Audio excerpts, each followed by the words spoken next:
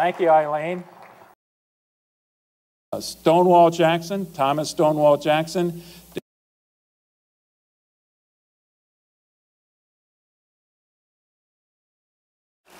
Thank you, Eileen. Looks like I got here just in the nick of time.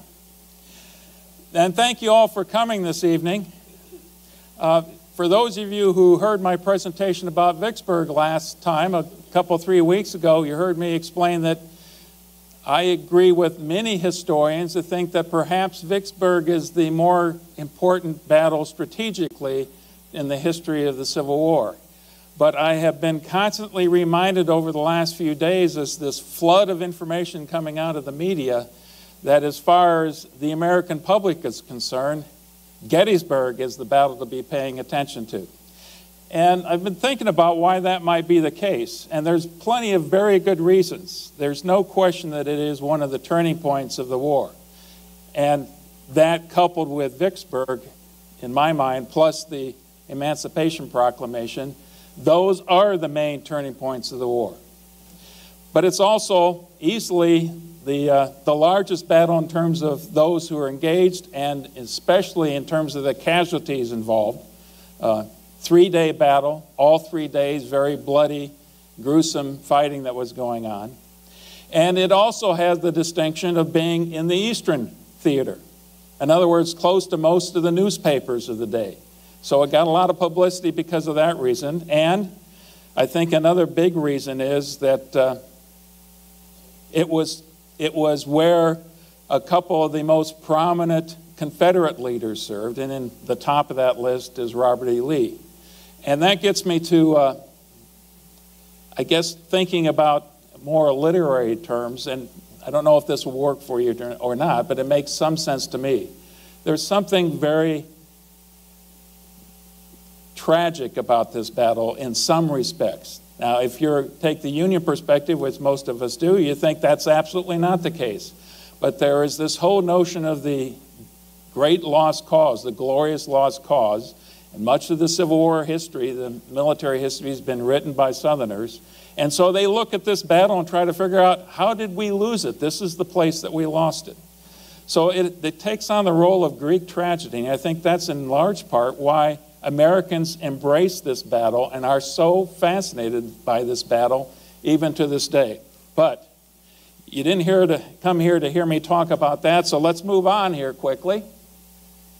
And we have to start with a refresher of what happened just a couple months before, in May of 1863. Of course, right at the beginning of that month is this major, incredible victory that the Confederates had, led by Robert E. Lee, at Chancellorsville, just a few miles west of Fredericksburg, where they had also beaten the Union forces. In this case, it was Joseph Hooker who they beat. The telling moment of the whole battle was when Stonewall Jackson, Thomas Stonewall Jackson, did that huge left flanking movement and caught Oliver Howard's 11th Corps by surprise and just rolled that corps on up. And after that, the Union forces were basically reacting and on their heels, and it just didn't turn out well. The problem with that battle, as far as the Confederates were concerned, was the casualties that they had. 1,700 killed, over 13,000, almost 13,500 casualties altogether. A lot of those people the Confederates are not going to be able to replace. And right at the top of that list is Stonewall Jackson, who was killed. He died a few days after the battle. The Union, coming out of that battle, had their own problems. In that case, they had 2-year regiments that had enlisted, instead of the 3-year norm, 2-year regiments, and a bunch of 9-month regiments. And a lot of these folks are now going to be getting out of the Union Army somewhere in May, June, July, into August timeframe. So there's a real imperative as far as Hooker's concerned to get this army fighting. That's one of the main reasons he fought when he did at Chancellorsville. If we look at what was going on in the West, it's an entirely different picture for the Confederacy. And of course, that's what we talked about so much last time at Vicksburg. The war was just not going well. There was several months early in 1863 that the Confederates thought that they were getting the better of Grant. But he was nothing but persistent, and by the time you get to late April, he's already south of Vicksburg, moving north towards the siege that would eventually lead to the surrender of the garrison at Vicksburg. Bragg is versus Rocrans in Tennessee, and that's, at this time in the war, that's basically a stalemate. But Bragg was, although he is a favorite of Jefferson Davis, he was certainly not in the same level as Robert E. Lee or some of the commanders in the East. And here's the bottom line for the Confederates. They've got a shrinking pool of manpower to play into. Now, politics always plays into warfare more than we'd like to admit, and that's certainly the case after Chancellorsville. This was an incredible defeat for Hooker. Part of that defeat can be explained because he got injured early in the campaign and got a concussion. But it wasn't so severe that it took him out of the battle. So he was foggy for much of the battle and didn't perform well. But regardless, he came out of it, and he blamed 3 other commanders, corps commanders, for what was going on. A couple of them are up here. Near the top of the list was Oliver Howard, the commander of the 11th Corps that got rolled up by Jackson's forces. Another one was Sedgwick, who was the commander of a corps, 6th Corps, in Fredericksburg. And Hooker had given him a lot of responsibility, and it just didn't seem that Sedgwick was up to the task to act independently. That was the assumption that Hooker had given him. You've got to act independently. So Sedgwick took some of the blame. Although most of the Union didn't recognize it at the time, he was deserving that blame. And then General Stoneman, who was the commander of the cavalry, was absolutely not aggressive enough when he went on a major raid towards Richmond, but basically to cut the Confederate railroad lines and to burn the bridges over the rivers. That never happened. So those are the 3 people that Hooker is glad to blame for this. And May 13th, though, Hooker writes to Lincoln that he hopes to commence his campaign the next day. And here's Lincoln's response. I must tell you that I have some painful intimations that some of your corps and division commanders are not giving you their entire confidence. This would be ruinous if true. Now, if ever there was a person who was deserving to have general officers talking behind their back, Hooker's your man, because he had no qualms about talking about Burnside in very explicit terms. But I'm sure this took him somewhat by surprise and was very disturbing to him. And in fact, it was true. General Halleck, the general-in-chief, had talked to several of these commanders on May 7th, a few days before this, and 3 of them came up and were basically actively advocating that Hooker be replaced. General Slocum was leading that course, and also in that group is General Darius Couch and General Sedgwick. Those 3 were actively looking to try to replace Hooker, and generally with General Meade, who really didn't want to have anything to do with it. He wasn't interested in having his name thrust forward like that. Reynolds and Howard, 1st Corps commander and the 11th Corps commander, were also somewhat on the fence, but they would have certainly been willing to go along with the notion that it was time for Hooker to step down. So all of that is going on at this time, at the very time that Hooker's trying to convince Halleck and Lincoln that he needs to go on the offensive. Lee's strategy then, coming out of Chancellorsville, what does he want to accomplish? Well, the first thing is he's going to look at what he wants to do with his army and where he does not want to fight his army. On May 13th, he and Longstreet kind of brainstormed some of this out, and by that time already, Lee was talking about going north. They knew at that time that Vicksburg was a big problem. It looked like the siege was going to be inevitable. In fact, the siege starts on the 18th of May, and that if the siege was inevitable, it was inevitable that Vicksburg would eventually fall. So part of the rationale was we need to do something to kind of counterbalance this impending disaster we're going to have in the West.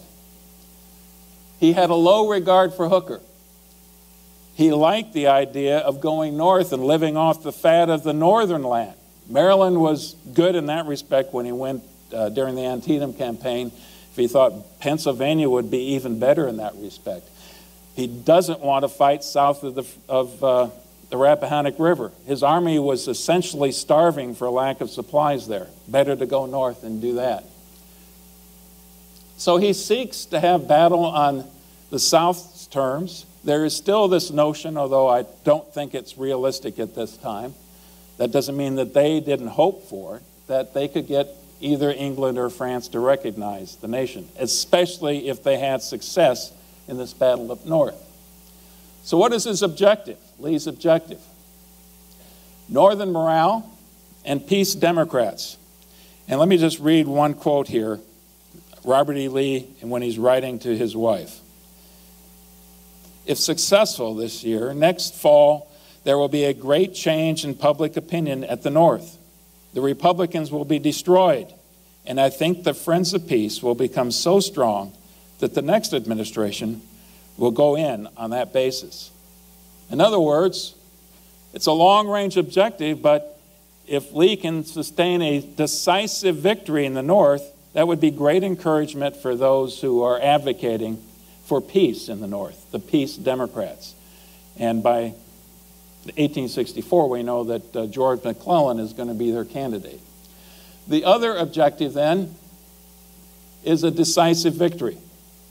And this is always in the mind of the ever-aggressive, audacious Robert E. Lee, to thump him to the point where they'll be begging for peace. And here's a perfect example of his mindset. Robert E. Lee it was not in his makeup to back off and let the enemy have the initiative and let the enemy take the offensive. Here's what he said. Oftentimes, he that played a very bold game, but it was the only possible one. Now, we're going to hear much more about what Longstreet has to say about this campaign in a few slides here. Here's the Army of Northern Virginia. Before this campaign, there were 2 corps. And you notice all these corps are over 20,000 men. These are much larger than the Union Corps, and we'll see that in a few slides. But Lee has to reorganize because one of his corps commanders, Thomas Stonewall Jackson, had just been killed in the last battle. So he still has James Longstreet, the old war horse. Longstreet is a West Point officer, 54th out of 56th in the class of 1842. But you find out when you study military history that doesn't necessarily mean there'll be a failure once they get to the battlefield. And Longstreet was Lee's closest, most trusted advisor by this time. Originally from South Carolina, he'd served in the Mexican War, as almost all of these people had, and he was the perfect foil to what Lee had, who could take initiative on the battlefield and make things happen and move things forward. But, as we're going to see later on, by this time already, he's starting to really work on Lee and trying to convince him, go on the strategic offensive, but once you get to the battlefield you like, go on the tactical defensive. Hunker down and let the enemy attack you on your choice of a battlefield.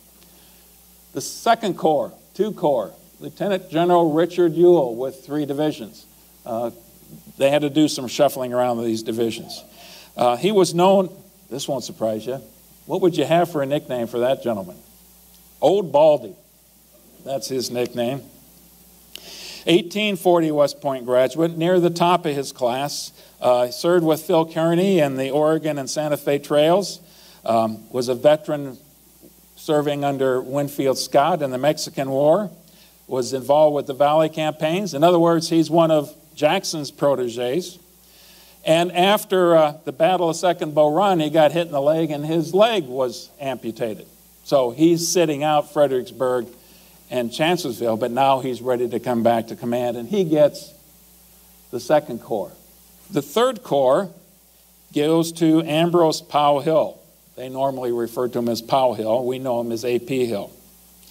He comes from Virginia. He started in the class of 1847. he graduated in that class. He started in 1842.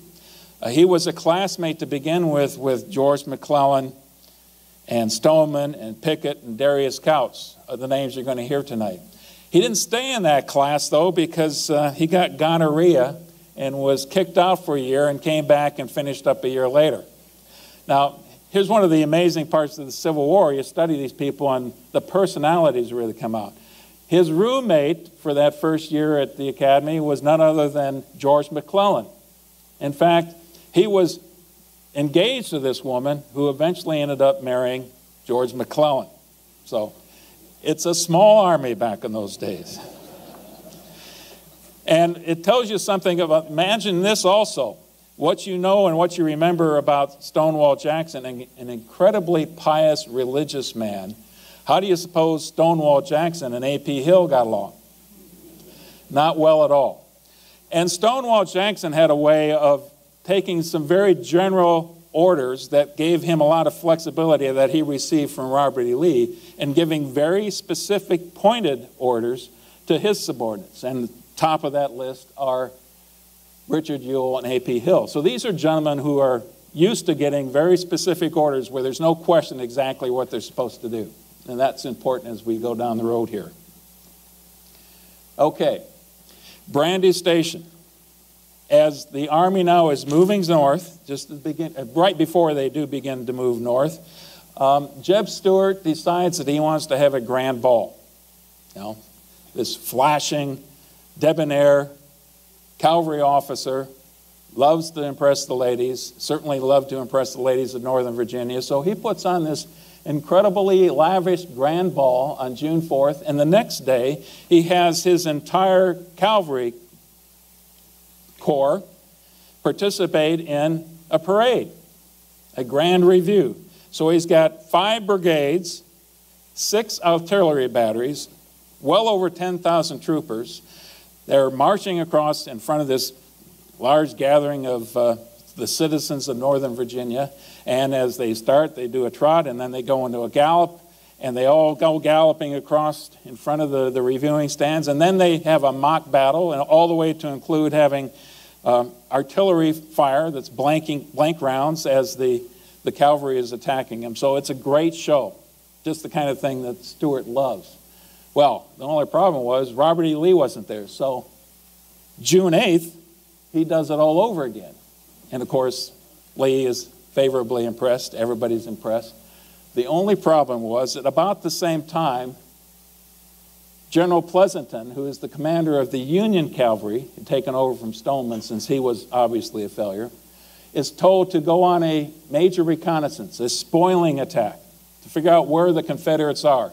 He crosses the Rappahannock River right through here on 2 locations. In the north is Buford, and in the south is Gregg. And Buford's division engages Stuart almost immediately, surprises him. But it's a give and take kind of an affair. Certainly the Confederate cavalry had good reason to be proud of their many successes they had had prior to this time. And it's a give and take, but it looks like Stuart's getting the better hand until Gregg's forces come around and get them right here at Brandy Station, and they have to react to that. Now, we could spend a long time talking about some of these engagements, but we're not going to. The important thing in this case is that Stuart is embarrassed. In fact, the newspapers really go after him for being caught flat-footed. And it says he's puffed up cavalry. This is from the Richmond Examiner. The consequences of negligence and bad management. Now, this is one day before Stuart is supposed to screen the rebel army as they head up north, be the right screen of the army. And this is about the same time that Hooker says, okay, we're getting intimations now. The rebels are moving up north. Mr. Lincoln, General Halleck, we want to actually attack Richmond. Let's take Richmond since they're removing the defenses. And here is Lincoln's guidance. And I think you can continue to see Lincoln's role as a military strategist in his own right by this time. Your long dispatch of today is just received. If left to me, I would not go south of the Rappahannock upon Lee's moving north of it.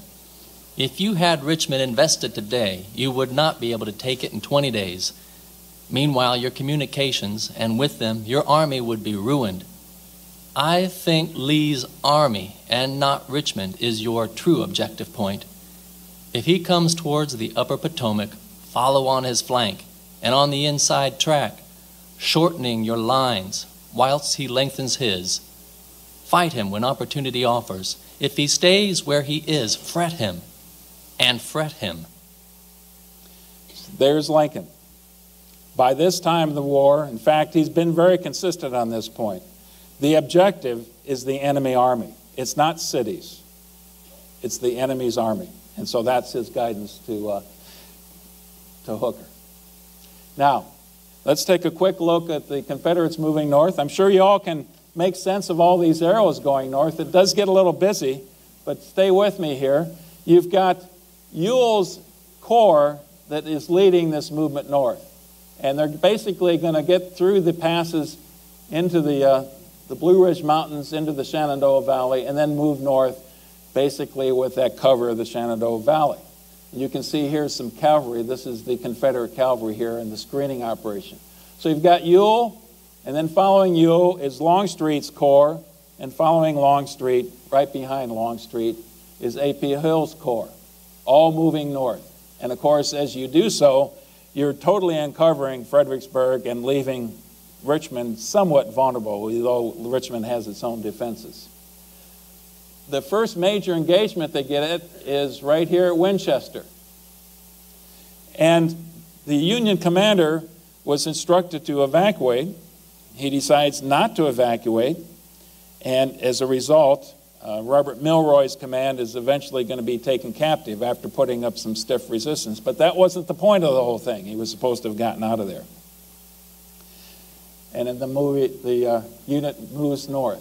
By June 22nd, oops, sorry about that.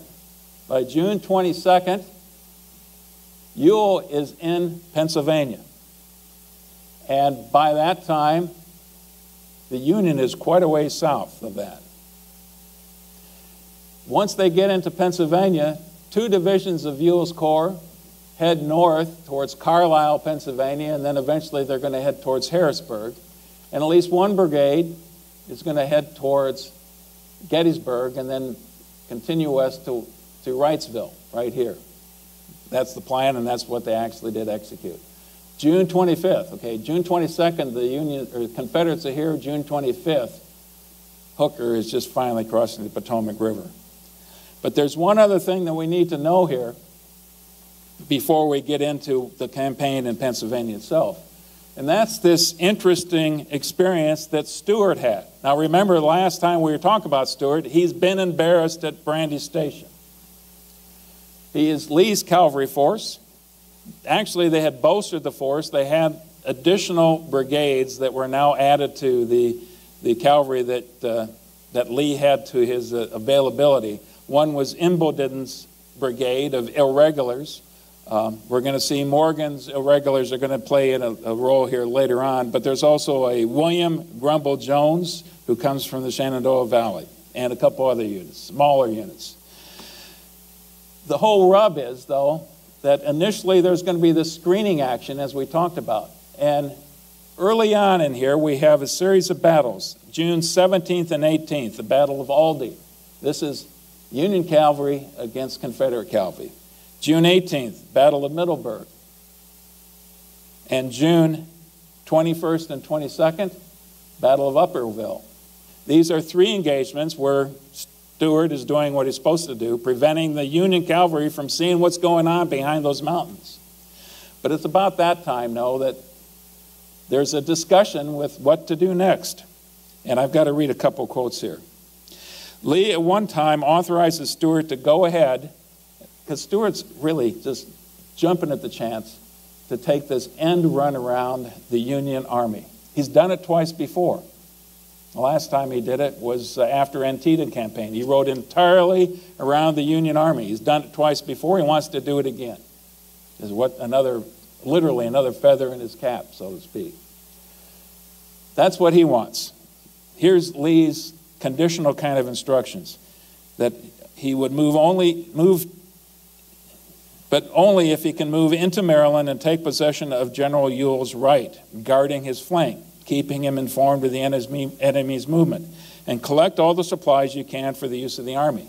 In other words, you're supposed to keep pretty close to Ewell and keep Ewell informed so that the Union Army is not going to surprise him. But that order goes to Longstreet, and then it goes to Stuart. It gets altered a little bit, and there's some discussion now, and Stuart's still gnawing at the bit to do the run around the Union Army. And finally, he gets these instructions from Lee. If you can pass around their army without hindrance, cross the river east of the mountains. Okay, didn't say which mountains. And he gives them enough rope to hang himself. And that's exactly what Stuart is now going to do. So June 25th, he starts this ride. He goes across the Potomac River. He actually raids far enough towards Washington, D.C. that he can see the Capitol Dome. He captures this very substantial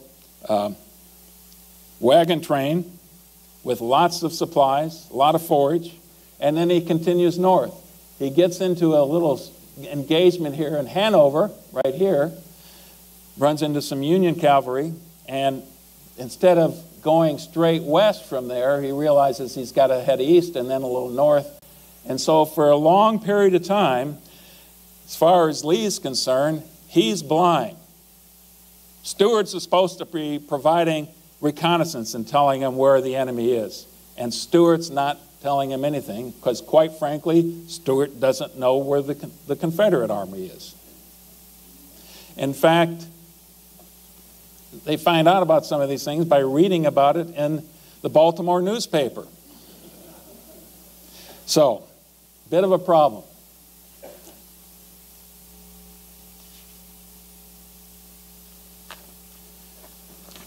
The next shoe to drop is going to happen on the Union side.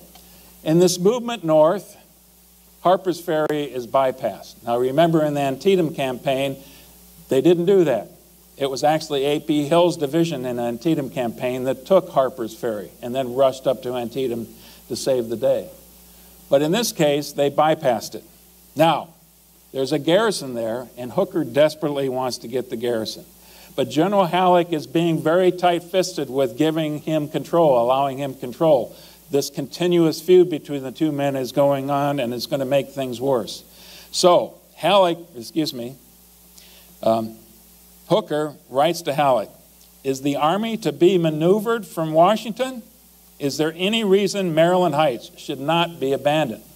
So here's a very pointed message. Hooker wants that army. And Halleck's response, I cannot approve their abandonment, except in case of absolute necessity.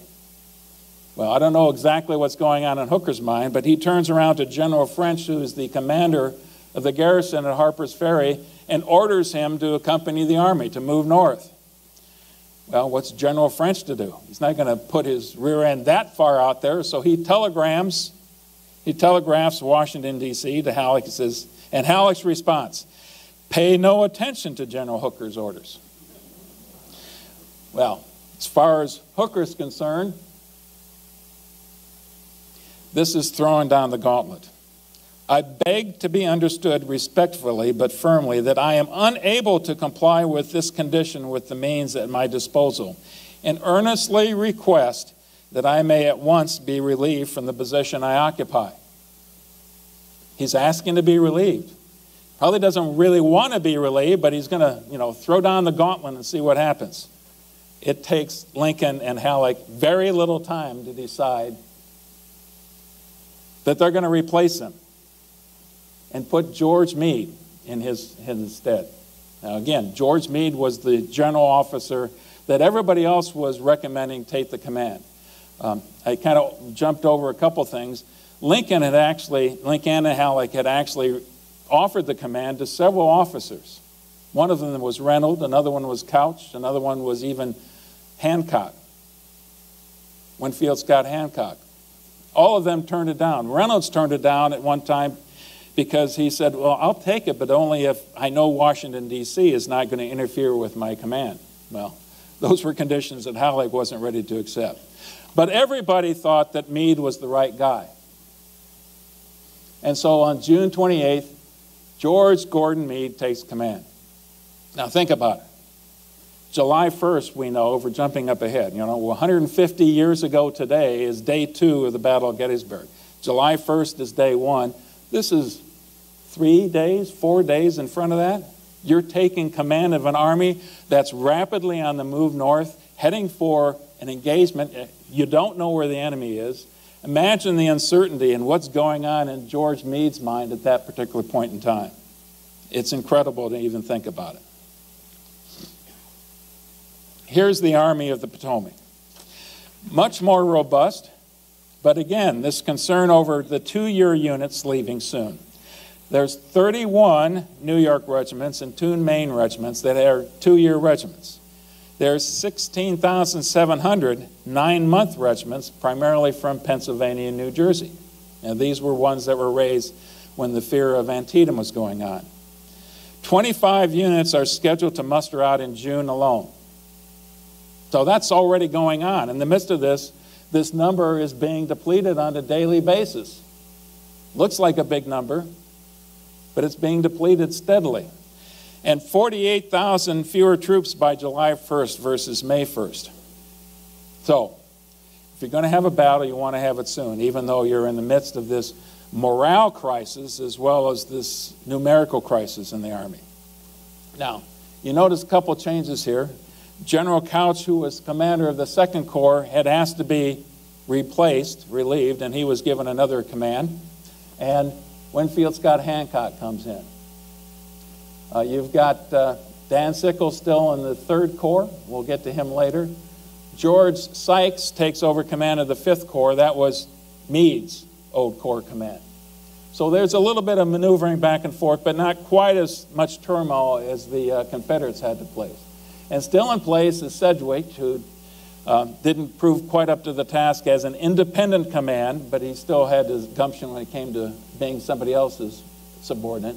And then Oliver Howard in the 11th Corps, which was severely diminished because of their experience at Chancellorsville. That corps had a lot to prove.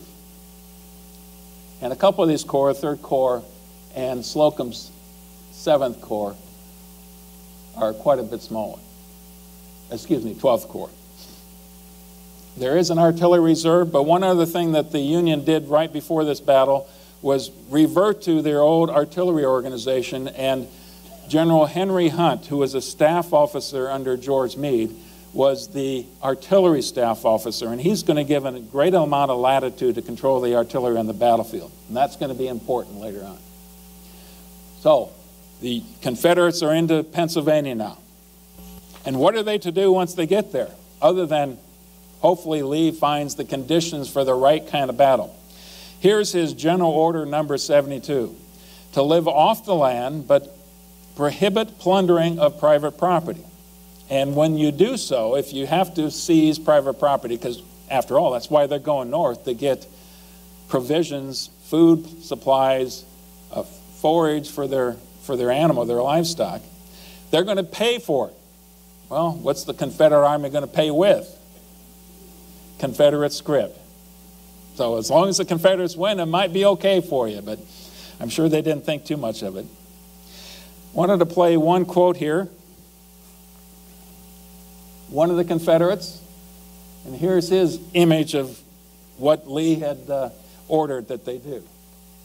We have inflicted serious injury upon the corpulent Dutch farmers of that loyal state in the destruction of bee gums, fowls, eggs, butter, cherries, green apples, cider, and apple butter. It will take at least 3 seasons to replenish the stock, besides playing sad havoc with their horses and cattle. Our army will not cost the Confederacy a great deal as long as we remain in Pennsylvania. So they're liking it. They were almost starving in Virginia. They're living off the fat of the land right now.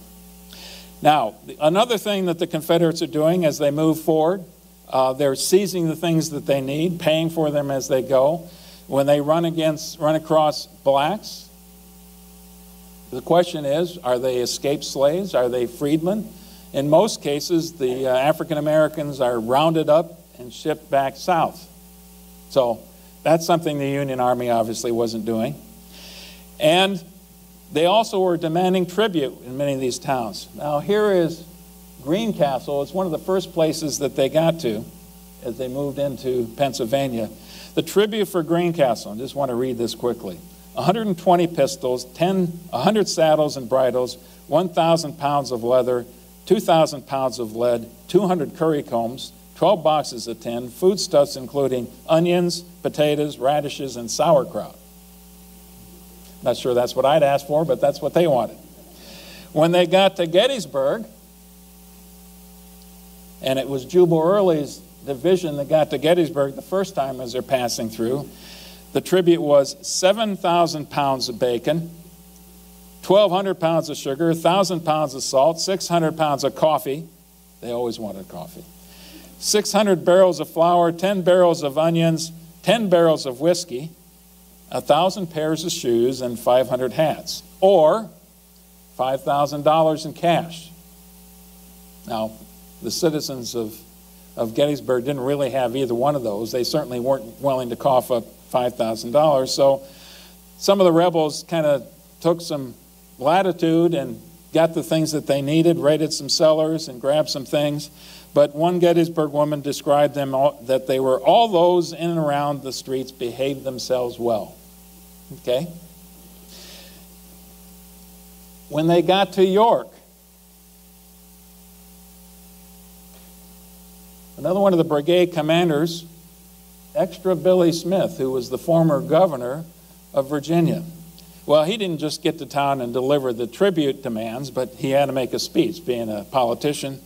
So here's his speech. My friends, how do you like this way of coming back into the Union? I hope you like it. I have been in favor of it for a good while. But don't misunderstand us. We are not here with any hostile intent, unless the conduct on your side shall render hostilities unavoidable. You see, it was getting a little warm down our way. We needed a summer outing and thought we would take it as at the north instead of patronizing the Virginia Springs as we generally do. So a little bit of humor in the midst of warfare, I guess. York's tribute, 21,000 pounds of bacon, 2,000 shoes, and $100,000 in cash. And again, the citizens of York had nothing close to that they wanted to surrender. Anyway, it's about this same time, though, June 28th, that Lee starts getting very nervous because he still doesn't know where the Union Army is, other than maybe to read some things in the newspaper, and that's not nearly enough. And he says, I cannot hear from General Stuart, the eyes of the army. And this is after a spy, Henry Harrison, an actor and a spy who was a good friend of Longstreet, had reported into Longstreet with a report that he'd seen the Union Army and they were well into Maryland and heading north fast. And that's when you have Lee asking these questions. What do you think of Harrison? And he got the answer that, well, old Pete thinks a good deal of Harrison. So on that alone, Lee feels he has no choice but to consolidate his army. By that time, you've got elements that are up here near Harrisburg, over in Wrightsville, all over this vicinity. He's got to get them together because the last thing he wants to do is to take on the Union Army piecemeal. He needs to have his whole force because he knows that the Union is going to outnumber him. So the command goes out. He wants them to consolidate at Cashtown right here. And at the time, he's over here in Chambersburg. Now, this is where Gettysburg really becomes important because, as we'll see in a map here soon, in this region of Pennsylvania, all roads seem to lead to Gettysburg. Let's take a look at Gettysburg itself. It's not a big city. Remember, we were talking about Vicksburg. Gettysburg is only 2,400 people, so it's a small town. Those days, it probably sounded much larger, but it's a small town. But it's an important crossroads area. Look at all of the roads. Chambersburg Pike here is an important one. Here's the pike from York. Here's the Baltimore Pike. There's also a railroad that's about halfway built heading towards this Susquehanna River, but here's where it ends. And if you continue this north, there is already a cut. They've already cut through the small hills there, and that's going to be important in the battle later on. There's a Lutheran seminary sitting outside of town somewhere over here on Seminary Ridge. There's also a Pennsylvania college. There's a little bit of industry in town. And let's take a look at some of the other dominant terrain features. Here's McPherson's Ridge. And as you get up here to the top of McPherson's Ridge is Oak Hill. That's a dominant piece of terrain. Then you've got, from McPherson's Ridge, you've got another low-lying ridge here in Seminary Ridge, and then a third. And that's the one that we hear so much about. Actually, Seminary Ridge kind of goes down here, if you will. Here is Cemetery Hill and Cemetery Ridge. And as you get down to this part of Cemetery Ridge, it really gets pretty low. It's not much of a ridge line at all. The terrain over here is actually a little bit higher. And then you have Little Round Top and Round Top. You also have Culp's Hill right here.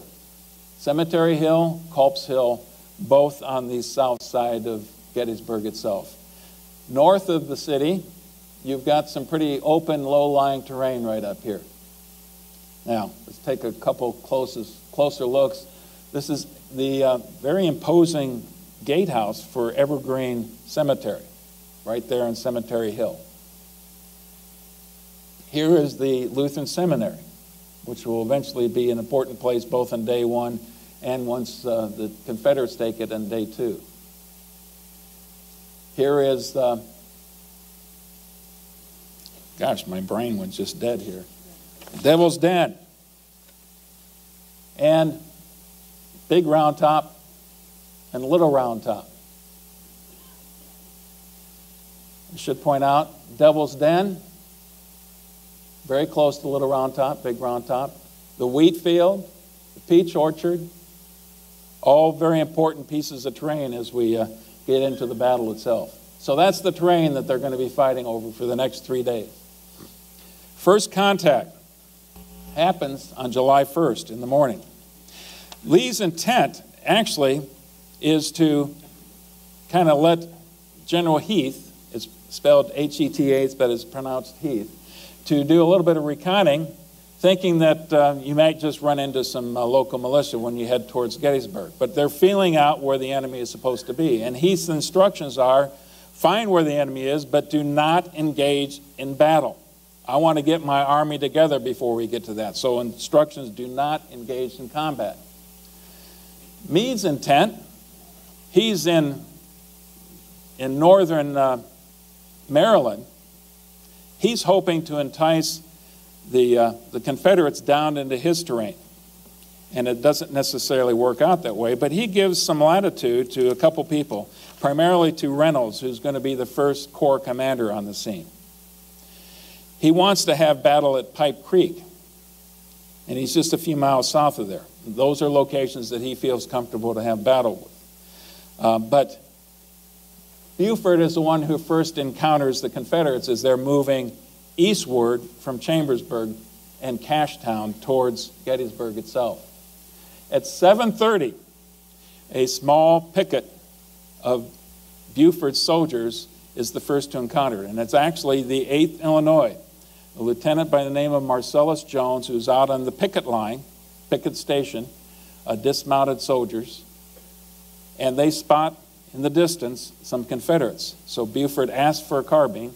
They got Spencer carbines, and uses a fence rail, takes aim at the Confederates, fires one round, and doesn't hit a thing, which is typical for the Civil War era.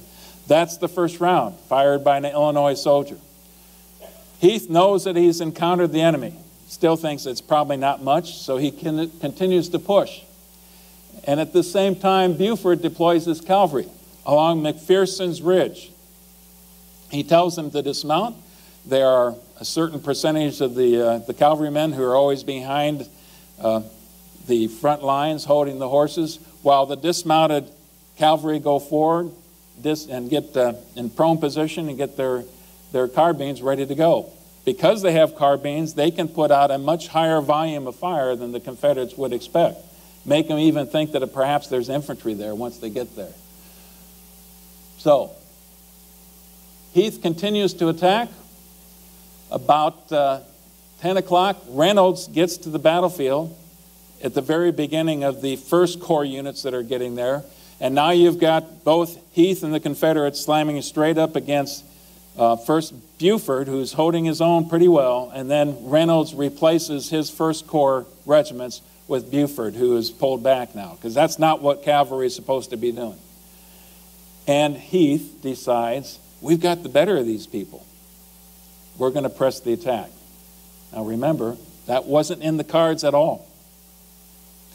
But Heath also knows, and by the time Lee gets there, he has a little bit of a discussion with Heath. Is this the right place to have the battle? But eventually, Heath carries the day, and they decide to press the attack. In part because it's not just Heath, part of A.P. Hill's corps that's coming from the west. You also have Ewell's corps approaching from the north, from Carlisle area. Remember, that's where they were when the order to consolidate was happening. So it's touch and go. The first Corps replaces. You've got the Iron Brigade is anchoring the left side of the Union line. They'd been famous at the Second Bull Run and very prominent thereafter. Been in a lot of battles, had their ranks depleted, but they proved their nickname at this particular battle once again. And you have reinforcements showing up from both sides, continuing to do so. The Confederates are initially repulsed at McPherson's Ridge by Reynolds' forces. Only an hour afterwards that Reynolds gets to the battlefield, he's hit in the head, actually in the neck. By the time he hits the ground, he's dead. But what he had already done is steel the nerve of the Union forces that were there, and most importantly of all, he had decided this is good terrain to fight a major battle on. He had basically committed the Union Army to fight at Gettysburg. The terrain wasn't the town itself. The key terrain, as far as Reynolds was concerned, were those two hills south of town. You've got Cemetery Hill and Culp's Hill. That's where he thought the battle ought to be fought. Those are the two pieces of terrain that must be held at all costs. Well, the battle just goes back and forth as you always see in the Civil War. Units, regiment at a time, brigade at a time, committed back and forth. Archer's brigades come from the west. You have Davis's brigade now that's coming from the north. Remember that railroad cut? Here's a picture of the railroad cut. And the problem, once you get in the railroad cut, you can drive the Union forces up, but the Confederates got inside the cut, and that's way too deep. They can't fight themselves out of it. At a critical moment in time, the replacement for General Reynolds was General Doubleday, of Doubleday fame, you know, the founder of baseball. At least that's the theory. Anyway, he takes over command of the First Corps, and he commands the 6th Wisconsin, which was one of those regiments of the Iron Brigade, which was in reserve, to march all the way across the back of the battlefield, from the south end all the way to the north end of the battlefield, and charge right into the railroad cut. And they actually do that, an amazing speed and celerity, get to that cut, and some vicious fighting, but it ends with the commander of the 6th Wisconsin taking the surrender of the commander of the 2nd Mississippi in the midst of the cut right here. But that's the highlight for the Union. It doesn't all go well for the Union at that time. General Pender, another one of the divisions, part of A.P. Hill's corps, continues the attack. And here's the numbers. Because you've got one Union Corps versus one Confederate Corps, and the Confederate Corps is so much larger, it's just not going to go well if the Confederates deploy everything. They've got 8 rebel brigades versus 6 Union brigades. A little bit of a feel for what the combat is like in this part of the terrain. And remember, this is just day one. It's just getting started. Up and down the line, men were reeling and falling. Splinters flying from wheels and axles where bullets hit. In rear, horses tearing and plunging, mad with wounds or terror. Drivers yelling, shells bursting, shot shrieking overhead, howling about our ears or throwing up great clouds of dust where they struck. The musketry crashing on three sides of us. Bullets hissing, humming, and whistling everywhere. Smoke, dust, splinters, blood, wreck, and carnage indescribable.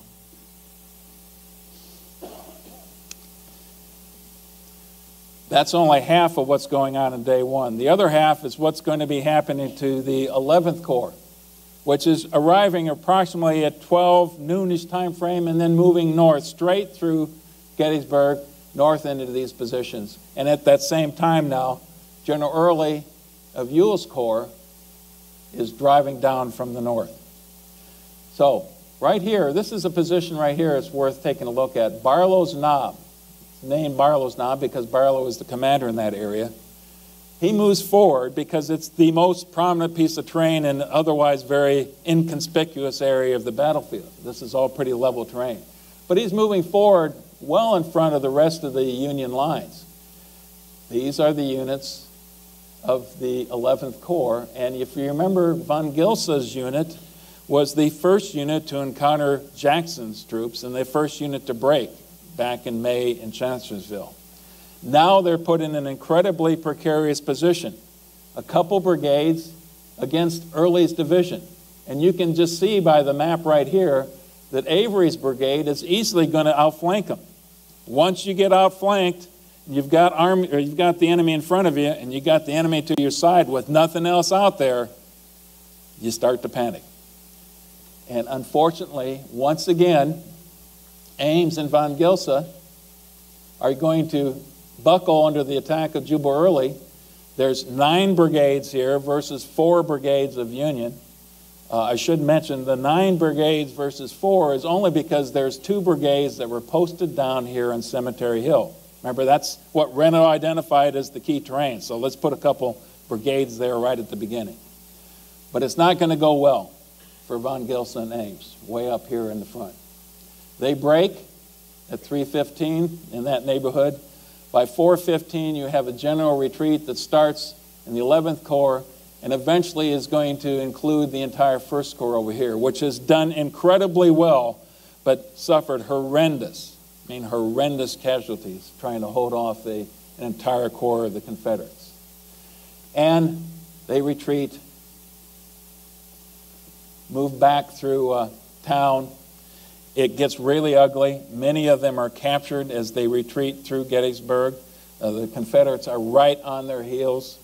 One general officer actually doesn't get captured only because he hides behind a woodpile, and he's going to spend the rest of the battle hiding in the wood near this woodpile and relying on the kindness of a citizen of Gettysburg to give him a few scraps of bread to keep him alive. But the rest of the army now goes to Cemetery Hill. 2 demoralized corps. The 11th Corps is really in a shambles, and the 1st Corps, as I mentioned, has taken a tremendous bloodletting. Now, what do the folks over here in the 1st Corps think about their colleagues, their comrades in the 11th Corps? Here's a quote from Colonel Wainwright of the 1st Corps Artillery.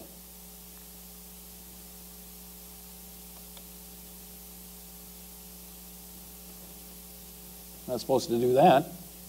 As soon as the rebels began to fire, the 2 lines of Deutschmen in front of the batteries began to run, and nearly the whole of them cleared out. I pitied General Ames most heartily. His men did not stand at all, save one. I believe not a single regiment of the 11th Corps exposed to the attack stood fire, but ran away almost to a man.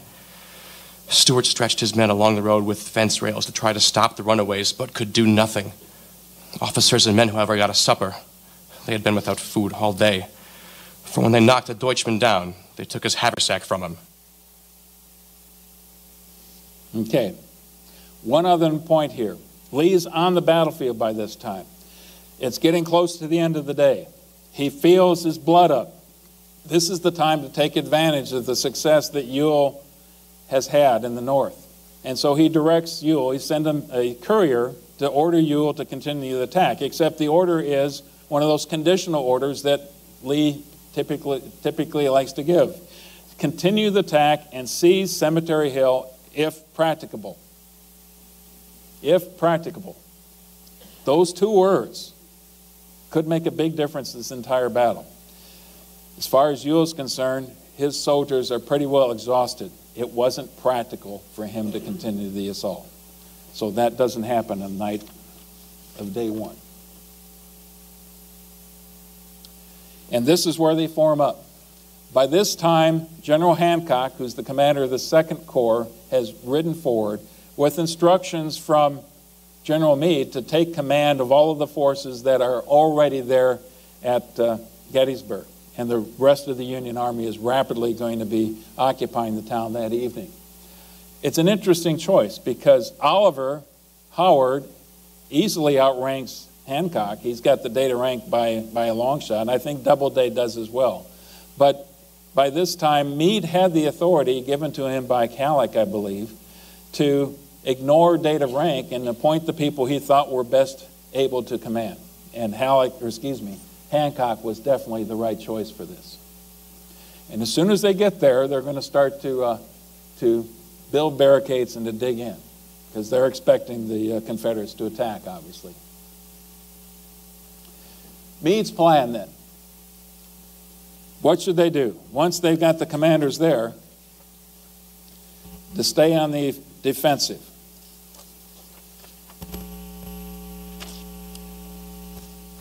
They've got the advantage in a couple respects, and it's important to look at the terrain right here. Now, don't need to pay too much attention to the timeline that you're looking at here. This is a little bit ahead of the time from what we're going to have initially. He gets his units together. He's got the 12th Corps is going to occupy this portion, Culp's Hill and below, Slocum's Corps. You've got the 11th Corps, Howard, and the 1st Corps right here, basically on Cemetery Hill and just below that. In the center of the line now is Hancock's 2nd Corps. And remember, he's basically the commander of this portion of the battlefield. And then, farther south, is Sickles' 3rd Corps. The instructions essentially were to extend from Hancock's left all the way down to the anchor of the line, which is going to be down here in Little Round Top. Little Round Top, because Big Round Top, even though it's higher, is heavily wooded. And the western slope of Little Round Top is been forested. It's basically open terrain, very rocky terrain, but open terrain. So that's where Sickles is supposed to go, right through here. So what you've got is this inverted fish hook. And also what you have is interior lines. You're going to have Sykes' 5th Corps and Sedgwick's 6th Corps that are eventually going to get there as well. Both of those divisions are going to serve as reinforcements, the reserves for General Meade. And he can move them around pretty easily because he's going to have interior lines moving back and forth. What you have for Lee and Longstreet and Hill and Ewell, they're on the exterior of this. If Lee wants to move some of Ewell's forces over here to the right flank, they've got to go all the way around to the side. Much bigger difference. A word about General Sickles then. General Sickles is a very interesting character. He hails from New York. He's a politician. By the time you get to the Civil War, he's in Congress, but prior to that, he had been in the New York legislature. And while he was in the New York legislature, he was actually censured by the New York legislature because at one point in time, he brought a prostitute into the legislature, and they didn't take lightly to that. In fact, he took the same prostitute and introduced her over took her over to England and introduced her to Queen Victoria. And actually, the name he used was one of his political enemies back in New York. She was going by that name. He also got into some other scrapes. He married a woman half his age when he was in his 30s. He married a 15-year-old woman who was well-read, obviously. She spoke several languages, but I'm sure people were raising eyebrows over it. It wasn't too many years later that he heard that she was having an affair. Well, she was having an affair with Francis Scott Key's son. And they got into a scuffle, a duel perhaps, and it turns out that Sickles killed Francis Scott Key's son. He goes to trial. One of his lawyers is Edwin Stanton. See, it's a small world back then, who's going to be the Secretary of the Army later on. And Stanton manages to get him acquitted, claiming that he was maddened and temporarily insane when he committed this act. So I guess you could say he was the first guy to get off because of temporary insanity. But now he's commander of the 3rd Corps in the Union Army. And he goes forward, and about 3 o'clock in the afternoon, when he's sitting up here, he's looking across this terrain, and he says, you know, out here at this peach orchard right around here in the Emmetsburg Pike, it sure looks like that's a little bit higher terrain. That'd be better for me to fight on than up here. So he moves his entire corps, without getting permission to do so, towards the Emmetsburg Pike. And when he does so, he encounters Meade, who is terribly upset with him. And got to find the right quote here, searching for it. Anyway, here's what happens. They're looking at the terrain, and basically Meade says, what in the world did you move your forces down there for? And Sickles tries to explain, well, it's better terrain down there, General. I think that's a better place for us to fight. And about that time, Sickles says, no, you need to move your forces back here. And then he sees that the Confederates are finally starting to engage them, and says, looks like they've decided you're going to fight down there as well. So that's how that's going to work for them. Here's Lee's plan. His frame of mind, first of all, he still doesn't have his cavalry. He decides that Gettysburg, though, is going to be the place where he's going to fight. And he also knows that most of Longstreet's corps is still not there. Hood is rapidly closing in with one division. Pickett is not going to be there for at least another day. And the reason Pickett's not there is because he's back in Chambersburg, because Lee doesn't know where the enemy was, and so he had to leave one of his divisions in Chambersburg until he finds out what's going on with Stuart. So Pickett's out of the picture for a while. Longstreet's suggestion, and this is going to be very important because the two generals are now really going to be fighting over the strategic and the tactical vision they have for this battle. Longstreet's suggestion is basically, General, let's take the entire army, basically disengage from where we're at right now, swing way to the south, get someplace between Meade's forces and the pike down to Baltimore and Washington, D.C. Essentially get between Meade and Washington, D.C., thinking that Meade's going to have to respond to that. And if not that, maybe we can do a tactical movement. So you're not going to go nearly as far, but you still get down on the south side of the Union forces into a blocking position. The notion is, in Longstreet's mind, it's much better to be on the tactical defense, to let the enemy attack you. Strategic, you pick the terrain. Tactical, you let them attack. And he thinks back to Fredericksburg, that horrendous experience the Union had at Fredericksburg. It's worth listening to the quote that we've got here for Longstreet.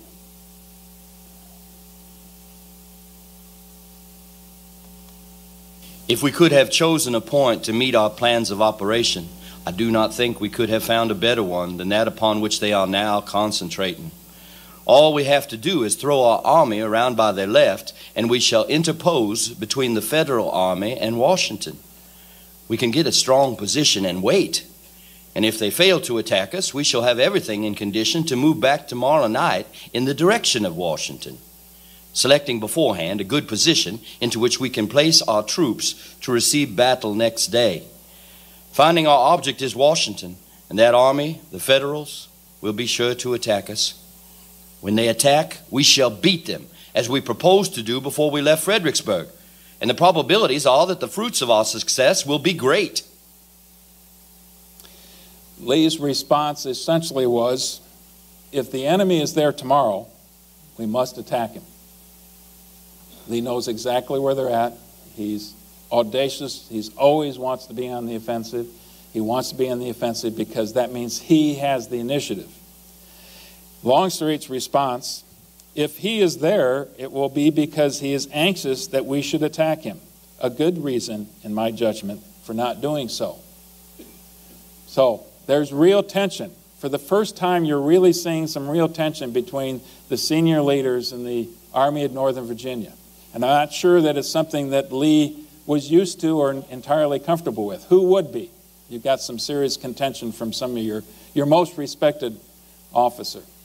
Later on, he gets with Ewell and basically suggests to Ewell, maybe we should move south, kind of borrowing some of Longstreet's plan. And Ewell says, General, we fought over this terrain. My soldiers would be demoralized if we were to leave Gettysburg now, leave the city. We won this terrain. We should stay here and fight. And so now you've got another general trying to argue with him. Lee opts to stay and fight at Gettysburg. That's the bottom line for day 2. At the time, it's going to be a coordinated attack. Somewhere in the morning, he wants Ewell to attack up Culp's Hill and Longstreet to attack on the Union left flank. And when they were discussing it, they didn't think there was any Union forces down here. In fact, Longstreet had done a brief reconnaissance, hadn't got all the way that they should have, but thought that Little Round Top was totally vacant, that there was no Union forces here. And for a while, they were probably correct. So that's the plan. The other part of the plan then, once they do a launch on Longstreet's front, to do en echelon, which means that first you have a unit on the right flank attack, and then right down the line, like dominoes, each brigade attacks in succession. And the thought was those first brigades would push forward and start to cave in the Union line. They'd start to back up. And then you can see where the dominoes would really build on the Union side, and the whole line would collapse. That's the theory, at least. One thing that's wrong with this right here, Hood gets replaced later in the next day only because he just arrived on the battlefield. The attack was initially planned for McLaws' division instead. But moving forward, July 2nd, the bloodiest day at Gettysburg. Just about ready to begin now. The problem was, although it's supposed to start early in the morning, it doesn't happen that way. Longstreet gets delayed a couple reasons. One, he's still waiting for Hood's elements to arrive.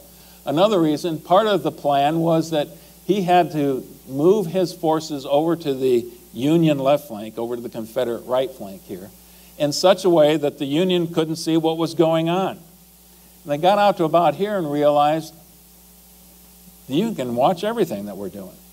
So they had to backtrack. Anything like this takes time. You always get the estimates of how long things take wrong when you're in combat. They had to backtrack, come back up this way, go through the ridge right here so they can get behind McPherson's ridge, basically, and down here, where they're in a more hidden position, and then move forward with McLaws' forces. And then when you change the plan and decide it's not just going to be McLaws, it's going to be Hood, once he arrives on the battlefield, that delays it further. Anyway, by this time, by early afternoon, Lee is getting very anxious and uptight about the whole thing because the plan is already going awry as far as he's concerned, and he's a little bit upset. Part of this also is that Longstreet is feeling a little bit slighted by Lee himself because that evening, Lee started to do something that Longstreet thought was peculiar, bypassing Longstreet and giving orders to division and brigade commanders directly. So he got a little, I don't know what's exactly in his mind, but the story is he got a little bit upset about that. So the communication between these two key leaders is not as good as it should be at that time. 4 o'clock, the rebel artillery starts, and their target is at the Peach Orchard primarily, is a real soft spot. 4 o'clock is also the time that Hood's division is going to attack in the Devil Dens area up towards Little Round Top. And by 4:30, they're well into the Devil's Dens area. The next position we have to look at then is that right flank and Hood's attacking position.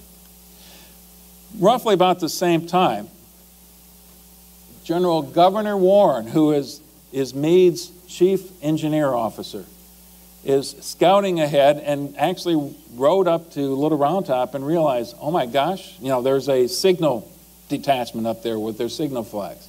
And that was it. And he looked at the terrain and says, this is an important piece of terrain. Of course, Sickles had kind of evacuated all of that.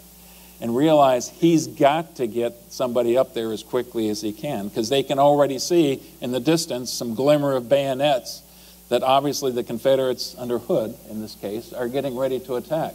So he rides back with the intention of going to the 5th Corps commander and saying, you need to send somebody forward, and runs into the commander of one of those brigades from the 5th Corps under the command of Colonel Strong Vincent, who wonders what's going on and realizes this is a key moment and takes it upon himself to order his entire brigade to Little Round Top. And in his brigade is the 20th Maine. And here's a name that rings familiar to almost many of you at least. Colonel Joshua Chamberlain is the commander of the 20th Maine, which has got 300-some soldiers by that time. You know, the regiment starts with 1,000. They whittled down to in the neighborhood of 200 plus. They got reinforced by a renegade group of Maine mutineers, if you will, by about 120 right before the battle begins. So here's this hodgepodge organization that Chamberlain has to anchor the entire left flank of the Union Army with on Little Round Top, just as the Confederates are going to attack. 4:30, Law's brigade occupies Round Top. Don't get confused. This right here. Now look at, it's entirely wooded. Only half of Little Round Top is wooded. But this is a great launching pad as they attack straight down the slopes into the positions that the Union have. At 4:45, the attack begins on Little Round Top. It's only minutes before the Union had actually gotten there. Chamberlain refuses his line. What that means is he took half of his unit and told them to basically turn to the left flank. So now he's got this angle, and he's going to be attacked by the 15th and the 47th Alabama. 2 regiments are going to be bearing in on him in his position. The rebels, the 15th and 47th, continue the attack. And we need to see what Colonel Oates, the commander of the 15th, says about the battle. In this very brutal back-and-forth campaign. I again ordered the advance, waving my sword, shouting, "Forward, men, to the ledge!" and was promptly followed by the command in splendid style. The 20th Maine fell back to the next ridge, then charged my line, coming right up in hand-to-hand encounter. A Maine man reached to grasp the staff of the colors when Ensign Archibald stepped back and Sergeant Pat O'Connor stove his bayonet through the head of a Yankee.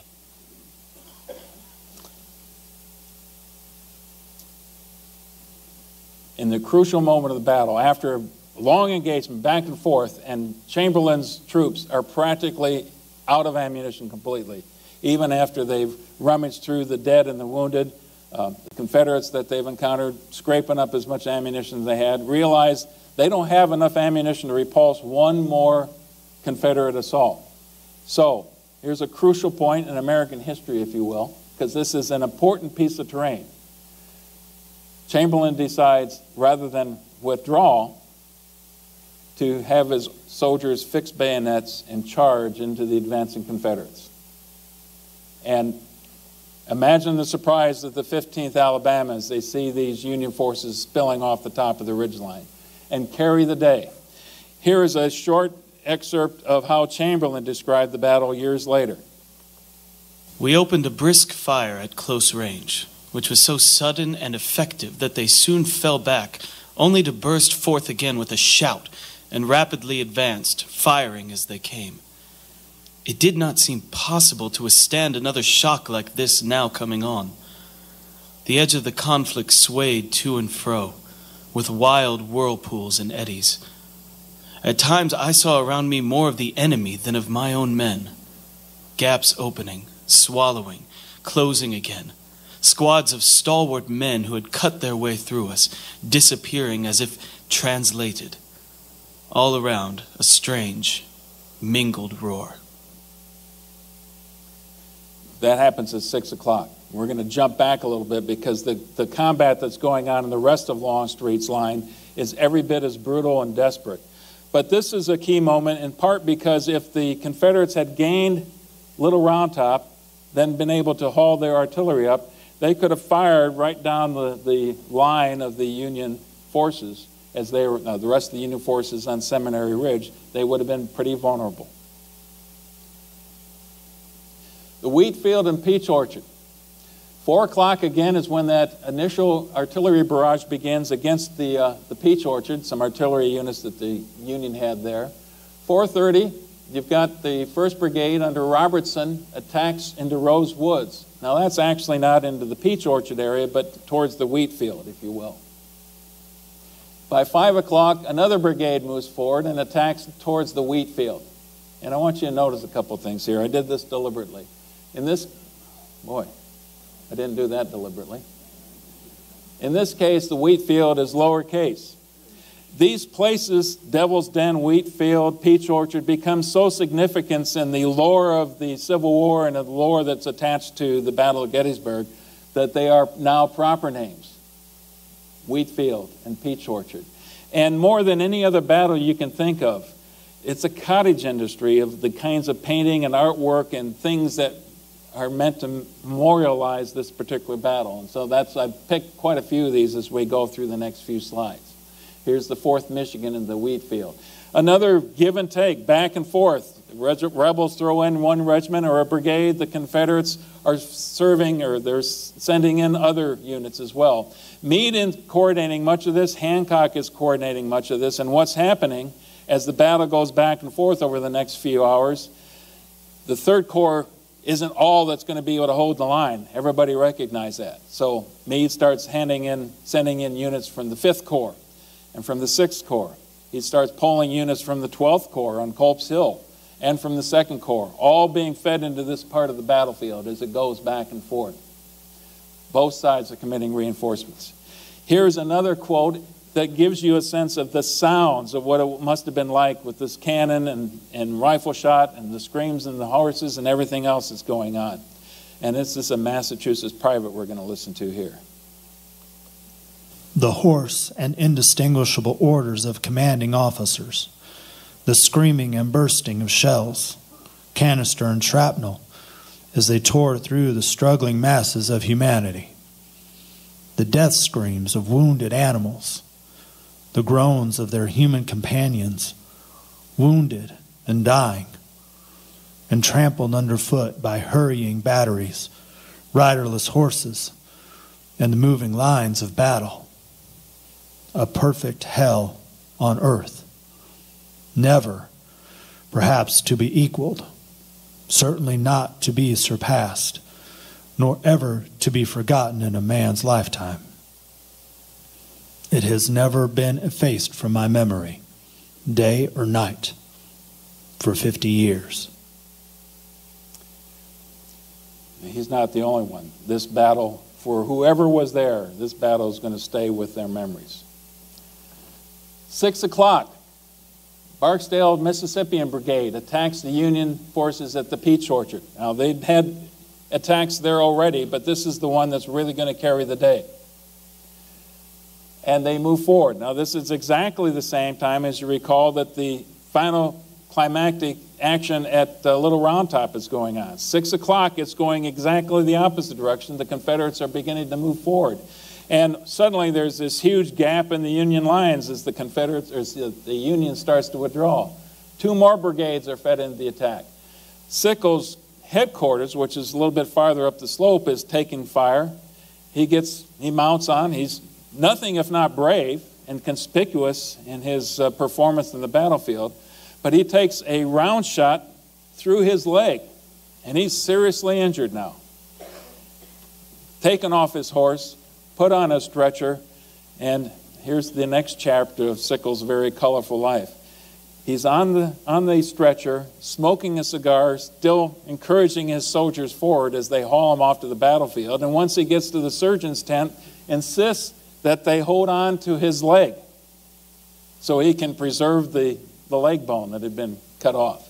And that's what it is right there. That's Sickles' leg bone that for the rest of his life was going to be on display in a museum up in Washington, D.C. And how do the soldiers from the 2nd Corps feel about this now that Sickles' been injured? Here's one quote. "The loss of his leg is a great gain to us, whatever it may be to him."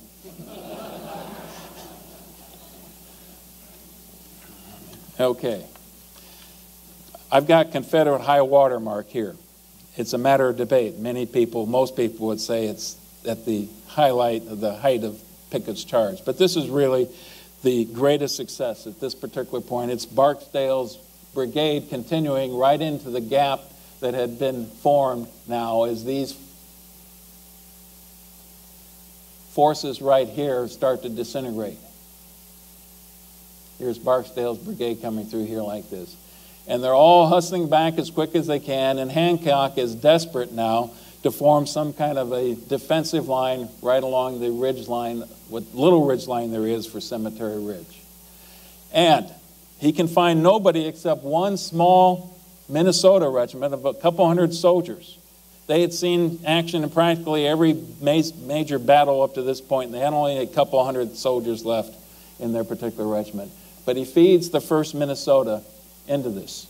And the orders that they get is attack, Colonel, and take those colors.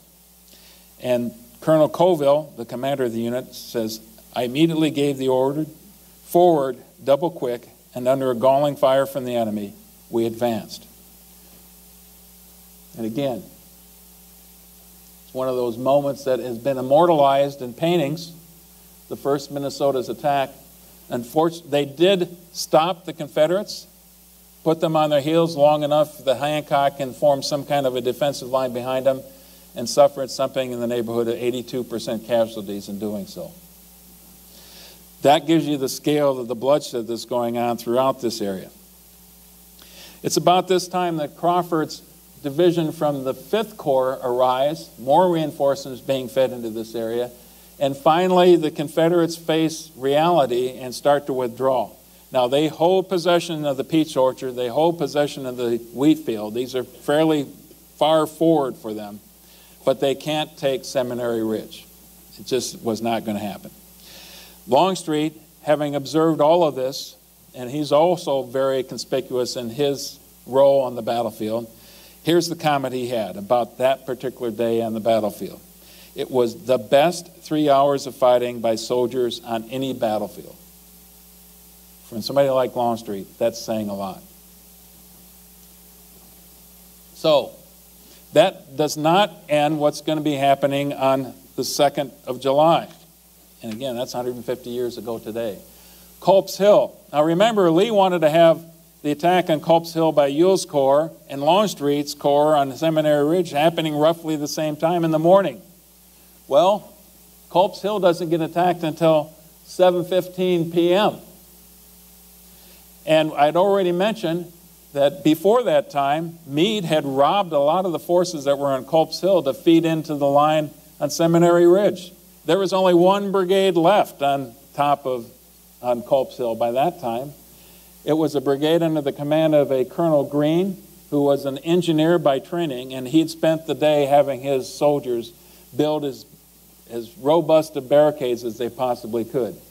Interesting that for whatever reason the Union forces weren't necessarily doing that as much as they could have on Seminary Ridge, but they were on Culp's Hill.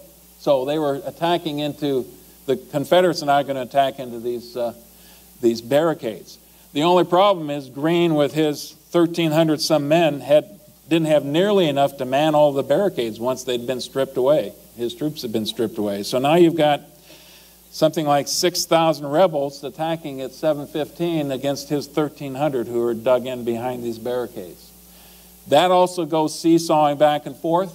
Part of the barricades are actually occupied on Culp's Hill by Confederate forces right next to the 137th New York, which doggedly holds part of its barricaded position for quite a few hours before they're finally forced out.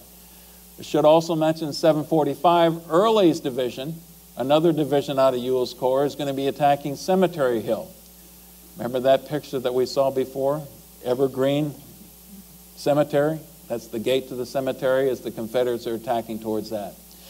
Finally, at 9:15, the combat on Cemetery Hill and Culp's Hill is going to end.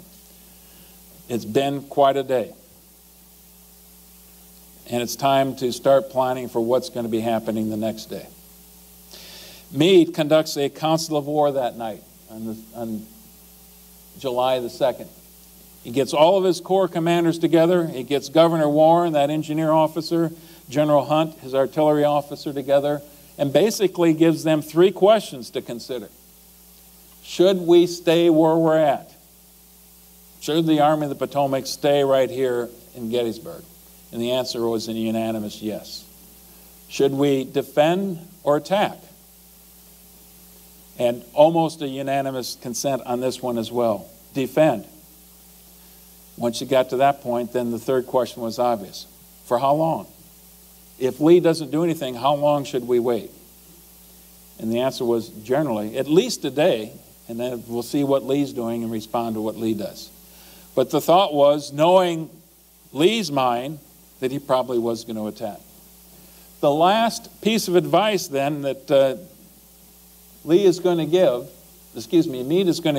is to General Gibbon, who is essentially the commander of the Second Corps because General Hancock was commanding the left flank of the Army. So General Gibbon, the former he got a start as the commander of the Iron Brigade, by the way, a seasoned soldier, an excellent commander.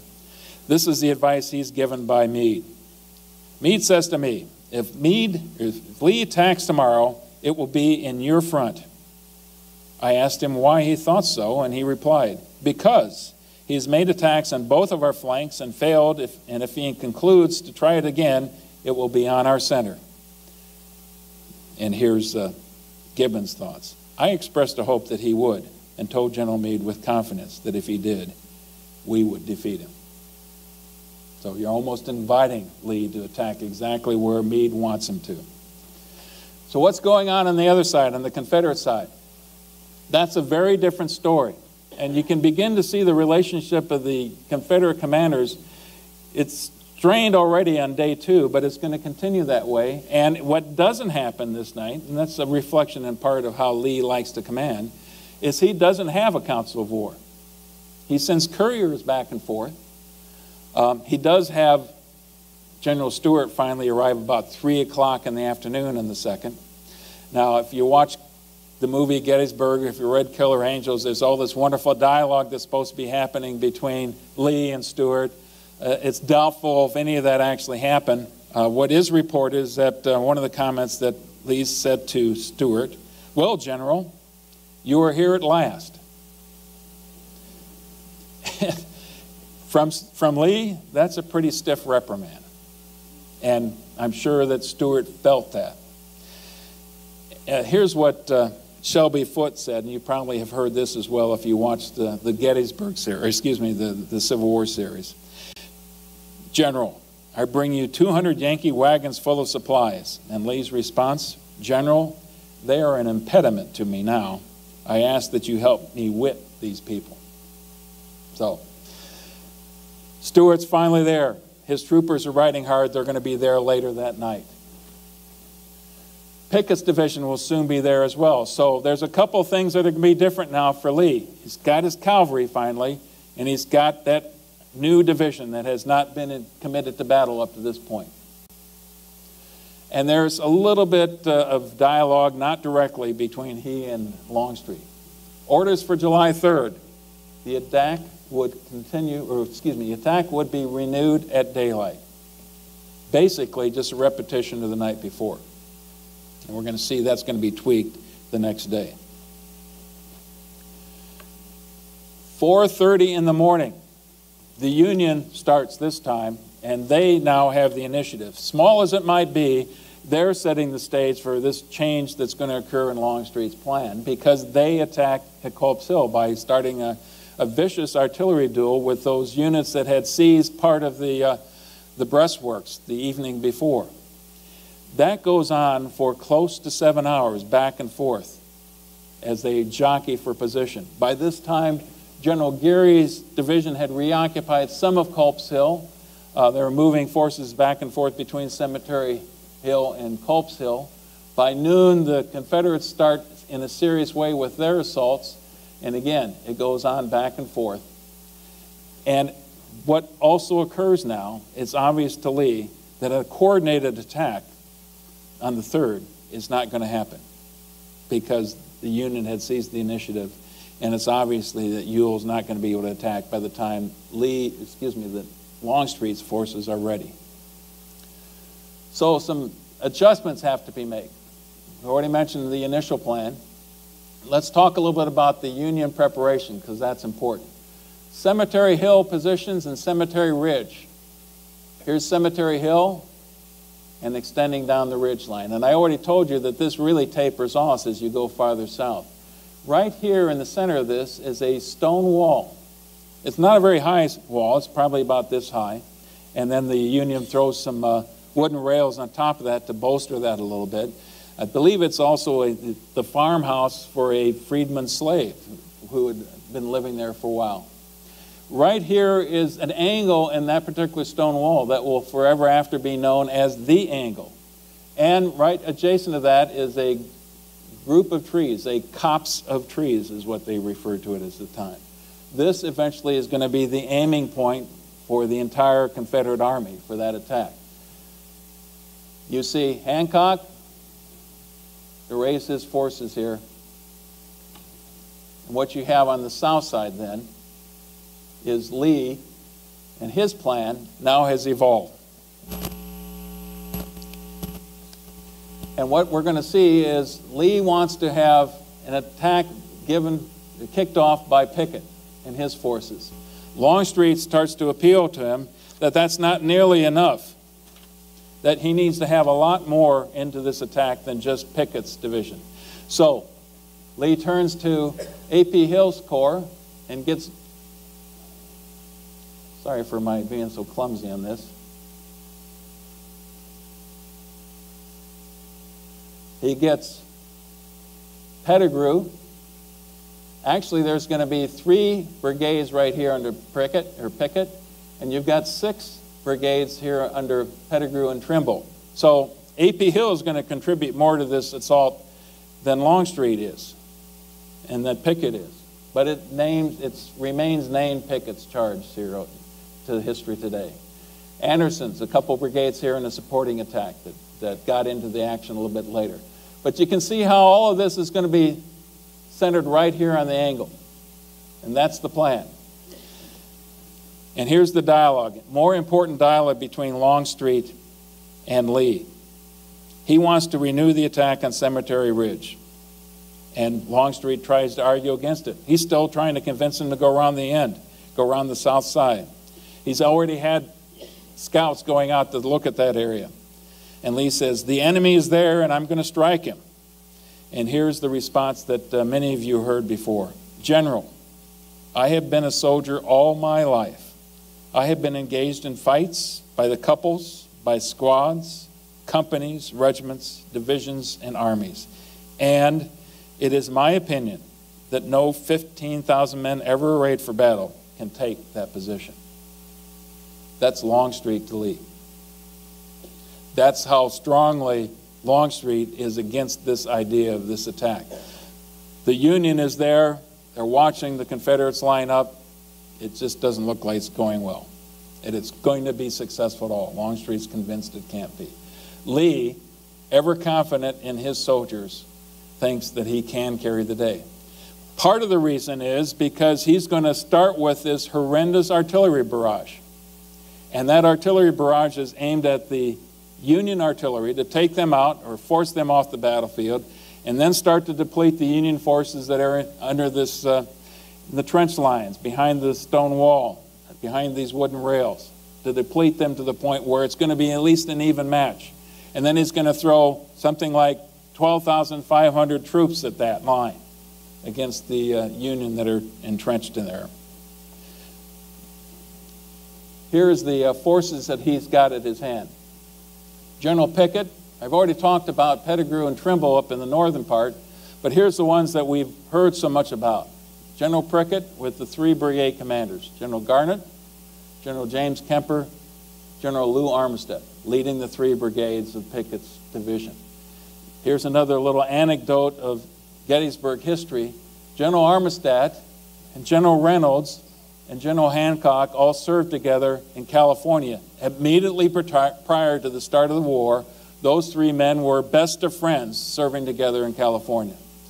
And it was weighing heavily on Armistead's mind that he was now going to have to be fighting and attacking against his very good friend Hancock on the other side of Seminary Ridge.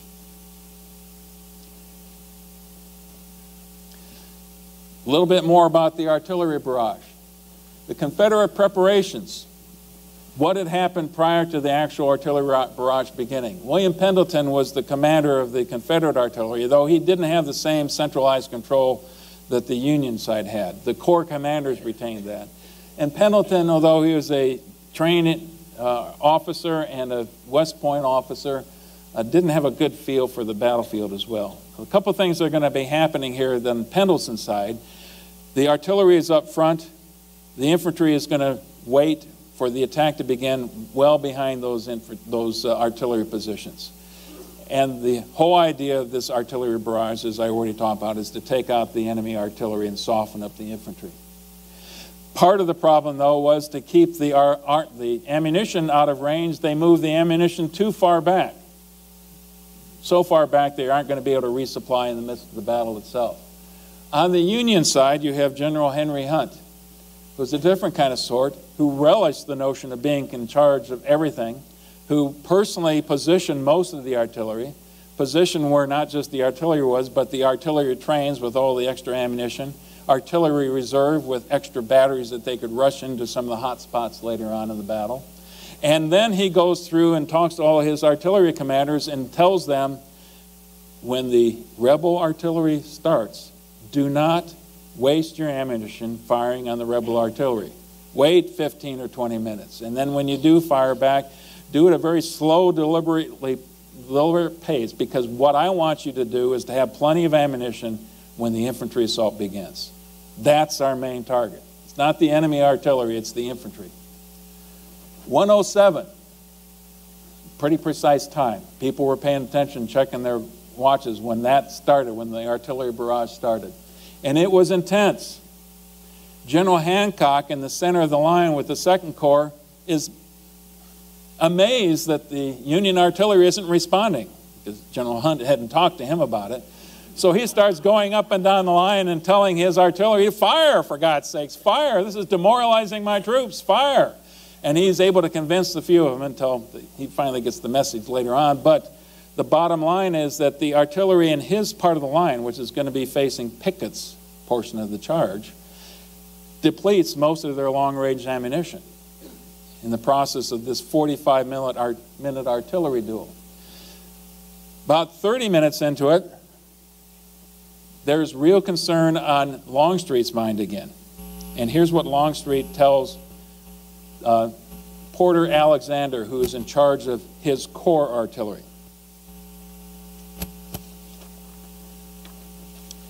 Colonel, if artillery fire does not have the effect to drive off the enemy or greatly demoralize him so as to make our efforts pretty certain, I would prefer that you should not advise Pickett to make the charge. I shall rely a great deal upon your judgment to determine the matter, and shall expect you to let General Pickett know when the moment offers. For an artillery colonel to have the decision thrust upon him of when the infantry attack should begin, that's quite a responsibility that Longstreet had just given to him. But it gives you another look into the mindset of Longstreet at the time as well.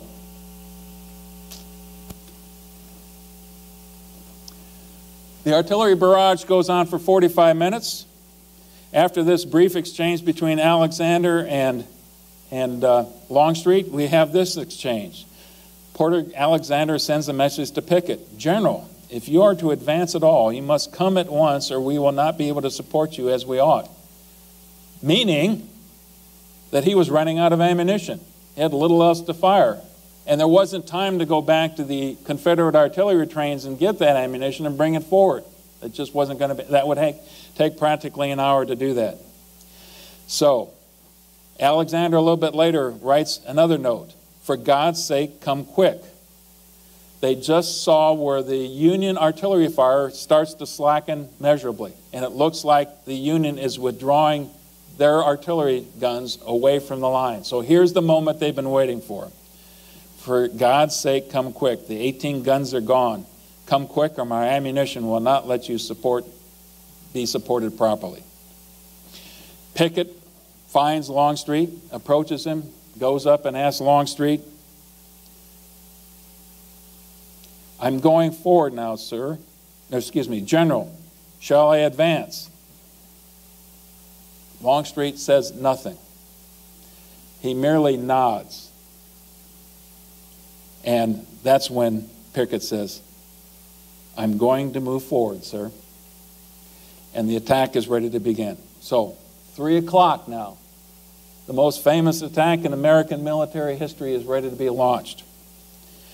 Pickett rallies his forces. You can imagine the speeches that are given to the Confederate soldiers all across the line. Here's one of the things that Pickett says, up men and to your post.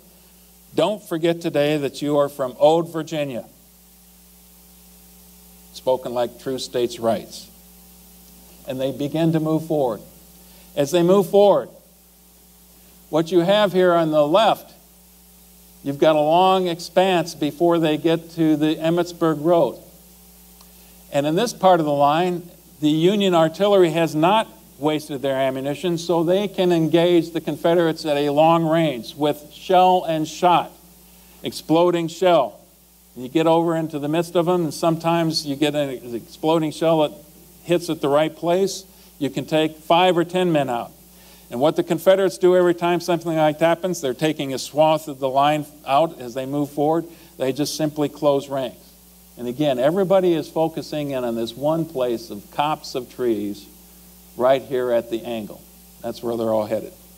So already at a much farther range, at 1,000 yards out, the Confederates on the left flank are being engaged. As they move forward, the 8th Ohio is right here and catches them in the flank. As they get close to the Emmitsburg Road right here, they discover, they knew already, they just couldn't get to it, there's a fence on each side of that road that they have to climb over. As they climb over, they're well within range of the Union infantry. And what the Union infantry had done on this part of the line is stacked regiment upon regiment. They moved everybody forward. Instead of holding people in reserve, they moved regiments forward. So there's 2, 4 people thick. And in many cases, there would be a soldier up front who would fire and simply have the rifles pass forward to him. So there'd be a continuous, steady, rolling fire coming from these lines right here. It does not go well at all. Although this Brockenbrough's brigade is the first to break, it only gets about this far. The other 3 brigades move forward and get all the way here, but they are decimated. And especially so when the 8th Ohio hits them in the flank. Now look also, artillery in Cemetery Hill right here, as they can fire right down the gullet of Emmitsburg Road. Enfilading fire, devastating fire. Meanwhile, on the right side of the line, you've got Pickett moving forward with his 3 brigades. And to be able to focus on the right part of the Union line, they not only get across the Emmitsburg Road with not nearly as much trouble because their pickets have been able to take those fences down. They're far enough away from the Union lines. Once they get past that, though, they have to flank to the left and basically walk in front of the enemy line as they're taking fire from the enemy, both artillery and infantry fire, as well as artillery fire from up here, until they can wheel on around and hit the angle like they're supposed to. In the process of doing that, Garnett is hit and killed. Kemper is hit and seriously injured, almost captured by the Union forces until Confederates recapture him, his body, and then drag him off to the rear. And Armistead. More than half a mile their Okay, I did want to play this. More than half a mile their front extends, man touching man, rank pressing rank. The red flags wave, their horsemen gallop up and down, the arms of 13,000 men, barrel and bayonet gleam in the sun, a sloping forest of flashing steel.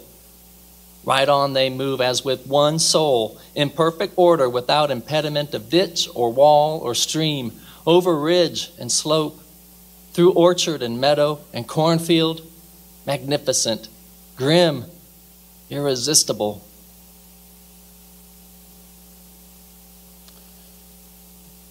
So that's one artist's rendition of what the battlefield looked like that day. Here is one of the most famous moments of the Civil War. Armistead leading his troops, his Virginians, into that angle, into the enemy artillery, as they begin to turn the enemy artillery. And he does so by having them guide on the hat that he put on his sword and moving forward. And he tells them, give them cold steel, boys. But we know the story. Not too long after this, he's shot, collapses right next to one of the enemy artillery, and soon the Union feed more reinforcements in there. And this is the high point that many people look at.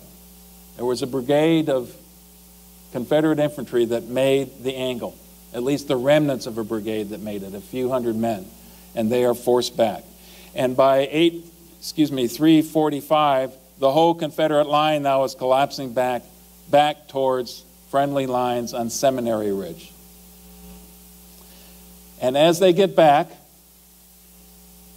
they encounter Robert E. Lee. And his comments to them as they come back into the Seminary Ridge line, it's all my fault. It's all my fault.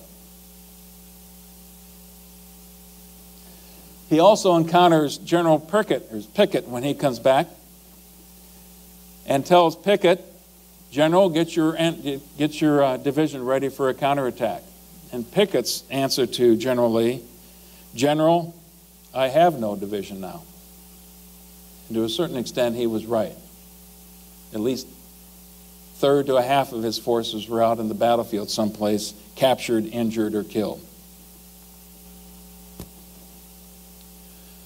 Okay, I'm going to move very quickly through the last couple of slides here. Just the couple highlights. I wanted to put this up just to say that there was cavalry action also on the 3rd of July. Their mission, the Confederates were to get around the eastern side of the Union line to try to get all the way down to Baltimore Pike to cut the line of communications. Stuart tried to do that. He ran into a couple divisions under David Gregg. And for those of you who are interested in people like George Armstrong Custer, this is where he comes to prominence and basically turns the tide in some swirling melees of cavalry action, sabers and against sabers and pistols, etc., like that. One of the things that he is known for saying at this time, he leads a brigade, a brand new command for him, by the way, a brigade of Michiganders, and he says, come on, you Wolverines, as he charges in, always at the front.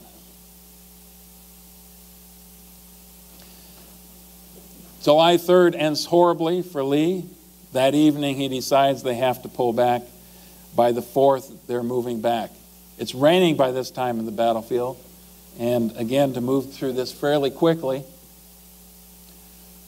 the Confederates go this direction, through the gap in South Mountain, swinging down to the south into Pennsylvania and Maryland with the intent of crossing here at Williamsport and Falling Water. Because of the rain, the Potomac was flooding at the time, so they're going to be bottled up there for a few days. But they get to the river long before the Union gets there because the Union is going this route, much longer route. And you can criticize Meade for not taking after Lee as quickly as he should have, but roughly a few hours or a day afterwards, he's already got his soldiers on a forced march as well. But here's where the debate really begins. Lincoln is pleading and prodding with Meade, crush the Confederates now. You've got them bottled up. They can't get across the Potomac. That's the time to attack. They're demoralized. You've got the advantage. Meade gets another general's council and asks his council, what should we do? Should we attack? And basically, the unanimous consent was no. By this time, Hancock was not in command of the 2nd Corps. He'd been injured, severely injured. Reynolds is not in command of the 1st Corps. He had been killed that first day. Those were his two most aggressive, best commanders. They're both out of the picture. Howard, well, his corps had failed twice miserably. Sedgwick wasn't necessarily the kind of commander you want to put your trust into. So Meade had a real conundrum. and the decision is that they would not attack.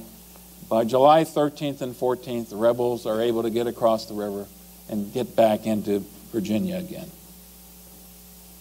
The aftermath of the battle, this is just some of the many people who were killed or injured. And obviously, it picked the senior leadership. It's especially painful for the Confederates. You can't replace leaders like this. Archer had been captured the first day. The ones that are in red here were killed. Pender, Garnett, and Armistead, of course, brigade commanders in the Pickett's division. Pender was a division commander. Hood was injured seriously on day 2. Heath was injured in his attack. These are people that Lee is not going to be able to replace. The same is true for the Union, although not quite as bad for them. You can see the ugly nature of the battlefield. The cameramen descended on the battlefield a couple days afterwards and started taking pictures. There were thousands of dead. There were 3,000 horses on the battlefield as well, scattered about in all kinds of different locations. And it would be a gruesome task to take care of those casualties.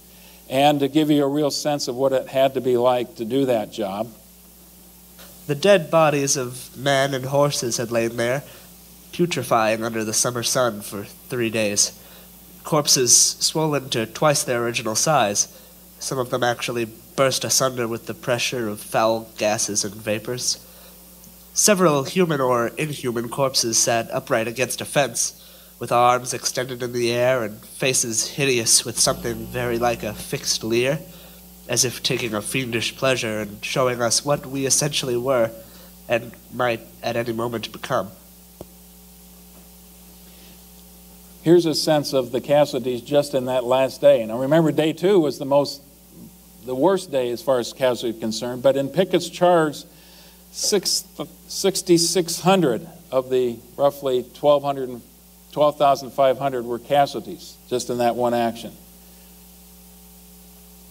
And of the brigade and regimental commanders in Pickett's division, 13 out of the 15 were casualties. That gives you a sense of what was lost. Here are the casualty figures. Like most battles in the Civil War, you can check a variety of different sources and they'll be all over the map. You see 46,286 is the total. Most people would tell you that this figure right here, which I got from some official records by the regiment, was well below the mark for the Confederates. And I've got to believe, just simply because of Pickett's charge and that they were on the offensive most of the time, that the other estimates that it was nearer to 28,000 is probably correct. So you're going to hear anything from 51 to 53,000 overall casualties for this one campaign. There might be good reasons why the Confederates wanted to minimize their loss. Here is one of the quotes that you had from Lee as he reports in his casualties. It is believed that the enemy suffered severely in these operations, but our own loss has not been light. General Barksdale is killed. Generals Garnett and Armistead are missing as prisoners. Generals Pender and Trimble are wounded in the leg, General Hood in the arm, and General Heth slightly in the head. General Kemper, it is feared, is mortally wounded. Our losses embrace many other valuable officers and men. General Wade Hampton was severely wounded in a different action in which the cavalry was engaged yesterday. Okay.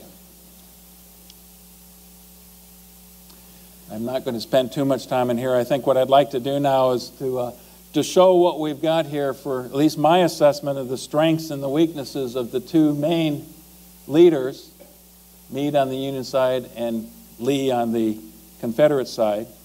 And unusual in the case of Lee, lots of things to discuss about. But what questions do I have?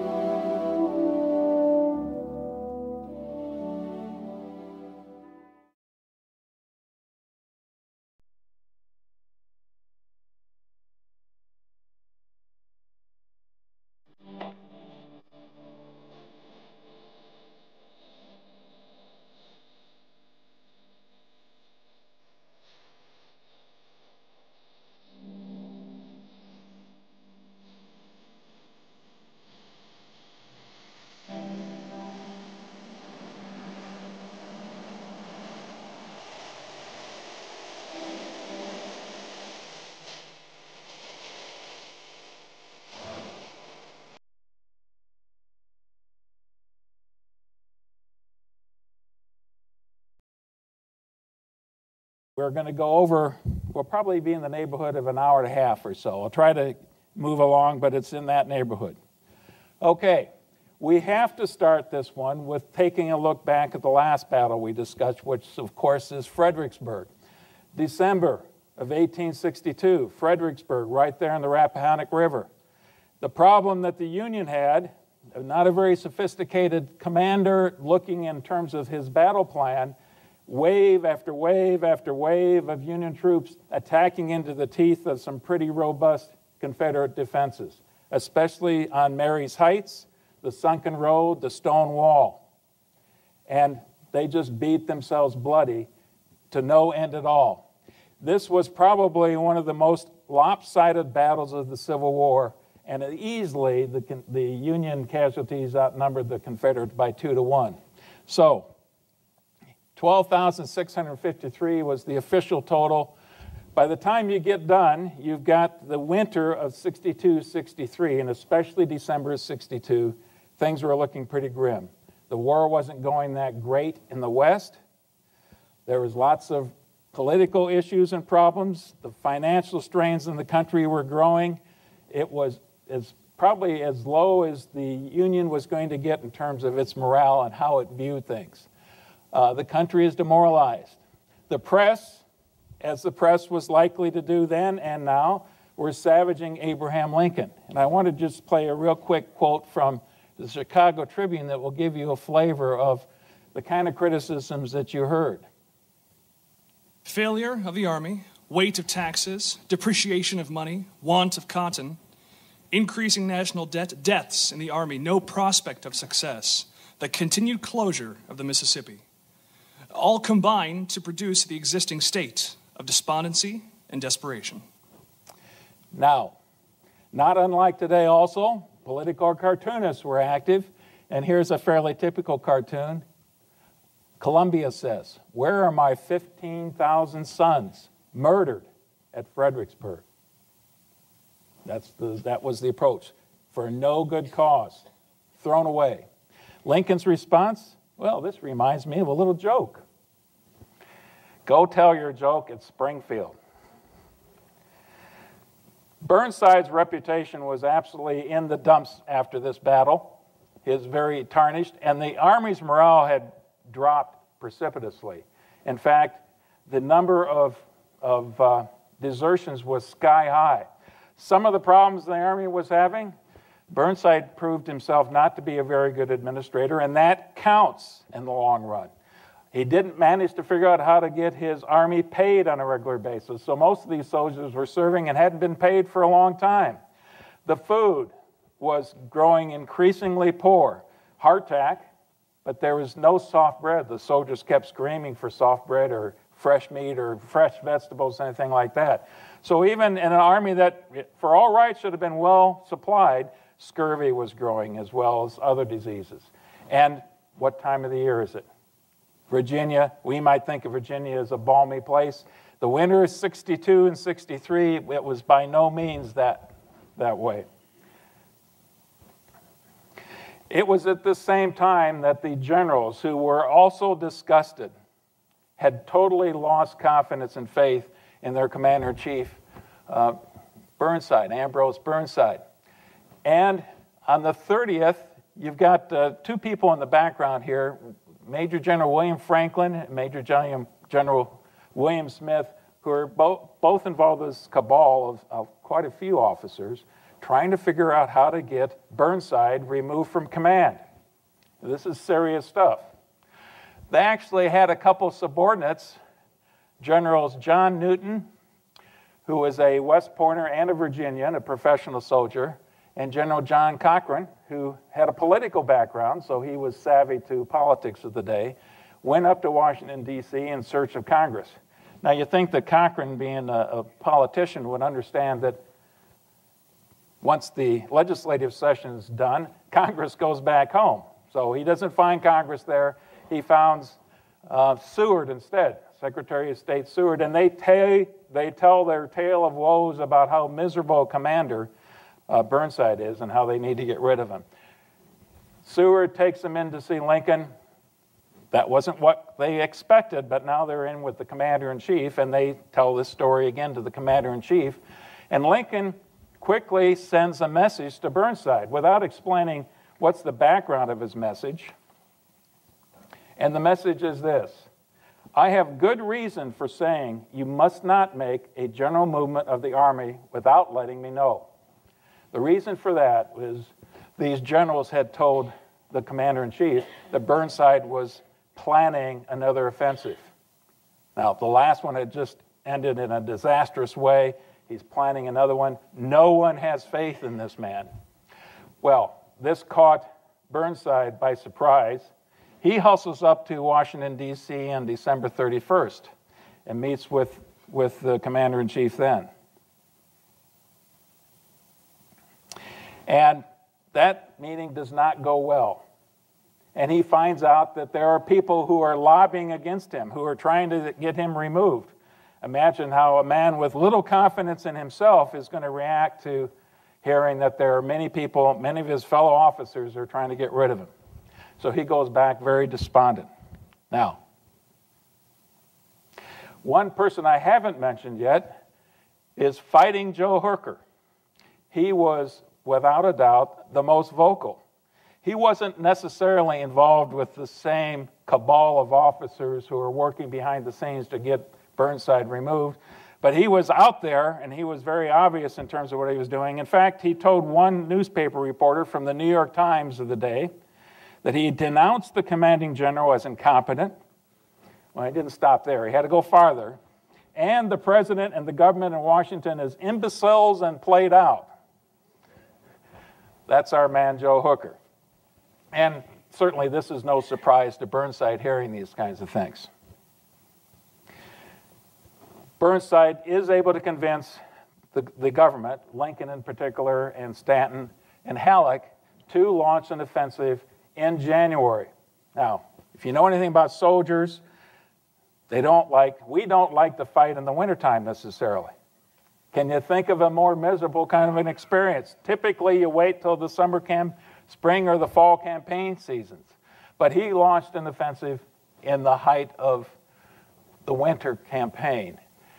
He attempts to outflank, so he's going to move up the Rappahannock River and then cross at some fords and get Lee's army in a compromising position on the flank. It goes well for maybe 2 or 3 hours, and then it starts to rain. And it rains for 4 days, and it rains hard in January in Virginia. And it doesn't take long for everybody to get very miserable. That's the least of their problems. They're on just a handful of roads that they're trying to move through, and those roads are dirt roads. Maybe an occasional spot for a mile or two that might be planked over, but in large part they're dirt roads. Now what happens when you've got hundreds and thousands of soldiers and wagons and horses and mules all covering the same terrain in a downpour of rain? It turns into mud. And the stories you hear about this mud march are horrendous. The soldiers would walk after the first couple regiments would walk through. You start walking in your boots, and it wasn't unusual for the boots to be pulled right off your feet. Then the artillery and the supply wagons come through. And by the time they get there, a lot of these wagons were sinking down to the hub of the spokes of the wheels. And there were scores of horses and mules that broke their back and died of exhaustion trying to pull artillery pieces and wagons out of the mud. Well, and meanwhile, the Confederates on the opposite side are kind of watching this at a distance, and you can imagine what their reaction is. They're enjoying the heck out of this whole scene. Here's one ditty. You gotta love the wry sense of humor of the Union soldier, Confederates as well, during the Civil War. Here's one ditty that I think will sound rather familiar, but it takes a different turn. Now I lay me down to sleep in mud that's many fathoms deep. If I'm not here when you awake, just hunt me up with an oyster rake. Gets right to the point, doesn't it? The offensive is called off, and everybody is relieved, not the least being the Confederates themselves.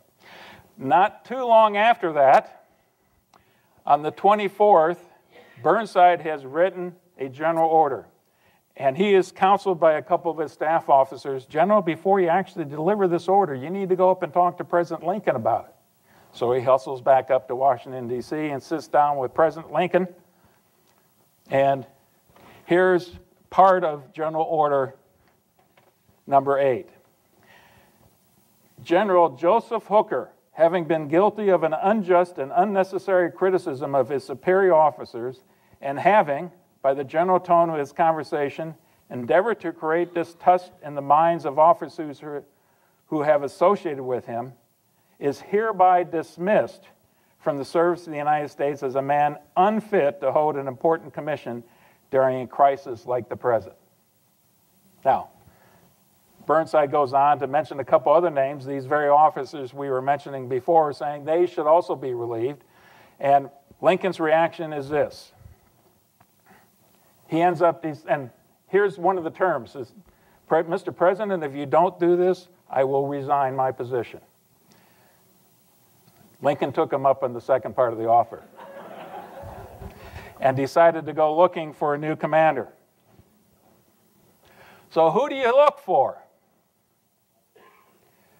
For a number of reasons, Joseph Hooker looked to be the man. He was one of the more senior commanders. He was very aggressive. And one of the things that Lincoln liked about him, unlike McClellan, unlike some of these other officers we've been talking about, he didn't have overt political ambitions about him.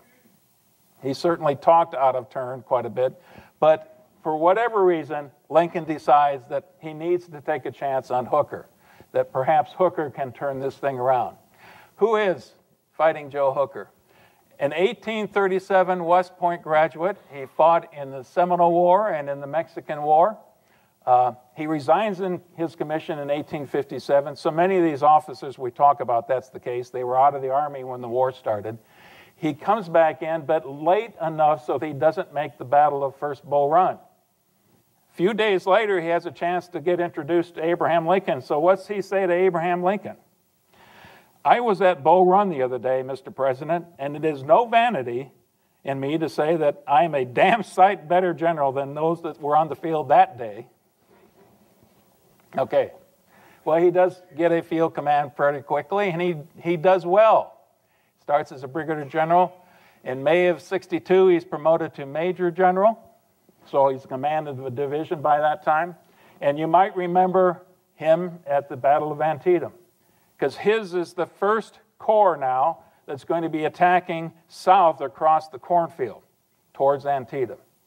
And it was only at the point in time when he was injured, at a critical moment in the battle, that he's injured and taken off, that his particular corps attack kind of loses some steam and falls apart. So he performed very well there. He performed well at Fredericksburg a little bit later. And he was in command of a grand division, actually 2 corps at Fredericksburg itself. Now, a little bit about his personal reputation. He's a bachelor. You probably have heard, most of you have heard, that the term hooker originated because of him. Now, there's some debate that the term had been in use long before hooker came around, but there was a place in Washington, D.C. known as Hooker's Division. I'll let you figure out what those ladies did in that neighborhood. He had a reputation for drinking, but those who knew him well enough said that it wasn't so much that he was a drinker. In fact, John Hay, one of Lincoln's secretaries, said of him, what little he drank made his cheeks hot and red and his eyes brighter. So maybe he couldn't hold his liquor very well, but he had that reputation being a farmer out in California after he retired from the military. He got the nickname Fighting Joe Hooker because of a mistake that a newspaper reporter was, when sending in a report from the battlefront one day, they said fighting, Joe Hooker, and somehow newspapers connected the two things. Now, you would think that this would be a great nickname for somebody who prided himself being courageous and brave and a good fighter. Hooker didn't particularly like the nickname for whatever reason. But he is indiscreet in the worst way in terms of what he says to people and how he undermines people behind their back and perhaps to a certain extent in front of their face as well. So Lincoln knows he's got a problem and he needs to address it. And here is perhaps my favorite Abraham Lincoln quote of all time. I have placed you at the head of the Army of the Potomac. Yet I think it best for you to know that there are some things in regard to which I am not quite satisfied with you. I think that during General Burnside's command of the Army, you have taken counsel of your ambitions and thwarted him as much as you could, in which you did a great wrong to the country and to a most meritorious and honorable brother officer. I have heard, in such a way as to believe it, as you are recently saying that both the Army and government needed a dictator. Of course, it was not for this, but in spite of it, that I have given you the command. Only those generals who gain successes can set up dictators. What I now ask of you is military success, and I will risk the dictatorship. I fear that the spirit for which you have aided to infuse into the Army, of criticizing their commander and withholding confidence from him, will now turn upon you. I shall assist you, as far as I can, to be put down.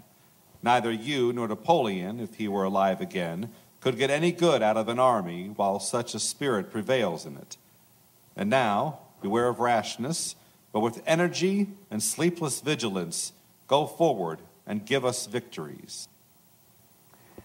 Now, there's lots of reasons I like that. I think it embodies so many of the qualities that Abraham Lincoln represents and embodied himself. The part that really struck me, though, is that comment, give me victories and I'll risk the dictatorship. Now, that's both very humorous, and it's not an idle comment on Lincoln's part, I don't think. And in the past, I think I might have been a little bit too romantic in terms of how I saw it. But I do believe, first of all, it's squelching any notion that the generals should be considering that in the first place. But I don't think that was very likely, and I believe that Lincoln didn't think it was likely either, and for one big reason. His army wasn't fighting and sacrificing to establish a dictatorship. There was something much bigger in place than just that. So, Hooker's the man. And what does he do once he gets into command? In fact, the first thing that happens, and this certainly is aided by Halleck and Lincoln himself, Generals Franklin, Smith, and Sumner are all relieved. Now, you remember Sumner from the Battle of Fredericksburg. Much of the blame of that battle's failure could be rested on him. He was past his prime, shall we say. He was the oldest general in the Army, I think, at that time. The 9th Corps was ordered to the peninsula. And that's going to be a distraction now for Lee for the rest of this campaign. The peninsula, as you recall, way down south. On the southern approaches to Richmond, you have to fight all the way up through the Peninsular Campaign, just like McClellan wanted to. But now let's get to the important part of what Hooker did in revitalizing the Army. First of all, he reorganized the Army in a couple of important parts. He got rid of these grand divisions. They were much too large, and so he's going to have a series of corps, perhaps a bigger expanse of command and control than most people would think is wise. He's going to command up to 8 corps once he gets to the battle. But he didn't find that the grand division concept worked. But even more important, he came up with this new concept. Each one of our corps ought to be able to identify who we are in the battlefield. So if you're in the 1st Division of the 1st Corps, you're going to have this red disc on your cap, on your kepi. And right down the line, you can see what they did in terms of here. Here is the earliest days now when what we know about the military today, they all have their unit patch, and they're very proud about that. They identify with that. And certainly one of the perhaps unintended consequences of this, the soldiers very quickly embraced this idea and took pride in who they belonged to. Before that time, it was all about what regiment you were in. That didn't change, but now the division association was enforced as well. The next one is equally important. Up to this time, intelligence in the Union Army was abysmal. Now, McClellan especially, relying on Pinkerton detectives, who were civilians in large part, did not work. And McClellan was of the like that he was always going to overestimate whatever reports he got by double, so the enemy was always much larger than they actually were in his mind. The Bureau of Military Information. Now, there's going to be a commander by the name of Colonel Sharp, who was given charge of actually heading up a group of people who would analyze intelligence information. And they were getting it from a variety of sources. You start with cavalry. That's what cavalry did during that age. You're out there screening. You're the ones who are finding and locating the enemy, trying to identify what units are out there. They also had balloons. At Fredericksburg Battle, they had balloons that they would lift in the air, and they were still able to use them for this entire campaign, all on the north side of the river, so it's somewhat limited in visibility, but it gives you a bird's eye view of what the enemy's got. Spies were used, and signalmen were used, a much more sophisticated way of collecting information. And finally, I can't overlook the importance of capturing prisoners. And in those days, prisoners were much more eager to tell you what they knew than we train our soldiers to be today. So you get all this information coming from a variety of different sources, and the Bureau of Military Information would analyze it and then present reports to the commanding officers. And throughout this entire campaign, they are remarkably accurate in exactly who the Confederates have, and in general, where their units are and what strength. So, huge difference from previous ones. Hooker is also able to restore morale. Some simple things like getting the soldiers paid, figuring out a better way of running supplies up and down the one rail line from Aquia Landing to Falmouth, which is right next door to Fredericksburg, so that they can get better supplies. Insisting that the soldiers occasionally get soft bread. Instead of hardtack, soft bread is a much better thing to have. And the morale starts to improve, and not surprisingly, the desertions start to drop precipitously. He also made some improvements in communications. I already mentioned signal flags that were used quite oftentimes to pass information back and forth. And for the first time in the war, I believe, we're going to see not just telegraphs that are hooking up a battlefield to headquarters or major cities, but within a battle campaign itself. And you're going to see where this is important later on, because Hooker has two wings that are separated by 10 to 15 to 20 miles that he wants to communicate back and forth between those two wings. And simply doing it by couriers, mounted couriers, is not going to be good enough for him. The problem that he had was the telegraph system was not up to being robust enough in a field environment to do that, and they had a couple inventions that weren't quite ready yet and failed him in a couple important times. But the effort is being made to improve communications within the military, within the actual battlefield itself. And finally, the problem that they'd always had was security. Now, a big reason why security was a problem, because newspapermen like to get a scoop and send it back to the newspapers. And Hooker knew that he would have to keep his plans secret as much as possible. This worked to great advantage for him, because that meant that if it gets in the northern newspapers, eventually it's going to pass across the Rappahannock River and trade for some tobacco, and the Southerners are going to read about it. So if it never reaches the newspaper, the Confederates don't know what you have in mind. The problem was he kept his information to himself most of the time and didn't even tell his subordinate commanders what he had in mind, what he intended to do. So there was a double aspect to that one. The Confederate Army. So far, this has all been about the Union. They had, in the winter of 62-63, serious problems, and primarily it rested on horrendous logistical shortages they had. The problem wasn't so much that the society wasn't producing enough food and provisions and ammunition for the armies in the field. It was as much or more to do with the one thin, precarious rail line that stretched from Richmond, Virginia, up to the battlefield and the army in Fredericksburg. It just wasn't able to support the army, and especially if it's not double-tracked.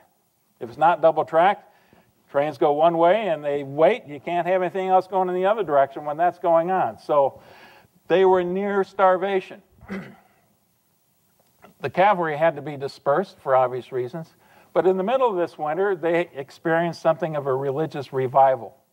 And a lot of that, some of that had to do with Thomas Stonewall Jackson. He certainly didn't discourage the religious revival, an incredibly devout man himself. But the Confederate soldiers were going through a religious revival. After this incredible victory, but they're starving, it's a tough, tough winter. Many of these young men, kids in many cases, were from far southern states. This was the first time they'd ever seen snow, so they had a couple pretty hellacious snowball fights to begin with. But I'm here to tell you, and don't have to exaggerate too much, you can understand in the snow and the wet and the cold where you're living in tents or primitive huts with maybe an inadequate stove of any type, you're cold, you're starving, you're miserable, and disease follows shortly thereafter. One way to solve that problem is that Lee sends a couple of his divisions, part of Longstreet's corps, to the south, and we're going to see that, talk about that a little bit more in just a bit. But this is a serious problem for the Confederates.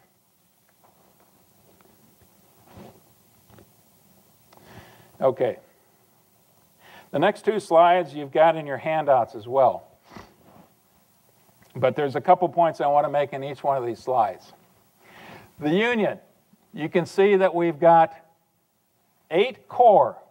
There are 7 infantry corps and a cavalry corps. And what's not listed here is the 9th Corps that Hooker has now sent down to the peninsula. So it's out of the picture. One of the things that he did in reorganizing the Army was to put together his cavalry. Instead of having them farmed out so that each brigade and each division had its own cavalry under that commander, that local commander, he put them generally into a cavalry corps with 3 divisions here. Smaller unit, but still a specific mission now can be established for that particular corps, and you'll see that in just a minute. The other couple things I wanted to talk about here. This is a mammoth army, 130,000 plus. But it's not all that rosy as far as Hooker is concerned. There are 33 regiments from New York and 2 regiments from Maine whose 2-year enlistment, their 2-year enlistment is up in the next few months. In other words, if I don't use this army in the next couple months, my army is going to start to melt away. That totals over 20,000 soldiers right there. And if you look back at the Battle of Antietam, early in the campaign for the Battle of Antietam, Maryland and Pennsylvania raised a lot of regiments that were strictly 9-month regiments. And guess when the clock was going to run out on those 9-month regiments? So you've got a lot of new green recruits in this army, plus you've got close to 40,000 of your troops that in the next 4 to 6 months are going to be marching back home. And let me tell you, that's going to cause a huge problem morale-wise in these units as well. What do you suppose these soldiers are talking about? And what do you suppose their reaction is when 2 weeks or a month before their enlistment is up, they got to march and face the enemy in another brutal battle? It starts to eat on your mind, I'm sure. A couple more comments here on the 6th Corps. You look at the division strengths here, 17,000 in the 1st Corps, 22,000, close to 23,000 in the 6th Corps. By far the largest corps. General John Sedgwick is in command of that. We'll find out about him later. But one of the reasons I think this is such a larger corps is that Hooker has specific designs for what he wants to do with them in the upcoming battle. On the other side of the ledger is the 11th Corps. Major General Oliver Howard is the commander of the 11th Corps. He's the new commander. The former commander was a gentleman by the name of Franz Sigel. It's a nice German-sounding name because he was from Germany. He left after the Revolution of 1848, came to the United States, got involved in politics and made a name for himself, and was a commander. But he was a miserable commander. Only problem is the troops loved him. And many of the troops that he commanded at this time, some of them were green troops, but a lot of them were more seasoned troops, and a lot of them were regiments that were made up overwhelmingly by German and other foreigners. And that particular corps, the 11th Corps, did not have a good reputation for whatever reason. The soldiers, again, they loved Franz Sigel. The slogan was, "I fights mit Sigel." I fights mit Sigel. So he knew it's not going to be popular. And instead, they bring in this new guy, Major General Oliver Howard, a professional soldier, but also a convert to Christianity in the 1850s. And he's going to earn the nickname the Christian General. And we'll hear more about him in a little bit. So that's the Union Army. The Confederate Army. Okay. Look at this. 130,000. Little over 62,000. Does not look good for the Confederate Army. Here's what you've got. 2 corps, very seasoned troops. They don't have problems with units that their enlistments are going to come up pretty soon. By this time, the Confederates had a draft, and these soldiers, they knew they were in for the duration. And all of these soldiers, most all of them, had been in very tough combat. These are seasoned troops, and Lee had incredible faith in them. 2 corps, James Longstreet with the 1st Corps and Stonewall Jackson in the 2nd. Now, before we get to a few more comments on Stonewall Jackson, here's the problem. I already mentioned that because of a variety of reasons, because of the threat of the 9th Corps in the peninsula, and because his army was starving and he needed to have somebody help round up more supplies, Lee sends Longstreet, Hooker, and Pickett's divisions south. And we're not going to see them for the rest of the battle. That's a loss of 20,000 soldiers that are not immediately available to Lee. Now, obviously, Longstreet is not going to be the commander of the 1st Corps any longer. It's going to be General Lee himself. So he takes direct command of the 2 remaining divisions in the 1st Corps. That leaves 6 divisions that the Confederates have. And if you think back to the last slide, how many corps does Hooker have at his disposal? And in general, his corps have 3 divisions. So he's got 7 corps, 8 if you count the cavalry, and Lee's only got 6 divisions. And as we go through here, you need to keep that in mind because I might get sloppy in terms of mentioning these things, what the differentials are in the terms of the strength. Let's talk about General Thomas Stonewall Jackson a little bit more, though, because without a doubt, he's one of the most colorful people of the war itself. He is West Point class of 1846. Started near the bottom of his class, but by diligence, hard work, he worked himself up to be 17th out of 59 when he graduated. He was a veteran of the Mexican War, like most everybody was. That was his first time to encounter Robert E. Lee. The men got to know each other just a little bit. But in 1851, just 3 years after the Mexican War, he goes to work for the Virginia Military Academy at Lexington, Virginia. And he teaches experimental philosophy and is the instructor of artillery there as well. He is not a popular instructor. They called him Tom Fool. The students made fun of him. The students, he had this tendency to memorize his lectures verbatim, and he'd stand up in front of the class and deliver this memorized lecture. They'd ask him a question, and he'd just regurgitate part of the lecture that he had memorized before. There was one account where they had actually tried to get him removed because he just wasn't an effective instructor. But he knew his tactics, and he knew artillery. He certainly had a good feel for that. By the time the war begins, most of you are familiar with the story of him having great success at the Battle of First Bull Run, where he got his reputation and his nickname of Stonewall Jackson. One of the reasons for that is that the regiments that he raised and trained, the brigade that he trained over at Harper's Ferry before he got to the Bull Run, was probably the best trained brigade on the entire battlefield. And from that day forward, there's nobody who's going to train his troops harder, and certainly not on either side of the military. There's nobody who's going to be able to get more out of his soldiers. They could march longer, they could march farther, they could surprise the enemy and fight ferociously. So he had that incredible ability. But it's also worth saying that he was probably one of the most, we would call him eccentric or insane. Some people at that time called him insane. What were the things that he was developing the reputation of being eccentric? Well, he had this notion that his innards were all kind of discombobulated. And so he would have to do things like he would stand for a long time with his hand up in the air to keep his balance, to get his equilibrium back. Most of you have heard about the stories of his love for lemons. I found it interesting. He avoided pepper because if he ate pepper, he found his rheumatism in one of his legs would act up. And he just was a very peculiar guy. And he was an incredibly devout, we would call him a zealot Christian, a Presbyterian, very Calvinist in his approach. And he was not the guy you'd want to invite to the dinner, dinner party. It just wasn't that guy. But you got him in battle, and it was amazing what he could do. His self-confidence, his aggressiveness, his determination, it all came together. And after he developed the reputation first at First Bull Run, and then in the Valley Campaign, and Second Bull Run, and elsewhere, his troops revered him.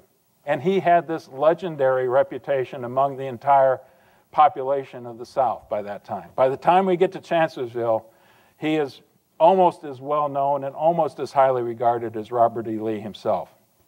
No one would be close to that. Maybe Jeb Stuart, but not really. Stonewall Jackson and Robert E. Lee were at the pinnacle as far as the Confederates were concerned. And he is Lee's trusted lieutenant. Now, what we tend to overlook is another very trusted lieutenant that Lee had was Longstreet. But Longstreet, as we mentioned already, is out of the picture for this particular battle. So, quite a bit on Stonewall Jackson. Hooker's strategy then. He knows he's got a much improved military. His army the morale has sprung back. One of the things they did is the Irish Brigade hosted St. Paddy's Day celebration, and they made a big thing out of it. Hooker himself decided to invite the president down. They had a grand review, and all the soldiers would be marching past Lincoln. Now, most of the time, soldiers don't like to march. All they did when they were on a day off was drill. But here was something special. The President of the United States was there. So all these things help boost the morale. What's he going to do with the Army now? Here's the basic plan.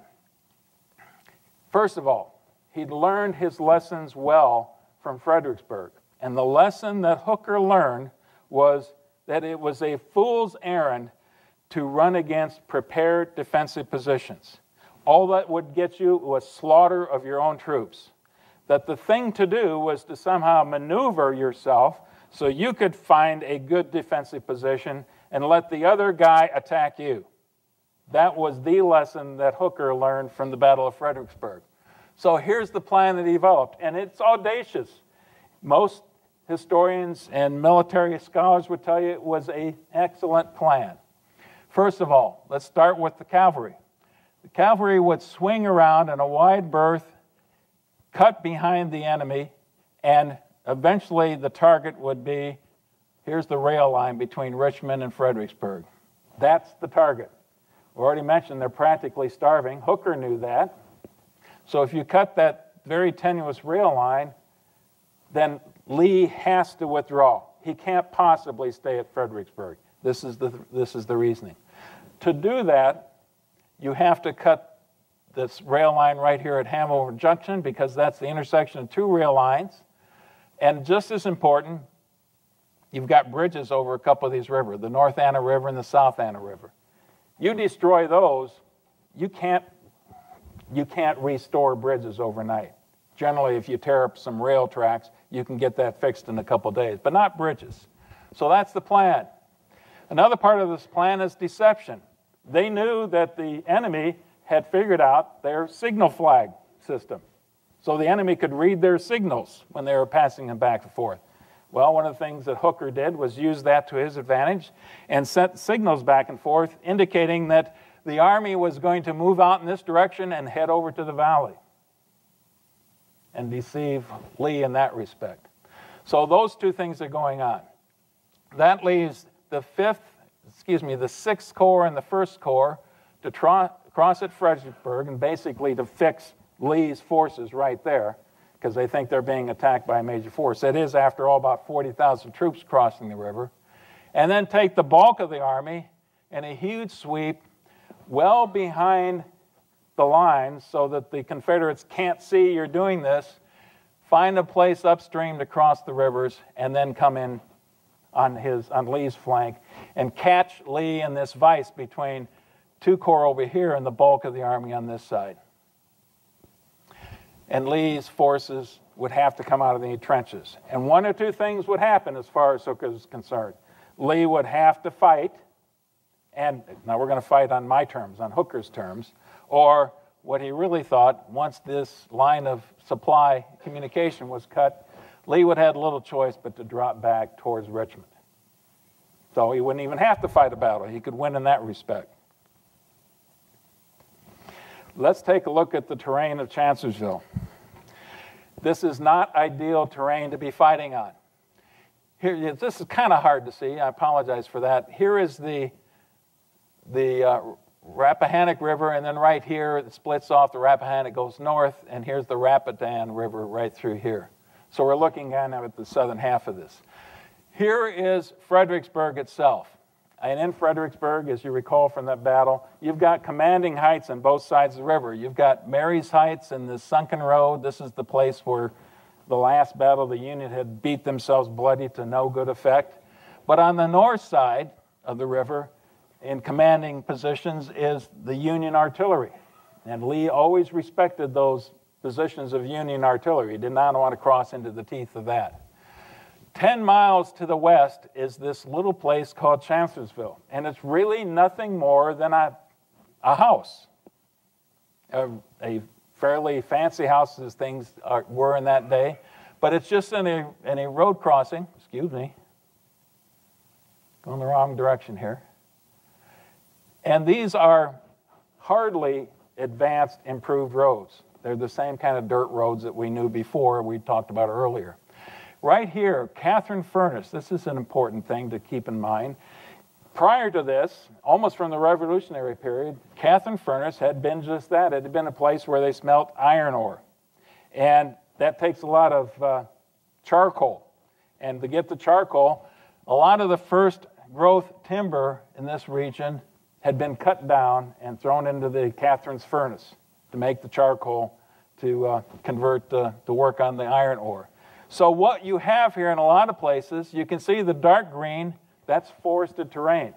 But it's not mature forest where if you envision you can walk through the trees and it's fairly clear, you know, the Sherwood forest kind of. It's not that at all. It's scrub pine and oak and beech, things like that. It's very tough working through here. It's second generation growth. You're just not going to cut your way through. And in most cases, soldiers says, well, we can't fight in that stuff until somebody orders you to, and they change their mind on it. And then you can see there's clearings around the Chancellor's house itself, a Wilderness Church over here, a Wilderness Tavern over here. But most of this is very rugged, rolling, forested terrain. It's not a great place to be fighting. In fact, for those of you who know your Civil War history, the Wilderness Battle is fought right here as well, just about a year later, a year and a half later. So that's the terrain we're looking at. And again, 10 miles distance between these. What I have circled in here in blue are there are no bridges, but there are fords, a place where perhaps cavalry or even infantry, when the river is low, can march across in good weather. The key is when the river is low. That's always a problem. That was one of the things that defeated Burnside in his mud march. You know, when the river rises a couple feet, you're not taking the soldiers across there anymore, even with pontoon bridges. So these fords are going to be important as we get farther into this. Okay, try to move along here pretty quick. The opening moves. 26th to 27th is when all of this starts. That's when it kicks off. And initially, the first thing that happens, one of the things that he had done to reorganize his units was to insist that they strip down and be able to move light. We ought to be able to move our troops just as quickly as the Confederates are able to. So the troops are issued 8 days of rations, mules, but no wagons. Obviously, you want to take the artillery, but you try to strip out as much of the supply lines as you can. We want to move this army quickly. And they do so. And they do so in a way that keeps it hidden from the Union. You've got 2 corps down here, about 40,000 troops, right in the eyes of the Confederates. They think that's where it's all happening. And within 2 days, April 28th, in the evening of April 28th, at nighttime, the engineers are able to put across a pontoon bridge here against very light resistance. It's strong enough to be able to alert the Confederates, but it's still light resistance. The next day, they march, and you've got the 11th Corps and the 12th Corps that come down here. This is the Rappahannock River. This is the Rapidan River down here. 1 day later, they're already across the Rapidan River. They're on the south side of the river now with 2 corps here and Meade's 5th Corps right here. And you've got the 2nd Corps moving close to another ford right here. I think that's U.S. Ford. This is all going like clockwork for Hooker, just like he was laying it out, and it's going well for him. By the next day, by late on the 30th, he has 4 corps on the south side of the river. The 11th, the 12th, this is the 5th Corps with Meade, and here's Couch's 2nd Corps coming on strong. And you can position a couple more to quickly follow on here. So this is going well, and I think it's at this time that we can hear Hooker's comments to his army having accomplished this.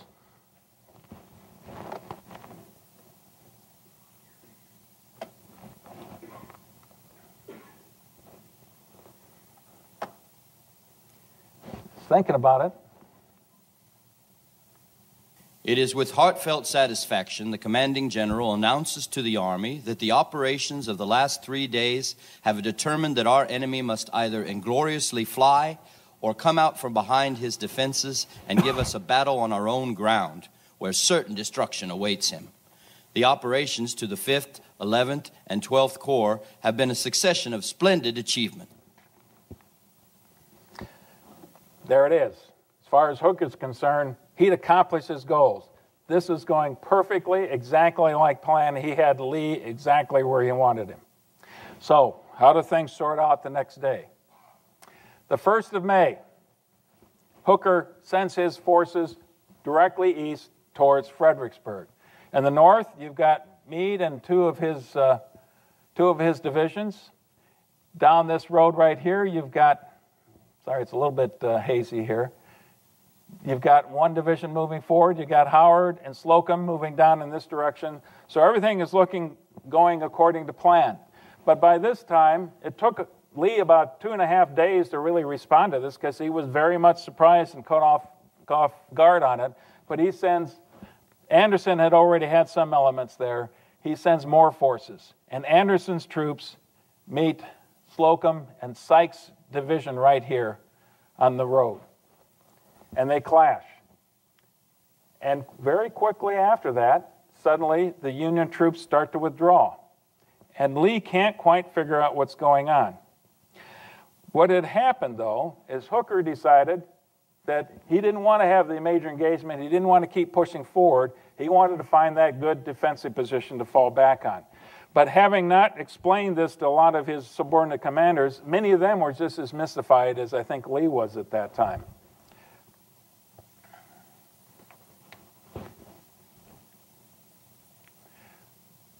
So, by dusk on May 1st, this is just a few hours later, you find that Meade's forces had almost gotten to Banks Ford. That was their objective. And even though meeting no resistance whatsoever, they were called back and returned back to this location here. You can see these dotted lines. That's as far as the Union Army got before Hooker ordered them back into defensive positions. And here's the defensive position he selected. And it's centered basically on Chancellor House, right here in the center. Here's Catherine Furnace, so it's well north of that. And then along the turnpike right here, the river road, and then a turnpike that goes through here as well. So that's where he decided he wanted to fight his battle.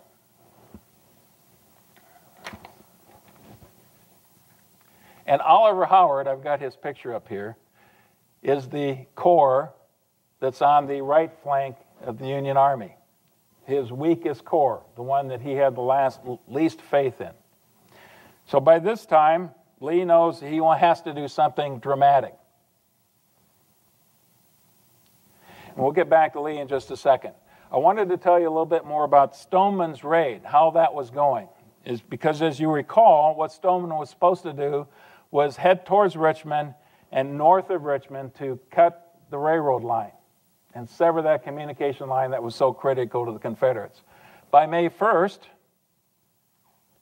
and that's what we're talking about, May 1st, Hooker's already in this defensive position. Hooker was kind of hoping that Stoneman would have already accomplished that mission. And he kept waiting for word on the 1st and the next couple of days. Did Stoneman cut the line? Are railroads, are trains still arriving at Fredericksburg? That would be the key. If trains no longer were arriving in Fredericksburg, you knew that the line had been cut. So, Stoneman was here on May 1st, 34 miles away from those rail lines. And not until about 2 or 3 days later did he finally reach the rail line. And you recall, when I talked about this earlier, here's Hanover Junction. Here are the bridges, railroad bridges, that were supposed to be the target for Stoneman. Neither one of those had been cut. And here were the instructions that, according to history, that Hooker had given Stoneman when he let out. Let your watchword be fight, and let all your orders be fight, fight, fight. Celerity, audacity, and resolution are everything in war. So in his mind, Hooker had given him great latitude, and that Stoneman should know exactly what he had to do. He was a big part of Hooker's plan. Stoneman wasn't up to that task. It had been Jeb Stuart.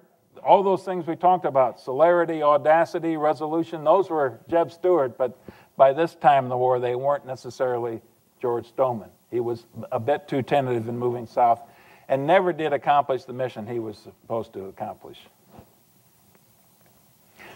But back in the front around Chancellorsville on May 2nd, early in the morning, in fact, the night before, May 1st, you've got this classic scene right about here at Catherine Furnace. Now, this is a bit deceptive. The line's up here at the evening of May 1st. And Lee and Jackson meet here, and they sit on a log someplace in the middle of the forest, and they discuss what they should do.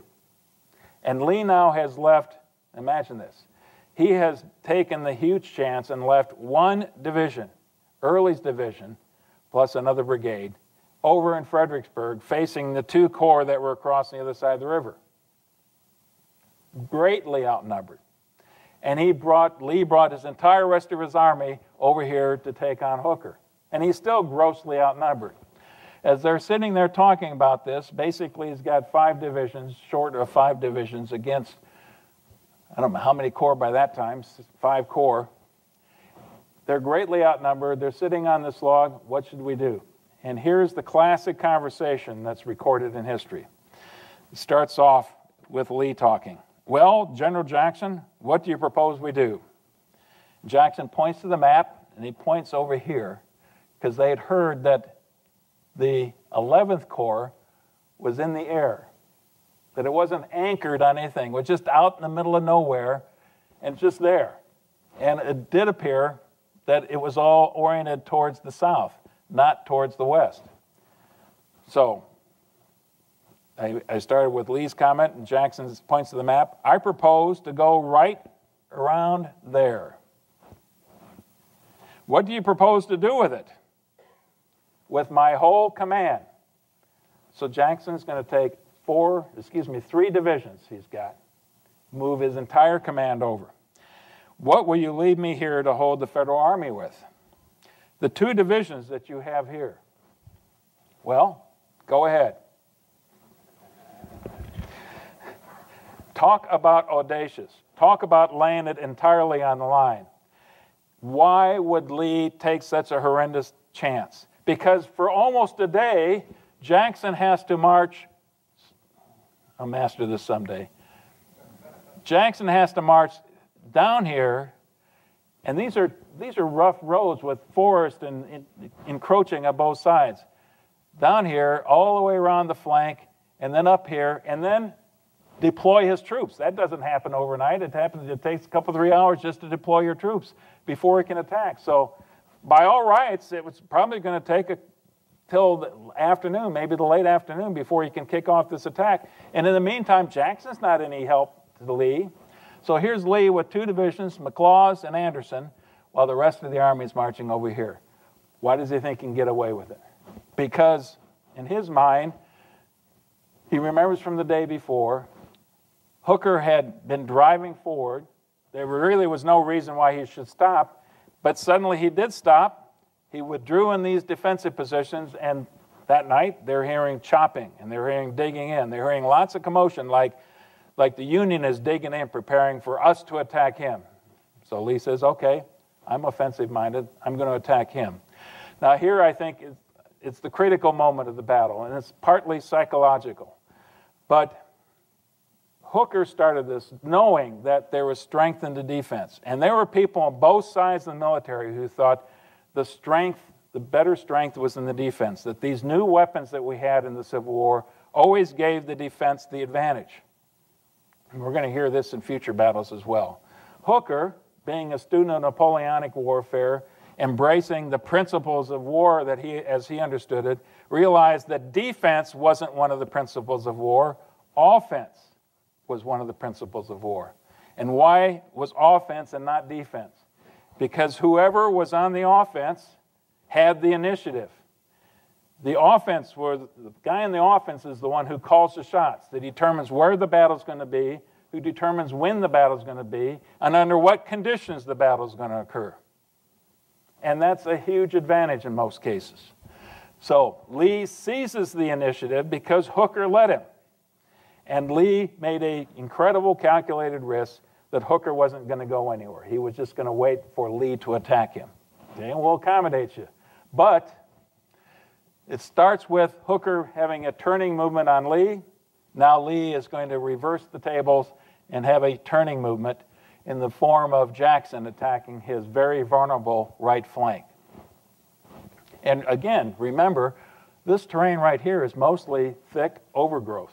It's not open plains by any means, but that's the nature of the combat that's going to occur. Jackson's attack. Hooker orders seizure of Fredericksburg because he doesn't know what's going on here. And Howard and his 11th Corps, Hooker's concerned that they are out in the air. So early in this whole arrangement, Hooker orders the 1st Corps that had been over in Fredericksburg to march west, cross the river, and to form a line that stretched from here all the way up back to the river, so that that vulnerable line wouldn't be exposed anymore, that you protect your flank. On top of that, twice early in the morning on the 2nd, Hooker is sending messages over to Howard, dig in, shift your forces, redeploy so that you can handle an attack that comes from the west. What's Howard's response? He does nothing. For whatever reason, he does nothing, nor do his subordinates really do much of anything that would address the threat that might be coming in through the west. Now, part of it is they're looking through this thicket and saying, nobody's going to attack through there. Now, I shouldn't speculate, but that was part of the assumptions that were going on. So now you have this series of errors and bad luck. First of all, Jackson's forces had done a superb job of being relatively quiet. It wasn't the Confederates' way, but they had march discipline, and they kept themselves quiet and out of the eye of the Union as much as possible, although there were a couple occasions where they were spotted. In fact, I need to go back here one. General Sickles, in charge of the 3rd Corps, when this march first started, kept seeing troops marching past Catherine Furnace and then turning south. And one regiment after another, one regiment after another. What's Sickles thinking? They're doing exactly what Hooker wanted them to. They're withdrawing to the south, where they're retreating. And later in the afternoon, Sickles keeps imploring Hooker, let me attack these guys before they get away. We've got to attack them now. And right at the end of the day, he attacks the trail elements of of Jackson's forces. And if I can find this quote, it's a good one. He actually captures a few Confederates. You'd think that they would be demoralized by that time, but the Confederates tell him, you may think you have done a big thing just now, but wait till Jackson gets around and you're right. You'll catch hell before night.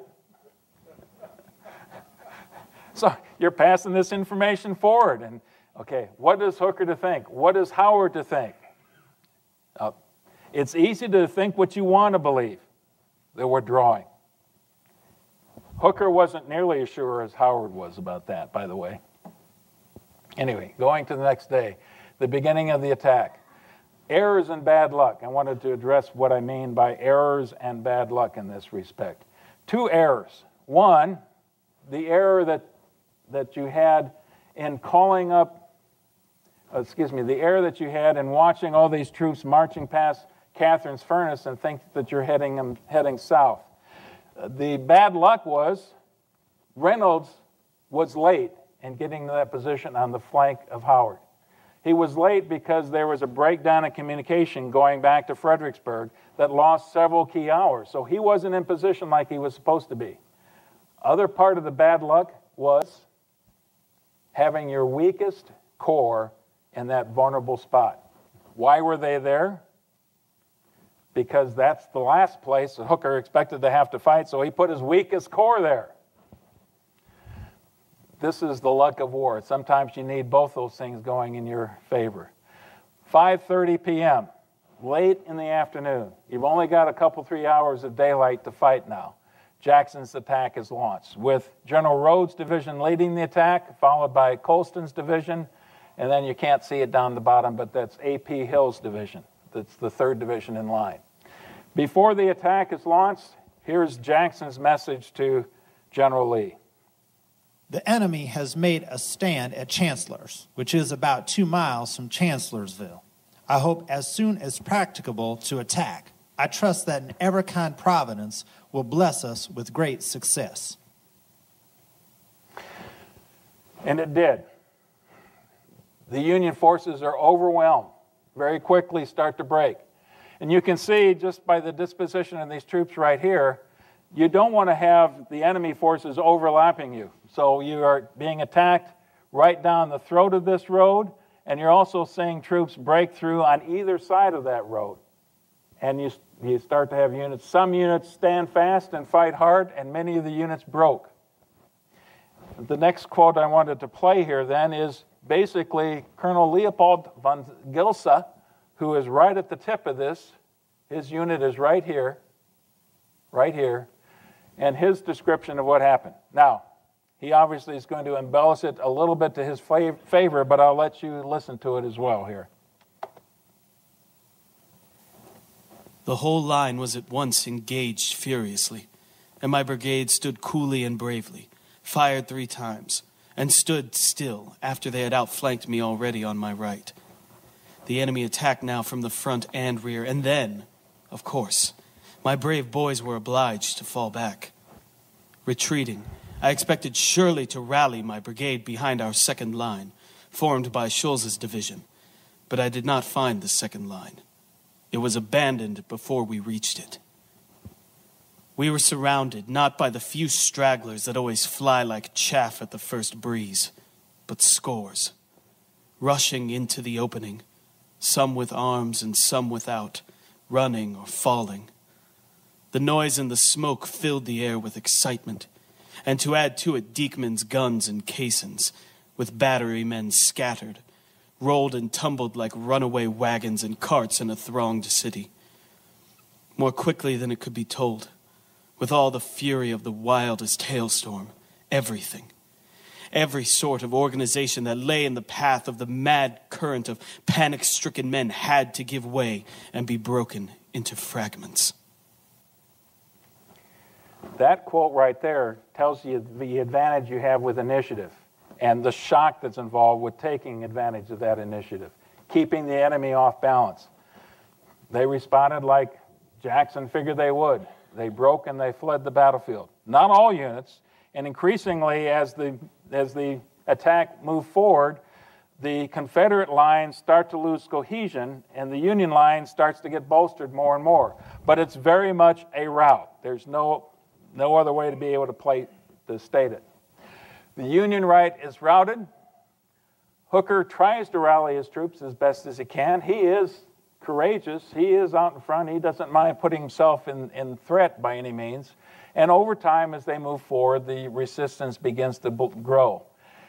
There is one point in time that Pleasanton, who is remember, he's a cavalry commander, but he gets about 20 pieces of artillery at Hazel Grove, and we'll be talking about that in just a second here, and gets them in a position and gets some infantry to rally around him and blunts one of the attacks. Now, he says there's 5,000. Confederates say, well, there might be more like 200 in this attack.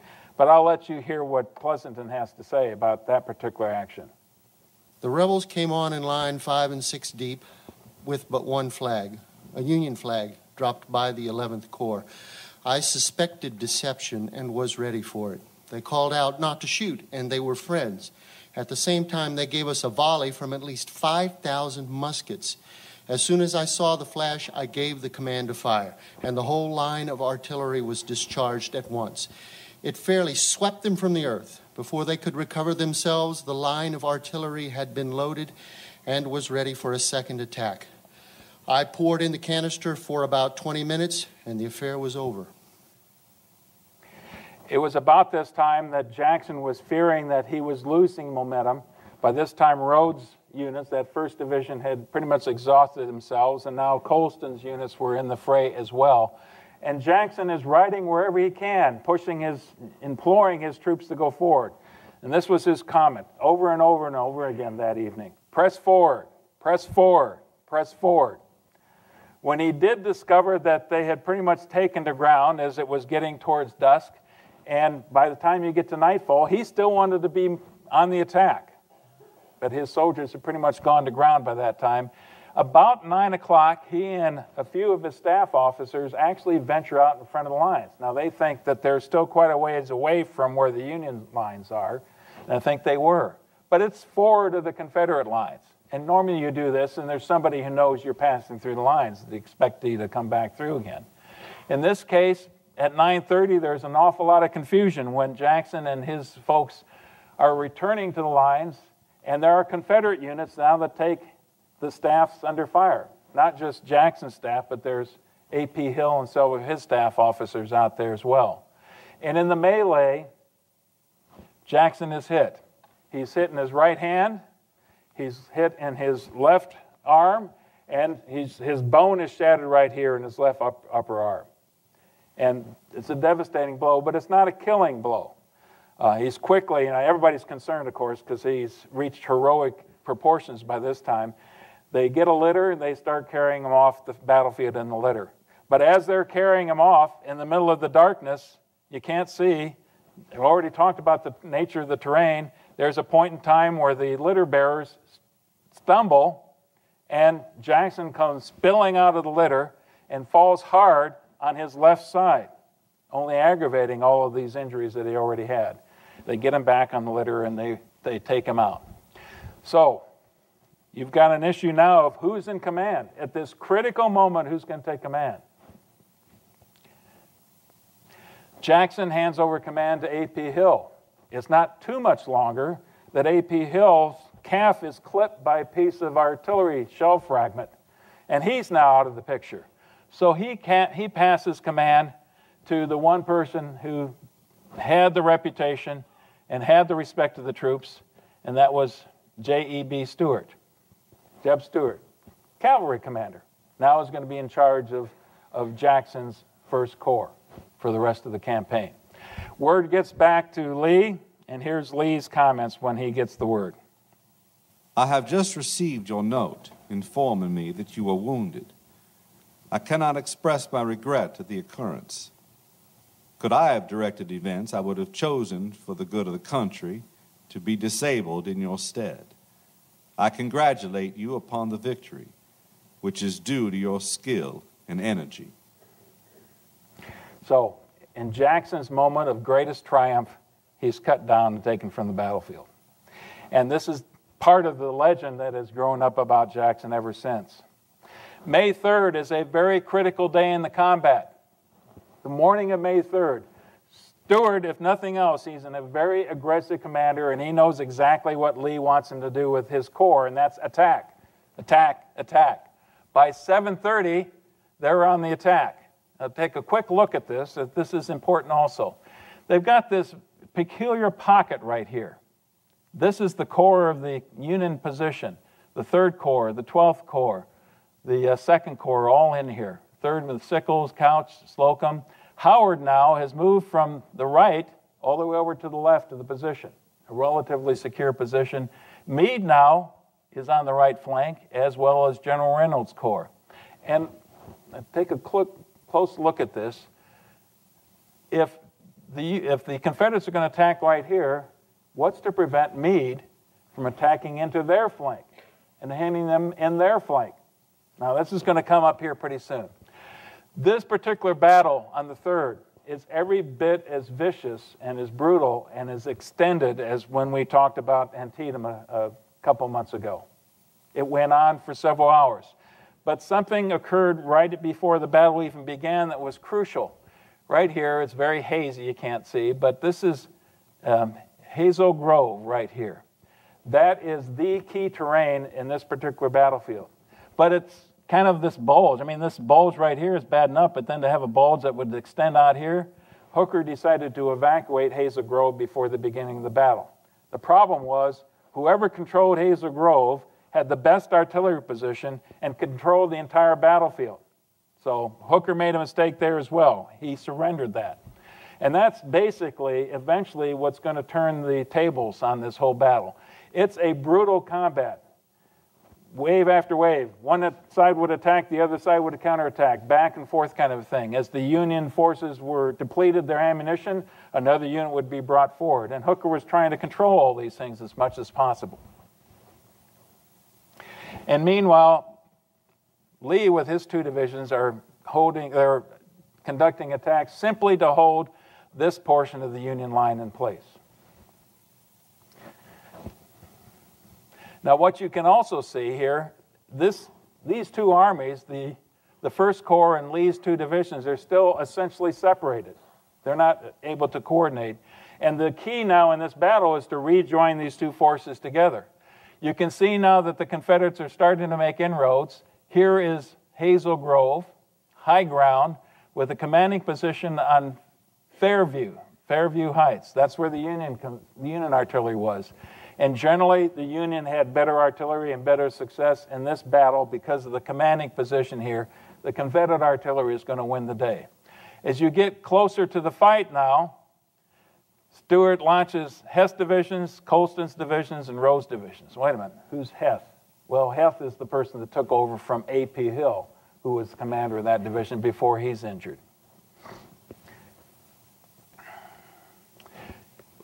Just a little bit later, a couple hours into the battle, in this crucial day, the Confederate artillery is taking fire from Hazel Grove, as I mentioned, and one of the places they're able to target is right here. That's Chancellor House. And by that time, the Confederates know that Chancellor House is the location of Hooker's headquarters. So why wouldn't you take that under fire as well? And the Confederates have a couple rifled artillery pieces that have the range to be able to do that. At 9:15, Hooker is just entertaining General Couch, who's coming to the headquarters to coordinate some units relocated. And he's standing close to a pillar right on the porch of the Chancellor's house when one of those rounds hits that pillar, splits it right open, and one side of that pillar comes crashing down on Hooker. So now Hooker is injured. The problem with, maybe this is part of the luck as well, the problem with Hooker's injury, there's no blood involved. Now we would understand this is a concussion, and that's a serious injury. He's knocked unconscious for a while, but eventually regains consciousness, and now there's confusion. Should he hand over command? Who should step forward in command? Couch is there. He's the logical person to take command, but he's a little bit hesitant because his commander's apparently, maybe he's okay. We're not quite sure. The fact of the matter is, for the rest of the 3rd especially, and you can make a good case for the rest of this campaign, Hooker is not the same. He had been affected by this concussion that he had just suffered. But it's a bloodless wound. The fighting goes back and forth. About this time, while there's still confusion over who should be stepping in command, remember on the Confederate side they had no confusion. It went from Jackson to A.B. Hill to Stuart in an easy succession, just like trained officers know should happen. That didn't occur on the Union side. 9:45, Meade sees, I got this perfect opportunity. The Confederates are attacking right across my front. I can attack my entire corps. We can bring in the First Corps behind us and get the Confederates in a flanking position, and that could make all the difference in the combat here. We could turn the tables on the Confederates. Hooker rejects that. Instead, he hands the command over to General Couch temporarily, but I want you to listen to the instructions that he gives Couch when he hands over command. I turn the command of the Army over to you. You will withdraw it and place it in a position designated on this map. So, did he turn over the command? No. That's just march orders. Take the Army, move them here. That whole cul-de-sac we were looking at before now, the Union Army is going to withdraw back away from that and retreat from Chancellor's House, which was already ablaze by that time anyway. And by 10 o'clock, now with the withdrawal of the Union forces, Lee is able to ride over to Hazel Grove, sees what an amazing location this is to observe the entire battlefield. And at that moment, this is his greatest moment of triumph, perhaps in the entire war. He's rejoined the two wings of his army, taken this incredible chance, and now it's worked to great advantage for him. Now, there's still a lot more of the battle to come, believe it or not. May 3rd, what's going on in Fredericksburg? Several times over the last couple days, Hooker had sent messages onto John Sedgwick directing him to take whatever action seems to be most appropriate, trying to encourage Sedgwick to attack against Mary's Heights, but giving him some discretion so he didn't have to do that. Sedgwick, kind of the George McClellan school, very cautious, not going to be willing to take big chances, never is willing to do that, not stick his neck out unless he's going to be directly ordered to do so. There's some confusion on the Confederate side. There was a moment in the battle when Colonel Colston, who I believe is Lee's chief of staff, sends out a confusing message to General Early, and Early's forces over here withdraw from the entire Fredericksburg area. And then they find out their mistake and quickly send them back. Well, it's in that point in time that the Union intelligence picked that up and thought the Confederates had evacuated the trenches, and it was the perfect opportunity for Sedgwick. And I think that got in Hooker's mind, and he always thought there wasn't much resistance there. So he expected Sedgwick to be able to attack across the river and then drive straight west into into Lee's flank. That never quite happened. Anyway, on May 3rd, Hooker finally is able to convince Sedgwick to attack. And there's only one division there. Remember, in Fredericksburg, the entire Confederate Army was there. The attack begins with Burnham's Light Division. That's still part of Sedgwick's corps. And they attack over here in the center of the Confederate lines and are repulsed. Same kind of thing that has happened in Fredericksburg. It looked pretty bad for them. But the next wave came in. And in this case, we've got it led by the 5th Wisconsin, still part of Burnham's Light Division, the 5th Wisconsin and a couple other regiments, against much lighter defenses up here. Now, quite frankly, Early didn't have a lot of troops in what we all know as the Sunken Road and the Stone Wall, the place where the Union forces had practically destroyed themselves in December. Much thinner, had Barksdale's Mississippians in here. But it's still a very tough position to take. And here's Colonel Allen's instruction, commander of the 5th Wisconsin. Boys, you see those heights? You've got to take them. You think you cannot do it, but you can, and you will. When the signal forward is given, you will start at a double quick. You will not fire a gun, and you will not stop until you get the order to halt. You will never get that order. You will not fire a gun. You will not stop to fire. So much of the time in the previous battle, the forces would lose momentum. When they would do the natural thing, they would stop, they would take the rifle, they would fire, and then they would reload, and there you have it, two sides just blasting it away at each other. So the order was not to stop, to keep going forward. The units suffered horrendous casualties, but they did breach the line. And once they got there, this is some of the carnage that they saw on the other side of the trench line in Mary's Heights. A couple very famous photos from the war itself. Okay, that means, again, in Hooker's mind, it should be easy now for Sedgwick to drive straight west and to attack Lee on the opposite side of the army. In fact, Early helped him out to a certain extent. He withdrew his forces straight south. But by that time, Lee knew what was going on. He had the advantage of interior lines, and he had shifted McLaws' division to meet Sedgwick on the road, that one road. And that McLaws extends his line quite far. And basically, General Brooks and his division essentially walk into a trap. They expected about a brigade there. They encountered a division of Confederates, and they went to ground pretty quickly. So the Union attack there is halted.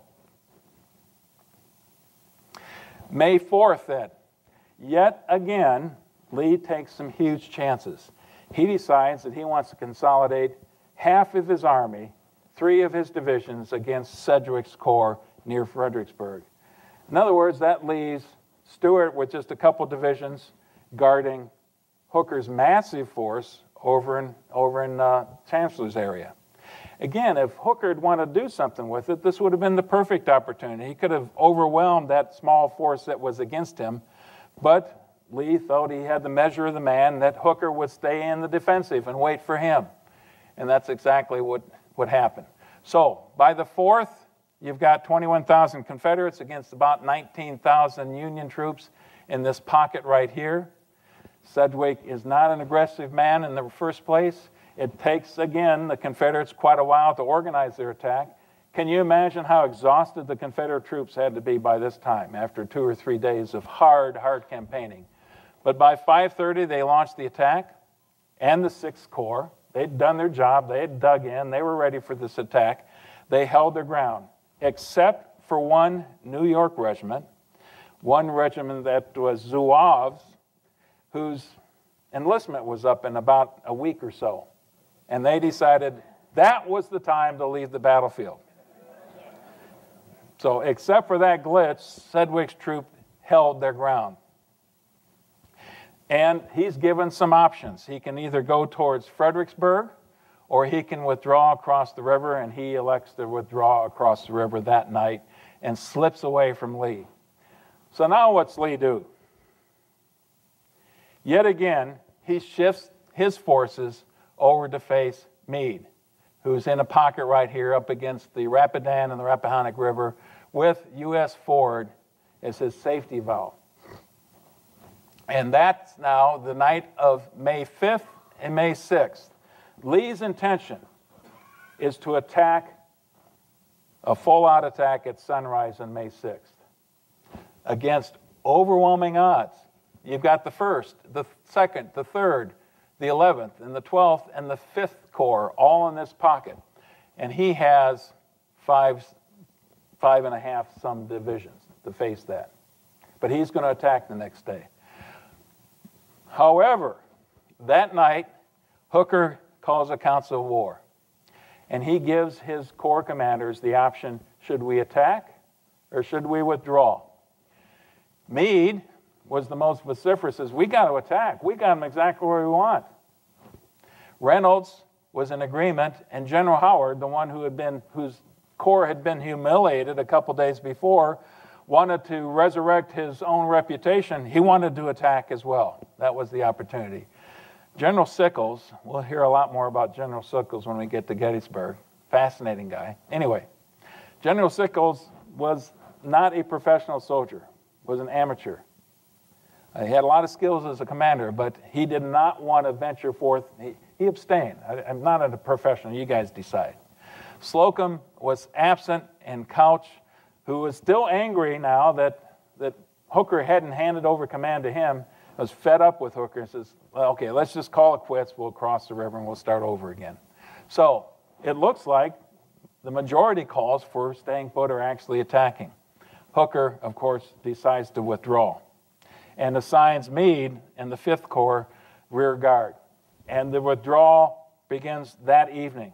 So a couple hours later, that night I should say, a couple hours later, very early on the morning of the 6th, Hooker crosses the river with the artillery, and by the time you get to early dawn, some of the remnants of the infantry are crossing the river as well, and they kind of catch the Confederates off guard. Lee wasn't quite expecting that to happen. He was bound and determined to attack, and was upset because he didn't have the chance to attack. Yet again, they'd been able to slip away. So, that pretty much ends the Battle of Chancellorsville. And here's the tally for it. Union killed, wounded, and missing, a huge number here missing,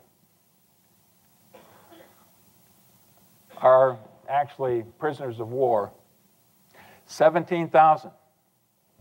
Confederates, 1,700. Actually, there's more Confederates who were killed outright in this battle than on the Union side. They won overall, but primarily because of this huge disparity in those that had been captured or missing. So you've got 30,000 in this one battle. Now, to put that into comparison, 23,700 at Antietam, the bloodiest one day of the war, but this is an extended campaign. It's much bloodier than Antietam. Casualties at Fredericksburg, 17,000, the majority of those being on the Union side. But here's the killer for the Confederates. 23% of the infantry in this one battle for the Confederates are casualties. 12 brigade commanders are either killed or wounded on the Confederate side. And then you've got Stonewall Jackson. And how do you compare the loss of Stonewall Jackson? The newspapers in the South over the next couple months were speculating what his one loss meant to the Army. 25,000, 50,000, the morale, the impact. Now, they could overplay that, but that was the impact that it had. It's the costliest battle of the war to date. The aftermath, then. Hooker, here's what he tells his soldiers. Now, take it for what it's worth. The Major General commanding tenders to this army his congratulations on its achievements of the last 7 days. If it has not accomplished all that was expected, the reasons are well known to the army. It is sufficient to say they were of a character not to be foreseen or prevented by human sagacity or resource. The events of the last week may swell with pride the heart of every officer and soldier of this army. We have added new luster to its former renown. We have made long marches, crossed rivers, surprised the enemy in his entrenchments, and whenever we have fought, have inflicted heavier blows than we have received. That's his official statement. His unofficial statement to General Doubleday later on was this. By this time, there was lots of rumors circulating around that he was drunk, that's what explained his strange behavior after he had a concussion. That's what had happened to him. But, the general must have been drunk. He wasn't. But here's what he told General Doubleday. For once, I lost confidence in Hooker, and that is all there is to it. Lincoln's response was, what will the country say? What will the country say? Lee's response, I think it's even more interesting. At Chancellorsville, we gained another victory. Our people were wild with delight. I, on the contrary, was more depressed than after Fredericksburg. Our loss was severe, and again, we had gained not an inch of ground, and the enemy could not be pursued. Now, you're going to hear echoes of his decision to go north, and eventually the north, and at least the Battle of Gettysburg. He'd let the enemy slip away. He kept hoping for this climactic battle. Jackson's death, part of the myth and the lore of Jackson is how he lived, but certainly how he died as well. He had his arm amputated, shortly after the battle, and it looked like it was going well, that he was recovering. And then after a few days, he got pneumonia, and he slowly but surely was slipping away and actually died on the 10th. Now, right before he died, his wife he'd always told his wife, I want to have a few hours to prepare to meet my Savior. I need to get my mind right to meet my Savior. So she went in and told him that he was dying. And his reported last words were, again, part of the lore of Stonewall Jackson, let us cross over the river and rest under the shade of the trees. And with that, he passed away. And a huge outpouring of grief throughout the entire Confederacy is response to that.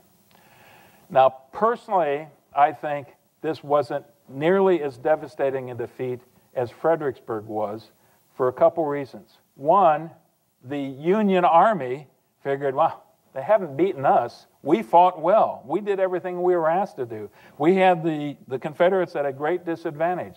It was our commanders who let us down. Hopefully someday we'll get a good commander that lives up to what we can accomplish. But another reason, I think, and I think a lot of the textbooks play this down too much, at the very same time in the Western theater, Grant is on the move. Grierson's raid had already accomplished quite a bit. Now, contrast Grierson's raid, which we'll hear about on June 13th, with Stoneman's raid. Grierson's raid was a great success. Stoneman did not live up to his expectations. And Battle of Port Gibson, what that meant was already on May 1st, in the midst of the Battle of Chancellorsville, finally, Grant had figured out a way to get south of Vicksburg and get behind the Confederates, and it looked like it was going well. His army was already advancing on Jackson at that time and had the Confederates at a disadvantage. So you can see good things are building in the West at the same time. There's another disaster in the East. Okay. I better go through this very quickly because it's already an hour and a half into it. I broke it down on Hooker's side at the strategic level and the tactical level. And the basic is, the strategic level is getting his army on the south side of the river in a perfect position to take on Lee. And in that case, it was a marvelous plan. It was offensive in nature. He used maneuver to his advantage. He was able to keep a secret from the Confederates and from northern newspaper reporters. It was certainly surprised when he was able to move that quickly. It had not happened before that time. Perhaps it was a little bit complex. The big problem was expecting Sedgwick to do what you hoped he would do over in Fredericksburg, and Stoneman to do what he should have been doing on the raid in the South. Once it got to the tactical level, it all breaks down. You go from the offense to defense. Offense, again, is a principal war, not defense, and Hooker surrenders the initiative. That's the overriding thing you should take away from this. The challenges of unity of command. He kept command, and yet he always gave these vague instructions to people like Sedgwick. What should you do? He didn't maneuver. He sat and waited for the enemy to attack, and he didn't use his force as well. On the other side of the ledger, you can go practically down every single one of these points in the principles of war and give Lee a big plus for what he accomplished. And yet, there were plenty of opportunities for Lee's whole plan to fall apart if only he'd had an aggressive commander on the other side who called his bluff. So, offensive, no question about it. Lee was always going to look for the offensive, as was Jackson, as was Jubal Early, for that matter. They were offensive-minded commanders, as was Stuart. Maneuver, Lee had the advantage of interior lines, means he could move from here to here much quicker than the Union could move from here all the way over here. Remember that delay that Reynolds had in moving like that. Mass and economy of force.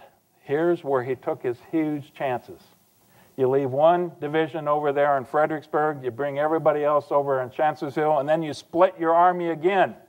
This defies every axiom of warfare. You're not supposed to be able to get away with this. But he managed to do it. So, Lee violates a basic axiom of war when he divides his small army in the face of a superior enemy But it all comes down to reading Hooker's mind and knowing what Hooker wanted to do. So he's victorious. Okay. Whew. Questions?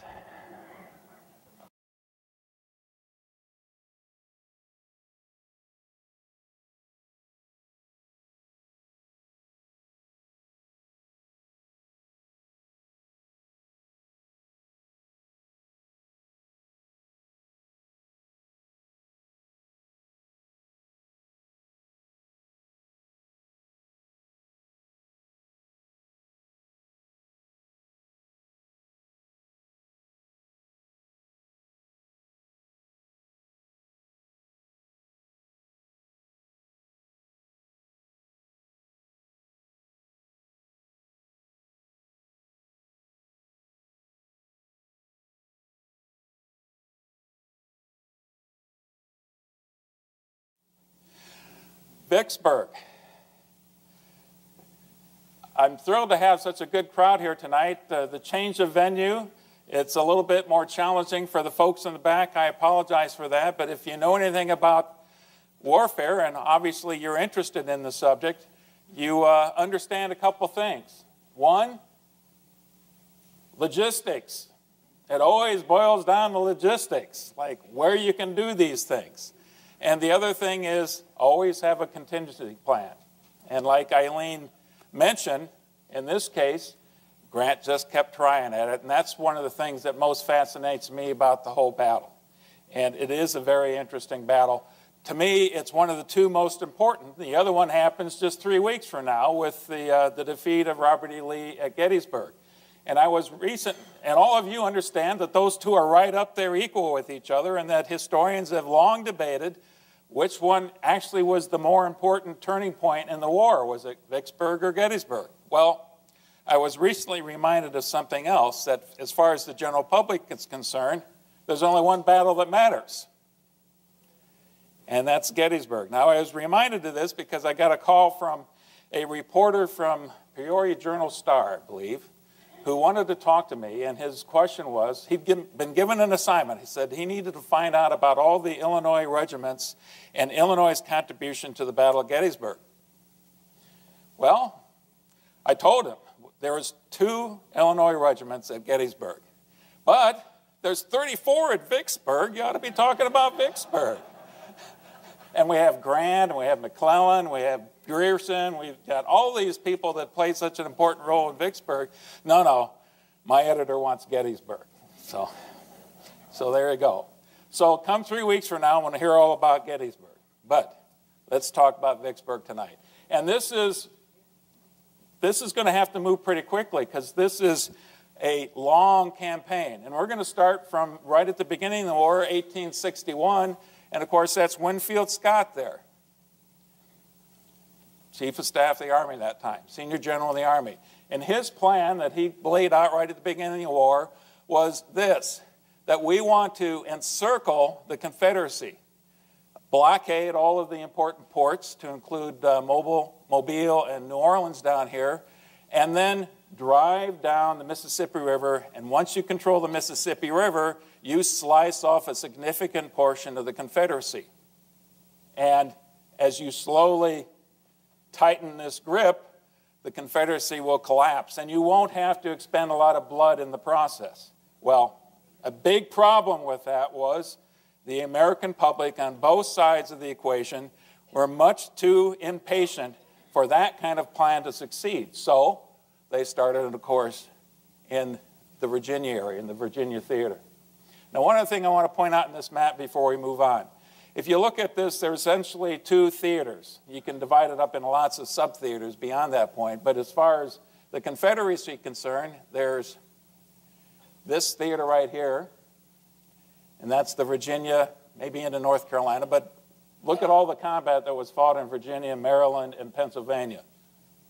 And those are the battles that we seem to know quite a bit more about. And then there's the entire rest of the Confederacy. And look at this.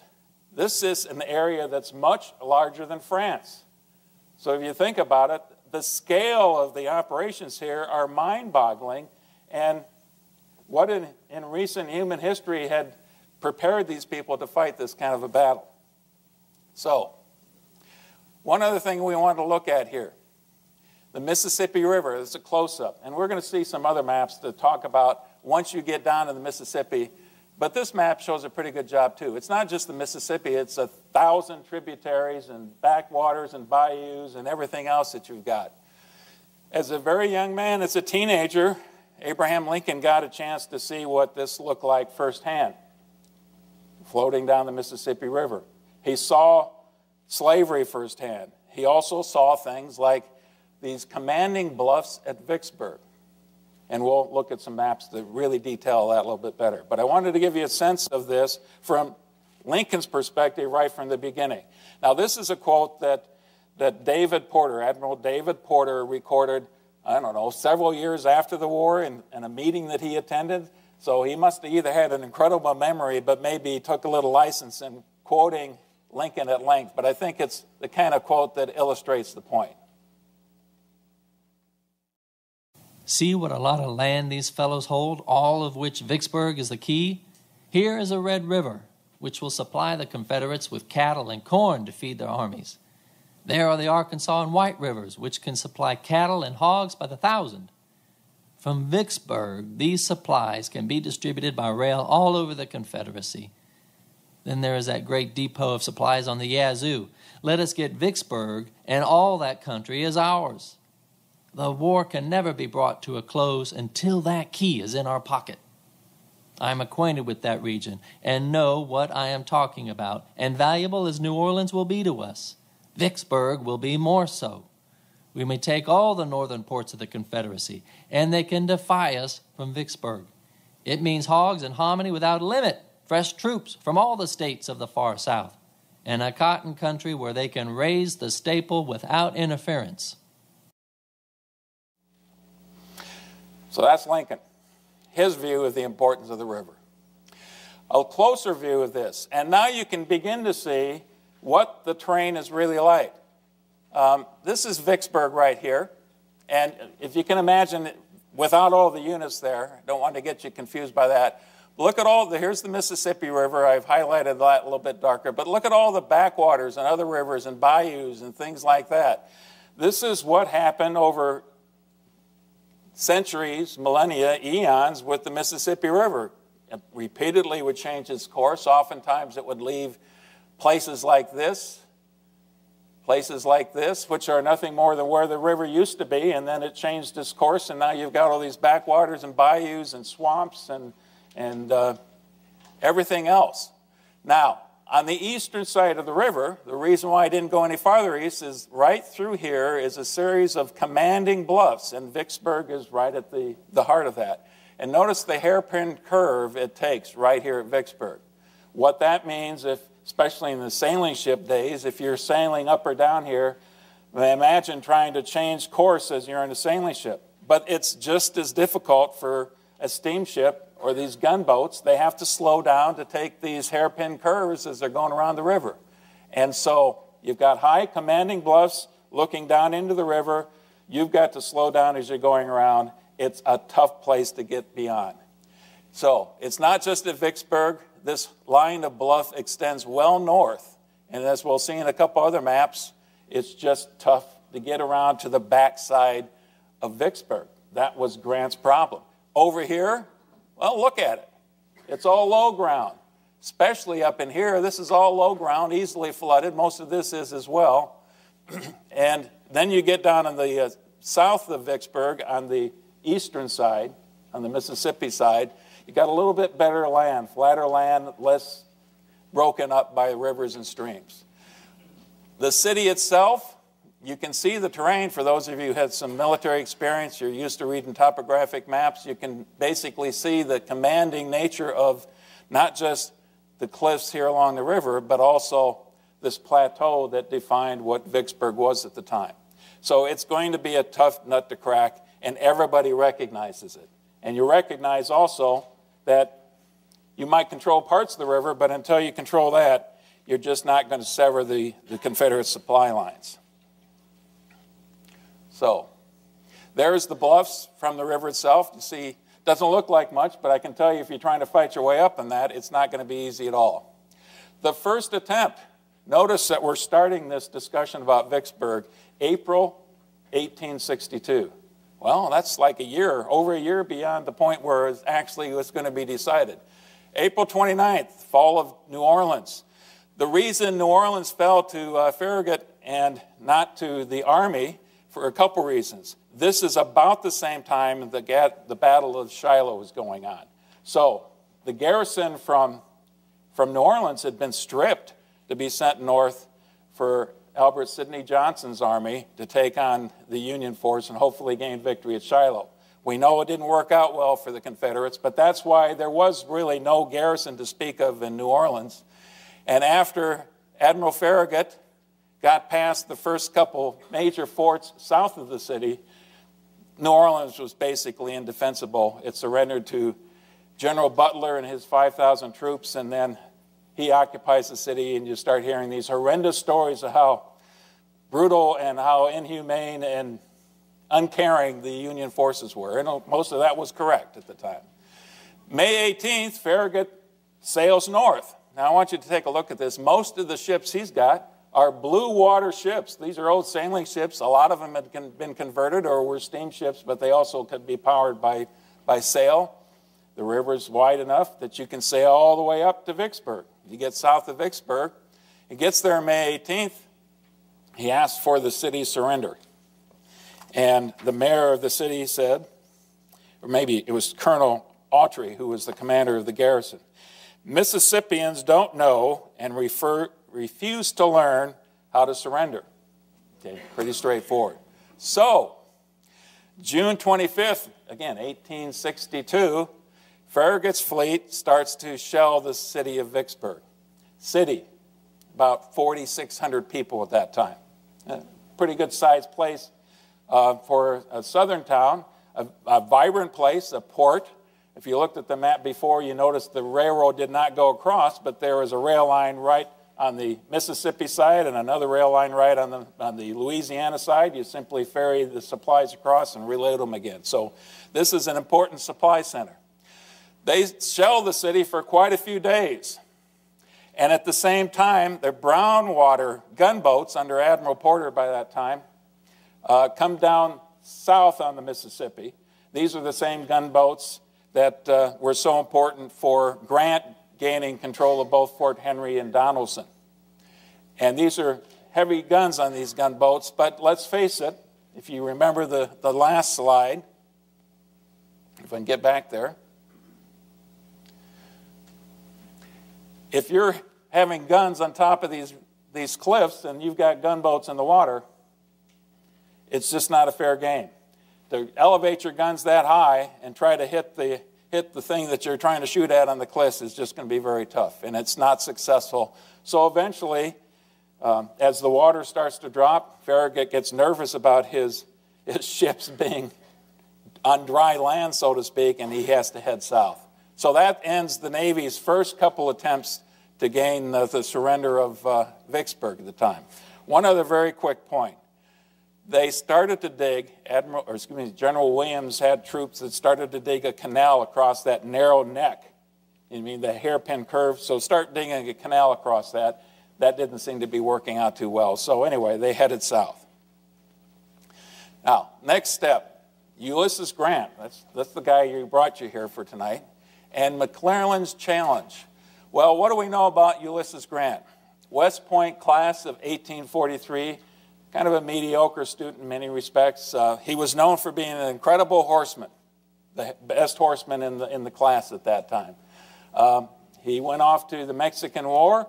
He had some success in the Mexican War, saw action with Scott as Scott drove towards Mexico City. And one of the things that he noticed during that campaign was that General Scott, the same Winfield Scott who was still in charge of the Army 20-some years later, decided to cut his supply line and march across Mexico to capture Mexico City. That was audacious stuff at the time. You don't cut yourself off from your supply line, but Scott did it. He got away with it. And, of course, that's something that Grant files away. After the war, he's a failed businessman. Most of us know the story. He ends up being in charge of one infantry regiment, and because he's a fighter as well, has one of the first actions at the Battle of Belmont in the Western Theater and gradually moves his way up. Now, we know about Henry and Donelson, great success at Donelson. And then at Shiloh, his reputation after that was severely damaged. Rumors about him drinking. Why was the Army not prepared that first day? Why did Johnston's forces surprise him so badly? And even though they won the battle on the second day, he was kind of in the doghouse, so to speak. And he was relieved by General Halleck, who replaced him. And it was General Halleck that then took the city of Corinth, the very important rail center that was just a few miles south of Shiloh. Well, how about this other guy, John McClernand? Another Illinoisan, a good friend of Abraham Lincoln, a fellow lawyer and a politician. So he shared some things in common with Lincoln. They knew each other well.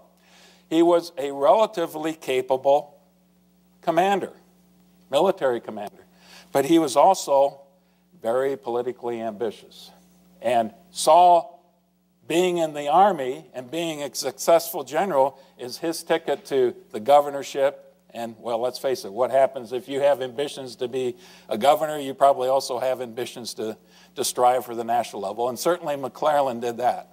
So after Shiloh, Halleck replaces Grant until a couple things are happening in the Eastern Front.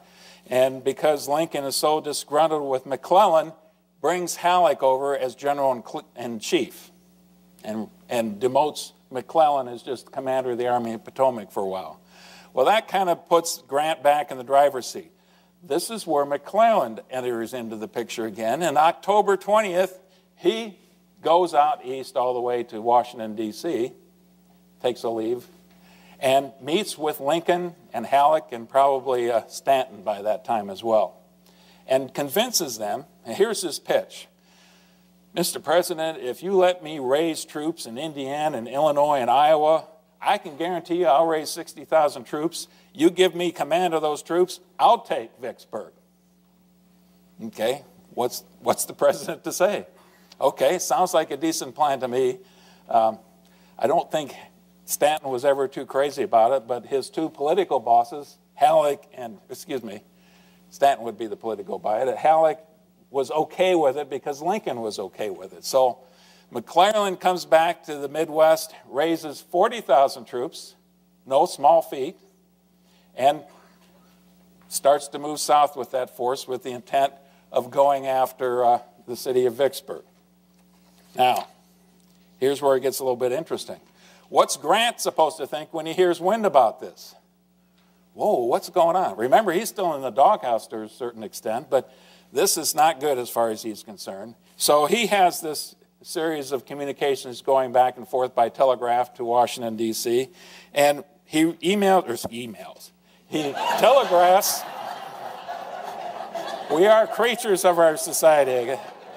He telegraphs Grant and says, I might never get back again.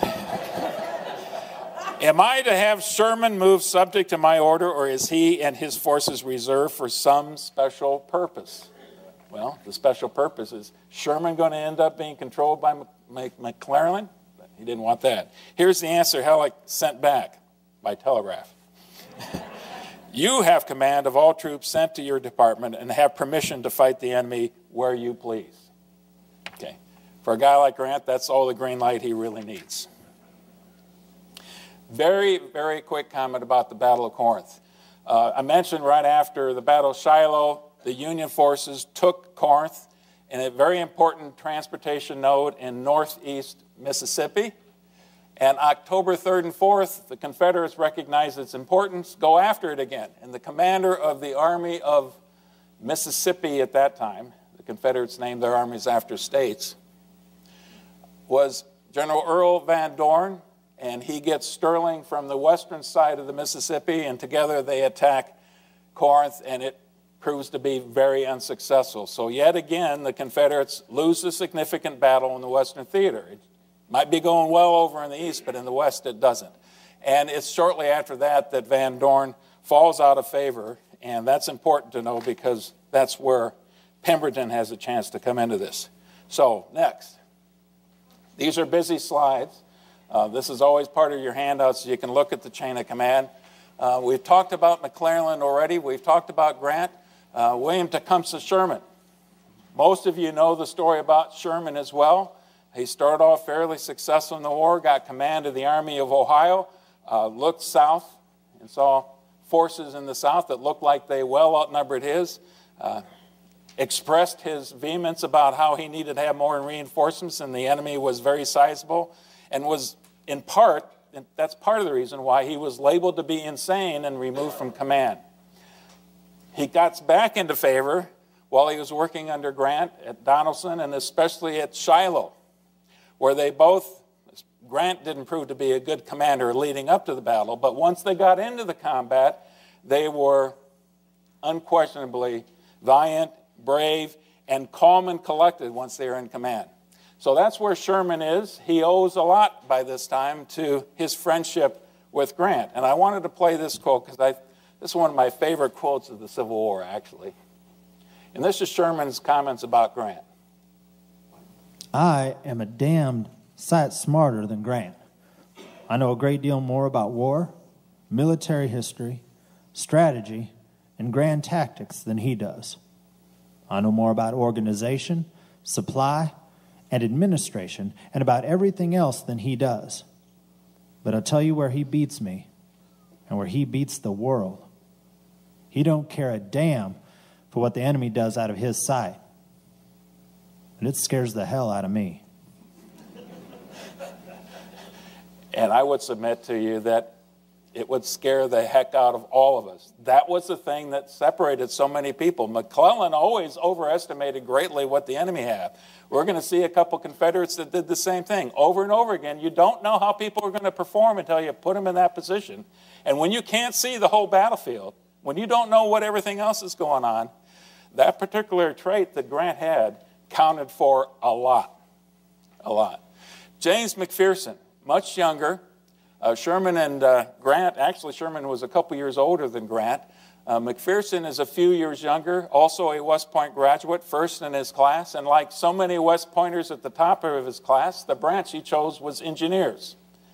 But he's spotted by Grant early in the war, and Grant keeps elevating him up because he's obviously a young man with a great amount of potential. So he has command of the 17th Corps. I've got this 9th Corps down at the bottom. You might remember hearing about the 9th Corps in Virginia. That's Burnside's old corps. And by this time in the war, they were starting to move west. But they're in a box down below because for most of this campaign, they're out of the picture. It's only at the end when the siege of Vicksburg occurs that that's going to happen. The cavalry is really not something that Grant has much control on, and he's not going to have much cavalry through this entire campaign. But it's significant to note, and I put down here, even though it's not assigned to his army, Benjamin Grierson and that cavalry raid is going to be incredibly important to the success that Grant will have later on. And one final note, it would be remiss of me to leave out the Navy out of this deal. And I wanted to talk about Admiral David Porter. David Porter is not an Annapolis grad. When he was coming up through the Navy, I don't know there was an Annapolis. Maybe he missed it by a few years. His father was a War of 1812 naval hero. And he basically grew up on a ship, cabin boy kind of stuff. Fought in the Mexican War in the Navy, worked his way up. And like so many people who are not West Point or Annapolis trained, he had a healthy suspicion of West Pointers. But he liked Grant, and he decided that Grant was the guy who could help him win the battle, win Vicksburg. And he also decided that McClellan was not a guy to be trusted. So that's a little bit more about Porter. And the relationship between Grant and Porter was solid all the way through this engagement. Okay. On the Confederate side, two people I wanted to talk about here, obviously the two most important. And I think it's important for us also to recall, or to keep in your mind, that primarily we're going to be talking about this side of the equation right here. General Pemberton and the 5 divisions that he controlled. But I want to start with a little bit about Joseph E. Johnston. You should remember Joseph E. Johnston from our discussion about the first Bull Run, because it's Beauregard, and then Johnston's bringing forces in late. Johnston takes control of the overall battle, and the Confederates win that battle. He then goes and fights McClellan as McClellan's fighting in the Peninsula Campaign up towards Richmond, and that's a long campaign, but Johnston is steadily withdrawing towards Richmond through the whole thing. At the Battle of Seven Pines, Fair Oaks, he is seriously wounded. And it's that point in time when Robert E. Lee takes over the Army of Northern Virginia. And for the next many months now, Johnston is going to be recovering from his wounds in Tennessee. But it's about this time that Johnston now is given command by President Davis, Jefferson Davis, of the entire Western Theater. That includes Braxton Bragg in Tennessee. That includes the Army of Mississippi, which is the one that's guarding Vicksburg. And it includes Kirby Smith on the other side of the Mississippi River. That's a huge expanse. The person who is going to take over from Van Dorn is Lieutenant General John Pemberton. Pemberton's background is, I think he had a little bit of action. Well, he came up through the Army like most others. He saw some action in Mexico. He missed most of the early actions of the Civil War, had the important position down in the South Carolina coast and Charleston area of commanding the garrison there along the coastline from incursions by the North and the blockade that's going on. There was a point in time that Pemberton made the statement, here's an unpolitic kind of thing to say, that his army was more important than the city of Charleston. If one had to be sacrificed, it would have to be Charleston. Well, the city leaders of Charleston had a different notion about that thing, contacted Davis. Davis basically relieves him. And what happens so oftentimes when somebody is relieved for awkward reasons, what do? You promote him, yeah. So he gets sent to the west, gets command of the Confederate Army of Mississippi, and now people are scratching their heads, well, he really hasn't had a lot of field experience. How did he end up here? I'm not trying to cast aspersions on the gentleman's courage or anything like that. I'll let you figure that out as we go through here. But that's how he ended up in the Army of Mississippi. There was a small river defense force. These are big guns. These aren't the kind that you can put behind a wagon and haul anywhere. They're siege guns. And then he has really no cavalry to speak of. So you don't see any line extending down here. But there are 2 brigades. Early in this campaign, you're going to see that Van Dorn, he was demoted, but gets a cavalry command under Pemberton. That'll be important. And then you've got Johnston's forces. And this is very much in flux, as you'll see as we go through here. There really isn't much there at the beginning. Okay, I'm afraid I'm probably talking too much here, but let's move on. Grant's initial plan in late 1862, we're talking November, December time frame, basically 2-front strategy. He wants to drive down this rail line. Here's Corinth right up here. It's very close to, there it is. It's very close to the Tennessee border. So Grant's going to come down this rail line here towards all the way down to the point where you can get to Jackson and then take a right-hand turn and go to Vicksburg. But look at how long that supply line would be and how tenuous that supply line is going to be. And at the same time, he wants to send Sherman down. And here's the plan. You keep Sherman busy, then McClellan can't get his hands on Sherman. Have him go all the way down and attack at Chickasaw Bluffs, Chickasaw Bayou, right down here on the north side of Vicksburg. Those 2 things are supposed to happen simultaneously. Well, Grant gets down to Jackson. He gets down to Hollow Springs. And then he keeps moving south. But at this time, Van Dorn now, in his cavalry unit, moves north and cuts the supply line here at Holly Springs, I believe is the name of it. Holly Springs. And that happens on December 20th. And this is a huge supply base. It's going to allow Grant to continue his drive south.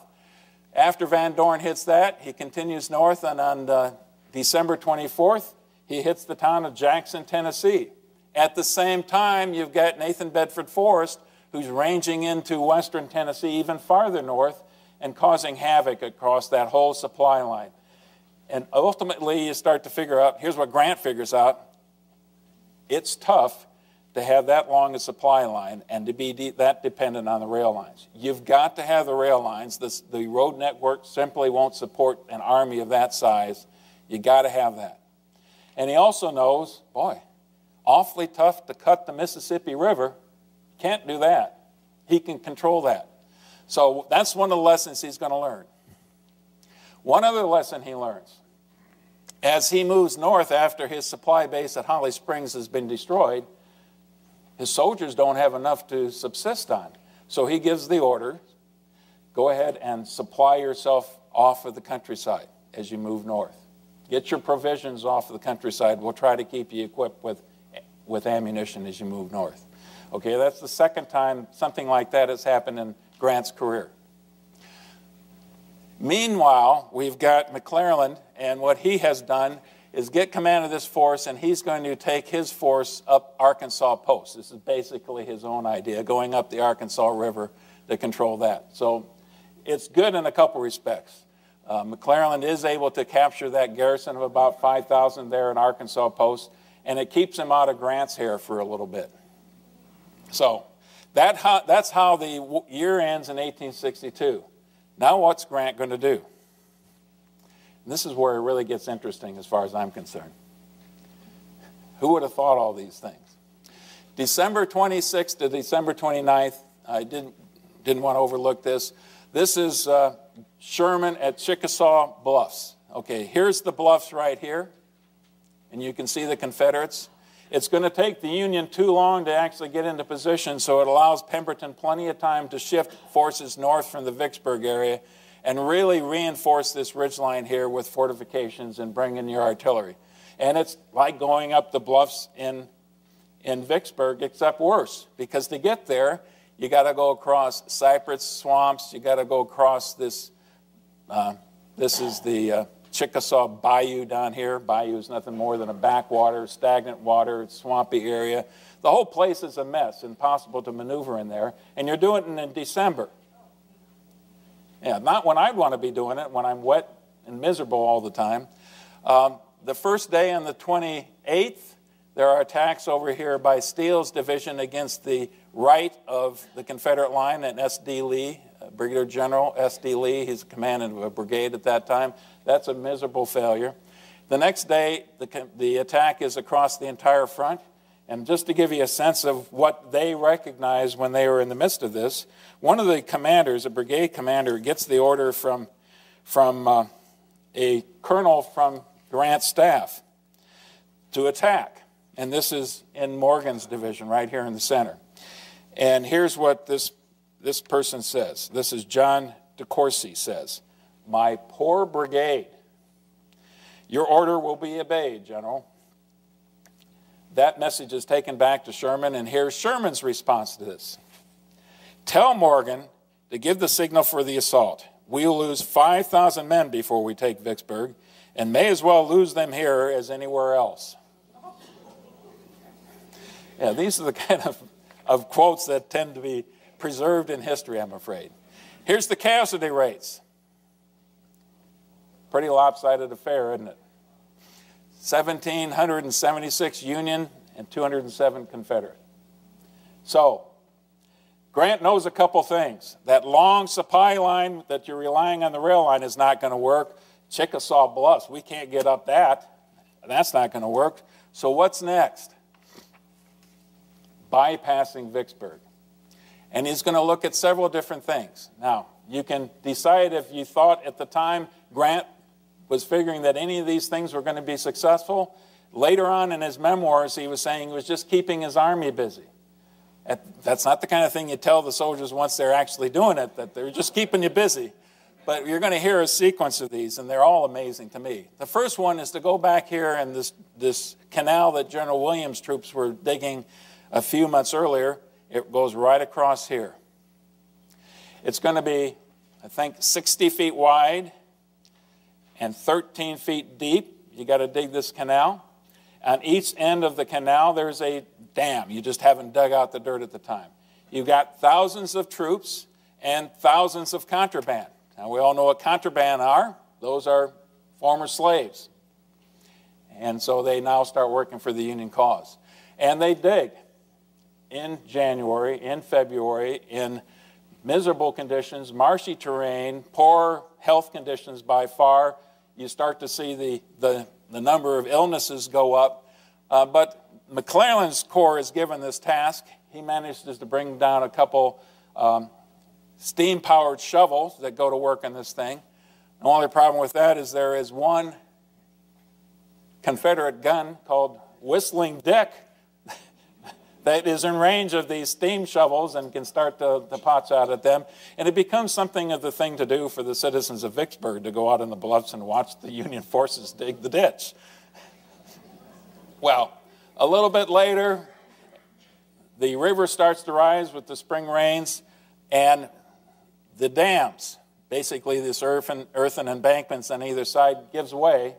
And what was supposed to happen when that occurred was that the river would rush through there and scour off the rest of the canal, and then you can get past. Well, all it did is it basically flooded this whole area around here. And they figured, well, the Mississippi doesn't want to go in there. You know, why would the Mississippi suddenly take a right-hand turn instead of, I think physics will tell you it's just going to keep going around this way. And that's what happened with this particular attempt. The next one, to dig a canal around Lake Providence. Now get a scale of this. Here's this first canal right here. There's Vicksburg. There's this first canal. So way upriver, they're going to cut a canal from the river to Lake Providence. And there was something of a dam there. And this used to be, the reason this lake is here, because that used to be the way the Mississippi River went. Now the problem wasn't so much right through here. The problem was from here to what you see on the map here is Bayou Marone. I just think the Macon Bayou, I think the names here are important. Here's what they wanted to do, what the Union wanted to do. First of all, they had to dig to Lake Providence. Then they had to connect to Bayou Baxter, and that's basically the stretch right here. That was the big problem area. Once they got there, they can hook up with Macon Bayou, and then the Tensas River, and then the Red River, and then the Mississippi River. That's a couple hundred miles or more. And that would put them well south of Vicksburg, and in fact, just a few miles north of Port Hudson, which was the other big, heavily defended spot on the Mississippi River. And then the Union could go either direction here. The problem was right through here in this stretch. And McPherson is given in charge of this. He's the excellent engineer of the group, and he does very well. One of the problems, though, is that this bayou that's between Lake Providence and right here is basically a cypress swamp. So how do you get rid of these huge cypress trees? You chop them down, and he designs this special saw that was basically a curve, and you hook it up on your steamships and just kind of saw back and forth like this until you saw those stumps out of the water line, and then you can move forward. So an engineering feat. He is relatively successful and actually can say by March 18th that he has successfully established this link to the south, but it's tenuous at best. And look at this. This is, in general, Confederate-controlled territory. How hard is it going to be for the Confederates to take pot shots at anybody going down here for the entire length of this? We're not talking about anything close to the size of the Mississippi. So Grant eventually abandons that. Now, these things are kind of going on at the same time in many respects. So that's the second way of bypassing. The third is the Yazoo River bypass. This time, instead of going south, we're looking way north. And you look right here, Moon Lake. Was this, for many, many decades, was the way that the Mississippi River would go. It would the main channel here, but a by-channel would go down through here that would eventually end up in the Yazoo River. And a lot of these cities along through here made their livelihood by trading on the river system. And of course, it eventually empties back into the main Mississippi River, of course, right here. But the citizens of Mississippi, I think, had made this huge dike right here, about 100 feet wide and 18 feet high. That was an awful lot of labor back in those days, I would think. That prevented this because there was problems with flooding every year. Well, the Union decided that maybe if we blew that dike open, we can get down this way and eventually hook up into the Yazoo River. Now you got to look at the names of here again. The Coldwater, and then you've got the Tallahatchie River emptying into yeah, that rings a bell. That name's familiar, isn't it? Try not to hum that tune now for a while. Then you get to the Yallabusha River, and by the time that empties into the Yazoo, you've got a fairly sizable navigable river. Well, right there is where the Confederates got wind of this and built Fort Pemberton. The problem at the Union encounter is it's very slow going for Porter and his gunships and steamships and paddle wheelers that they're using for personnel transports to go down this pass. And especially in this upper area, look at the kind of things that they encounter. Well, what are the Confederates to do? They got plenty of trees that you can chop down and throw across the river. And that causes the Union to slow down. You can sink things in the middle of the river. You can set up snipers, but the first two are especially important. And what the Union found is the deeper they got into this, all these overhanging branches would just rip the superstructure off these ships right off the decks. Strip it right off. They get down to Fort Pemberton. General Loring is in charge of the defense, and it does not go well for the Union forces there. And eventually, the whole thing has to be turned around and go back up the river. So there's the third one, and that doesn't work. Now, the fourth one perhaps is the most interesting one. When they opened up this dike, this flooded the whole area. And Porter noticed that, holy cow, and it's springtime now, heavy rain, springtime, they've opened up the dike. I should have mentioned earlier, there was a 9-foot difference between the Mississippi River and the dike below. Can you imagine the water rushing through when they blew that dike? There'd be an engineering thing to see. But this whole area had been flooded so much that Porter decided he could just sail his gunships and follow by Sherman's troop ships right up through here, right up through the Steel Bayou, and then hook up into the Sunflower River and then work his way south to the Yazoo River, and then they could get down here to Haynes Bluff, which is the place they've been trying to get to all along. Okay, so they try that. And that seems to be going well. You know, you're sailing on your gunboats and you see these trees that are submerged by 15 or 20 feet of water, and they're fairly well spaced apart. But what happens when you go farther north? Gets a little bit shallower, it gets a little bit closer. You got the same problem they had coming down the Yazoo from the other direction, except in this case, all this floodwater. What happens to all the animals when they're flooded? Where do animals go? They go to higher ground. Well, a lot of them went into the trees. So as they are going up here, and this happened in the troop ships especially, it starts to rain varmints, is how they put it. It got so bad that they would have soldiers on these ships with brooms so they could sweep the animals off. And what kind of animals would you expect they'd have? Well, snakes. Yeah, see, the ladies jumped right on that one. I would think squirrels don't need the help. They can stay in the trees. But other animals ended up in this. Possum, just about everything. Wildcats, lots of snakes, lots of cockroaches, especially when you bump these ships into this. Oftentimes you'd have the ship bump into a tree and it just kind of slowly falls over. And the animals come raining down on them. So that doesn't do too well, especially when they get about this range right here and they find out they've got willow thickets and there's just no way these gunboats are going to get in there. They're really bogging down by this time, and it's at that location that the Confederates are there to greet them. And so the whole thing has to be turned around. Now, by this time, that's not an easy thing for these ships to be doing, is turning around in very confined quarters. But they end up coming back down again. So that's how it's working so far for Grant's experiments. That gets us up to about March time frame. And all of these things have been failures. Imagine yourself now, you're a journalist or a politician, and you're looking at all of this with a critical eye. What are you thinking about Grant by this time? Holy cow, this guy is something else. It's not working at all. One of the Union soldiers was captured, if I can find that quote here quickly, and he's being questioned about this whole operation, and one of the Confederates who had captured him says, "Hasn't that old fool tried this ditching and flanking 5 times already?" And the answer was, yes, but he's got 37 more plans in his pocket. Yeah, you don't want to give him any credit here. Now we get to what Grant sees as a much more viable alternative in the spring of 1863. He now plans, and still getting below Vicksburg, getting to better land where you can get off.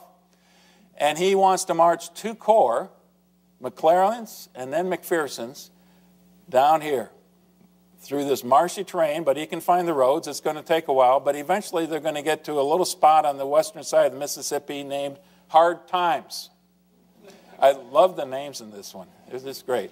And right across is the city of Grand Gulf, which is a heavily fortified position. Well, they didn't know it at the time it was going to be that heavily fortified. The plan was to get to Hard Times, to get gunboats to run past the fortifications of Vicksburg, and then ferry the troops across here. At the same time, there's going to be 2 distractions going on. One is going to be Sherman up here in the same place in the Chickasaw Bayou area is going to have a feint to draw the Confederates away in that direction, and then Grierson's raid, which we'll get to in just a minute. And Pemberton's trying to figure all this out. In fact, for a while, Pemberton and the whole Confederates thought the Union had finally given up and they had gone north, and they're going to forget about this whole nonsense. So on the evening of April 16th, the citizens of Vicksburg are celebrating. They have a grand ball in the town, and it's that day that the first part of Grant's plan is going to be executed, and that's to run past the guns of Vicksburg. This, they knew, was going to be a very dicey affair.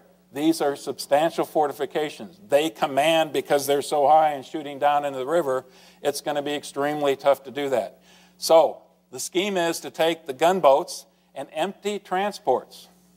They're empty because Grant is marching his troops overland to get down to the south. But you need those troop ships, those transports, to ferry them across the Mississippi. So you lash the troop ships on the side of the gunboats. You fortify the troop ships, especially with bales of cotton, anything you can, so you can prevent that plunging fire to get into them. And then you race across. You do this at night. That was the plan. You hug as closely as you can to the Louisiana side of the river, unless and until you're spotted by the Confederates. And then the safer side of the river to be is very close to the bluffs of Vicksburg, because they can't possibly crank their guns down that far. That's the plan. It goes pretty well until they make the turn around DeSoto Point, and they are spotted by the Confederates. The Confederates quickly figure out they got to get across the river or alert people on the other side of the river, who start torching houses on the Louisiana side of the river and put out tar pots on the Louisiana side. So now you've got the Navy fleet that's going by perfectly silhouetted on the river, and it ends up being a turkey shoot. But what they found out was it was very successful. There was only minimal damage to the Union ships getting past. So it worked. They got their troop ships south. They got the gunboats south. It would be a different factor to go north again. So to a certain extent, Grant is committed to this. There's no going back now. On the 22nd, they try the second time. And this time, they have a little bit less success, but they are able to get mostly, these are transports that are going by. And part of what gets by now is 600,000 rations.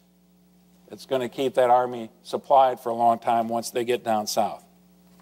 So they've gotten past this. Grierson's raid. They're celebrating this weekend or last weekend? This weekend over in Jacksonville. Benjamin Grierson, favorite son. Colonel Benjamin Grierson, a musician, a shop owner from Jacksonville, Illinois. As a young boy, he was kicked by a pony, so he didn't really like horses that much. But I don't know how he ended up in the cavalry, but that's the way the Army works, isn't it? He ended up in the cavalry and did very well for himself, had experience going after Nathan Bedford Forrest in a couple campaigns. So he is selected by General Hurlbut, and certainly got the blessing from General Grant, to lead this raid. And here's Grant's instructions to Grierson. Do all the mischief you can. It's pretty general, broad marching orders, if you will. He's going to start from LaGrange, Tennessee, right up here, and the plan was to move south to get down here to Newton Station, destroy this important rail center at Newton Station. Here's Jackson, here's Vicksburg. So this is going to sever that supply line for the Confederates, and then somehow, after that, make your way up through Alabama and get up north again. That was the original plan. So Grierson goes south with 3 regiments, 2 from Illinois, 1 from Iowa, and gets down to this vicinity and sends, I think, the Iowa regiment back north. It's kind of hard to see it, but this is their route as they go back up north. Part of the intent was to deceive the Confederates. So you're going to ride right over your hoof tracks in the road and make the Confederates think that the whole thing has gone north. But they continued south. One of the problems the Confederates have at this time is they really have no cavalry of their own. And you might say, well, what's going on with that?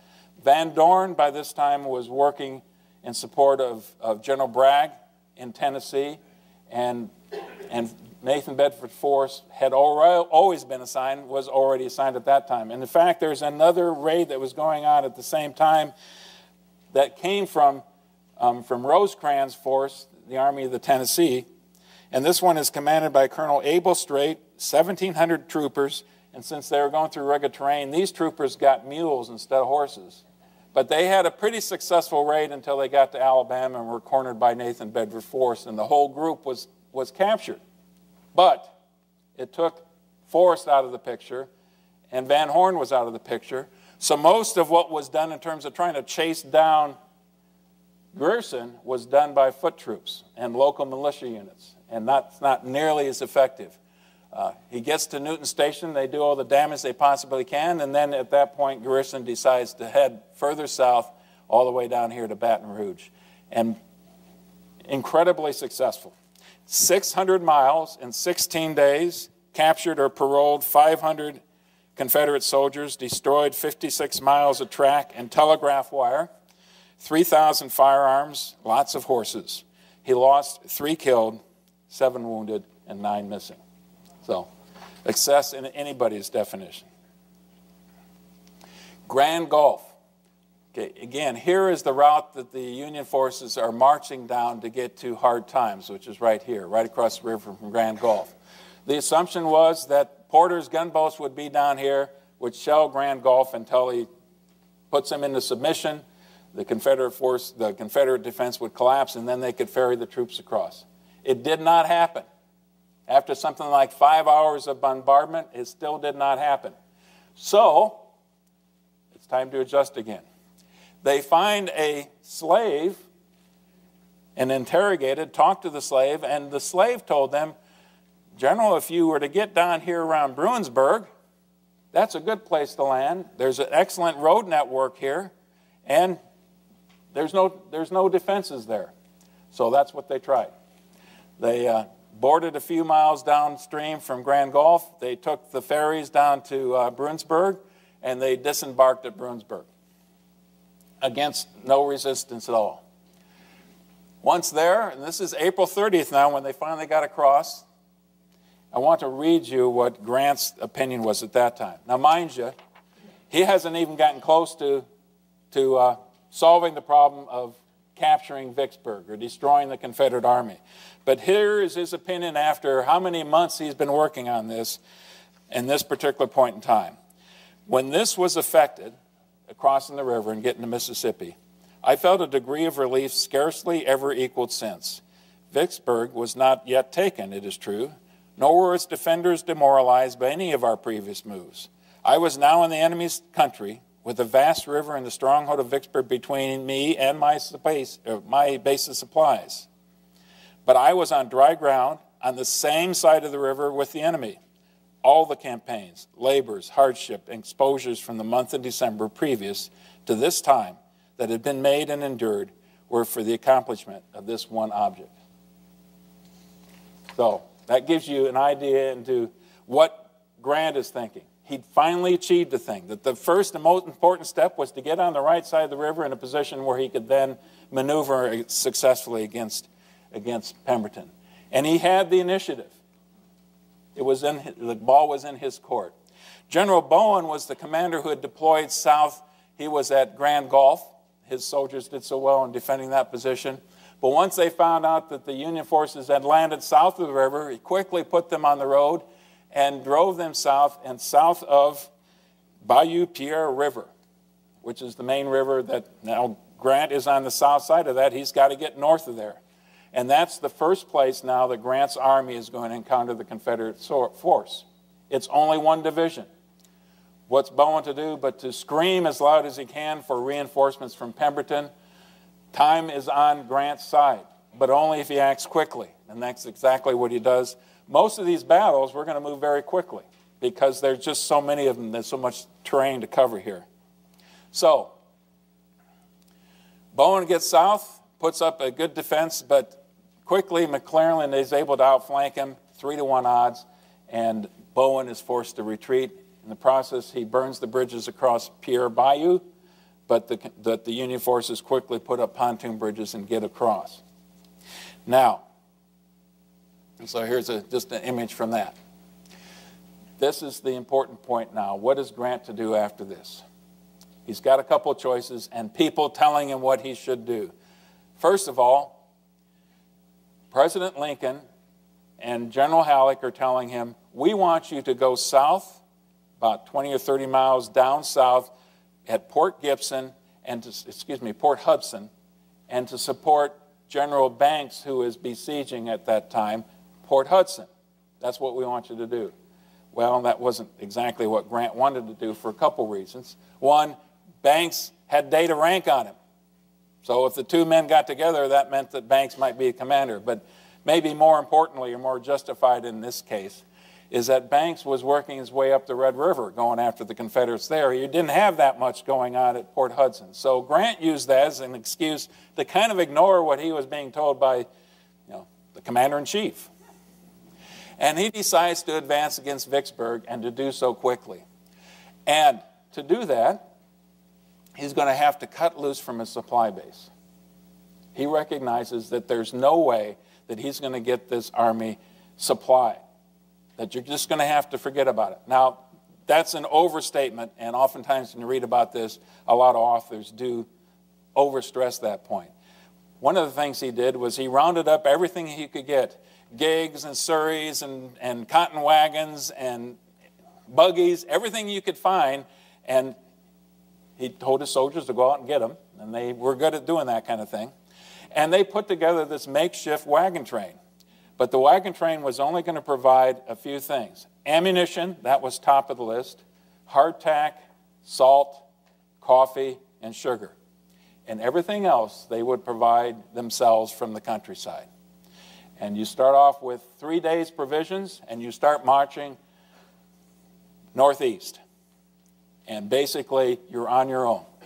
Now, one of the things I wanted to do here, and his goal was to get between the Confederates in Vicksburg and General Johnston, who had his command in Jackson. We'll see a map here in just a bit. One of the things I wanted to do, and one of the things that's always credited for Grant, is how good his instructions were. Clear, and yet not confining to the point where the other general receiving them didn't have some latitude. So here's the instructions that McPherson got about this time. Move your command tonight to the next crossroads if there is water, and tomorrow with all activity into Raymond. At the latter place, you will use your utmost exertions to secure all subsistence stores that may be there, as well as in the vicinity. We must fight the enemy before our rations fail, and we are equally bound to make our rations last as long as possible. Upon one occasion, you made 2 days' rations last 7. We may have to do the same thing again. That's as good a definition of commander's intent as you're going to find in the Civil War. McPherson knew exactly what was expected of him and how much latitude he had to work beyond that point. What about the other side? Pemberton. Both Pemberton and Johnston are essentially cautious men by nature. And here's the instructions Pemberton got from General Johnston. Johnston tells him, get your whole army, go after Grant, and engage him in combat as soon as you can. And in Johnston's eyes, the army is only going to increase, Grant's force is only going to increase over time, and so Pemberton needs to strike, and strike as quickly as he could. But to do that, Johnston understood that Pemberton would have to basically leave Vicksburg to its own defenses. Take your chances. You got to take those chances to get the numbers there that are going to be favorable to your side. What is President Davis telling him? President Davis is telling Pemberton, hold Vicksburg. Don't abandon Vicksburg. If you have to, fight house to house. That's how important Vicksburg is. And here's one of the problems. Pemberton is told that he's supposed to take his instructions from Davis. Now, anybody who's been in the military knows that's a convoluted chain of command. It doesn't work when you got 2 bosses. It's just not a good idea. But that was the situation that he was on. His decision ultimately is going to be to take 3 of his 5 divisions that he had in the region, consolidate them, and go after Grant, and leave 2 divisions in Vicksburg itself. Compromise. As far as Johnston was concerned, 3 divisions wasn't going to do the trick. And speed, alacrity was going to be of the essence for this whole thing. Here's the map. It's kind of bright, but I think this is the best map I could find that lays out the terrain. Here's Grand Gulf. Here's Port Gibson. Grant now has won the first battle at Port Gibson. Here's Jackson with a very small force under Johnston. Here is Vicksburg with Pemberton's force. And it's going to be Edwards Station right here where those 3 divisions are eventually going to be. And Grant's notion was to march his army between these 2 rivers. The Bayou Pierre, which is right down here, and the Big Black, which is here, and it goes right up through this region here. That's where the Big Black is. So you had a little bit of safety between those 2 rivers. Now remember, he doesn't have much cavalry force, but he deploys his forces this way. McClellan on the left, so McClellan is screening his army from the enemy, as you will. Sherman in the center and McPherson on the right flank. And they marched towards Raymond, and the goal was to get to Clinton. Clinton would be the spot between Johnston and Pemberton. That was the original goal. And you're cutting yourself off. Remember, they're just on their own at this time. The first engagement they have then is in the town of Raymond. That's May 12th. A brigade under control of Johnston is sent out to Raymond. He's expecting to encounter nothing more than a brigade of Union forces. So he gets to Raymond and almost immediately goes on the offensive, gets in the attack mode, charges, and it's a gallant attempt, but pretty quickly he figures out he's seriously outnumbered. And in fear of having his flanks overlap, so in fact the person who carries the day in here is none other than Black Jack Logan, John A. Logan of Murfreesboro, of Illinois fame. Most historians would consider him the best political general of the Civil War. Certainly he did. He thought so. And I don't have reason to disagree with that either. So Logan carries the day in the Battle of Raymond. The next point in the map is Jackson. Now, I told you that the initial intent was to go to Clinton between the 2 forces, but by the time Grant got to Raymond, he decided he needed to go after Johnston and take Johnston out of the game right away before Pemberton had a chance to reinforce on the other side. So that's what they did. It's all very quick. No hesitation on Grant's part. Let's move forward. Shifts his focus to Jackson. McPherson takes the lead, goes up through Clinton, and then takes a right-hand turn, heads towards Jackson. And by this time, General Johnston decided, this doesn't look good. I'm not going to make a defense at Jackson, I'm going to withdraw north of the city. And I'll have General Gregg, same General Gregg who had defended so valiantly at Raymond, he'll be my rear guard through Jackson. So it's McPherson's troops who meet Gregg's troops as they approach Jackson. And yet another major battle, but it goes pretty quickly, and obviously the numbers on the Union side are in their favor. Johnson abandons the town, and Grant has what he wants now. He can now focus on Pemberton. What I want to do is there are several clips now as we play through the rest of this from two different people. Osborne Oldroyd, I think he's probably a private at this time of the war. He's from the 20th Ohio, so you're going to hear his voice, I think, 3 times, the perspective from the average soldier about how these things are going. And he's going to talk in this clip about the approach, because the weather doesn't always cooperate. There's a driving downpour as the Union forces are approaching Jackson, and that's what you're going to hear here. Oops. I'm going the wrong direction entirely.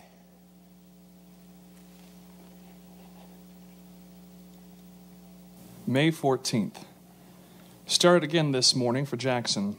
When within 5 miles of the city, we heard heavy firing. It has rained hard today, and we've had both a wet and muddy time, pushing at the heavy artillery and provision wagons accompanying us when they stuck in the mud. The rain came down in perfect torrents. What a sight. Ambulances creeping along at the side of the track, artillery toiling in the deep ruts, while generals, with their aides and orderlies, splashed mud and water in every direction in passing. We were all wet to the skin, but plodded on patiently for the love of country. Johnson had been in Tennessee. He arrived shortly for the Battle of Jackson. He surmised what he was looking at, determined the size of the enemy force, knew what he had, and here's the comment he made, and he telegraphed back to Richmond. I am too late. That gives you a little bit of window into who Johnston was at the time. Champions Hill. The most important battle in this entire campaign, is the largest battle, is going to happen at Champions Hill. What that is now is Pemberton has been forced out. He's finally moved out of the defensive works at Vicksburg, and he's going to meet Grant's forces in the field. The plan hopefully would have been that Johnston would be on one side of Grant, Pemberton would have been on the other, and they would have relatively equal numbers by that time. But you recall, Pemberton only wanted to take 3 divisions. He's got Stevenson's division here in the north. He's got Loring's division and Bowen's division here stretched along this ridge line. Here is Champions Hill right here. And you imagine that initially this was held by the Confederate forces. Champions Hill is the predominant piece of terrain. It's 70 feet higher than everything else around it. It can see this important road intersection right down here. And from Champions Hill, you can look right down this ridge line and see the rest of the Confederate Army. McClellan is marching up, suddenly encounters this Confederate force at Champions Hill. And the Confederates are in defensive positions by this time. And Grant immediately takes the initiative and says, let's go for it. We're going to attack here. General Hovey of McPherson's Corps. Now, you're going to look at your map here. A couple of things about this I should have mentioned earlier. A couple of things about this chain of command that you had. Early, by the time you get to this point in the battle, that chain of command for the Union forces makes sense.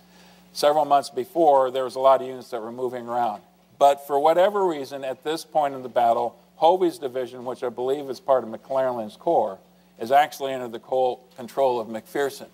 So you've got Logan's division up here, you've got McPherson's division, or Corps right here, and Hovey is the one that we really need to focus on. His division is going to take the brunt of the attack. First one brigade and then a couple regiments from the 2nd Brigade of Hovey's division attack right down the throat of Champions Hill, and eventually are able to take 4 guns right at the crest of Champions Hill and force the Confederates off. Stevenson is eventually, you don't see it on this one, but his forces are eventually going to have to fall back behind the Jackson Road in this vicinity right here. And parts of Logan's forces are actually going to sever the Jackson Road, which puts the entire Confederate force in a bind because they got to use that to get across the Big Black River farther down the road. So, at this point in the battle, we've got Pemberton telling both Bowen and Loring to send units up north to reinforce Stevenson's corps, or Stevenson's division up on the north side. The initial response from both generals is nothing. They don't respond at all. But a couple hours later,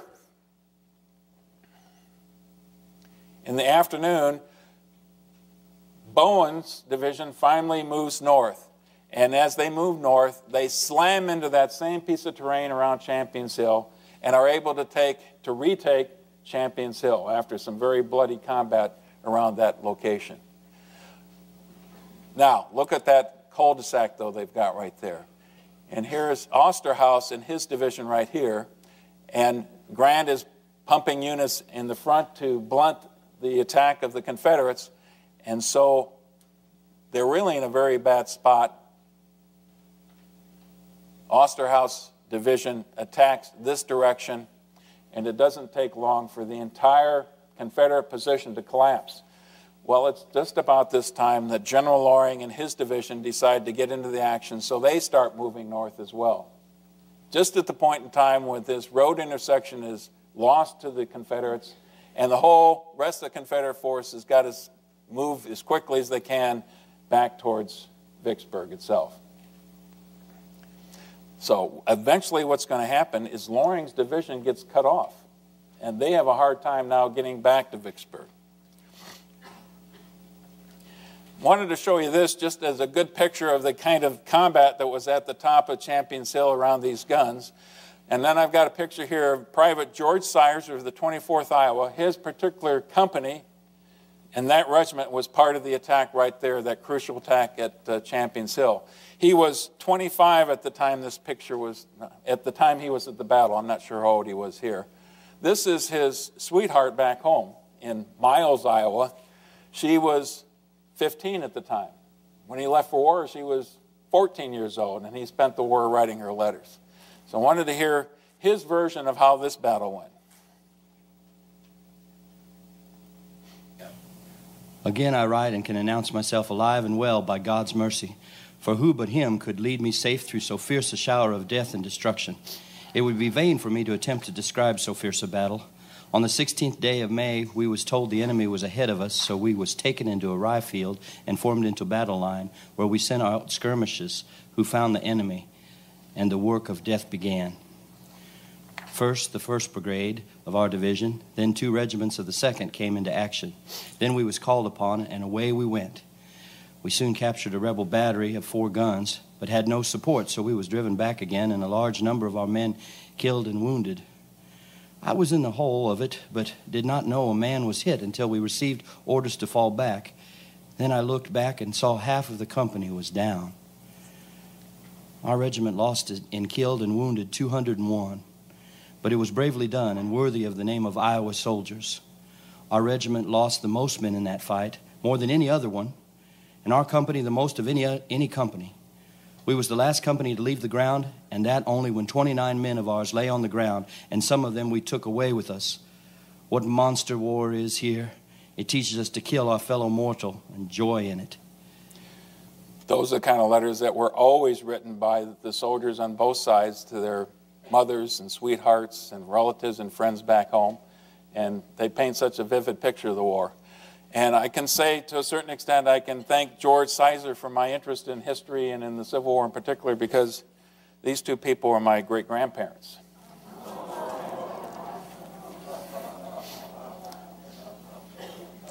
And I've got all the letters.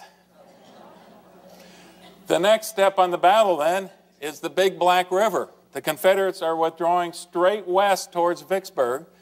The Big Black is the next terrain feature that's going to be really important, because you got to fight across that. It's not an easy river to get across. And they set up their defenses right here. 3 brigades, and guess which division ends up getting this task? It's Bowen's division again. That's the workhorse division for Pemberton. So you got Cockrell's brigade, Vaughn's brigade, and Green's brigade set up in pretty good defensive positions. And McClellan comes charging down the road and encounters this. And immediately, once again, they go into action. McClellan's corps goes into attack.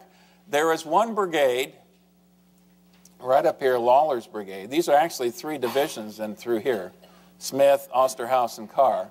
But one brigade peels off and gets in this area, and they find themselves in a piece of terrain where they're basically en defilade from the enemy position and can approach close enough so they fix bayonets and they figure out if we just make a determined assault, they can get only 1 round fired at us before we can overwhelm their defenses. So it's an ideal position. Lawler's brigade kicks off the attack. They hit Vaughn in force right here, just as it was planned. And the whole left side of the Confederate position starts to collapse, which leaves Cockrell no choice at all but to withdraw as well. Now, oftentimes in a position like this, where would be the best side to defend the river? You'd want to do it from this side of the river. The reason that they're on this side is they're still hoping that Loring's division is going to make its way back into the defenses of Vicksburg. And once this line collapses and Cockrell has to leave the field and they all pour across a railroad bridge and a pontoon bridge, which is really nothing more than a steamship that had been turned sideways across the river. Once the force is back there, Loring is on his own, and there's going to be no way that Loring is going to make his way back into the defenses of Vicksburg. So at that point in time, he heads straight south and then loops up north and starts heading for Jackson to join himself with Johnston's troops, what little Johnston had at the time. And the rest of the Confederate force now is going to stream across the river. Doesn't take the Union forces long to put across a pontoon bridge over the Big Black River. You can see that's a sizable river. And here's the other voice we're going to hear a couple times. This is from an anonymous diarist who's writing about her experiences and what she's saying during the campaign and during the siege of Vicksburg. May 17th. About 3 o'clock, the rush of the retreat began. I shall never forget that woeful sight of a beaten, demoralized army that came rushing back. Humanity in the last throes of endurance. Wan, hollow-eyed, ragged, footsore, bloody, the men limped along unarmed, but followed by siege guns, ambulances, gun carriages, and wagons in aimless confusion. At twilight, 2 or 3 bands on the courthouse hill and other points began playing Dixie, Bonnie Blue Flag, and so on, and drums began to beat all about. It's about this time now we can finally turn our attention to Vicksburg. And for most people who don't know much about it, that's where they think the whole thing occurred. It's just what's going to happen now the next couple of months here at the siege of Vicksburg itself. I hope you understand why we needed to take that much time in setting it all up, because it's so much more than just this, the Vicksburg siege itself. The Confederates now have 4 divisions, the 2 remaining divisions that Pemberton had taken out, and the 2 divisions that had stayed there at Vicksburg in the first place. And you can see them arrayed around the defensives. Union has 3 corps and growing, so it's roughly about 29,500 in that neighborhood the Confederates have besieged, and 35,000 plus. And we're going to see those numbers growing for the Union side over time. So by the time you get to the actual surrender, it's going to be 71,000 for the Union. Plus, you've got the gunboat supporter. So that's what you got. These 3 pictures is simply what different fortifications, different strong points along this defensive wall are going to look like. And you set these kind of redans, redoubts, those kinds of things, so that you can get the right kind of enfilading fire on the enemy as you're looking down through these angles. A little bit about siege warfare, not a whole lot. The Confederates had dug in well. And this is going to be one place where we really see siege warfare. You're going to see it in 1864 as well. But here's one of the first places. A deep ditch, a parapet. Once you get down in the ditch, it's very tough to get out of there. And that's the Union's problem. Right here, we've got an abattis. And this picture right here is about as good a picture of what the abattis looked like at the time. Think about barbed wire in today's military. They didn't have it at that time. What they would do is they would just topple over trees, sharpen all the branches that were pointing towards the enemy's lines. And now imagine as you're trying to move in formation across the landscape and you encounter this kind of stuff. There's no way possible, one, that you can get through there quickly, or two, that you're going to hold any formation at all as you move through. Gabions here, it was simply a way to load lots of dirts and rock and then use those to make your defensive positions. Bombardments would be going on the whole time. Now you might recall at the beginning, town of about 4,500. Now with the army there, it's 34,000 plus that are in that city. Bombardments from Grant's guns, and you'd either hit these defensive positions. If you didn't hit them, it would sail over, and then where would it land? Somewhere in Vicksburg, where all the civilians were hiding out. Porter's gunboats, the guns couldn't elevate that well, but this is where you would have these huge siege mortars. And these are very high trajectory weapons, so they go up like this and they come straight down and raise havoc. And you're not hitting the trench lines as much as you're just bombarding the city on both sides. Snipers start to do their work on both sides. Anybody who sticks their head up too far for too long is likely to have their head blown off. And it became something of a game over time. And of course, this is the Western Army on both sides. They got plenty of people who knew how to fire a rifle. And mining operations that we're going to see a little bit later. Now here's the second quote we've got from Osborne Oldroyd. May 24th, Sunday, and how little like the Sabbath day it seems. Cannon are still sending their messengers of death into the enemy's lines, as on weekdays, and the mini balls sing the same song, while the shovel throws up as much dirt as on any other day. What a relief it would be if, by common consent, both armies should cease firing today. It is our regiment's turn to watch at the front, so before daylight we moved up and took our position. We placed our muskets across the rifle pits, pointing towards the fort, and then laid down and ran our eyes over the gun, with fingers on trigger, ready to fire at anything we might see moving. For hours, not a movement was seen, till finally, an old half-starved mule meandered too close to our lines, when off went 100 or more muskets, and down fell the poor mule. This little incident, for a few minutes, broke the monotony.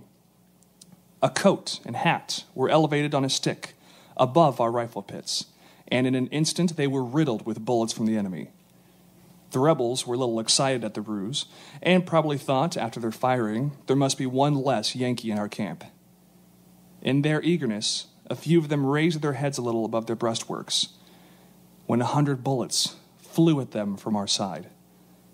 They all dropped instantly, and we cannot tell whether they were hit or not. Okay. The siege of Vicksburg. The first couple weeks, Grant tried two major assaults. In the first case, on May 19th, it just involved Sherman's Corps. And this is the only assault I'm really going to describe in detail. It's simply because of the matter of time. But it's going to give you a real good picture of what it was like. Sherman's forces attack there, brigade-sized elements. They attack in line. They move forward. They encounter all these obstacles that we were talking about. A handful of them get to the trenches, and then they stuck in the bottom of the trenches, and they mill around there for, I don't understand the bravery of these people. Oftentimes they'd be down in those trenches for a long time, until the Confederates on top of the parapets started to light cannonball fuses and just roll them down, cannonballs, into the trenches. And that pretty much ended the battle. Sherman, he had 600 casualties in that one assault. Sherman learned a couple things there. Oh, by the way, there's 5 Illinois regiments in that assault, 5 of them. He learned that you've got a problem getting through all these obstacles, and you need to have a lot more artillery support to keep the enemy's head down. So he's going to change his whole plan once you get to May 22nd. And his attempt to do that is to have his troops move down the road. And let me see, what's the name of this road here? Graveyard Road. Seems fitting. In column, they're going to move down here, columns of 4 in front. The whole regiment, the whole brigade strung out behind them.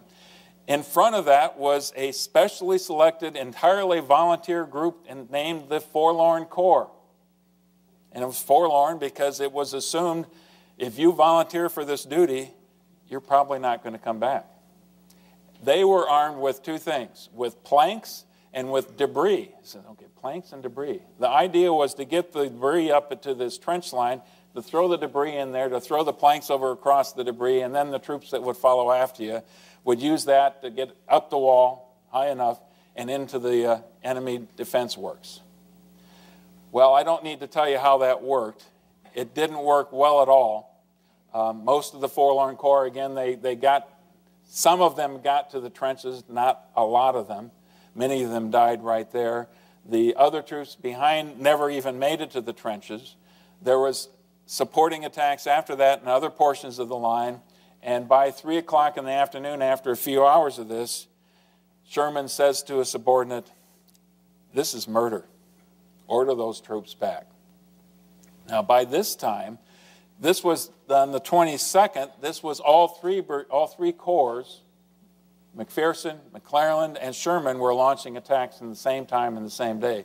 McClellan, farther down south in the defense works, had to go against the railroad redoubt. This is the railroad from Jackson over to Vicksburg. That was a crucial area. There was a couple Iowa troops that actually made it to the top of the railroad redoubt. You can see it right here. They were able to plant the flag and then were stuck there. They were basically isolated. They couldn't get any farther. But McClellan looked at that and sent out a message. "We are hotly engaged with the enemy. We have part possession of 2 forts, and the stars and stripes are floating over them. A vigorous push ought to be made along the entire line." So Sherman sees this. He's conferring with Grant at the time. Sherman says, "I don't believe that for a second," or words to that effect. Grant basically says, "Well, I think we have to take it at face value," and orders both McPherson and Sherman to continue the attack. McPherson sends a division to support what McClellan has done, but it all ends in disaster. And there are hundreds now of dead Union forces laying up in front of this embankments that the Confederates have constructed. That happens on the 22nd. Several people wanted a truce. They made appeals to Grant. Grant says, "I'm not going to give him a truce until his surgeons convinced him, 'General, we've got some serious health issues involved here, cholera and some other things. We need to have a truce just to collect the bodies up.'" So finally, 3 days afterwards, in the hot summer sun, the troops went out to the field and collected up the dead and wounded. Imagine being wounded out there for 2 or 3 days. Okay. Civilians. I wish I had more time to spend on this. You can see what the civilians did as a matter of coping with this. The clay cliffs of Vicksburg were an ideal place to dig in. You could dig fairly quickly and easily. Once you had a cave, some of these things got to be pretty elaborate. With more than one room, they'd haul in furniture, they'd haul in rugs, put up pictures on the wall. But they're still living in a cave under a bombardment, and life was very risky. And in terms of what it was like to live there, I think our anonymous diarist does as well as anybody. But before I do that, let me just mention that as time went on, 1st of June, the entire Army went on half rations. The civilians had to cope with getting their own provisions, and that meant skyrocketing prices when they went to the market. By the middle of June, 1/4 rations.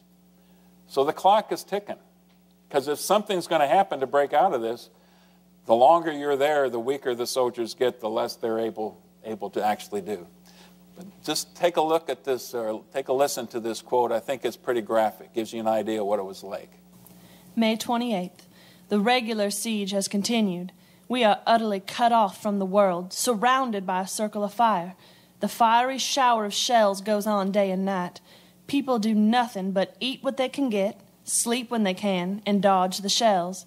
There are 3 intervals when the shelling stops, either for the guns to cool or for the gunners' meals, I suppose, about 8 in the morning, the same in the evening, and at noon. I am so tired of cornbread, which I never liked, that I eat it with tears in my eyes. We are lucky to get a quart of milk daily from a family near, who have a cow they hourly expect to be killed. I send $5 to market each morning, and it buys a small piece of mule meat. Rice and milk is my main food. I can't eat the mule meat. We boil the rice and eat it cold with milk for supper. Martha runs the gauntlet to buy the meat and milk once a day in a perfect terror. Yeah, I think she does a pretty good job of giving you an idea of what it was like for him. There were relief efforts. Remember, Johnston's over there in Jackson with forces. And quite frankly, this is the part of the whole battle that I quite don't understand. There's one number that's incorrect here. By late May, Johnston's got something like 22,000 troops. And that number is going to be increasing over time because he's doing everything he can to convince Davis and the rest of the Confederate leadership to ship him reinforcements. He's even going to get a division from Bragg's command. That's when General Breckinridge is going to be sent over. So while he's calling for reinforcements, poor Pemberton over here is getting two conflicting messages. What messages can get to him in the first place? Johnston says, break out of Vicksburg as quickly as you can. Let's join forces and you evacuate Vicksburg. That's not what he's hearing from Davis. That's not what he understands Davis wants him to do at all. So he's never going to attempt to break out of Vicksburg at the time. Johnston, on his part, is never going to attempt a relief effort. Even though there's a couple points in time, I should say again, that's 22,000. And over time, that number is going to increase. So there was several moments in time when the combined Confederate forces outstripped what the Union had. Grant is going to try to get reinforcements as quickly as he can. He gets the 9th Corps that you saw on your chart in June, in middle June. He also is going to bring a couple divisions from Hurlbut's Corps up in Memphis down there as well. So by the time you get to July 4th, you're in the neighborhood of 71,000 troops. And a lot of those troops by July 4th are pointing east towards Jackson and Johnston's expected attack. Again, Johnston never attacks. A couple other things we need to mention here, very briefly. Grant gets a little bit bored during the siege. What do you suppose Grant did during the siege? He went on a serious bender for about 2 or 3 days, and his staff did all they could to suppress the information getting out. And they were incredibly loyal to him in that respect. They knew he was the guy who was going to deliver a victory to him, but he could destroy himself as easily as anybody could. The other person who was always problematic was McClellan. Now, you remember that the rest of the generals weren't entirely pleased with McClellan after the assaults on the 22nd of May. Shortly after that, McClellan started talking to newspaper reporters, and Sherman gets this newspaper article that's talking about how McClellan had almost broken through, but if only he had been properly reinforced by McPherson and Sherman, then he could have carried the day. Well, what's Sherman to do but to talk to Grant? And Grant, at that time, says, I will get rid of McClellan at the first chance I get. And here's what happens. Actually, I got these two stories reversed. He was fired after the incident I just talked to you about. Shortly before that, he was getting some instructions to move some of his forces over towards the Black River to block Johnston, and the Colonel Wilson, has to deliver that message. And he delivers it to McClellan, and McClellan says, I'll be damned if I'll do it. I am tired of being dictated to. I won't stand it any longer, and you can go back and tell General Grant. So Wilson, of course, goes back and tells General Grant, who didn't take it too well.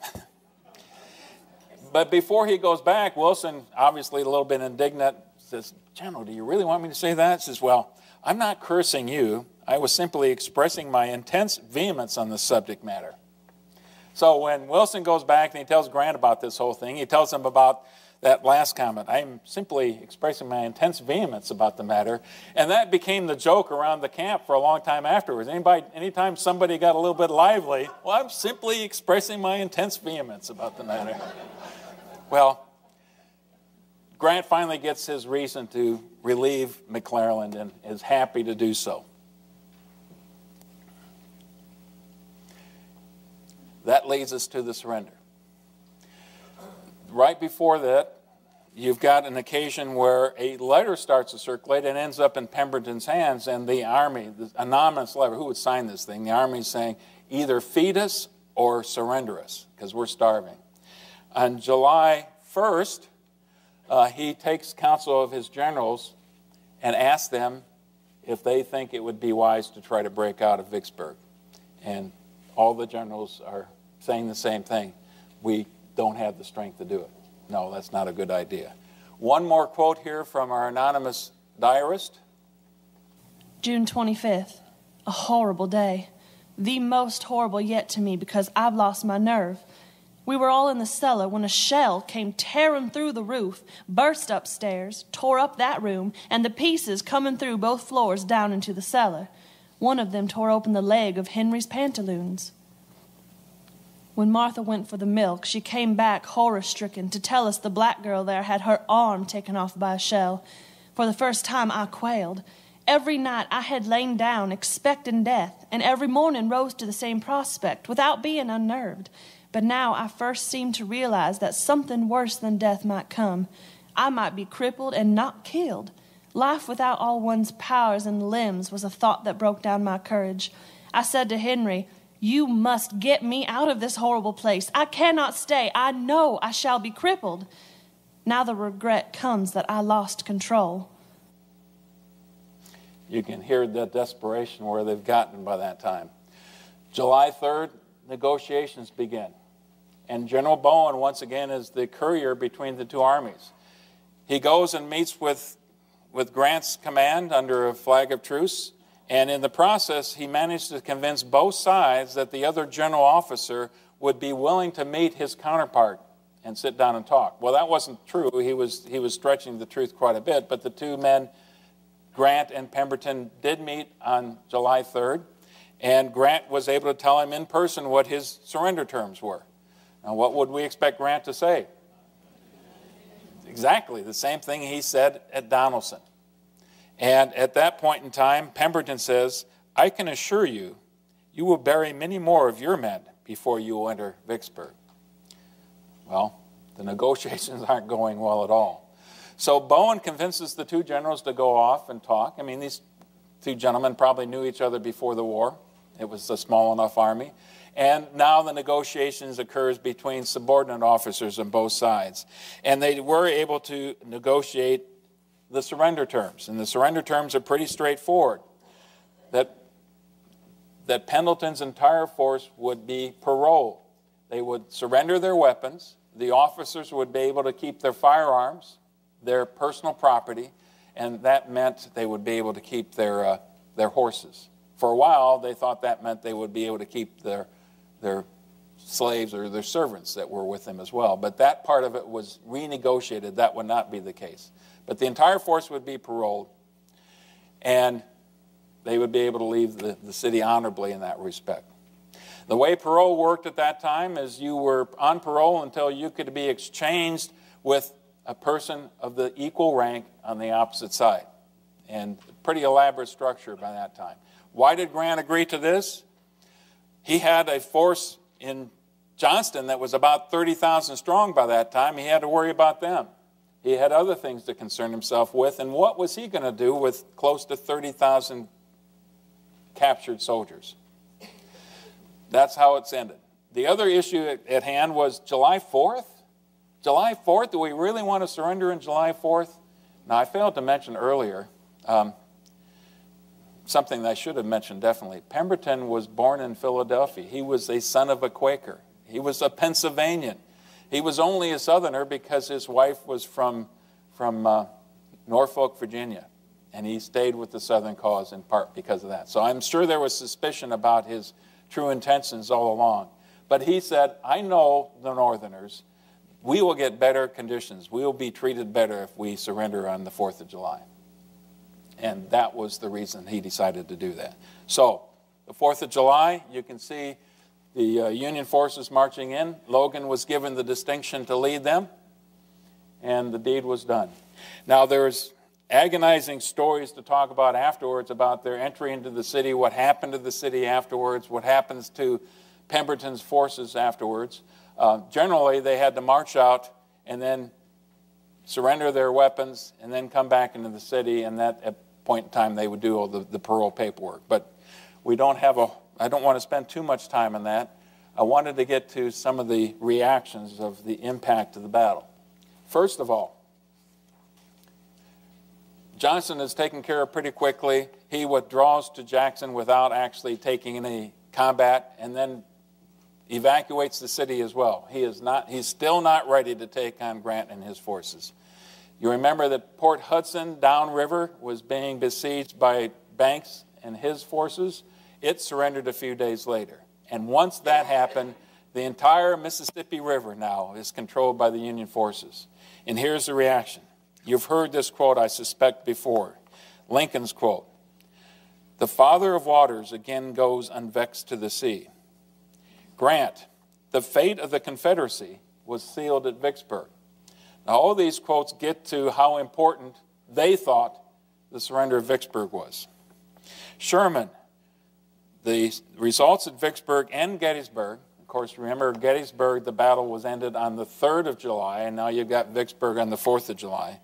Sherman says, "It should have ended the war, but the rebel leaders were mad and seemed determined that their people should drink of the very lowest dregs of the cups of war, which they themselves had prepared." Well, you can always count on a good quote from Lincoln, and you can always count from a good quote from Sherman, I think. Here's what Robert E. Lee said about Vicksburg, and I'm sure he was thinking about Gettysburg as well.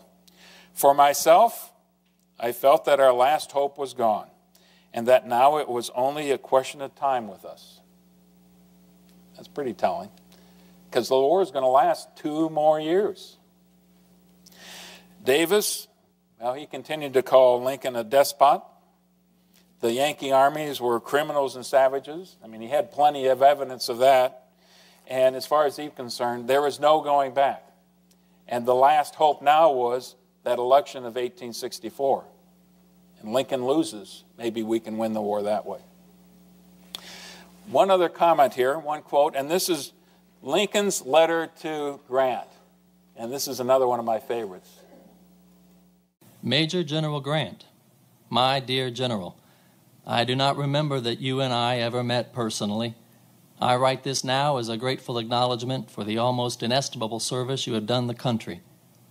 I wish to say a word further. When you first reached the vicinity of Vicksburg, I thought you should do what you finally did, march the troops across the neck, run the batteries with the transports, and thus go below.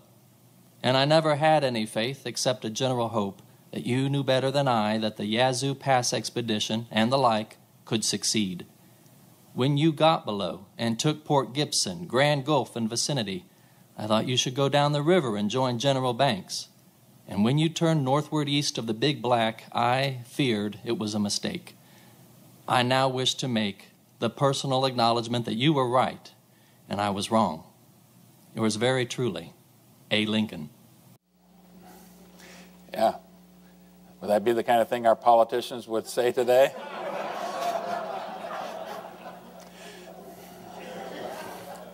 Okay. So that was the assessment. The casualties. Higher number for the Union, as we might expect. The Confederates were lower until you get to this crucial number right here. 29,500 Confederate soldiers are taken out of the picture. And for many of them, dejected, they go back home after being paroled, and they're not coming back. Now, quite a few of them did afterwards, but for many of them, that just didn't happen. And look at Port Hudson, more of the same. The Union casualty rate was much higher because of some really horrible assaults, but 6,340 more Confederates captured at that battle. You put all that together, and you get to some significant changes. And as you heard in all these quotes, the Union now controls the entire Mississippi River, and almost a third or more than a third of the Confederate territory and resources are cut off from the rest of the Confederacy. So, I've gone way too long. Here is the campaign analyzed, and I think I'll just leave that up while I turn it over to questions because you've been very patient with me so far tonight.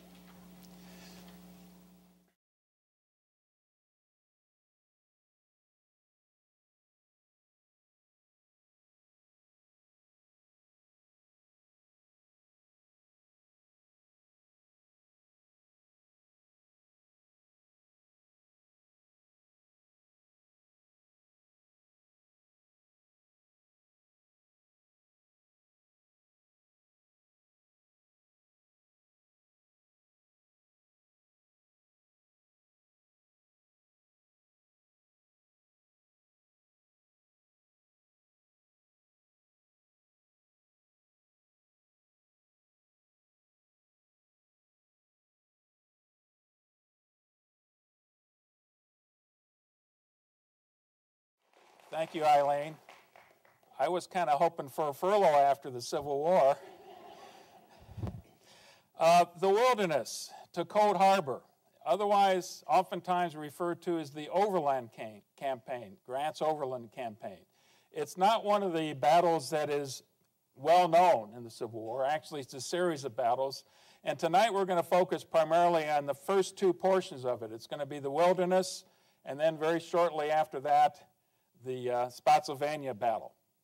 And between those two battles, they rank something like the third and fourth highest casualty rates of the war. So you add them together and you got a sense of what we're going to be talking about tonight.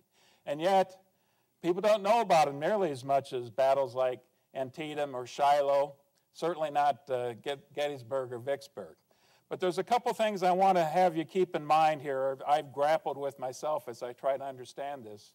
One is that we're going to see the nature of warfare, the nature of the Civil War combat evolving during this time frame. Much more emphasis now is going to be on the entrenchments.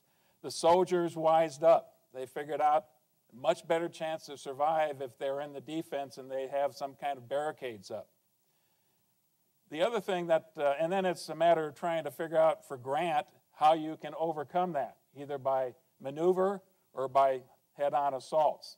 And that, quite frankly, the second part is how he earned the name, the Butcher, after this was all over. The other thing that I want to mention, and this is just me, if you will, I always try to approach these things by understanding what's going on. And there's a part of me that can understand the events of these battles. But I got to tell you that reading these, in fact, this is a thread throughout the entire Civil War period, but especially these battles we're going to be talking about today. I am in awe of what these soldiers on both sides went through, what they did, the courage they showed. Say what you will, the devotion to their cause, or maybe more appropriately, the devotion to their buddies, their comrades in arms. And we're going to see that over and over again. I can't quite comprehend what it takes to do what they did in combat. But then we're 21st century creatures, and they lived and grew up in the 19th century. So that's how I would like to at least start this and mention those two things. Grant goes east. I wanted to talk a little bit about who Grant was at the time. And you know, we have this mythology about Abraham Lincoln, about how he came out of such humble beginnings and rose to the top ranks of politics and now is considered the greatest American president. Well, if you think Lincoln had a humble beginning, maybe not in the childhood years, but if you're looking at Grant's career prior to the time the Civil War begins, you're thinking, Ulysses Grant, the main, most important general officer in the Civil War on the Union side? Go figure. How can you understand that? He, like almost everybody we're going to be talking about at the corps level or higher today, a graduate of West Point. He had some time in the Mexican War. He came from Ohio to begin with. But by the late 1840s, in the early 1850s, he's out in California, separated from his wife Julia, very lonely, and resorts to drink a little bit more than he should. He leaves the Army in 1854. He goes back home. He had a couple options, but one of them said you had to live someplace other than where Julia and the family were going to be. That was not going to be a solution for him. So he goes back to St. Louis, farms for a few years. He's essentially a failure at being a farmer. He did buy a slave. When he gave up farming in 1858, a year later, he let his slave go, even though he desperately needed the money. But he freed his slave in 1859. And finally makes his way north and ends up in Galena working for his father in his tannery business in Galena. And most of you know that story as well. And he wasn't very good at that either. For a while, he was trying to sell real estate or property, was a failure at practically everything he did. So why Ulysses Grant? I've got a couple quotes here that I think begin to explain it. One of them you've heard before if you've been faithful in these. It's Sherman's view on why Grant was successful. I am a damned sight smarter than Grant. I know a great deal more about war, military history, strategy, and grand tactics than he does. I know more about organization, supply, and administration, and about everything else than he does. But I'll tell you where he beats me, and where he beats the world. He don't care a damn for what the enemy does out of his sight. But it scares the hell out of me.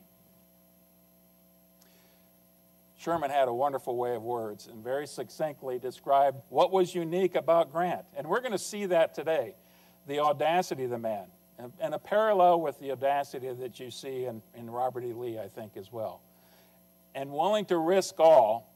And whatever else you can say, and this might address Eileen's concerns to begin with, McClellan hated the idea of sacrificing this army that he had built and devoted so much energy to. Grant understood that that's what war was all about, that you had to put them at risk.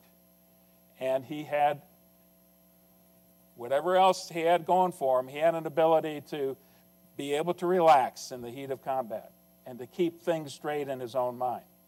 The next comment is from Lincoln, and this, I think, is from his time either at Vicksburg or Chattanooga, but Lincoln reflecting on Grant. Grant is still pegging away down there. As we used to say in Illinois, I think he will make a spoon or spoil a horn before he gets through. Some of our folks think him slow and want me to remove him, but to tell the truth, I like U.S. Grant. He doesn't worry and bother me. He isn't shrieking for reinforcements all the time. He takes what troops we can safely give him, considering our big job all around. And we have a pretty big job in this war. And does as best he can with what he's got and doesn't grumble and scold all the while. Yes, I confess I like General Grant. U.S. Grant, Uncle Sam Grant. Okay. So, because of Grant's successes at Belmont, Forts Henry and Donelson, his ultimate success at Shiloh, although he had a tarnished reputation coming out of that battle, certainly at Vicksburg and then at Chattanooga, Grant seemed to be the obvious choice when Lincoln and Stanton were looking for somebody to actually take command of the entire armed forces, the Army, I should say. So on March 3rd, 1864, he's offered that command. March 8th, he heads to Washington, D.C., arrives in town March 8th, and here's another mark of the man. He's, kind of rumpled clothes. He goes into the hotel. The desk clerk doesn't even recognize him. Grant's got his son with him, so he just, says he'll take whatever room is available until the desk clerk sees him write his name, U.S. Grant and Son, and then quickly decides to assign him the best room in the hotel. Shortly after that, Grant goes over to the White House to meet the president. It just so happens that night that there's a big reception going on in the White House. And typically when there's a reception at the White House, all the attention is focused on Lincoln and on Mrs. Lincoln. But then Grant shows up, and there's a big to-do. Lincoln goes over and introduces himself. Well, here is General Grant. Well, this is a pleasure. That was the opening line between the two men. After that, the crowd just kind of converged on Grant, and they made such a fuss that they insisted that he get on the couch. You know, he's not a big guy, so he had to stand on the couch so people could see him and check him out. That's his arrival in Washington, D.C., and it gives you a sense, again, about who he is as a man as well.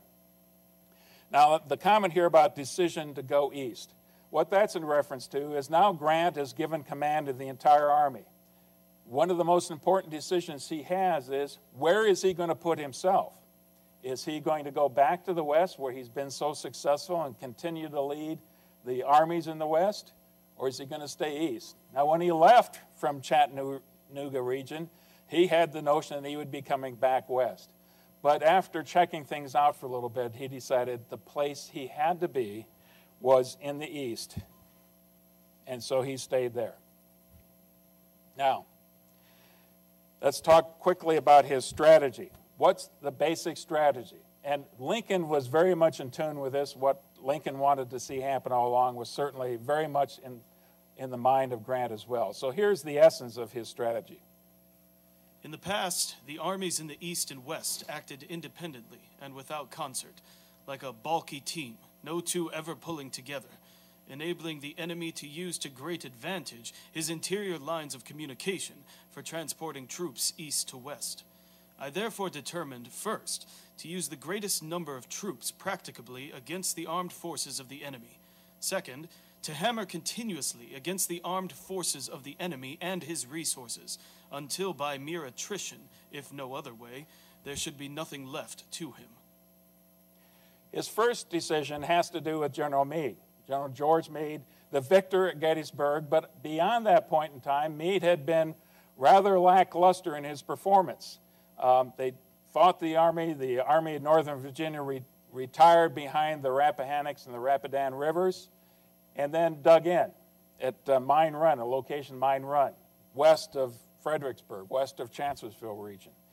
There was one attempt that Meade made in November to break that line, but they lost their security, they lost this element of surprise, and Meade decided he wasn't going to ram his army into those defenses that the Confederates had. So they called off the offensive. That was as close as Meade got to a major campaign in all those months after Gettysburg. And now we've got Grant arriving in town, and he decides that he's going to leave Meade in charge of the Army of the Potomac. Now you're going to see in the command arrangement that's a little bit awkward later on. But what he tells Meade is telling. Lee's army will be your objective point. Wherever Lee goes, there you will go also. So you're not going to let off on the pressure of Robert E. Lee. Now we need to look at the map here and kind of go around the horn. And essentially what Grant wanted to do was to hit all of these places, have major offensives by all of these major Union commands at the same time. So here is, well, I might need to turn this on. That might help. Here is Meade driving south towards Richmond. Richmond is right there. At the same time, Benjamin Butler has a command, and he's going to come up right essentially the same place where McClellan's Peninsular campaign was, fighting up the peninsula towards what was considered the back door of Richmond. At the same time, you've got Franz Sigel driving down the Shenandoah, tearing up the Shenandoah and occupying the Confederate forces there. At the same time, his favorite subordinate, William Tecumseh Sherman, is going to lead that army, the Army of the Cumberland and the Tennessee, towards Atlanta, and then beyond that point. At that point in time, they didn't know where. And finally, you've got Banks's command, Nathaniel Banks, along the Mississippi Delta region, and the notion was to send it against a Mobile. All of these things to go on at the same time. The only part that really didn't happen that way was Banks. What happened with Banks, Lincoln was nervous about what was going on in Mexico with the French incursion there, the French invasion. So he thought it was better to send Banks's forces up the Red River Valley right here. So all of those things are essentially going to be happening at the same time. In the past, the armies in the... Here is the Army of the Potomac, and you've got these handouts in front of you as well. Major General Winfield Scott Hancock in the 2nd Corps, 5th Corps, 6th Corps, 9th Corps. The only one I really want to talk about here a little bit is the 9th Corps. And this is part of the awkward command arrangement. You might remember that Ambrose Burnside was the commander at Fredericksburg, and that Fredericksburg was an absolute Union disaster. And this was a case where the Union was insisting on charging up Marye's Heights into the sunken road, and the Confederates behind that stone wall and sunken road and just decimated the Union ranks one after another. Anyway, he was the most senior commander here. He was senior to General Meade. So Grant didn't figure he could put him over the command of General Meade as well.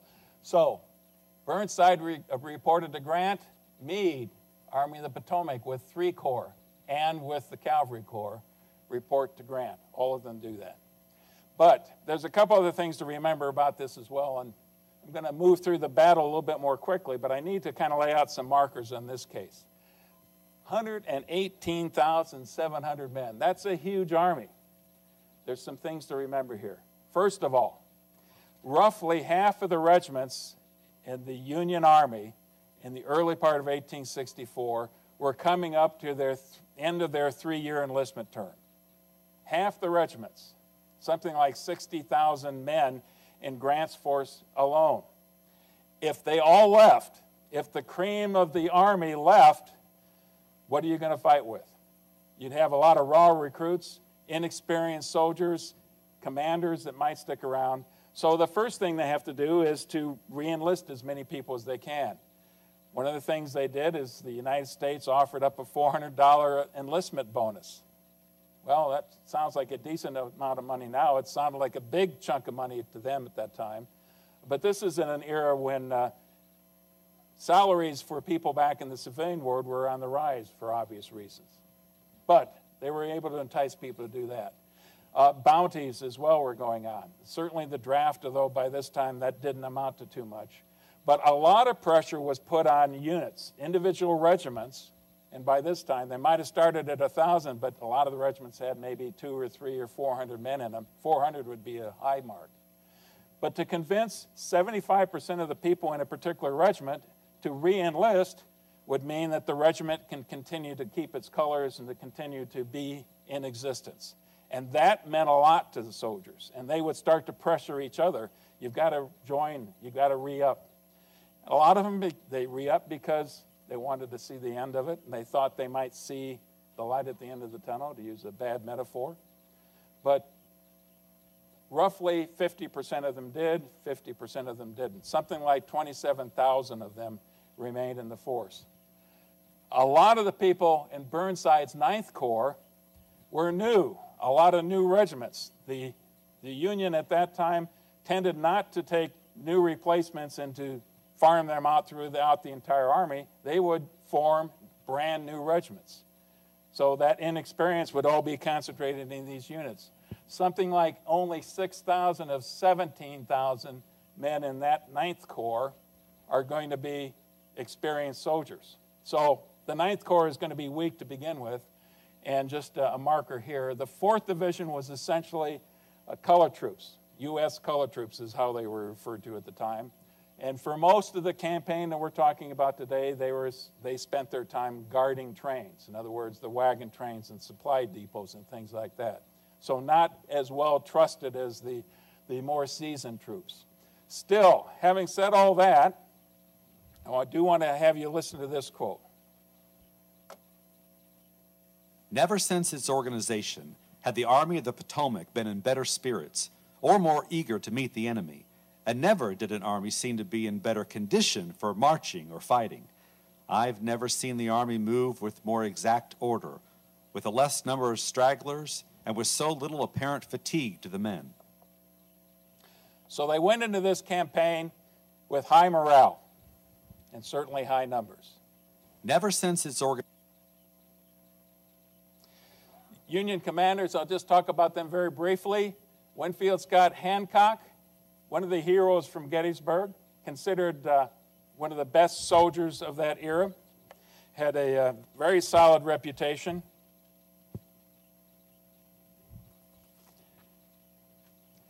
And he was probably the best commander that Meade had at the time. In 5th Corps, you have Governor Warren, the new commander. You might remember Governor Warren from the Gettysburg presentation because it's Warren who's at Cemetery Hill and realizes just how important Little Round Top is, that's the key position in the Union line on that second day of Gettysburg. And so sends the 20th Maine and then continues to feed more regiments and brigades into that area of the fight. So that's his main claim to fame by this time. He's young compared to the rest of them. He's quite a bit younger, in his early 30s, and like a lot of men at this time, he's very ambitious as well. He's got something to prove. Major General George Sedgwick, Uncle George, that's what they called him, is a more experienced, seasoned commander. He's in charge of the 6th Corps, and then we've already mentioned a little bit about Burnside. And here's George Meade, a nasty temper to the man, the old snapping turtle. Okay, it seemed to fit. Google-eyed snapping turtle. That seemed to fit. A lot of these people had nicknames at the time. So those are the main Union commanders that we've got. Grant's Virginia strategy, then. His strategy to start with, to move south. And you're going to start going through the wilderness region. We'll talk about that in just a second. But you want to get through the wilderness, heavy forest and scrub brush, just as quickly as you can. Maneuver is going to be important to Grant through this entire campaign. It was certainly important at Vicksburg, a little bit less so at Chattanooga. But you all remember in Vicksburg the brilliant maneuvering he did, outmaneuvering both Pemberton and Joe Johnston throughout that entire campaign. But the other thing that Grant has always got in the back of his mind, his army is bigger. He can get reinforcements more easily than Lee can. If we just wear down the enemy, what military people refer to as attrition. It's the bloody side of combat, I'm afraid, but that's what he had in his notion, that it would have to take that you're not going to have one decisive battle, you're going to have to wear down Lee and the Confederates. The other two things that were important to him is secrecy, especially in the early stages here, and speed, because he has to get his army through, both Meade and Burnside, through the wilderness region just as quickly as he can. If you get bogged down in combat with the Confederates in the wilderness, then your huge advantage in numbers, the big advantage you have in artillery and even in cavalry is kind of thrown out the wayside because you can't deploy everybody in this stuff. It's just too thick. He also has the need for building up his base of supplies because this is going to be a long campaign. He recognizes that right from the beginning. But check out this. There's just part of the supply train, that many wagons. And then check out the next picture here. I found this one, obviously it's a modern day picture of the wilderness region. And I think it gives you a pretty good idea of what kind of terrain they're going to be heading into until they can clear south of the wilderness. By the time you get to Spotsylvania, it starts to open up quite a bit. Still a lot of forests and trees, but this is what you're going to be fighting through. Now, imagine taking that wagon train and putting it down roads like that. And then you try to pass if you're a line of infantry, a column of infantry marching, and suddenly the artillery comes by or the cavalry. Nothing but huge log jams in a lot of the cases. Why is the wilderness so much thicker than many other parts? And again, we talked about this when we talked about Chancellorsville. This region, much of it had been an iron smelting region before the war. And so that original timber had been cut down and thrown into the furnaces. And what you have after that is a lot of scrub brush, oak, pine, cedar, nasty stuff, and it's much more difficult to maneuver through once you get that. So, It's key. That's why speed is so important. You got to get through that mess. The Army of Northern Virginia. 118,000. Lee's got something like 64,000. But practically all of them are seasoned troops. And he's got seasoned corps commanders as well. James Longstreet, just back from the Western Theater. Remember that he was at Chickamauga, led some attacks there, some successful attacks at Chickamauga. Wasn't at Chattanooga. But he comes back with 2 of his divisions. The division that's not there is Pickett's, which is in the Richmond area. So Pickett is out of the picture for the rest of this. Ewell, Old Baldy, it seems to be fitting. 1 leg, but a seasoned commander, did not perform well at Gettysburg. So Lee had his doubts about Ewell going into this, as he did for A.P. Hill, another new commander at Gettysburg. Essentially, these 2 men took over from Jackson when he was a corps commander, and they split the two corps into 3 corps. So they're both experienced commanders, but Lee's not quite sure about either one of them. And then you've got Major Jeb Stuart, J.B. Stuart. Major General, who is the supreme cavalry officer for the Confederacy at the time. Yes, his reputation took a hit at Gettysburg, but he's restored it by this time, and is considered to be a very loyal and important subordinate for Lee himself. May 4th, Meade heads into the wilderness. Early in this campaign, this is going to evolve over time, but early in the campaign, Grant very much wants Meade to take the lead, and for Grant to kind of stand in the background, to watch lead, and as long as Meade is doing a good job of managing this campaign, Grant's going to stay out of it. That's going to become more and more difficult over time. 3 a.m., they actually cross the Rapidan River right here. There are 2 forces. You've got General Warren, and the 5th Corps is leading. Remember, he's the young upstart who's got something to prove. And he's heading down the Brock Road. Here's Wilderness Tavern. Hancock and the 2nd Corps now is heading towards Chancellorsville. And that essentially is where they end up in day 1. Day 2, the intent is to drive south all the way towards Spotsylvania Courthouse, which is right down here. That's the intent at the time. Now, let me go back to this one.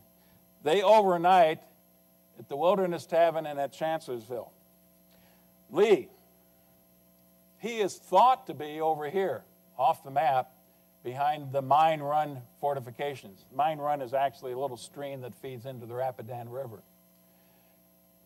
He reads the intelligence he gets, the feedback he gets from Stuart and from captured prisoners and others, that Grant is making his move, that he's trying to pull him out of he's trying to lock him into the fortifications, that Grant wants to get through this as quickly as possible. Well, Lee wants just the opposite. He wants to catch Grant and the Army of the Potomac while they're still in the middle of the wilderness. So very quickly, he's going to send Ewell and his corps and A.P. Hill and his corps down these 2 roads right here. I'm going to mention the names now because you're going to hear these quite a bit. Orange Courthouse Turnpike. So the Orange Turnpike is the north, a little bit better quality road, and the Orange Plank Road in the south. And they're both driving towards Warren's forces here. And again, you're on roads, and on either side is pretty dense forest on that terrain that they've got. The Army of Potomac beds down in those 2 locations at night with orders to move out again at 5 a.m. Things are going well up to this point. But Warren is unaware that he doesn't have a cavalry scout out to his west. He does send a division. This says Getty from the 5th Division. That's not correct. It's going to be General Griffin, we'll see in the next slide here. Sends General Griffin out just to block the road in case something comes up that road. And Warren heads back down south on the Brock Road. Now this thing, your column lasts 3 miles. That's how long it can stretch out on these roads. But what occurs now, and he's leaving at 5 in the morning. Griffin's out here in a blocking position. His lead elements go out there, and suddenly they see smoke in the distance, or dust. And they look harder, and a few minutes later, and they start to realize these are Confederates. Cavalry. Okay, maybe it's just cavalry. No, then there's infantry. So the word starts to go back. We have a major Confederate force moving towards us. How big? They don't know how big it is. So Warren tells him to fix this position, hold where he is right now, or move forward a little bit. And soon they start to realize it's a much bigger force than possible. By the time you get to about right here, and Sanders Field is where the Confederates stop their movement and dig in. They immediately start to entrench. And Griffin and his forces stop short of that. The word obviously starts to filter up the chain of command. And now you're getting the information to Meade. Meade says, attack. Meade soon is going to counsel with Grant. What should we do? It looks like they're trying to catch us on the flank. We're not quite sure how big this is. But both Meade and Grant decide, well, he wants to fight here, we'll fight here. Shortly thereafter, notice this, 5:30, Meade orders Warren to attack. This is 5:30 in the morning. 1 o'clock is when the attack actually begins. There were repeated orders for Warren to attack, for Sedgwick to close up as quickly as he can, to get on the right flank, and to attack in conjunction with Warren. So why does it take so long, almost 6 hours, for this actually to come to pass? Well, Meade is an impatient man. Grant certainly is impatient by this time as well.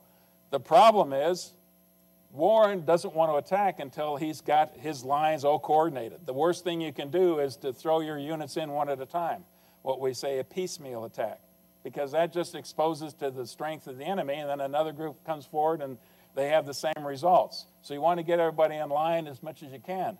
But how do you get your armies online in this mess? It takes time. When you can't see to your left and right more than maybe 20, 30 yards, when you can't control more than a company, how do you try to manage this beast in there? There are a variety of reasons. Maybe Warren could have been more aggressive. But this was the essence of the problem that they are going to have throughout this major battle that they have in the wilderness, trying to get the soldiers in line in this difficult terrain. The attack finally begins at 1 o'clock. They're attacking into the teeth of the Confederate defenses. Ewell manages this battle well by sending reinforcements where he needs, by localized counterattacks to push the Union forces back, but generally staying on the defensive for the day. That's the way it's going. And here's a picture here of Saunders Field, close to that. Union forces bringing some of the casualties out during the midst of the battle. So that's what you've got going on in Saunders Field in the northern part. And again, this is all on the Orange Turnpike. There are other things going on in the south. When Meade figured out that there is also a force coming down the Orange Plank Road to his south, a Confederate force, he realized he needed to get Hancock there as quickly as he could. And Hancock is going to be coming from the south. He actually comes in from this area and then has to go up north. To be able to get to the crossroads at the Brock Road and the Plank Road, this place right here first, is going to be very important. And over again, we're going to see race to a particular crossroad. In this case, the Union wins. And the reason it does is because Meade sends General Getty from the 6th Corps, that's part of Sedgwick's Corps, down as quickly as you can. Double quick, get down to the intersection as quickly as you can. I think Getty got down there about 5 minutes before the lead Confederate elements got there. But now he's going to be there for a couple hours, and he has to hold off A.P. Hill and his main forces, a couple divisions coming in. And it's touch and go until finally Hancock can bring elements of his corps north along the Brock Road here. And just like in the north at the Orange Turnpike, you've got piecemeal attacks as units arrive back and forth. To give you a sense of the heated combat at both of these locations, these are not small engagements at all. These are going on for hours at a time, feeding new units in as they arrive. Let me just let you listen to a Confederate soldier's view of the battle. I doubt whether any more violent or sanguinary contest occurred during the entire Civil War than just here. The road was swept by an incessant hurricane of fire, and to attempt to cross it meant almost certain death. A butchery pure and simple it was, unrelieved by any of the arts of war, in which the exercise of military skill and tact robs the hour of some of its horrors. It was a mere slugging match in a dense thicket of small growth, where men but a few yards apart fired through the brushwood for hours, ceasing only when exhaustion and night commanded a rest. If you know anything, if you've read anything about the Battle of the Wilderness, you've read that fires began in these battles, in the brush that they had, and that the casualties that were laying in the middle of the lines would get caught up in the fire, unable to crawl out. And the comrades on both sides would just have to listen to them cry out for help, for water, or for some kind of assistance as the fire approached them. So it's that kind of thing that you're hearing as well. But this is going on until dark, and then the fighting starts to lax up, and then they've got to live in this terrain for a day. I wanted to read a quote of what it sounded like that night of May 5th, May 6th. And this is from a Confederate soldier in Kirkland's brigade. The cries of the sufferers, the rumble of wagons, the artillery ambulances, the hurrying to and fro of men and animals, the neighing of horses and mules, the glare of the ruddy campfires, all made it seem difficult to describe, but never to be forgotten. The picture right here, Hancock, the first night they settled down, was right near Chancellorsville Courthouse. And so they were settling down among the skulls of the fallen dead from the previous year. And then the next night they'd have to live through hell as well. Grant's plan and Meade's plan for the next day. This is where you can begin to see the logic behind what Grant is trying to do, even though his army probably isn't up to the task. His commanders probably aren't quite skilled enough. The soldiers aren't quite cohesive enough as units.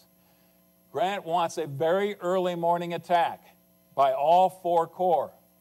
In the north, the 5th and the 6th Corps are going to attack Ewell's position. So essentially you're going to have 5 divisions attacking 3 divisions in the north. But you want basically to fix Ewell's forces in the north to keep them occupied. In the south then, along the Orange Plank Road, you're going to have the main effort. You're going to have the 2nd Corps under Hancock, the main attack force, but you also are reinforcing, but from Wadsworth. You look at your chart, he is from one of those corps from the north, so he's not part of Hancock's force. And then eventually Burnside. The problem is Burnside's forces are just now crossing the Rapidan River. They're far behind.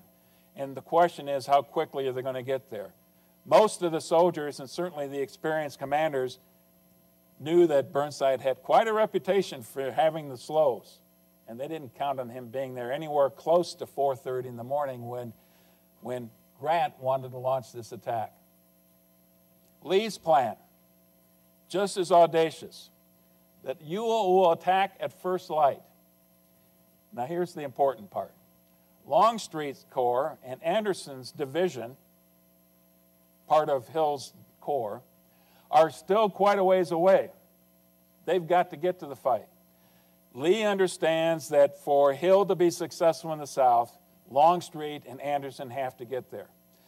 But for whatever reason, when the fighting was occurring during that daytime, Hill's forces got all mixed up. That always happens. You lose unit cohesion, and they're all muddled together. But the order went out, just leave them where they're at. Don't have them withdraw or try to reorganize or dig in or make defensive positions at all, because Longstreet is coming. He will be there before the Union can attack. That's a big gamble, and we're going to see how it works out here shortly. So Lee's instructions to, I said to Ewell, this should be to Hill. Stay put. Stay where you're at. 4:45 in the morning, Ewell attacks in the north. He starts first. And very shortly after that, the Union forces are already ready. So this is a seesaw battle going back and forth in the north. In the south, you see Longstreet is still far to the west. And actually, you can find this quickly, Longstreet's forces had marched something like, I don't know, 30 miles, 32 miles in the last 24 hours. So at 11 o'clock at night, Longstreet beds down his forces because they're absolutely exhausted. I don't know how many here have tried to march with a full pack and rifles and ammunition that far in one day. It's close to the limits of human endurance, I think. So it's not surprising Longstreet wants to rest his forces, and yet that's the key to the battle. They've got to get there very quickly. And they pick up again at 11 p.m. and start marching forward. But they're still not there when the battle begins in the south. 5 o'clock, half an hour late, Hancock had asked for a little bit more delay to get his forces aligned. He attacks in a wide front. At the same time, Wadsworth's division from the 5th Corps is attacking this open flank. Now, if you've seen the map here, you see that there's a force on the turnpike, there's a force on the plank road, and there's this huge gap in between that both armies are trying to fill, but it's very difficult because of the terrain. So you've got an open flank here. Wadsworth hits that, Hancock hits this, and they start rolling the Confederates up very quickly. Hill's troops break, and they start to fall back, very much disorganized. They hadn't dug in the first place, so it's not surprising. By the time they get to the Whittle Trap Field right here, you can see this little opening. Lee had personally positioned, I think, about 12 artillery pieces right at the edge of the woods, on the front edge of the woods. And it's because of that artillery that you start to slow. With canister and case shot, you start to slow down the Union advance. And so you're running out of steam. Hancock's running out of steam. And that's what you've got here. Now, this picture, I think, shows better than anything as you look in here. Here's the nature of the terrain they're trying to line forces up in and fight in. That is just very difficult to control any kind of a force in that. Following along in the same line then, it's 6 o'clock in the morning. Brigadier General Gregg's Texas Brigade is the first to arrive. And here's one of those very telling exchanges that kind of animate Civil War history, that makes it stand out in ways that a lot of other military history doesn't. Lee says to Gregg as he rides up, "General, what brigade is this?" And Gregg's response, "The Texas Brigade." "Hooray for Texas," Lee says. "Go and drive those people out." Gregg, "Attention, Texas Brigade. The eyes of General Lee are upon you. Forward, march." Now, that gives you a sense of just how much they venerate him. Now, then the soldiers start to realize that Lee intends to lead them in the charge. And so quickly, we hear this cry going out among the Confederates, "Go back, General Lee. This is no place for you. We'll settle this." And finally, "Go back, General Lee. Go back." And he has to practically be forced to go back. Now, this is going to be a pattern throughout most of this. He's putting himself in personal danger. The soldiers know that he is far too important to allow that to happen. Gregg's brigade goes forward. They suffer about 50% casualties, but they begin to blunt this advance. And then as Longstreet's units continue to arrive, they send them in. And finally, you see that the Hancock and Wadsworth are starting to move back and eventually move back to about the beginning where they started the advance itself. So it's a real pushing match back and forth. And a lot of it has to do with the initiative and the momentum of the moment as you do that. So by 10 o'clock, the Yankees have pushed back to the start point for them. Now, here's the next interesting wrinkle. There is an unfinished railroad bed right down here that the Union didn't know about. The Confederates didn't know about it either until they did some reconnaissance, and the engineer officer discovers this and says, goes back to report to General Lee, this is perfect. We can catch them on the flank, on their left flank. It's hanging in the air. So General Lee orders his adjutant, Colonel Sorrell, to go forward with 4 brigades and to attack north into the flank of Hancock's forces, into Birney's and Mott's divisions right down here. And not surprisingly, they kept them totally by surprise and drive into them and start to push these elements right back here, and you have the beginnings of another disaster. It doesn't quite work out that way. The Union are able to restore the lines as best they can, but a couple of the units, especially McAllister's and Hayes, completely break.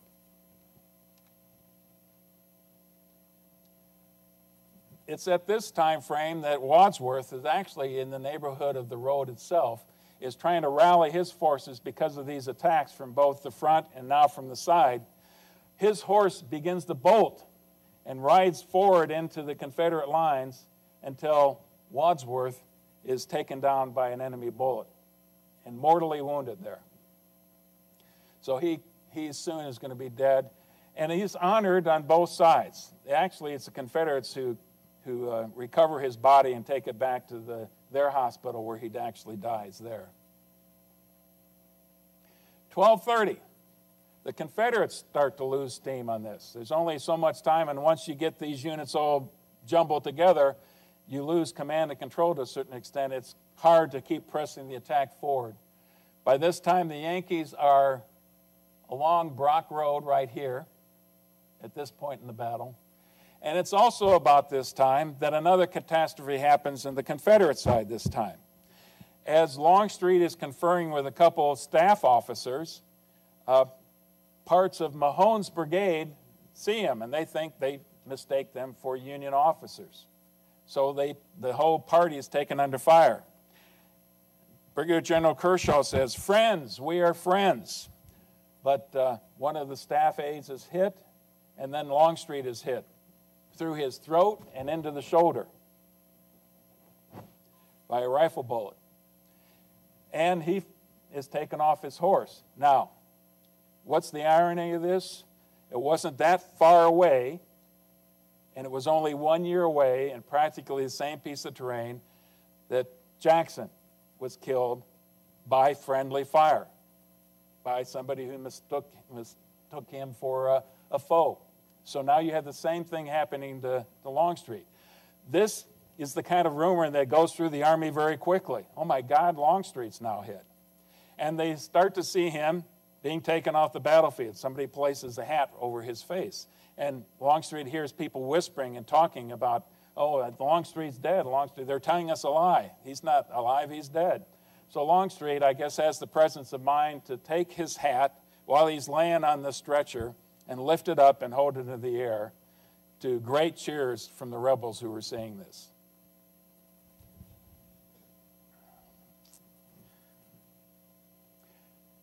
The next step, and the first part of this is all part of the southern portion. I do want to mention, first of all, what's Grant doing through most of this battle? I think that's revealing as well. Most of the battle, Grant is back here, Wilderness Tavern. He found himself a tree stump. He sat down at the tree stump. This was both on May 5th and May 6th. He took out cigars, usually had a cigar going almost all the time, grabbed a stick and was whittling.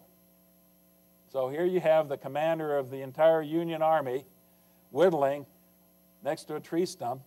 And for all intents and purposes, it looks like he's totally distracted. That wasn't what was going on in Grant's mind, but that's how I guess he calmed himself, and it made an impression on everybody who saw him. 4 p.m., Lee once again orders an attack on Orange Plank Road. So let's try to push the Yankees off of here one more time. This is still on May 6th. It's about this time that Burnside finally arrives. Now, when was the hope that Burnside would get there? About 12 hours before. Most people knew that was really outside the realm of possibility, but Burnside finally got there and got his soldiers in line to make some kind of a difference. By this time, you've got Kershaw and his forces moving in the south, and they have one advantage now that they hadn't even counted on. The brush in front of the Union lines catches on fire, and the wind's blowing towards the east. So it actually blows the fire right into the barricades that the Union forces had made, and they have little choice but to evacuate portions of their barricades and to withdraw from that area. So that's what you're seeing in this picture right here. Some rebels reached the breastworks, but they're eventually repulsed as well. In the north, General Gordon, earlier in the day, practically in the late morning time frame, noticed that the Union right flank up here, again, was hanging in the wind, that there were miles between here and the Rapidan River, and nothing in between. So Sedgwick had made a serious error. Meade had made a serious error to allow something like that to happen, especially if you don't have skirmishers or reconnaissance out there. Nobody believed Gordon. So they couldn't possibly be that foolish to let it happen again. So Gordon goes up personally and makes a reconnaissance of it and comes back, tries to convince Ewell. First of all, he talks to Jubal Early, then talks to Ewell. A couple of the officers go forward and confirm it. But it's not until Lee leaves the southern portion and makes his way all the way up to the north, then you have an officer who's willing to actually commit to Gordon's plan to attack that northern flank. And that's what you see happen. About 6 o'clock, the rebels attack Sedgwick's flank. There's near panic. And once again, the Union forces start to break at this point. Sedgwick is quick to rally some units to the point. But in the midst of this, you've got people who are running through the woods as fast as they can. And, they run into the same areas that you see. Here's Meade, and right next to it is Grant's headquarters. And they're seeing some of this stuff. And all these reports that Grant starts to hear that were about panicking. And here's Grant's response. Here's another measure of the man, if you will, about this near panic that we're going to be pushed into the river, that this is the end of the army. I am tired of hearing about what Lee is going to do. Some of you always seem to think he is suddenly going to turn a double somersault and land on our rear and on both of our flanks at the same time. Go back to your command and try to think about what we are going to do ourselves instead of what Lee is going to do. So, just the kind of thing that the commanders probably didn't want to hear, but it's reassuring them and bucking up their courage to go forward. That's pretty much how the Battle of the Wilderness ends. 2 days of very bloody combat. And here are the totals. You see that it was a lopsided affair. A lot more Union casualties than Confederates. Still 28,791. And I should say up front, the Union figures we can be pretty sure of. The Confederate numbers, they are suspect. These are the best guesses of a lot of scholars who have worked on it. But the numbers can be all over the place, range within 2,000 or 3,000 in terms of the overall casualty numbers here. Still, let's just say that it's certainly in this range. That places this battle, in terms of its bloodshed, behind only Gettysburg and Chickamauga. It's ahead of all those other battles that we've talked about up to this point. The third most deadly battle of the Civil War. And the Union forces lose 17%. The Confederates lose even more than that of their overall force. The Union suffers a tactical defeat, but as far as Grant is concerned, it's a strategic victory if he doesn't lose his calm and makes the right decisions next. Lee can't replace these casualties. The days when he can have a major offensive like Gettysburg or Antietam are now behind him. He's not going to be able to pull that off. But Lee is no less audacious, no less willing to go on the attack, on the offensive when it serves his purpose. But it's going to be at a smaller scale in the midst of these larger campaigns. We got to do a little reorganizing. First of all, you got Wadsworth, who was injured, so Lysander Cutler is going to take over that division. And you've got a couple others who are ill or off the books for a while. And you see both Neal in the 2nd Division, and Wes Merritt taking over one of the cavalry units. The Confederates have an even more serious problem at the corps level because they've now lost Longstreet. And A.P. Hill, for much of this, has been ailing. And by this time, his health is even worse.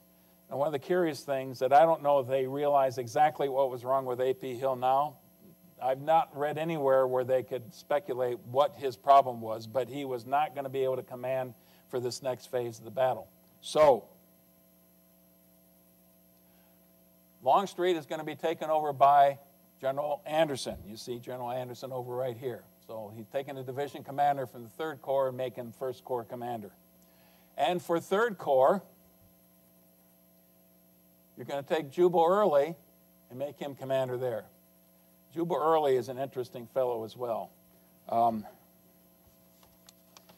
to find the nickname that Lee had for him,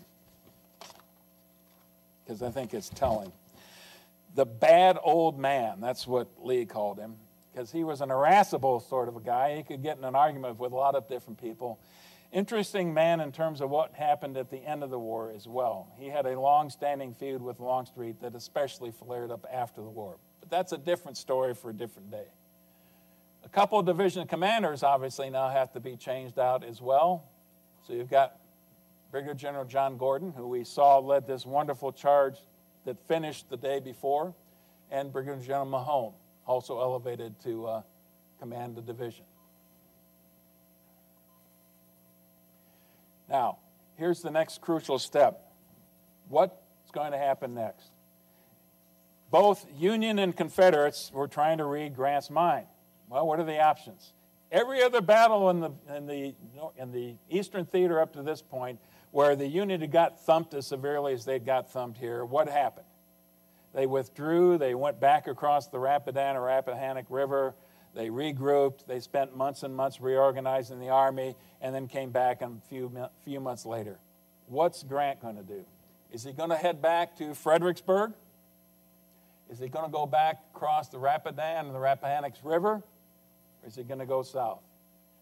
Of course, Grant is going to keep his plan to himself and his senior officers. He's not going to tell the rest of the troops until they have to know. So here's what he tells me. Make all preparations during the night for a night march to take position at Spotsylvania Courthouse with 1 corps. Where's Spotsylvania Courthouse? To the south. Grant's plan is this. Take one big step to the east and then drive the army south as quickly as you can and beat the rebels to Spotsylvania Courthouse right here. That's the key. You got to get there first. And the units themselves, once again, Warren is going to take the lead. He's going to go past behind the front lines here at Hancock, so that's kind of a logjam right there. Wright is going to go right through here and then turn south, also converging right north of Laurel Hill. Burnside is going to go much farther to the east and come around through this direction and actually come to Spotsylvania Courthouse in that area. That's the plan. And then Hancock is going to follow behind. Grant orders a night march. Lee has to guess what Grant is going to do. And Lee guesses right in this occasion. He guesses that Grant's going to move south. And it's important now for Lee to get his army to move as quickly as he can, because Lee also recognizes this is the key point, because that's the direct line down to Richmond. You got to get there first. But you know that the Union has the inner line in this case. They actually cut a road from right through here all the way down to Jatharpin Road right here. So the rebels are actually cutting a road or a path that Anderson is going to be taking. And Anderson receives orders that he has to move out at 11 p.m. Grant's forces are moving out at 8:30. Now here I think is one of the most telling moments of the war. The troops are wondering what's going to happen. And they see, some of the troops from Warren's Corps see Grant and his party of aides and general officers with him riding along, and they're wondering which way is he going to turn. If he's not going to turn right, then he's heading towards Fredericksburg. If he turns right, then we're moving south. So the next command this group of soldiers hear is, give way to the right. And then one soldier writes about this afterwards. A great burst of cheering greeted Grant wherever he rode, swiftly and silently by. That night, we were happy. I do not know that during the entire war I had such a feeling of delight and satisfaction as in the night when he came to the road leading to Spotsylvania Courthouse and turned to the right. What that meant, and again, this is hard for me to comprehend, but these soldiers who were veterans of the Army of the Potomac had so many times had this happen before, and they'd always retreated. Especially in the case with Hooker, they had no reason that they needed to retreat. But now they had a commander who was willing to go all the way and to put their sacrifices on the line and make them mean something. And to me, at least to me, this is the defining moment of Grant's career in the Civil War, making that decision and seeing the response that his soldiers had to that. They knew that he was putting their lives at risk, but that's how much it meant to them. Now, here's the irony of it. On the opposite side, the Confederates are hearing this. Of course, this was a secret move. No one's supposed to know this is happening. Grant was not happy about this at all. But the Confederates hear this commotion, and they think they're retreating, they're withdrawing. They see Lee, and Lee gets the same kind of response from the troops as well. Great cheers. 3 waves of cheers go through the Confederate ranks because their general officer had once again led them to victory and triumph. So, next step. And here's the picture of Grant leading his forces south and seeing the cheers. The race to Spotsylvania Courthouse. I mentioned before, 8:30 is when Warren's 5th Corps starts. They've got 11.5 miles to go. The Confederates have a couple more miles than that. There's a cavalry clash up front of Warren's forces between Union and Confederate forces. The Union are victorious, and then Sheridan beds his troops down right on Brock Road, right in the vicinity of Brock Road. By 11 o'clock, Anderson's division departs. Now, here's one of the other great ironies of the Civil War. They were supposed to depart maybe a little bit later, that they could rest for a little bit before they hit the road. But Anderson saw that his army was in the midst of fires, in the midst of all this carnage of the battle, and he figured it would probably be better to move out as quickly as he could and just to keep his troops moving once they'd gotten started, rather than hang around the battlefield up in the wilderness area. And for that reason only, simply because there were fires where he wanted to bed his troops down, are we going to see that Anderson is going to win the race. Actually, there are 2 reasons. That's one reason. The other reason is because Sheridan had bedded his soldiers down right on Brock Road. So about midnight or so, Warren's lead elements run into the cavalry. They can't get through there. So what do soldiers do when they're standing around and it's in the middle of the night and they're exhausted? They kind of start to bed down themselves. Meade quickly figures out what's going on. He confronts Sheridan. Meade is furious. Sheridan's not much less furious, but regardless, there is a delay because Sheridan's cav is sitting right on the road that Warren needs to use. 8:30 in the morning now. 8 o'clock, actually. There's another cavalry clash that's 2 miles north. Right here is Spotsylvania, the junction they were hoping to get to. It's up here in the vicinity of Laurel Hill and Spindle Farm. That's where the Union and the rebel cavalry are going to run into each other. And quickly, the rebels realize they need reinforcements. And it's about this time also that Anderson's lead infantry units are in this vicinity. The brigade is immediately sent north, and they start to reinforce. So now you've got this slugging match. Warren knows he needs to punch through this as quickly as he can to get down to the courthouse, and yet the Confederates beat him to it. And over the day now, we're going to see both sides building forces, and Warren repeatedly is going to throw assaults in here. Now, you remember that Meade was kind of upset with him beforehand because it seemed to take way too long for Warren to get into action. Now Meade is upset because Why can't you push these rebels out of the way? Let's get moving. We need to get to the courthouse. Now you've also got a situation where piecemeal attacks are going on. First of all, it's Robinson and Griffin, and then later Cutler and Crawford's division arrive. But as they do, there are Confederates on the opposite side who are also reinforcing at the same time. So at 10:30, we see Cutler and Crawford. You see them in advance, but now you have major portions of Anderson's divisions that are already there. And what do those troops do as soon as they get there? They start digging in. They start throwing embankments in front of them. You chop down the trees. You drag the trees in front of you. Chop down the limbs. You put. We'll talk about the kinds of the entrenchments that they had. But as much as you can, as quickly as you can, you get some kind of protection. At 5 o'clock, General Sedgwick's corps actually reaches the area. And once again, you think, okay, when Sedgwick is there, we can have the forces necessary to make a difference. But by then, Ewell's corps is arriving, and those divisions are falling into place.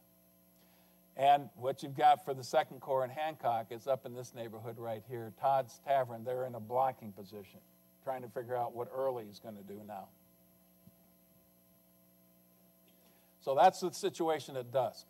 Now we're into the battle that we know today as Spotsylvania.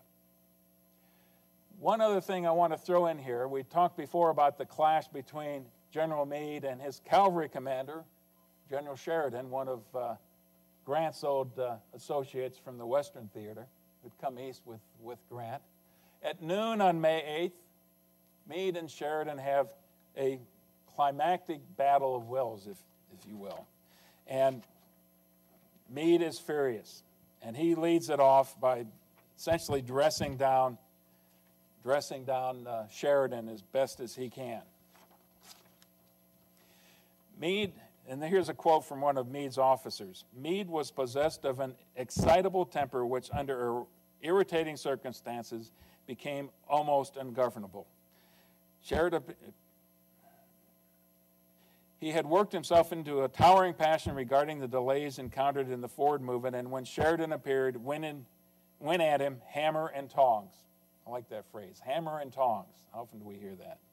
So these men are not getting along at all. Sheridan's immediate response is, well, General, you know, you've insisted on commanding my forces. Instead of going through me, you've taken over my forces as well. And basically, both men had a lot to be argued for in their side of the argument. Sheridan didn't appreciate that much of his cavalry was assigned to guard trains instead of doing screening missions. Part of the problems early in the Wilderness Campaign is because there wasn't a screen out to the western portion of the Union as they moved forward. So it kind of ended this way. Meade finally starts to try to calm down his subordinate. Sheridan is having none of it, and he says that he could whip Stuart's cavalry if only Meade would let him. Further, he'd let Meade take command of his cavalry if that's what he wanted. So that's kind of how it ends when Sheridan storms out. Well, Meade shortly after goes over and talks to Grant about this, and here's Grant's response. Did Sheridan say that? Well, he generally knows what he's talking about. Let him start out right now and do it. So, quickly the order goes out. The Major General Commanding directs you to, Major General Commanding, this would be Meade, directs you to immediately concentrate your available mounted forces and with your ammunition trains and such supply trains as are filled, proceed against the enemy's cavalry. So Sheridan is going to have a chance to take on Stuart directly, to try to crush through it and to try to cause just as much havoc as he can on his way down to Richmond. And that's what you're seeing here. Here's Sheridan's path south. Now we're not going to talk very much about the actual events of the raid. They had one place where they destroyed a major amount of rail stock and hundreds of thousands of Confederate rations, which Lee's forces desperately needed. But May 11th, they got to the vicinity of Yellow Tavern, and on May 12th now, there's going to be a major battle there. May 11th. The rebel got there first. It's kind of what Sheridan wanted in the first place, because he had the mass. He had much more forces. In fact, here's the mistake that Sheridan made when he left with his force. he took practically everybody with him. He left about 3 regiments with Grant. That's maybe 1,500 men at most likely less than that. Essentially, he's going to leave Grant blind during the Spotsylvania campaign. Now, Stuart left a much more sizable force north with Lee, and so he's going to be grossly outnumbered, but he knew he had to do that. He can't abandon Lee once again like he did at Gettysburg and leave him blind. So the rebels are in a blocking position. They meet with Sheridan's forces. The Union forces are victorious. However, in the midst of the battle, Stuart always liked to mix it up. He'd been in danger scores of times and during the war. And in this case, there was a Union soldier, I believe was dismounted, had a .44 caliber pistol, and took Stuart down. So Stuart is mortally wounded, and now the Confederacy has lost one of their most famous, most glorious commanders. And this one is really going to hurt Lee hard, plus the rest of the Army also. Now, going back to what's going on at Spotsylvania, I wanted to take just a minute here to talk about the nature of the defensive works that they had. This is a very idealized picture, but it gives you some idea. If you've got 2 or 3 days in a position, by this time of the war, you want to get close to this. You clear out a field of fire in front of you, chopping down the trees as much as you can. You put out this abattis right here. What that was is fallen trees. You chop down trees, and then you point the branches towards the enemy, and you sharpen all the branches. The best thing they had, short of having barbed wire in the First World War era. That's what their version of barbed wire was. You're going to see a picture here where where the abattis was right along the front line as well. But you also put out a healthy number of skirmishes. You want to engage the enemy just as soon as you can. And these are not just skirmishers. Many of them are sharpshooters. They're the best shots in each respective army.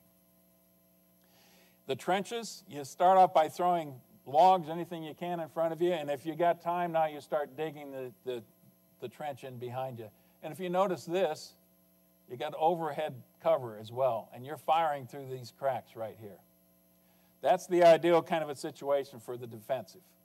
And you've got that going on at Laurel Hill and the rest of these positions. Here are actually a picture from Spotsylvania. You can see the abattis. Not nearly as sophisticated looking as this, but there's probably another line of abattis farther out.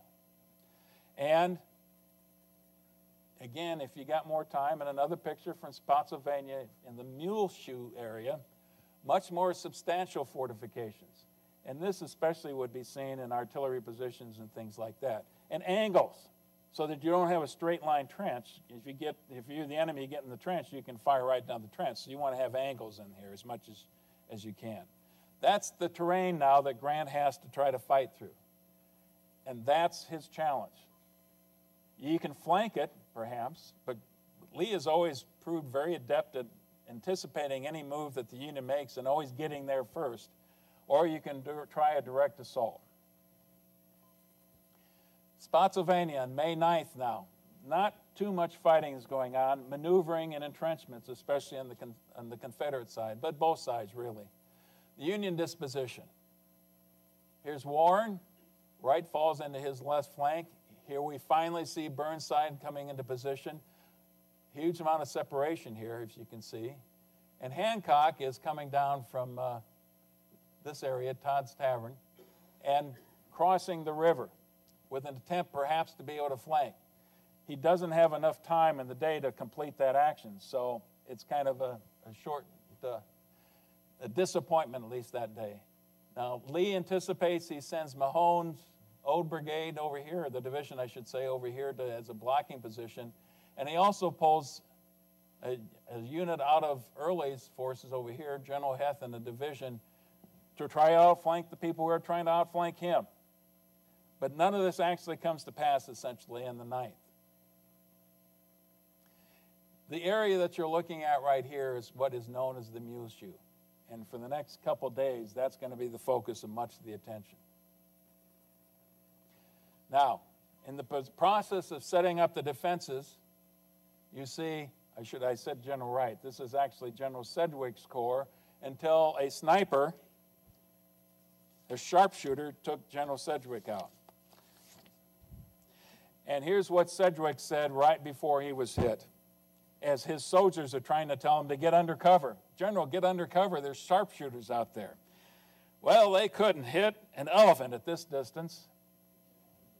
And shortly thereafter, he took a shot right through underneath his left eye socket and killed him. Once again, you've got a major officer on the Union side who is felled by Confederate fire, and it's somebody that both sides respect.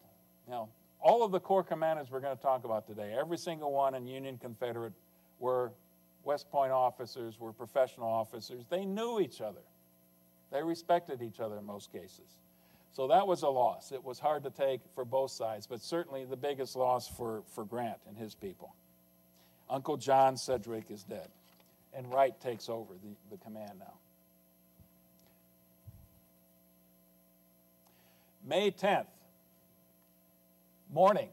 In the morning, Hancock attacks, trying to take this bridge right here. He's met by Mahone's forces, and then about the same time, he runs into Heth. That does not go very well. Hancock ends up retreating on the right flank of the Union. Warren attacks Laurel Hill. Now, Warren had been beating his head against these positions at Laurel Hill all day on the 8th as well. 2 days later, they're much more established positions. They're much harder to take. By this time, he's losing faith, as soldiers certainly are, that they can be successful, and they are repulsed rather bloodily. But here's the big plan that Grant has for the day. Emory Upton, one of the more enigmatic people in the Civil War, I think, a young officer, brigade commander, colonel at the time, had come up with this notion, recent graduate of West Point, by the way, that we were fighting this all wrong, that what we needed to do was to concentrate as many infantry as we possibly can and then move them across the battlefield as quickly as possible and not stop and fire. The loss of momentum was the telling moment in many of these skirmishes and battles. If you stop, it's awfully tough to get going again. He wants to move across that battlefield as quickly as possible. So he has given 12 of the best brigades in the 6th Corps. And he lines them up in tight formation, 3 brigades up front, and then 4 lines, 4 brigades deep, a very tight formation, about 5,000 forces. And then all of this is supposed to happen at 5 o'clock. There's supposed to be a diversionary attack by General Mott's division coming up in this region. That is a bust. A lot of the Mott's forces are pulled off. He runs across, he's going across terrain where the Confederate artillery is kind of catching him in on the side and decimating his forces there. So that does not work as well. But Upton's portion goes a little bit late at 6:10, but he's very successful. Here's the orders that are given to these soldiers. All the officers were instructed to repeat the command forward constantly from the commencement of the charge till the works were carried. No man was to stop and succor or assist a wounded comrade. Do not fire a shot, cheer, or yell until we strike their works.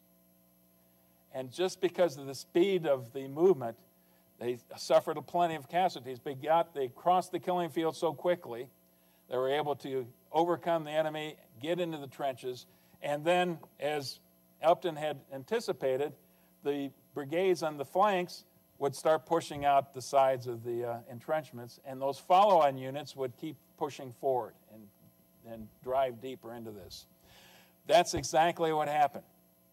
And they are very successful until the Confederates can rally some reinforcements and press into that area and at least repulse them. And once you get to that point, then the Union forces become very disorganized. They're all muddled together again. And the Confederates have the upper hand at that point because they're a little bit more cohesive and can push back. And finally, the decision is made that about, as it gets dark, that the best thing to do is to pull Upton's forces out of there. There were some Union soldiers who hated the idea after what they had accomplished to be leaving those trenches, but that's what they did. With a considerable amount of enemy forces, captured enemy with them. And it's about this time that once again, Meade and Grant order Warren to attack again to distract the enemy so that Lee can't reinforce the main portion of the battle. And Warren is once again repulsed. Now, the bottom line of all this, looking at this, Grant sees a great amount of potential in what Upton had just accomplished. And as so often happens, why did this fail? They end up deciding that General Mott's division was to fail. It was the reason it failed. Very unjustified, I think, in most historians' assessment of it later, but that's the way these things work out in the heat of battle. Now, one more thing I wanted to mention. At the end of the day, you've got all these dead and wounded lying on the battlefield in front of Laurel Hill, in the vicinity of the Mutual here. You got this tragedy that you're associated with. And what happens at the end of the day? A Confederate band strikes up "Nearer, My God, to Thee," so that both sides can hear this being played back and forth. After that, a Union band takes up and plays "The Dead March." And then the Confederate band strikes up once more and plays "The Bonnie Blue Flag." And there are a few songs that were more popular for the Confederates than the Bonnie Blue Flag, so a great cheer went up among the Confederate ranks. And then the Yankees played "Star Spangled Banner." And the Confederates ended the concert, the mini concert, if you will, by playing "Home Sweet Home." Home Sweet Home. And here's what one Confederate wrote about that experience. "A united yell went up in concert from the men on both sides, such as one as has never heard among the hills of Spotsylvania County before or since." And maybe this is just me, but it illustrates to me just how similar these soldiers were on either side, how many things they shared together, the culture that they embraced, their shared heritage that they had. Again, say what you will about the things they were fighting for, but the soldiers understood each other in that level, in that respect. May 12th. Now, I kind of skipped over May 11th. That was a day of preparation because Grant wanted to try to do what Upton had accomplished, but now on a much more massive scale. Instead of just a few brigades, we're going to try this with an entire corps. And the plan was going like this. In fact, right before he's going to be ready to launch this, here's what Grant had written a note, gave it to his congressman who was with him, Congressman Elihu Washburn, told him to take it back to Washington, D.C. "We have now ended the 6th day of very heavy fighting. The result up to this time is much in our favor." Grant's still an optimist at this point in time. Given all the bloodshed, he's still an optimist. "I propose to fight it out on this line if it takes all summer." That was exactly what Lincoln wanted to hear, that we weren't going to back off, that Grant had resolved to keep at it until they were victorious. And that was the perfect headline to appear across newspapers all across the North. "I propose to fight it out on this line if it takes all summer." Here's the plan. The Second Corps is going to hit the apex of the Muleshoe, right here in the center. They're going to attack all at the same time. It, once again, is going to be an early morning attack, designed to begin at 4 o'clock. So you've got to have a day to get all of this stuff ready. The Fifth Corps was to attack roughly the same time period. That's Warren's Corps right here. And Burnside, let's finally get Burnside in the mix to throw that weight in and make a difference. Lee, hearing reports that Hancock had moved his forces from over here, hearing that they're moving in that direction, thinks now that they're trying to move to the east and then take a step and move directly south. He thinks they're evacuating the Spotsylvania area, so he anticipates that move. Some of his troops, I'm sure, thought they were retreating by this time. But in this case, Lee guesses wrong, because that's not Grant's intentions at all. But here's the really hard part of that wrong guess. He directs that Ewell's artillery, most of us artillery, be withdrawn from the Muleshoe area. About 20 guns out of the 32 or so that he actually has there are going to be pulled out of there, positioned to be ready to move, anticipating that Grant is moving towards the east and then to the south. So, 4:30 in the morning on May 12th, Hancock and Burnside both attack. And the same style. Soldiers are told to load their rifles, not put on caps. If you don't have a cap, you can't fire your rifle until you actually get to the trenches. Move across the battlefield, no yelling, move as quickly as you possibly can. 4 o'clock in the morning. And oh, I forgot to mention, there had been torrential downpours. These soldiers on both sides for the 11th and the 12th, they were soaked to the bone. And a lot of the powder that both sides, but especially the Confederates had, once the attack is beginning, they're kind of overwhelmed to begin with. They're surprised that it's coming, and then when they go to fire their weapons don't fire. So the Union forces quickly get into the trench line. And on the eastern and the top of this is Johnson's division. Johnson's division is overrun. And most of them retreat as quickly as they can to the base of the Muleshoe area. And something in the neighborhood of 2,000 of them are captured in this stage of the battle, in that couple hours itself. And here's a description of the battle from Lieutenant Colonel Wygant. I can get my pointer to work. I had that picture up there because you can see if you look hard enough, it's raining. They're fighting in the rain.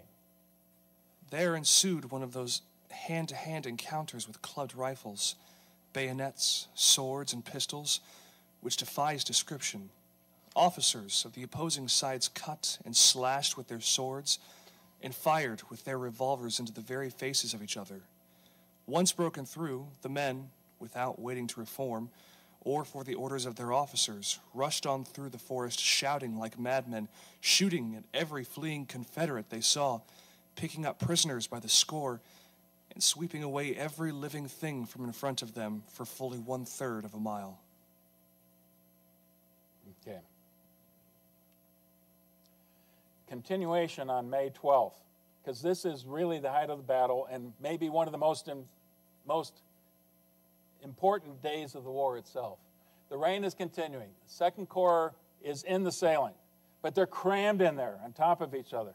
A lot of them had moved forward as far as they could, a couple hundred yards forward, but they're really almost on top of each other. In the critical moment now, the Confederates have to counterattack.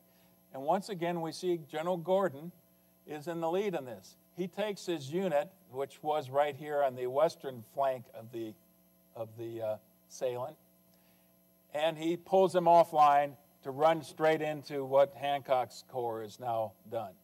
And he runs into Lee. And another one of these amazing exchanges.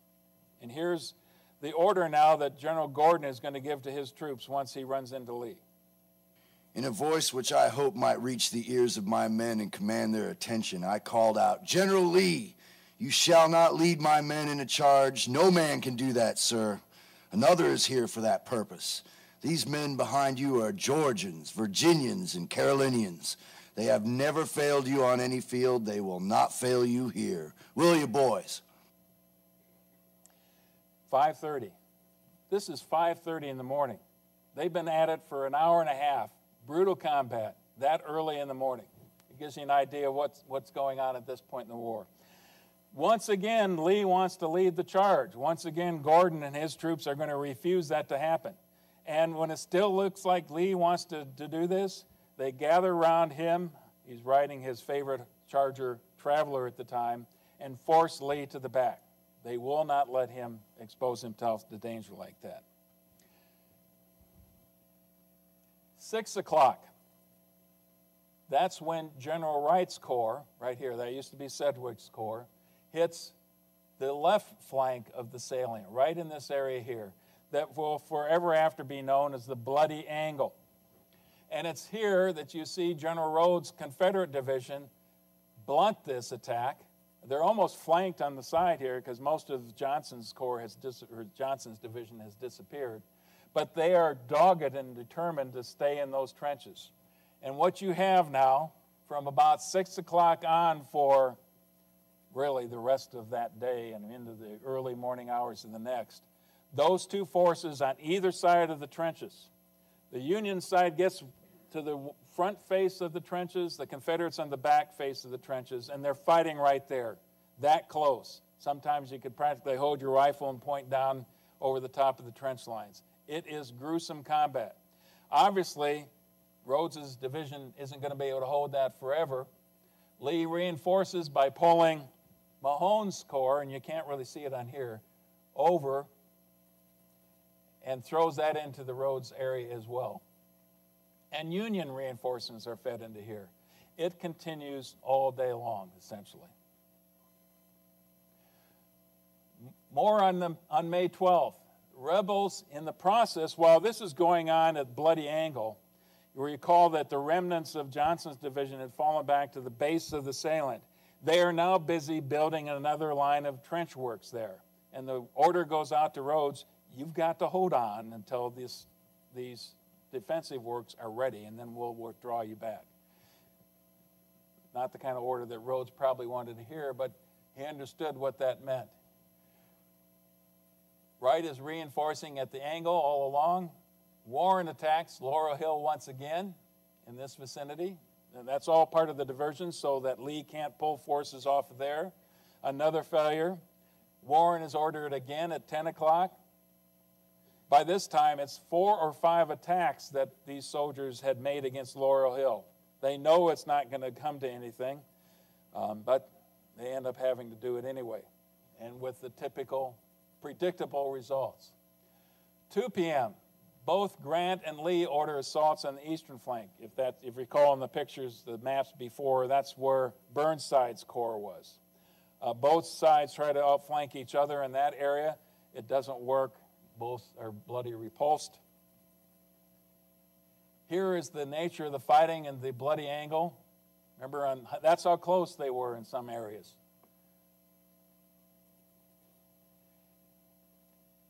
And then at 4 in the morning on May 13th, the word finally goes out that Rhodes's remnants of what's left of his unit in the Bloody Angle can withdraw back and fall back behind those new trench lines.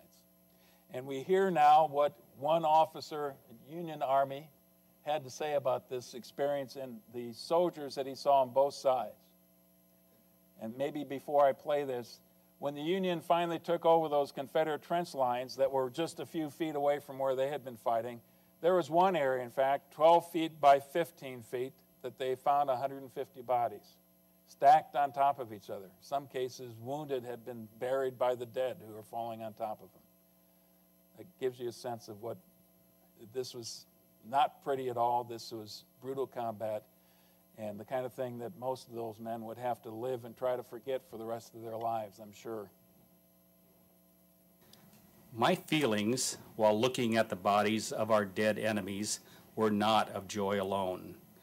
I thought how many hopes were bound up in the lives of those men whose broken, bloodied bodies were lying helpless on that muddy field. I had no enmity toward those men, not even any for their living companions who, from the woods beyond, were even then occasionally sending a whistling bullet after us. They are brave and believe in the cause they fight for. Okay. Battle is going to happen now for the next few days at Spotsylvania, but it reaches nothing like the crescendo that you saw on the 10th and on the 12th. Most of it is a matter of Grant moving his forces back and forth from one side of the salient to the other and back and forth. And he finally gets to the point where he has to wait for it to dry out a little bit because you just can't fight when you've got that much mud and sop. So he has to wait for dry weather. Now, this was the major part of the battles that I wanted to focus on. We're going to move much more quickly from here on out. But I think you get a real sense of what Grant and the Army of the Potomac and the Army of Northern Virginia were facing. Remember the casualties we had before? the casualties of Spotsylvania are just a notch higher than they were at the Wilderness. So now you've got the third greatest level of casualties and the fourth greatest level of casualties within a couple days of each other. And within 8 days, you have 60,000 casualties between the two armies. 60,000. Hancock's 2nd Corps is nearly decimated. The 5th and the 6th Corps aren't much better. Ewell's 2nd Corps is down from 17,000 to 6. It's a huge drop. And still, Lee is going to look for opportunities to go on the tactical offensive, as you will see further on. Now, here's the rest of the overland campaign. What we have talked about so far is the Wilderness and Spotsylvania. Down here is Richmond.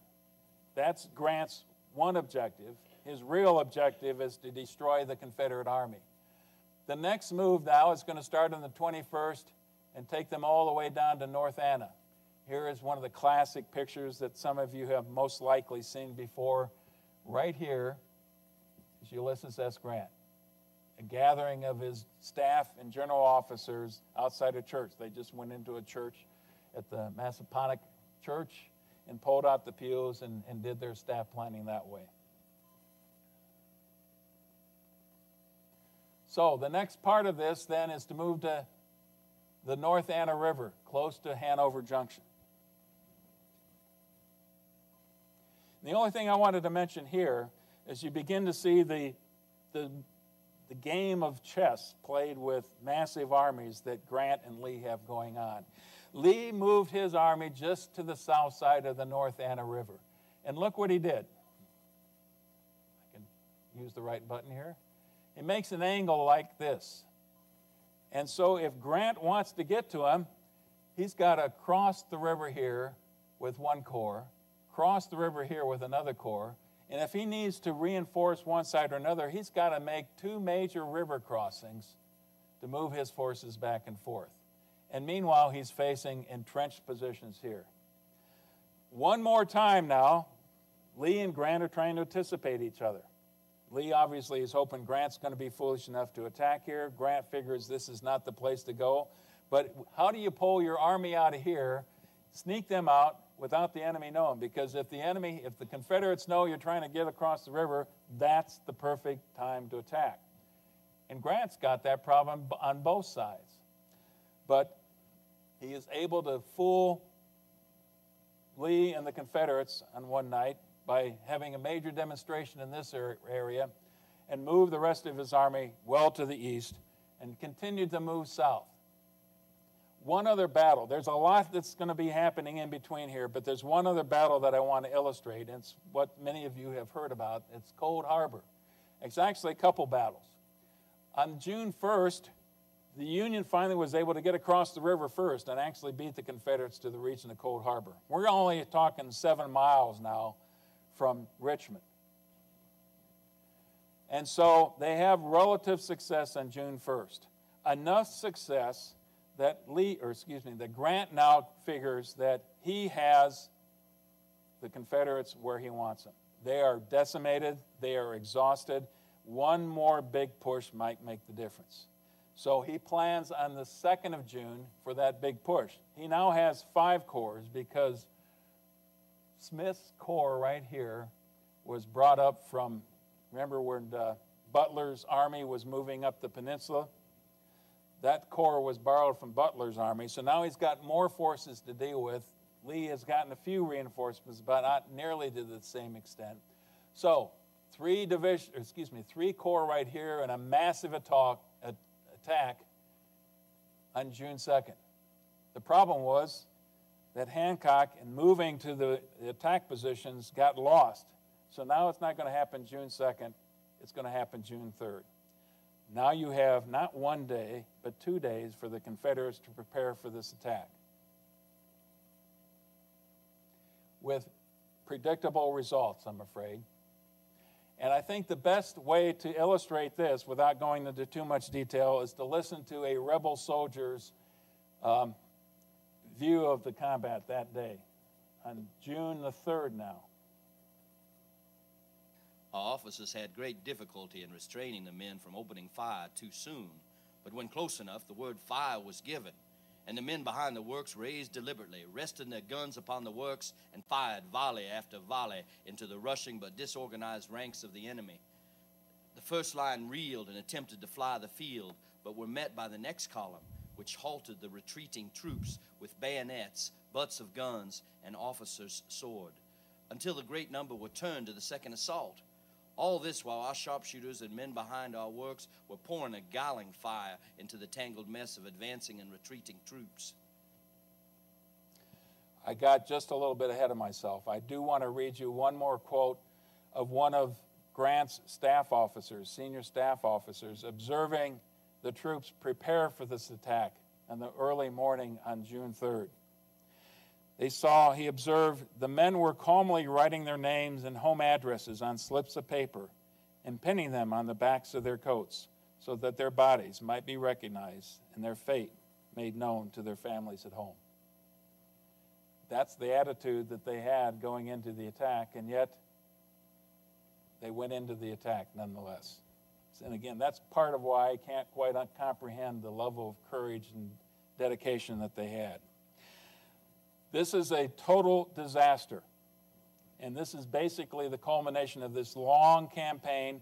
From here on out, it's going to be a siege at Richmond and Petersburg, which we'll talk about in January when we meet again. And here's a couple comments about it. That one New Hampshire officer called it the greatest and most inexcusable slaughter of the entire war. And Grant's own interpretation, I regret this assault more than any one that I have ever ordered. I regarded it as a stern necessity. He thought he'd have a chance to win. He thought he'd have a chance to finally break their backs. He even flirted with the idea that this would be a wonderful present to present to Lincoln when the Republican convention met in a few days. But it was not to pass. That he believed it would have compensating results, but as it proved, no advantage has been gained sufficient to justify the heavy losses suffered.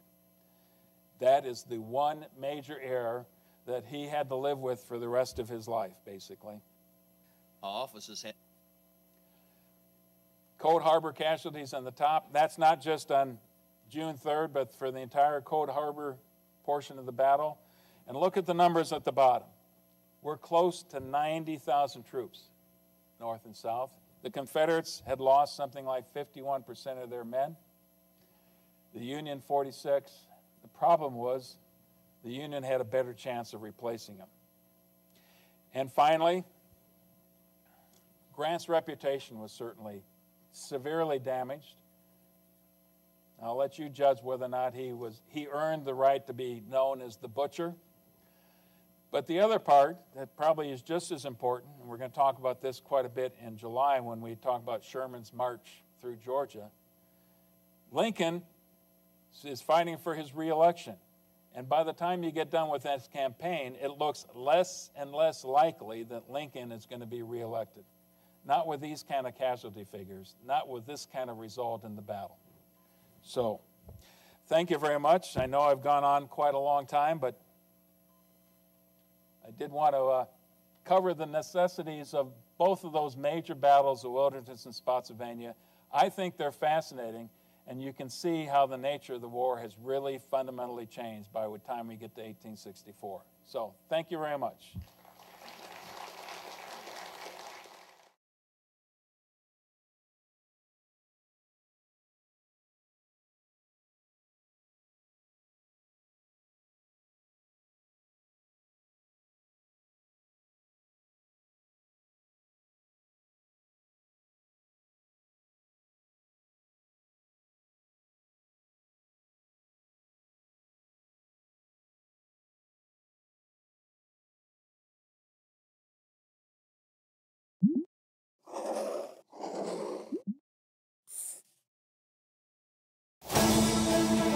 Meet Lightning, Raphael's smart, combat-proven pod. Fully operational day and night in the most challenging weather conditions and capable of producing high-resolution color imagery, Lightning incorporates all the features required by the modern strike fighter. More than 2,000 Lightning pods are currently in operational use by 28 air forces around the world, integrated on over 26 different platforms. Lightning's high-end electro-optical sensors deliver superior targeting capabilities via exceptionally long detection, recognition and identification ranges, laser spot detection, and laser marking. Lightning successfully detects and tracks multiple airborne targets, enabling pilots to quickly identify and engage airborne threats. Operating as a passive detection system, Lightning remains invisible to enemy radars. In addition to its ability to produce high-resolution FLIR and IR visuals of ground targets, the Lightning pod excels in capturing high-definition color imagery. Lightning boasts advanced target generating capabilities, enabling it to actively detect airborne and ground targets with exceptional precision and reliability. Lightning's advanced image matching enables reliable performance in GPS-denied and cloudy areas, ensuring accurate target identification in challenging environments. It can also obtain data from moving targets, even in low light and adverse weather conditions. The Smart Pod is capable of guiding precision-guided missiles, enhancing the effectiveness of precision-guided weapons and increasing mission success rates. The Lightning Plus pod goes beyond targeting, accommodating additional electronic equipment for enhanced mission capabilities. Rafael's Lightning pods set the standard for superior targeting, empowering air forces around the world with unmatched precision and reliability.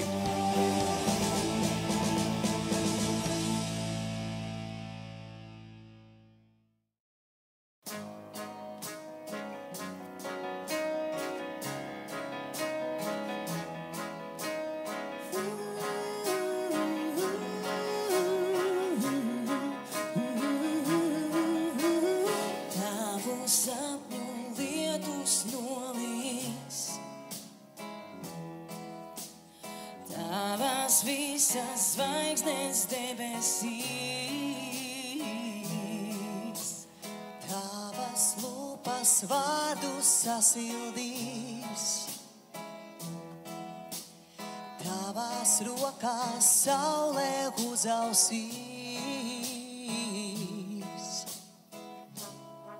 Un tu jau zini kādēļ, un tu jau zini kādēļ. Debesis iekrita tevī. Debesis iekrita tevī.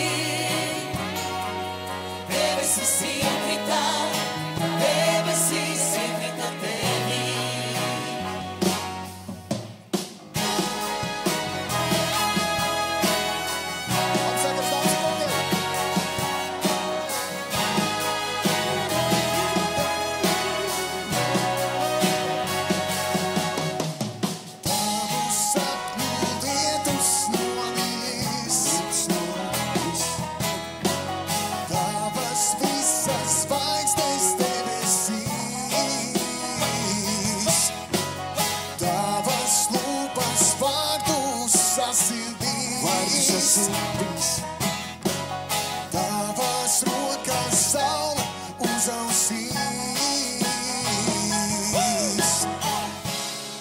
Un tu jau zini kādēļ. Un tu jau zini kādēļ. Debesis iekrita tevī. Debesis iekrita tevī. Debesis iekrita tevī. Debesis iekrita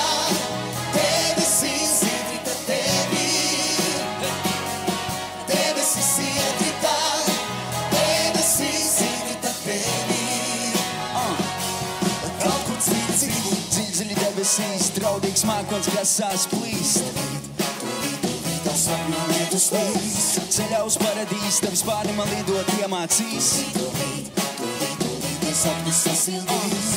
Dziļi tavās acīs, tajās veiksme pasmaidīs. Dziļi tavā sirdī tumsu gaismu atradīs. Tūlīt tā sauli sasildīs. Debesis iekrita tevī. Krita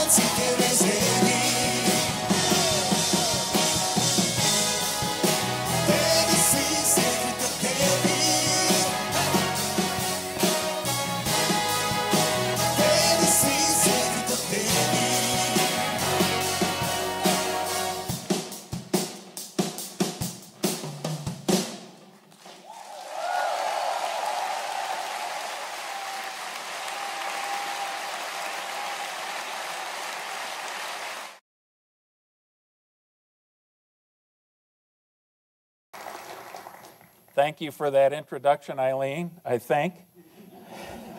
I certainly had the goal of getting done by 90 minutes as well, and having said that, you know, these things are always about logistics. And oftentimes in warfare, you think something's going to start at a particular time. It doesn't. So we've already had a couple logistical challenges, but I think they are behind us.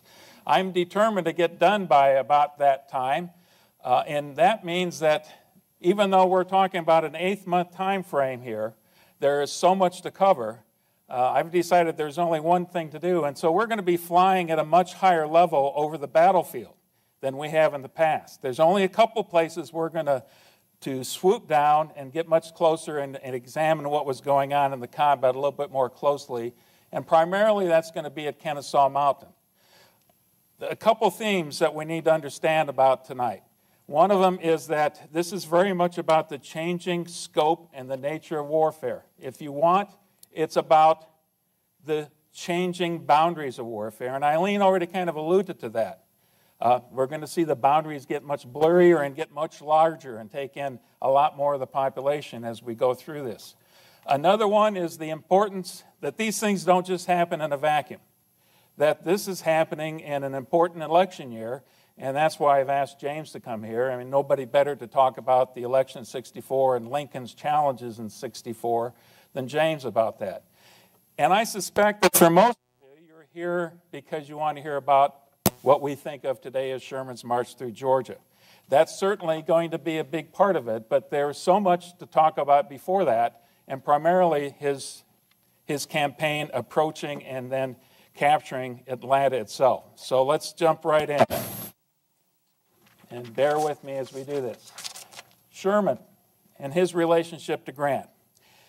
He had a very close relationship, as most of you know. If you've been attending these presentations before, we've talked about it a lot. We especially talked about it at Shiloh. We talked about it during the Vicksburg campaign. And here's what Sherman said about his very good friend Grant. Grant stood by me when I was crazy, and I stood by him when he was a drunk. And now, sir, we stand by each other always. Now, that's saying quite a bit. You've heard already some of the background of Sherman. Born in 1820, by the age of 9, he was an orphan, so he was taken in by a close friend. A senator, turns out to be, and that senator was savvy enough to get Sherman an appointment to West Point. He graduated near the top of his class. Ironically, one of his roommates is George Thomas, which we're going to be talking about later. And it was in the early stages of the Civil War where we find out that he gets labeled by the newspapers as insane because he was a bit concerned when he was commander of the Department of the Ohio about the huge Confederate forces, much larger than they actually were. And he seemed unstable, unsure of himself, and it was taken out of that command, but not until after he was dragged through the mud in the newspapers. And here's a surprise. He never really liked reporters after that. He was brilliant, high-strung, modest in dress, had a real connection with his soldiers, and he was an incessant talker, and very much a counterpart to who Grant was, a different kind of personality together. But they clicked very early on. Now, a couple other people we got here. I'd already mentioned George Thomas. He is the commander of the Army of the Cumberland. And we're going to see a chart later on of exactly what these armies are consisting of. Thomas has a reputation for being a stalwart defensive fighter and not necessarily good on the offense. But he comes out of this battle in the Chickamauga as the Rock of Chickamauga, had a great reputation. And then he performs very well at Chattanooga as well. The cross, if you will, the cross that Thomas has to bear in his own mind is that he's originally from Virginia, a West Pointer. But unlike so many of his other fellow Southerners, he decides to stay with the Union. And in his own mind, that kind of haunts him. He wonders if he's going to be advanced or taken care of properly. The next one I've got here listed is James McPherson. James McPherson is only 36 at this time, young. And as far as both Sherman and Grant are concerned, there's no better soldier in the Army. He is very highly thought of by both of those men. And they see that if they don't survive the war, and they wouldn't be surprised if they didn't, that McPherson would be the guy who would take over and lead the Union to victory. That's how highly they thought of McPherson. He was with Grant at Shiloh, at Vicksburg, and certainly at Chattanooga. So he's got a long relationship with both Sherman and Grant by this time. And then there's General John Schofield. The youngest of the group, I think he's only 33 at the time, another West Pointer like all of these gentlemen are. And in Schofield's case, he has a more obscure background during the Civil War itself. He's too young to get to the Mexican War. And he's spending some time in Missouri, and there's questions about whether or not he was truly all that loyal. So there's some suspicion about him. Anyway, let's move on. The theater's geography. The objective is Atlanta. In 1850, Atlanta's only 2,500. It's a small town. Even in those days, it's not a huge metropolis. It's a small town. But it also happens to be a place where railroads end up converging. And so by 1860, it's already grown to 8,000. And by the time of 1864 in this campaign, it's grown to 20,000. And it's a major industrial, as well as being a transportation node, major industrial base for the Confederates. It's probably the second most important city in the South that's still controlled by the Confederates in 1864. The mountain ranges we got to deal with is the Appalachians and the Blue Ridge Mountains. Appalachians at the very north, so we're talking about the Blue Ridge Mountains coming through right here. And there are some pieces of rugged terrain, especially in the northern part. It flattens out farther south. The major rivers that we'll talk about, Etowah, probably mispronouncing this, Etowah River, and where is it? Right down here, the Chattanooga, or excuse me, the Chattahoochee River. So, sorry about that. The thing to really focus in on, though, is the railroads going into Atlanta. And you can see 4 of them here. One goes up from Atlanta to Chattanooga. The second one over here goes all the way over to, let's go the opposite direction. This goes to Montgomery in Mobile, Alabama. In the south, you go to Macon and eventually to Savannah here. And then you've got one to Augusta and all the way to Charleston. So those are the 4 rail lines. That's why Atlanta is so important. Sherman's supply line is obviously this railroad. And here's the thing to remind you about the Civil War. Armies during the Civil War, especially massive armies like Hood and Johnston and Sherman are not going to get very far from these rail lines. They cannot support themselves in the long run. So that rail line is incredibly important to Sherman, goes back to Chattanooga, and eventually to Nashville, where Sherman's major bases of supply and support are. Okay, here's Sherman's army. We already mentioned the key people here. George Thomas, 3 corps, and with each corps, you've got 8 divisions here. Thomas's corps is by far the largest of the corps that Sherman has under his command. Army of the Cumberland. That's the army that fought through Tennessee, fought at Chattanooga, fought at Chickamauga. The Army of the Tennessee, commanded by James McPherson, as I mentioned, has 6 divisions and 3 corps. Interesting personalities here. John A. Logan, we'll talk about him a lot. General Dodge from Iowa. Here you got John Palmer from Illinois as well. Joseph Hooker, there's a familiar name from previous discussions. The 3rd Army, the Army of the Ohio, that's the one that John Schofield has. The curious aspect of this is it's got just 1 corps. It's much, much smaller than the other 2 armies. And then here we've got the cavalry. 3 divisions, and then I've got Stoneman's division. That's actually part of Schofield's army. You might remember Stoneman from the Chancellorsville presentation. So you got interesting connections here. Hooker and Howard. Hooker blames Howard for his disaster at Chancellorsville, and he blames Stoneman for his disaster at Chancellorsville. So interesting collection of personalities. And there's a lot of personality conflicts involved with this. When you've got everybody in force, you've got something like 112,000 men, a large army, especially when you have to maintain that over these tenuous supply lines that Sherman has. Joseph Johnston and his generals, an equally interesting group of people. Johnston. You'll recall that Johnston early on was the commander of the forces in Virginia until he was injured during the Peninsular Campaign, and it was only after that that Robert E. Lee took over, and essentially Robert E. Lee earned the support of Davis and the entire, or the respect of the entire Confederacy after that. So Johnston kind of bounced around. He went out to the Western Theater, did not perform too well in most people's minds during the Vicksburg campaign, but he's still there and he's highly respected. He's in his 60s, so he's one of the older people that we're going to be talking about here. He is also a West Point graduate, born in Virginia, and has a decent relationship with Davis. His corps commanders. Let me talk about one thing in particular here to begin with. William Hardee and Leonidas Polk both were mortal enemies of Braxton Bragg, who was commander at Chickamauga and then at Chattanooga. And they lobbied hard to get rid of Braxton Bragg early on. They undermined him in any way they possibly could. And that's why Joseph Johnston now is in command of the Army of Tennessee. Can be confusing. The Union has the Army of the Tennessee, as in the Tennessee River. This is the commander of the Army of Tennessee, as in the state of Tennessee. William Hardee. He is the author of Hardee's Tactics, the textbook that they all read north and south at the beginning of the war.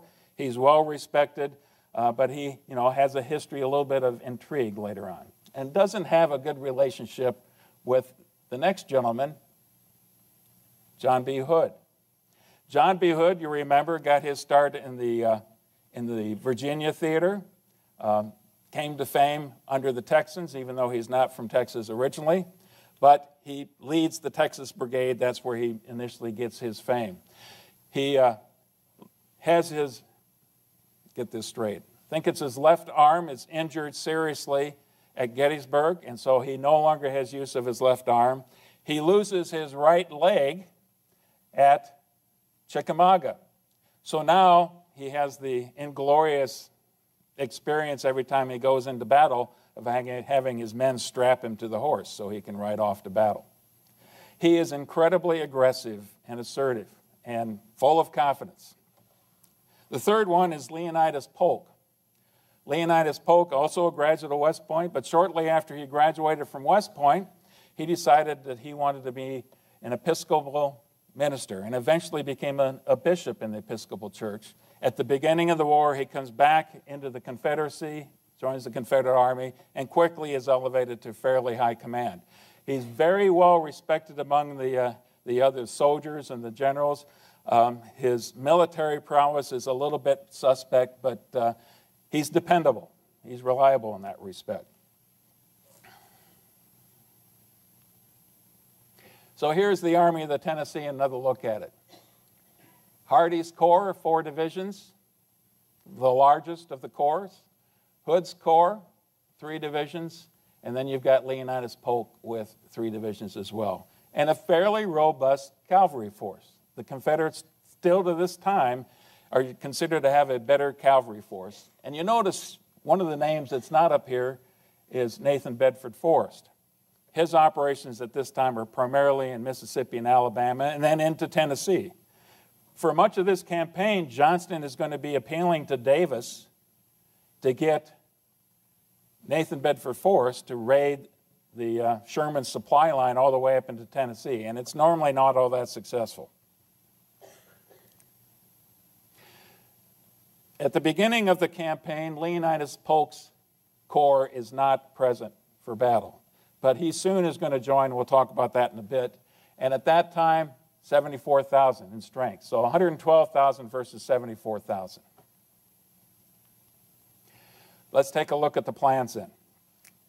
The plans are these. As far as the Union is concerned, the Confederacy is concerned, and this is something James will really drive home for us, this is an election year. 1863 did not go well for the Confederacy, but they start the year relatively optimistic because really, as far as Davis and Johnston and Lee are concerned, to be successful, they just have to avoid being beaten. If they can punish the Union, cause lots of casualties, and avoid the capture of Atlanta and of Richmond, they've had a pretty good year, and their chances in the election are good. Now you're thinking, well, none of these southern states have a voice in the election. They're banking on a victory by the Democratic Party, and they're banking on punishing the Union so much that the Democrats will come in on a peace platform, and that will solve their problems for them. They will be victorious. That's their plan, essentially to avoid defeat.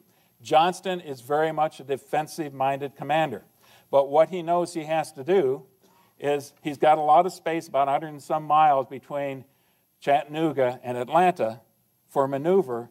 He finds the right spots where the Union Army would be divided, catch them on the flank, mass his army, and take on piecemeal the Union Army, and then that could be successful. But ultimately, all he has to do is prevent the capture of Atlanta.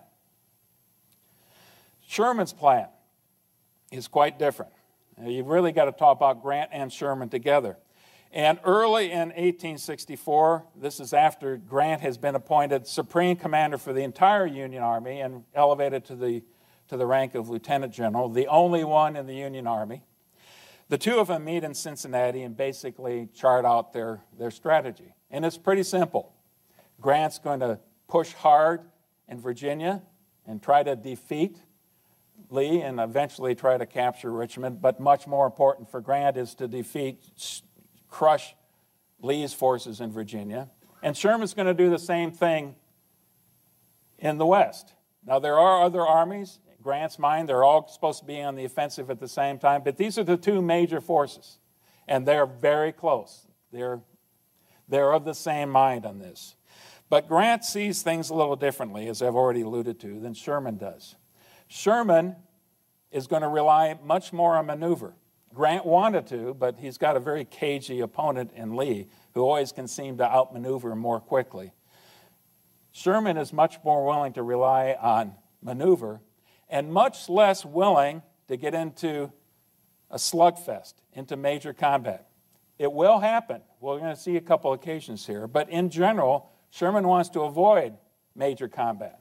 He wants to minimize his casualties and maximize the maneuver that he can do. And he's much more interested in capturing Atlanta, once you really get down to the nub of it, than Grant is of capturing Richmond. So there's a difference in the two men's style. And here's one other comment about Sherman that we should make. And we're going to talk a lot more about this later on, but already by this time, he has started to develop a new concept of what warfare is really like. First of all, he blames the Confederacy for being in this in the first place. If they hadn't been traitors, this wouldn't be going on. And if that's the case, and that's the way he looks at it, here's how he views warfare, even early in the stages that we're talking about. War is cruelty. There is no use trying to reform it. The crueler it is, the sooner it will be over. And that's very much in his mind. If you make it painful, that's going to be that much quicker that they're going to be willing to surrender. That's going on in his mind. Okay. First of a lot of slides now in that campaign from Chattanooga working down to Atlanta. In the first place, you can see, and you've got a map here that kind of lays that whole area out, is moving from Rocky Face Ridge. May 6th, it's actually May 7th, the offensive begins. And look at what we've got here. Schofield coming down one rail line, and they're converging right here at Dalton, right across from Rocky Face Ridge. And this is a dominant piece of terrain. Whoever controls that, you're not going to give it up easily. And then you've got Howard's forces coming through here in the center. And you've got McPherson in a huge flanking movement. And this is the key, right here. I said Howard, that's Thomas, I'm sorry. McPherson, that's Sherman's key. This is his first major flanking movement. If McPherson can get through Snake Creek Gap and down here to Dalton, when the Confederates are primarily up in this area, then they've cut the Confederate supply line, and that might be the end of it altogether. So, May 8th, you've got Thomas's forces attacking at Rocky Face Ridge. It's essentially a diversion. You've got Schofield's forces attacking there as well. And meanwhile, you're hoping that McPherson can sneak through here. He does get through the gap, and then he encounters some small enemy force, and he retreats. If he'd pushed forward much harder, they could have probably, at that point in time, secured Resaca in this area right here. That was the goal. It's about this time that the beginning elements, the early elements of Polk's Corps start to arrive in Resaca as well. So, a piece of luck for the Confederates, and a piece of luck that McPherson doesn't push this harder than he does. Because this ends poorly, the Confederates realize they're cut off, and even after this fight, they withdraw to Resaca. And Johnston feels like he has no choice. And Sherman gets a hold of McPherson. He's upset, and this is all he really says to his lieutenant, his favorite lieutenant. Well, Mac, you have missed the opportunity of a lifetime. The casualties, and I'll go through quite a few of these as we work through here. Union 837, Confederate 600. Now, moving along pretty quickly. The Battle of Resaca is really the first place we see some major combat. Polk arrives in force on the 11th of May. As soon as he gets there, and while the rest of the Confederates are still north at Dalton, Hood comes down to Resaca and is baptized by Bishop Polk, and then goes back to combat. So a little sideline there. May 13th, Johnson withdraws his entire force to Resaca. Sherman's plan. It says right here to attack with 3 armies. That's what I have read. It didn't work out that way. He attacks by only a portion of his force, and they're all anchored on 2 rivers. So it's a pretty good defensive position. The Union is unable to break through. A bloody repulse. Hood actually attacks, counterattacks. His counterattack is fairly successful. Johnston sees that this might be a good opportunity to take advantage, orders another attack for the next day, but then he gets word that there's a small element under General Sweeney that has crossed the Ostalana River. Now, if I butcher some of these names, you have to forgive me, but there's probably a person or two out there from Georgia who knows how to pronounce these correctly. Anyway, that Sweeney's force only stays on the south side of the river for a short time, withdraws, but Johnston doesn't really know that. The reconnaissance isn't that great. And he withdraws. He forced withdrawal once again on May 16th. The casualties this time around, and I want you to catch the differences when Johnston's in command as when Hood takes command later on. Union casualties, 3,500. Rebel casualties at Resaca, 2,600. So very much in the favor of the Confederates. Although they've started with a much smaller number in the first place, that has to be Johnston's first priority, to preserve the Confederate Army. In his mind, that's probably more important than to preserve and protect Atlanta. The next major movement then is from to Cassville. May 17th, the Confederates are withdrawing.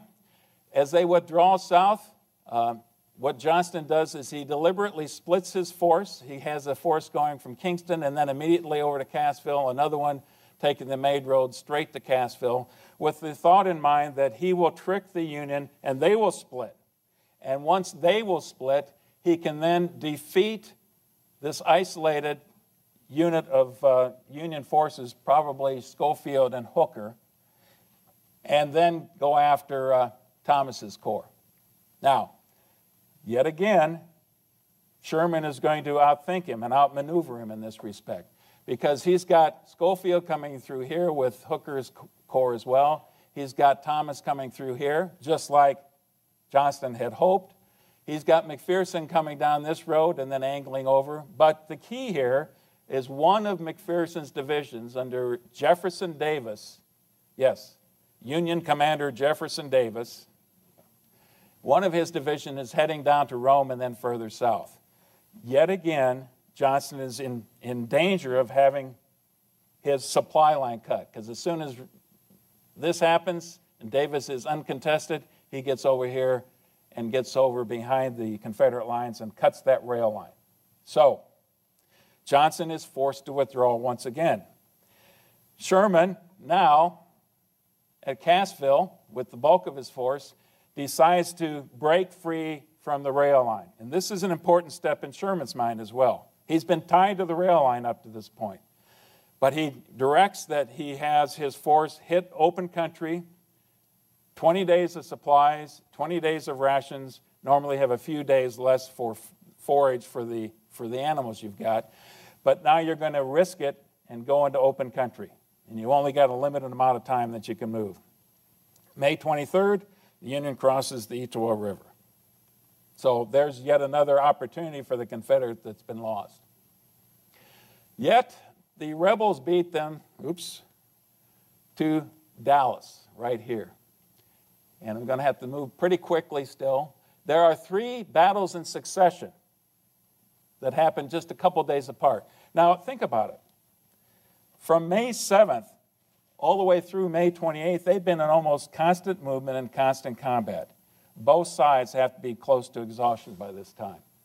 May 25th at New Hope Church, the Confederates are there first. New Hope Church is kind of tough to see. It's right about here.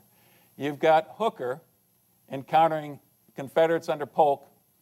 Hooker decides to attack, puts his soldiers in column. And it's kind of hard to see here, but this is one regiment after another, very deep formation. The problem with that is if you're the Confederates and you're firing artillery or even rifle fire into this, if you miss that first rank, there's probably 20 or 30 or 40 ranks behind you there.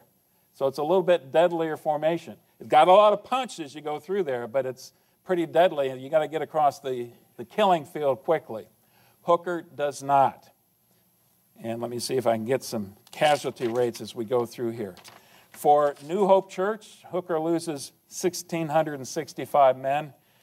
Hood loses about half of that number, because it's Hood he's defending against. The next one, Pickett's Mill. Different kind of formation this time. The Union forces are on line. The Union forces are part of Howard's 4th Corps. Same kind of results, though.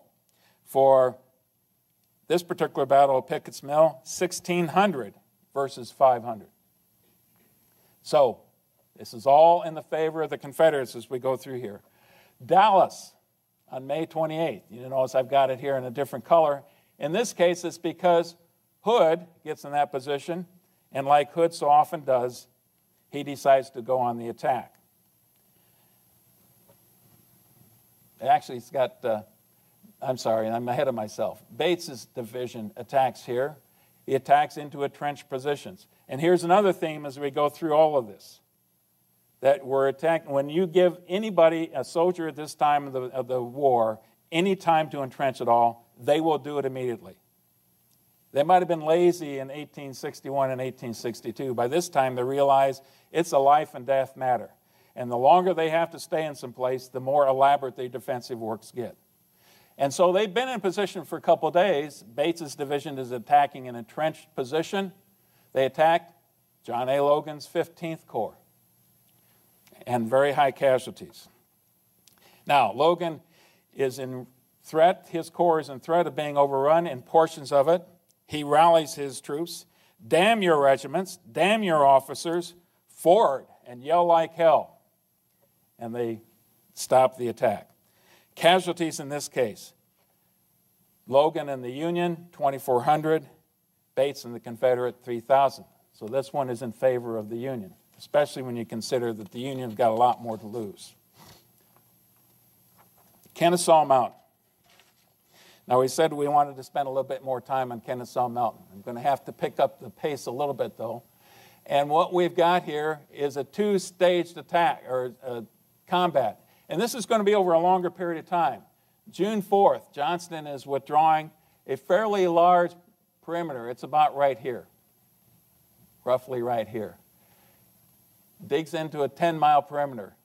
Yankees now are back connected to the railroad like they wanted to be. June 14th, leaders at Pine Mountain. What does that refer to? Well, up here in the northern sector, you've got Polk, you've got Johnston, and you've got Hardee observing the terrain. And in the distance, Sherman is watching this group of Confederate officers on top of Pine Mountain saying, wow, how saucy they are, and directs artillery fire in that position. Hardee and Johnston quickly run to cover. Polk is a little bit slower to run to cover.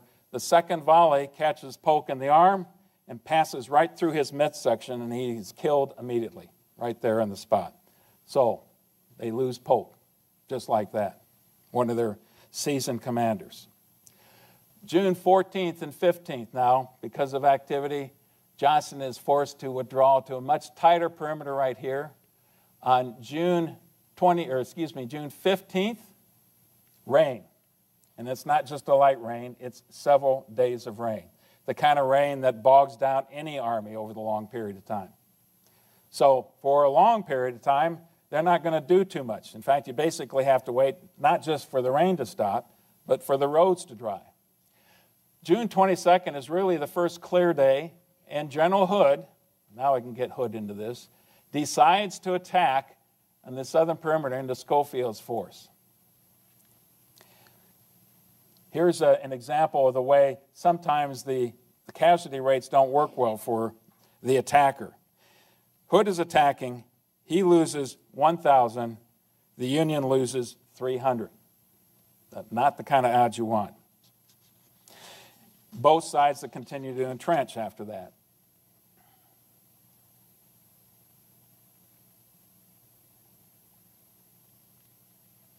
Okay, I've got to push the right button, I guess. Sherman's plan for the attack. What he plans to do, I'm going to show you on this, is attack throughout the entire front. Demonstrations up here, major attacks right here, major attacks right here. At this point in time, he doesn't feel like he has much option going south. The roads are too bad. So he's going to try this one time to really punch a hole through the center. And unfortunately, in neither case does it work well.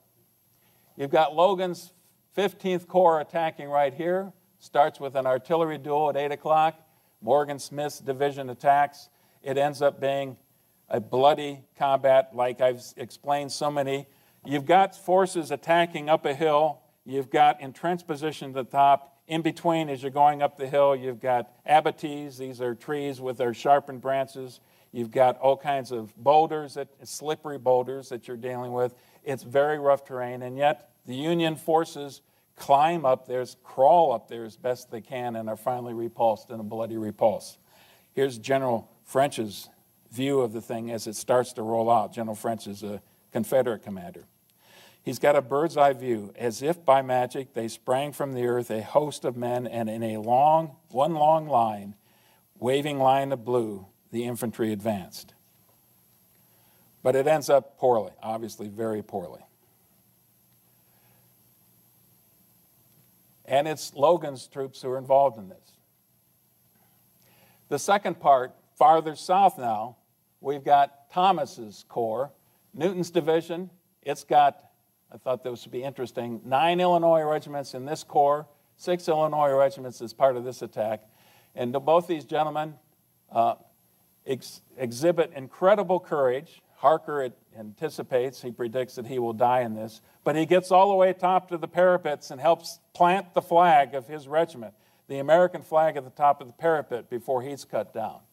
In McCook's case, play this excerpt right here.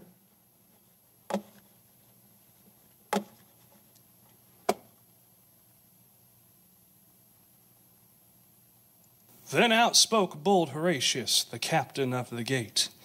To every man upon this earth, death cometh soon or late.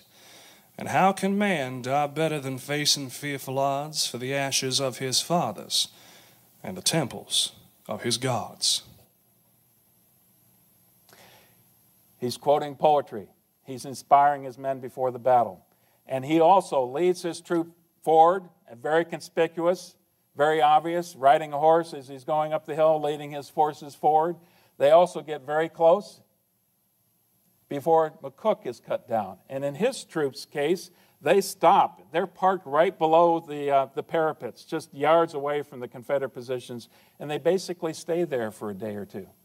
There is a point in this battle where the Confederate commander of that particular portion of the line took a ramrod, put a piece of white cloth on top, took it up to the parapet, and offered a truce long enough so that both Union and Confederate could remove the dead and the wounded from the battlefield. And at the end of that little engagement, a Union officer presented a pair of dueling pistols to the Confederate commander, just as a note of respect, if you will. So you get these interesting notes of gallantry and chivalry through this incredibly bloody combat that they've got as well. In the case of Daniel McCook, he's one of the 17 McCooks who are part of the Union Army at that time, probably the most famous family that you've got. He's cut down, as I mentioned. And the casualty rates now, in this case, 3,000 Union, 750 Confederate. And that pretty much is the last time that a major assault of this scale Sherman's going to try. And Sherman, in fact, wants to do the same thing the next day, and Thomas gets a hold of him and he says, 1 or 2 more such assaults would use up this army. But he doesn't need to do that, because towards the end of this time frame, you see that Schofield has found a way across Ollie Creek, which is on the right flank of the southern portion of the Union lines. The roads are now dry enough, and once again, Johnston gets nervous, and he feels he has no choice but to withdraw his army. So I'm going to quickly move through this. Some changes of command now are in store. The first one, Leonidas Polk obviously has to be replaced, and he's going to be replaced by Major General Stewart, right down here. Stewart then has to be replaced. Major General Clayton takes his place. The next one, John B. Hood. Let me back up a little bit here and explain a couple things. By this time, we're getting close to Peachtree Creek. And July 10th, that's when Johnston feels like he has no choice but to withdraw from Kennesaw Mountain. Peachtree Creek is something like 10 or 15 miles from Atlanta.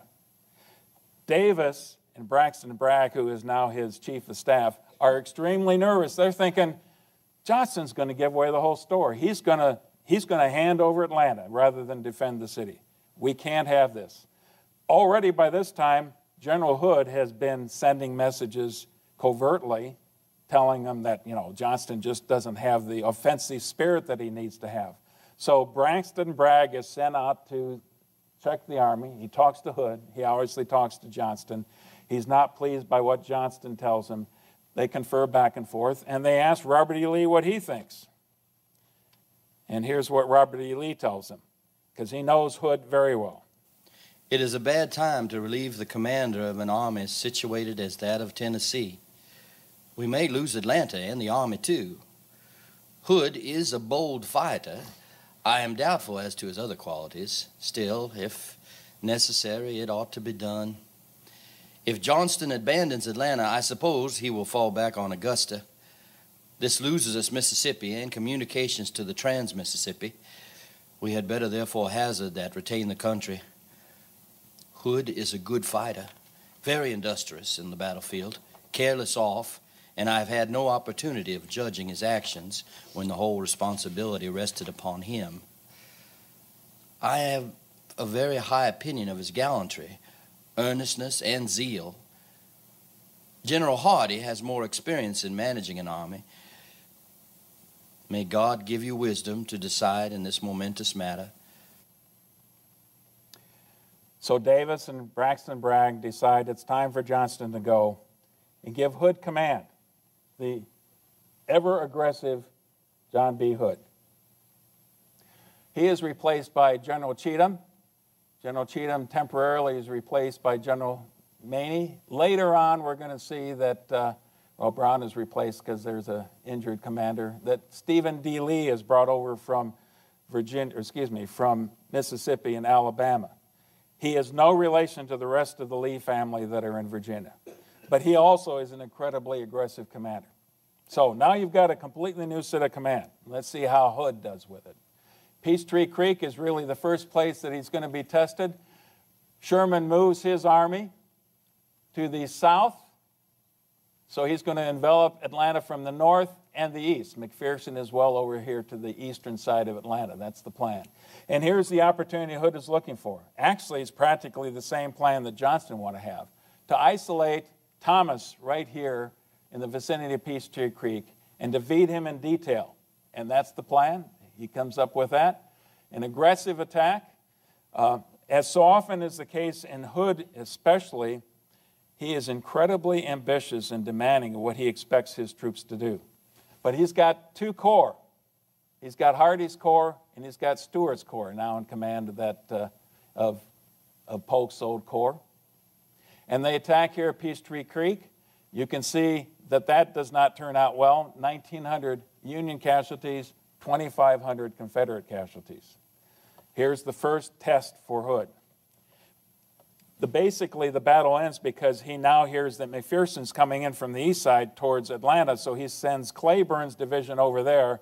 And after he breaks off from battle here, what he's going to do next is incredibly ambitious. He's going to move Hardee's Corps that has just been defeated at Peachtree Creek 15 miles through the city of Atlanta. Here's the eastern defenses. And then around the southern flank of McPherson's Corps and to catch them in the exposed flank. That's the theory. And to launch an attack at dawn. Very similar to Chancellorsville. They can catch them totally exposed. But as it turns out, McPherson, who is growing concerned about his left flank, moves General Dodge's Corps, a couple of divisions down here, into those positions. So, the attack is supposed to happen at dawn. Because it takes so long for Hardee to get to position, because his troops are exhausted, because this is very thick terrain in this vicinity right here. Actually, I think we can get a closer look of it. They don't actually attack until noon. About 6 hours too late, as far as Hood's intentions were. And by that time, the Union has elements waiting for them. It's still a very soft flank. They're vulnerable. But they are able to blunt the attack. It's a give-and-take battle in this case. Lots of Union are falling captive at this time, but they're also bloodying the Confederates as they attack in pretty severe ways. It's about this time, at 2 o'clock, McPherson is riding to this part of the battlefield, right across through here, and roughly in this terrain right here. He is spotted by a bunch of Confederate pickets. They tell him to surrender. It's another one of these quotes that I've got to share with you. Find it quickly here.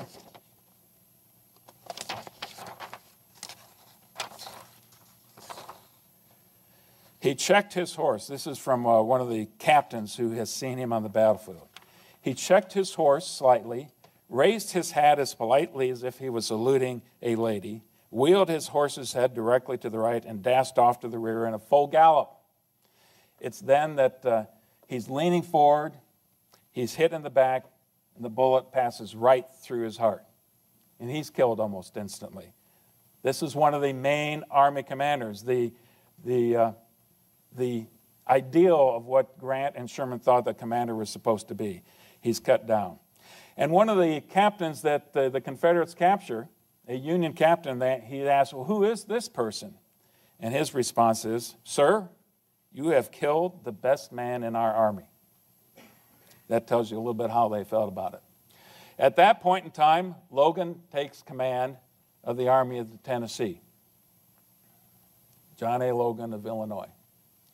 That's not the end of the day for the Confederates at all. It's about this time that Hood directs the attack of Cheatham's Corps along this entire front of the Union.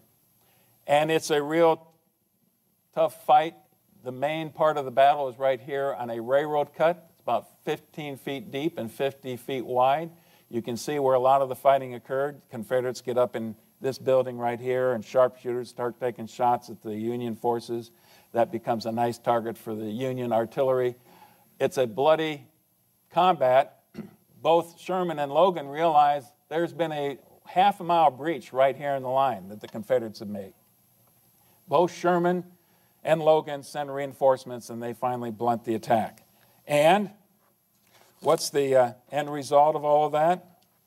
3,722 Union casualties. These are high numbers. That's a significant portion of the Union Army. 1,700 of them are captured and missing. That's the Union side. On the rebel side, 8,000. 8,000. Hood doesn't have that kind of numbers to really lose. So this is a huge defeat. They have little to show for it. Now, it's time for the Union to reorganize. I'll move through this quickly. Division commander in Schofield's corps has changed. Another division commander changes over in John Palmer's corps. This first division of Schofield's 23rd Corps is so decimated that it's disbanded, and then the remaining troops go to these two corps. And now you've got the problem of how to replace McPherson. Lots of people want to replace McPherson. Logan would certainly like to stay in command. He's done extremely well for this entire campaign, but he's one of the junior officers. And more important, in Sherman's mind, he's not West Point. He's not professional Army. Now, there's a couple who are that are likely candidates. Oliver Howard is one of those right here, and Joseph Hooker. Joseph Hooker used to be the commander of the Army of Potomac at Chancellorsville. It didn't turn out well, and again, he blamed Howard and he blamed Stoneman for his failures there. Sherman didn't really think too highly of Hooker. He thought Howard was more reliable.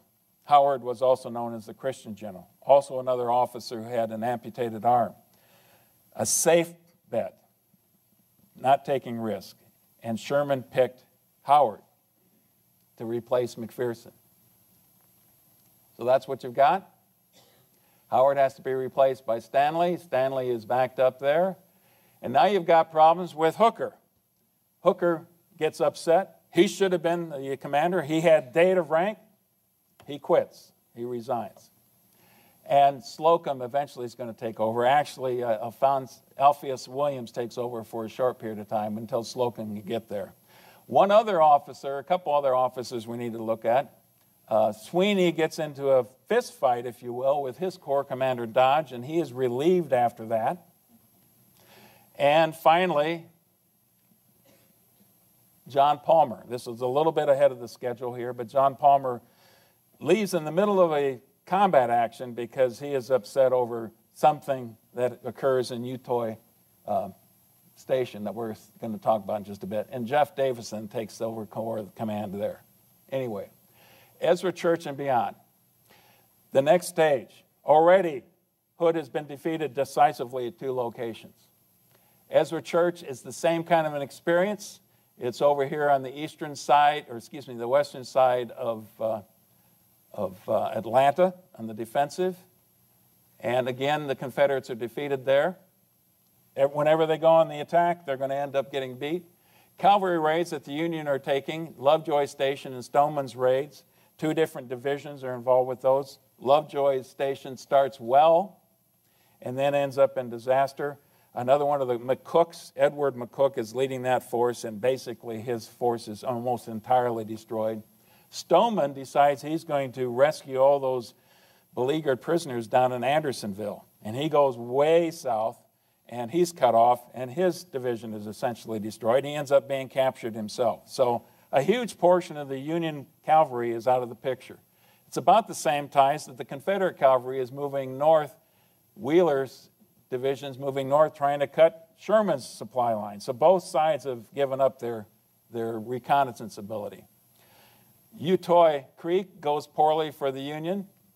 Bombardment of Atlanta starts on the 9th.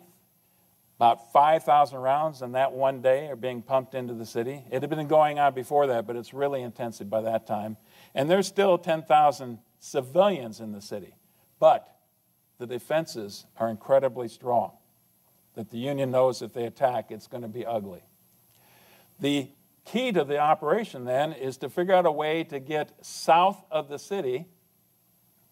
And you can see that this kind of a continual flanking operation as the Confederates keep extending their entrenchments south as the Union keeps trying to envelop them on the south. So, Sherman now, it's time for a big gamble again. Basically evacuates all of his trench lines and starts moving his entire army to the west side of the city, and then this huge sweeping movement to the south, all geared towards cutting this rail line, the last remaining rail line for Atlanta, right through here. And they finally get beyond the entrenchments. On August 25th, Thomas and Howard's Corps and the 26th move out. On the 28th, the two corps in movement cut the rail line right here, the Atlanta and Western Rail Line. Remember, that goes over to Alabama. And then they continue moving east by this time to Rough and Ready, to this vicinity, and all the way down here to Jonesboro, where you see, I think that's Thomas down there. Hardee and Lee now are being sent from Atlanta, two of the corps, to meet this threat. And because the supply lines, the rail line has been cut, they have to march down to Jonesboro, where they're going to encounter the enemy. And here's the problem as far as Hood is concerned. If they lose Jonesboro, if they lose control of this entire rail line here, they essentially have lost Atlanta. So Hood sees no other choice than to attack very aggressively. You've got Howard, and Logan's 15th Corps again is across the flank river right here. And that's going to be the defensive position that the Union are in when you've got two corps, especially Hardee, and some of Lee's forces in the north as well, attack. The attack goes awry almost immediately, but they press the attack very hard. The problem is entrenchments, well-developed entrenchments, fresh troops, well-fed, well-armed, against 26,000, but about 6,000 of them being stragglers, totally exhausted, tired to the bone, and dispirited. And that attack ends in disaster. And it's worthy to check the numbers in this one in particular and get to it quickly. 172 Union losses, perhaps up to 2,200 Confederate losses. That's August 31st.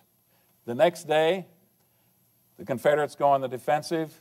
Stephen Lee's corps is sent back up north, working his way up because there's a couple places north of there that the Union has already cut the rail line as well. And this time it's the Union's turn to attack. You've got Davis's division, attacking in this vicinity right here. Almost breakthrough, but they are repulsed. Still, Hardee doesn't have much choice. He withdraws his corps to the south. And Sherman basically lets him do it. Sherman could have closed the gap here again. And for whatever reason, he didn't push hard in the first day of this on August 31st. He could have pushed some more forces down rather than have them busy tearing up rail lines. And he lets Hardee's corps basically slip away, for whatever you say. But September 1st, Hood has little choice but to evacuate the city, orders a withdrawal, and in the process, they order the destruction of lots of supplies as well. 5 locomotives, 81 boxcars. 28 of those boxcars are loaded with gunpowder, shell, 5,000 new rifles, 3 million cartridges, a huge amount of supplies. You know, the Confederates thinking, why isn't that on the battlefield? We needed that. And now it's gone up in smoke.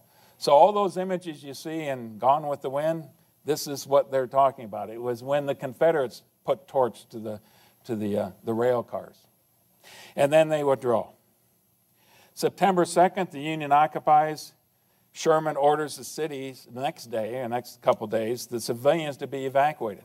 There's a peculiar move, but he has no intention of trying to feed somewhere between 5,000 and 10,000 civilians still in Atlanta. He orders the civilians evacuated, arranges with with Hood and with Hardie to accept passage to their alliance. And here's what he tells the mayor. First of all, he sends a message north. Atlanta is ours and fairly won. One of the most famous lines of the Civil War. And here's what he tells the mayor, who doesn't like being evacuated. You can qualify war in harsher terms than I will. War is cruelty. You cannot, excuse me.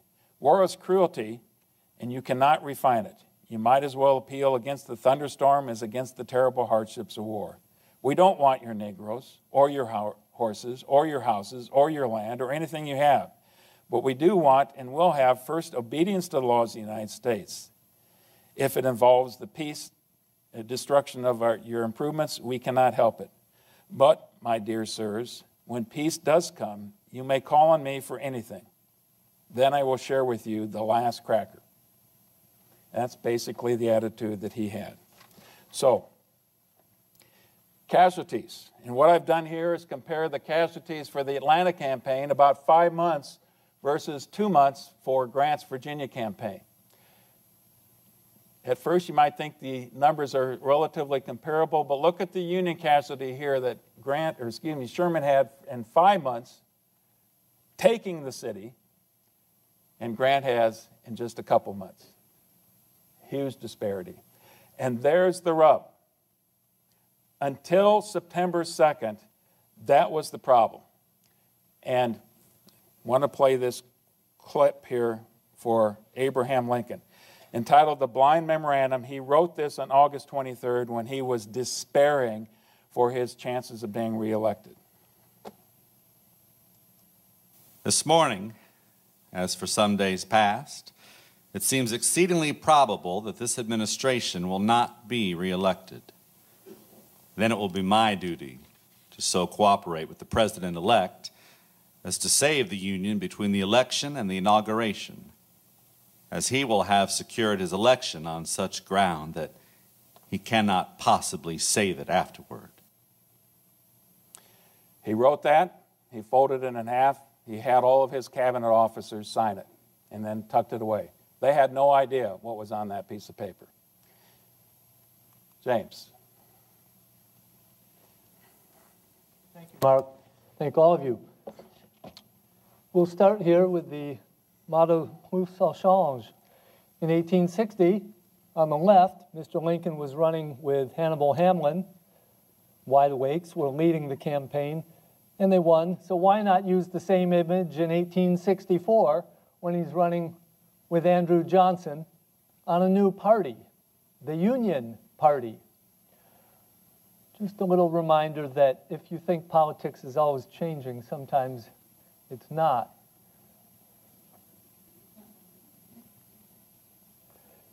At the upper left, you see evidence that in the 1864 campaign, women did have influence, even if not the ballot. This Union lady, and I apologize for the bad art and the bad reproduction, this Union lady peers through field glasses at General McClellan, Lincoln's Democratic opponent that fall, and his compromise plan with the rebels. And she finds that the compromise plan will mainly benefit, panel 3 at the bottom, those who like to whip their slaves as a military necessity.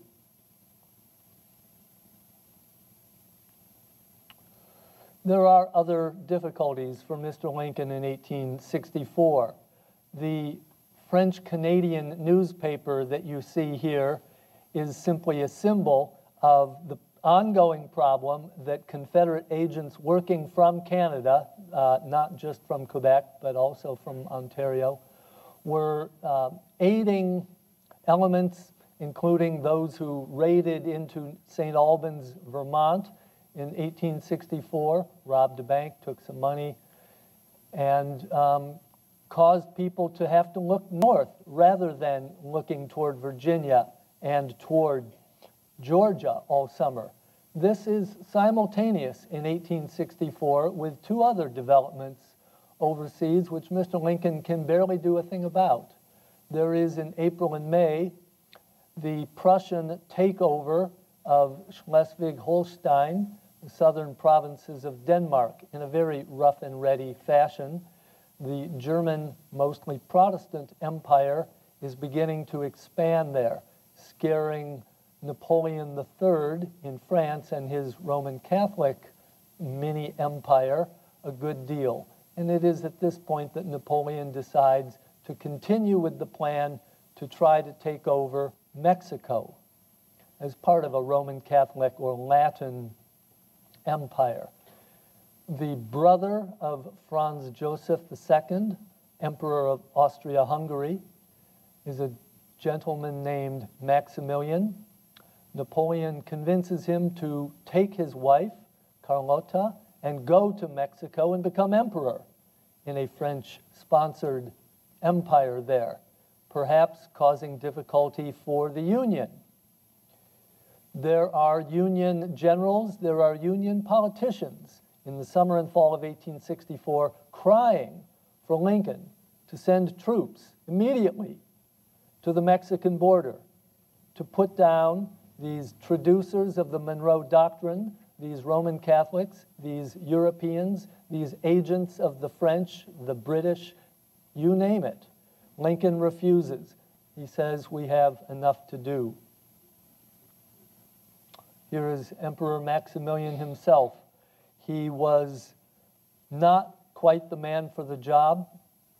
When he and Carlota left Europe, he got on board the boat and began crying. They arrived in Mexico on May 28th, 1864, just days before the Republican convention had renominated Mr. Lincoln again. He was always in a minority. It was church and conservative elements in Mexico who wanted him there. Benito Juarez's army of Republicans were more numerous, but militarily disorganized, rather chaotic. They were being pushed northward, but the short story there, you see by his dates that within, it was actually a bit less than 3 years, Emperor Maximilian was captured and executed by the anti-monarchists of Mexico, putting an end, at least in that form, to America's worries in Mexico at the time. All this is background to what Mark has been telling you about American soldiers in the North fighting to preserve the Union. And it is, as I said, the National Union Party that is the new name for the Republicans this year. And so, how does the vote come out in the fall of 1864? I give you just a few of the totals by state. New York was a close-run thing. New Jersey is one of the 3 states that McClellan actually won. It was his home state. Pennsylvania, though, was pretty strong for Mr. Lincoln and the Union. Wisconsin, pretty strong. Missouri is the big surprise here in terms of percentages, but consider who was not allowed to vote or who was not bothering to vote in a Union election in Missouri in that year. An awful lot of pro-Confederate men in Missouri had already gone south or were in prison. Same story to some extent in the other way around in Kentucky. Mr. Lincoln was very unpopular in his home state of Kentucky, did not carry it as his rival George McClellan carried his home state of New Jersey. But again, those figures are misleading because a good many of the Kentucky Union men were not available to vote in that election for the Union. They were fighting elsewhere. And Illinois, of course, was pretty strong for Mr. Lincoln. All in all, 55% of the Union vote, of the vote in the North only went for Mr. Lincoln and the Union Party. I should point out that I've seen other figures for Kentucky in this election, whereby McClellan won 85% of the vote. So let's think of these figures as official rather than real.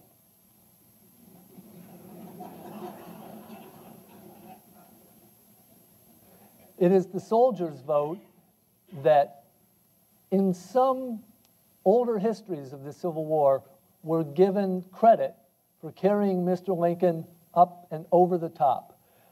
It proves not to be true, it seems pretty certain that Lincoln would have won the election anyway, even without the soldier vote. But it's worth pointing out here, again, you see these big disparities, 78%. And this is only in those few states where the soldier vote was counted separate from the civilian vote. Some soldiers had to go back home to vote. They weren't allowed to vote in the field. And this was a complication for Mr. Lincoln. He worked with his generals to try to get men leave to go home and vote. But it wasn't always possible. It wasn't necessary in some states. It was in others. So we think, in general, probably it was maybe as much as 85, 90% of soldiers fighting for the Union did vote for Lincoln, but we'll never know for sure. Some were never counted. Apparently, back in about 1945, a researcher from the University of Wisconsin went to Columbus, Ohio, to examine this whole question and found what he thought were about 50,000 soldier ballots still sitting in the state archives, never counted. And the result is that Mr. Lincoln was reelected and allowed to use the presidential seal again, which we have in our collection here. 36 stars around that little eagle on the presidential seal. 36 states in the Union. I'll leave you with this thought.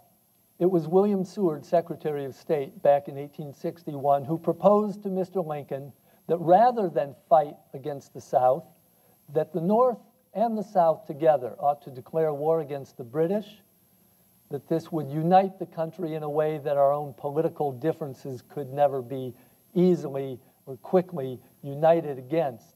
Mr. Lincoln rejected this idea, but if you consider that in some respects, the Americans in 1864 were voting against the Europeans' incursions in Canada and in Mexico, and that they were supporting Mr. Lincoln as the leader of the Union. Protestant, perhaps.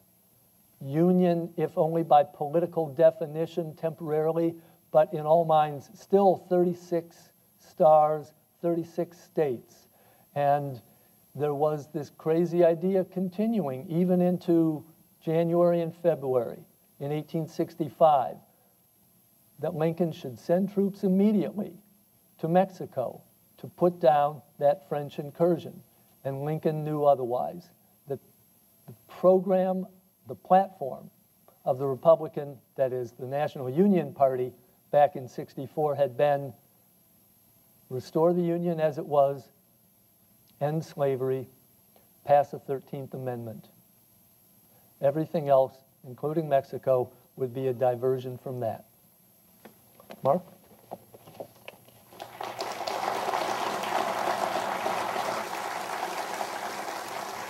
Thank you, James. And worth repeating again, in August of 64, Lincoln was thinking his chances of being reelected were very slim. When Sherman delivered Atlanta, as far as he was concerned, in most conventional wisdom in the North, everything had changed, and it looked like they would be victorious in the election. Now, after the collapse of Atlanta, what does Hood do? He decides to take the fight to the north and move along the same rail line, the one that they had fought all the way down, and head north. And again, moving pretty quickly here, the main piece of action here is at Allatoona Pass, which is right here. You can see a picture of it right here. It tells you something about how dominant a piece of terrain that is, if you can control that piece of terrain. Before that time, there were already a couple places that the Confederates had cut the lines south of Allatoona. The problem was, by this time in the war, the Union engineers were extremely good at fixing up the rail lines again and getting them operational in a day or two, to include building bridges at an incredibly fast rate. They'd been doing it. They'd had a lot of practice by this time. But Allatoona Pass is the toughest fight that Hood's got going north. He sends General French's division. He surrounds the garrison there. The garrison holds them off. They refuse to surrender after being offered the opportunity to surrender. And finally, French hears rumors that there's a Union force moving in his vicinity, and he reluctantly withdraws. The Union commander, General Corse, sends to Sherman. He had been injured in this battle. I am short a cheekbone and one ear, but I am able to whip all hell yet. So that's how that one ends. And what does Hood do? He feels he has no choice but to move north. Again, his army is much smaller. It's already been beaten up severely, but he's going to move north.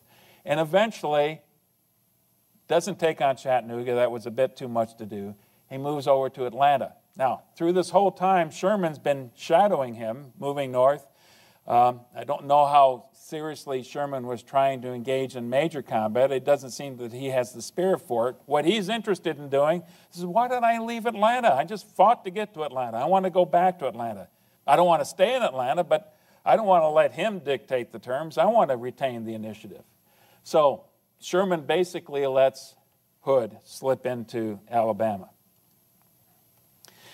Hood has big ambitions now. Once he's in Alabama, he's eventually going to move north. His notion, he wants to get all the way up through Franklin, and the big prize here is in Nashville.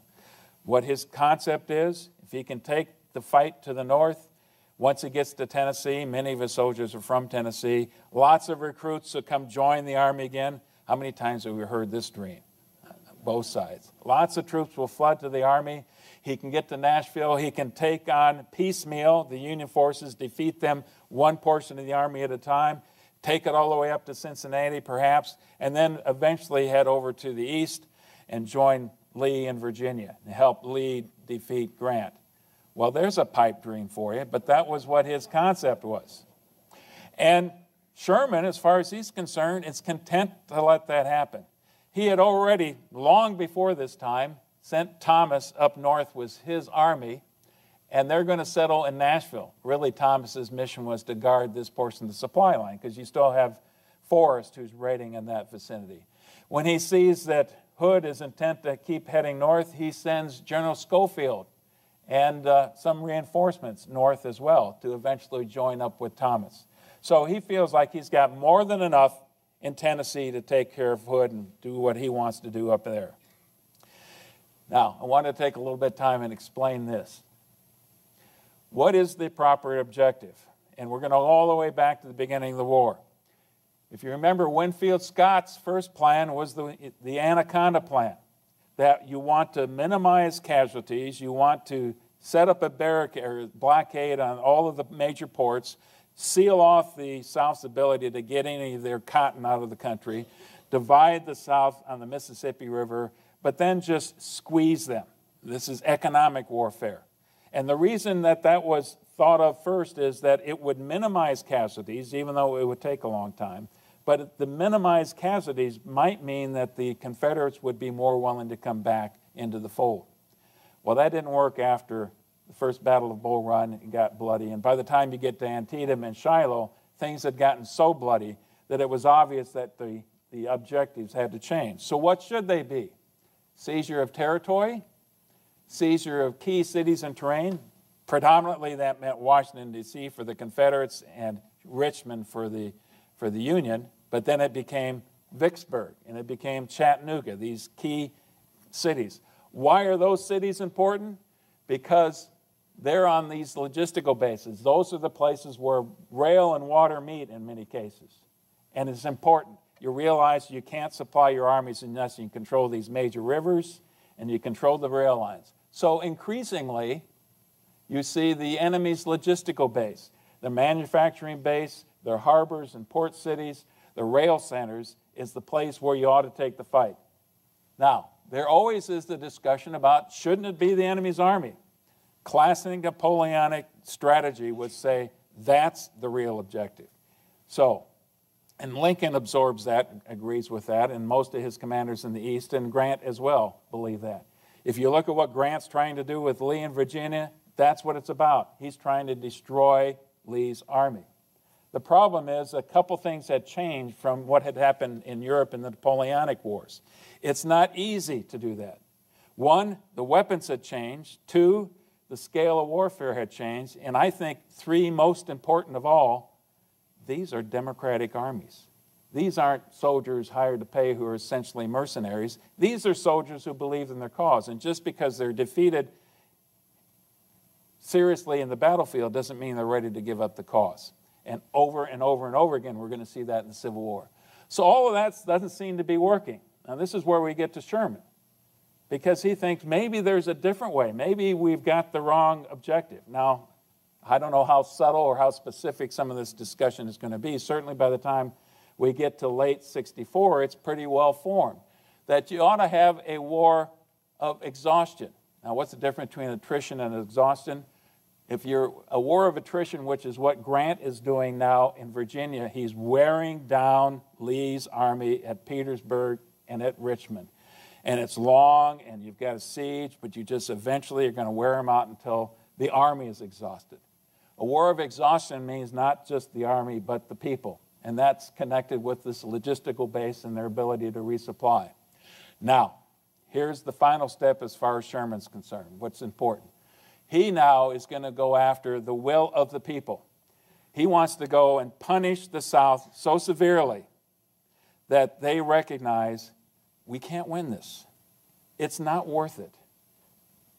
The Union goes wherever it wants and destroys our property and our livelihoods. It's time to give this up. That's what Sherman's objective is now going to be about. And that's where he comes up with this concept of marching to the sea.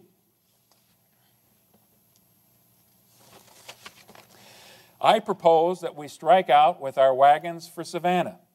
And this is what he's telling Washington, D.C., Grant and Lee, Lincoln in particular. Until we can repopulate Georgia, it is useless for us to occupy it. But its utter destruction of its roads, houses, and people will cripple their military resources. So you've got now from the early fall all the way up through this time frame when they've given up on Hood and let him go into Tennessee and Thomas to deal with Hood, that Sherman has been bugging Washington, D.C. with this concept. And at first they're saying, what, are you crazy? You go into there, and then you go in and start marching from Atlanta all the way to Savannah. You're just going to lose your army in there and they'll just pick at your sides until there's nothing left. That's the thought. But as you get farther into this and more realization that Hood is determined to go north, and so there isn't really much of a Confederate force left in Georgia, the attitudes in Washington, D.C. decide to start to change. And Sherman's telling them things like, I can make this march and make Georgia howl. And finally, Grant sends him a message on November 2nd, go as you propose. Well, that's what Sherman's been waiting for. And this is the part of the presentation probably most of you have been waiting for now. The order of battle, 4 corps lined up right here in 2 wings. And they're basically, what Sherman's plan is, he's going to march through Georgia on 4 parallel lines of advance, a corps on each of these 4 lines. So you've got the 10th or the 20th Corps under Alphonse Williams. You've got the 14th Corps under Jefferson Davis. And on the right wing, you've got the 12th Corps and the 15th Corps. Now, you notice that John A. Logan isn't there anymore. He went back for the election. He went back to Illinois for the election. That's where Logan's at. And then you've got a large cavalry division under Hugh Kilpatrick. Kilpatrick. He got that name the hard way. He kept killing his own soldiers and his own horses, so he earned that. 3,500 rebel cavalry and a division of Georgia militia. That's really all the Confederates have to show for it in resisting what Sherman was going to try to do. Not nearly enough. The day before Sherman leaves Atlanta, he orders the destruction, not of the city, but of all military resources in the city. Now, remember when the Confederates withdrew, they already destroyed a considerable part. And when their stragglers left the city, they didn't do so with a light hand. There was a lot of property damage as well. Now there's one of these controversies. 30% of the city of Atlanta is eventually destroyed. Now, if you were to ask most Southerners, they'd probably tell you, about 80 to 90% of the city. It's roughly 30%. But there is much more than just hardcore military facilities that are being destroyed as the Union leaves. Now, I need to have a period of time here. We're going to play part of what Sherman is going to issue his Special Order Number 120. And this is right before they begin the march. His instructions to his soldiers. Now, mind you, his soldiers don't know that Savannah is the target. His corps commanders do. The people back in Washington, D.C. knows. But he doesn't need to have his soldiers know exactly where they're going, just that they're heading east. And here's the instructions. It's going to take a while, but I think it's important that we listen to this. Paragraph 4. The Army will forage liberally on the country during the march. To this end, each brigade commander will organize a good and sufficient foraging party under the command of one or more discreet officers who will gather near the route traveled corn or forage of any kind, meat of any kind, vegetables, cornmeal, or whatever is needed by the command, aiming at all times to keep in the wagons at least 10 days' provision for the command and 3 days' forage. Soldiers must not enter the dwellings of the inhabitants or commit any trespass, but during a halt or a camp they may be permitted to gather turnips, apples, and other vegetables, and to drive in stock of their camp. The 2 regular foraging parties must be instructed the gathering of provisions and forage at any distance from the road traveled. 5. To Army Corps commanders alone is entrusted the power to destroy mills, houses, cotton gins, etc. And for them, this general principle is laid down. In districts and neighborhoods where the Army is unmolested, no destruction of such property should be permitted. But should guerrillas or bushwhackers molest our march, or should the inhabitants burn bridges, obstruct roads, or otherwise manifest local hostility, then Army commanders should order and enforce a devastation more or less relentless according to the measure of such hostility. 6. As for horses, mules, wagons, etc., belonging to the inhabitants, the cavalry and artillery may appropriate freely and without limit, discriminating, however, between the rich, who are usually hostile, and the poor or industrious, usually neutral or friendly. Foraging parties may also take mules or horses to replace the jaded animals of their trains, or to serve as pack mules for the regiments or brigades. In all foraging of whatever kind, the parties engaged will refrain from abusive or threatening language, and may, where the officer in command thinks proper, give written certificates of the facts, but no receipts, and they will endeavor to leave with each family a reasonable portion for their maintenance. 7. Negroes who are able-bodied and can be of service to the several columns may be taken along, but each Army commander will bear in mind that the question of supplies is a very important one, and that his first duty is to see to them who bear arms. Now, what do you suppose the Union soldier, the average Union soldier, heard out of all that? Forage liberally. And they did. November 16th, the march begins. 67,000 soldiers are going to be swallowed up into Georgia. And swallowed up as far as the rest of the Union is concerned, because the last thing that happens when Sherman leaves town is he cuts the telegraph wire. The rail lines are cut, the telegraph lines are cut. They just kind of get absorbed into Georgia after that. And they march off with 20 days of supply. And here's the scene that Sherman describes as he's watching his army begin the march. Oops. We rode out of Atlanta by the Decatur Road, filled by the marching troops and wagons of the 14th Corps, and reaching the hill, just outside of the old rebel works, we naturally paused to look back upon the scenes of our past battles. We stood upon the very ground whereon was fought the bloody battle of July 22nd, and could see the corpse of Wood where McPherson fell. Behind us lay Atlanta, smoldering and in ruins, the black smoke rising high in air, and hanging like a pall over the ruined city. Away off in the distance, on the McDonough Road, was the rear of Howard's column, the gun barrels glistening in the sun, the white-topped wagons stretching away to the south, and right before us the 14th Corps, marching steadily and rapidly, with a cheery look and swinging pace that made light of the 1,000 miles that lay between us and Richmond. Some band by accident struck up the anthem of John Brown's Soul Goes Marching On. The men caught up the strain, and never before or since have I heard the chorus of glory, glory, hallelujah, done with more spirit or in better harmony of time and place. It's always struck me how much these soldiers loved their music and loved their song. And here's a great example of it right here. The order of march. And I failed to mention beforehand, before Sherman did this, he sent all of his weak, lame, lazy, stragglers, everybody who he didn't think were going to be able to make the march, his commanders didn't think could hold up to the rigors of this extended march. They got sent north. So here's 65 of the most robust young men, a huge number of Illinois regiments, something like 50, and very young. In most cases, these were young kids. Much younger than this audience, I would have to think. The line of march. It's started by cavalry in each one of these columns, then pioneers, and many of the pioneers by this side are blacks who are recruited as they go along the way, but they come in very handy to corduroy roads or to build bridges or things like this.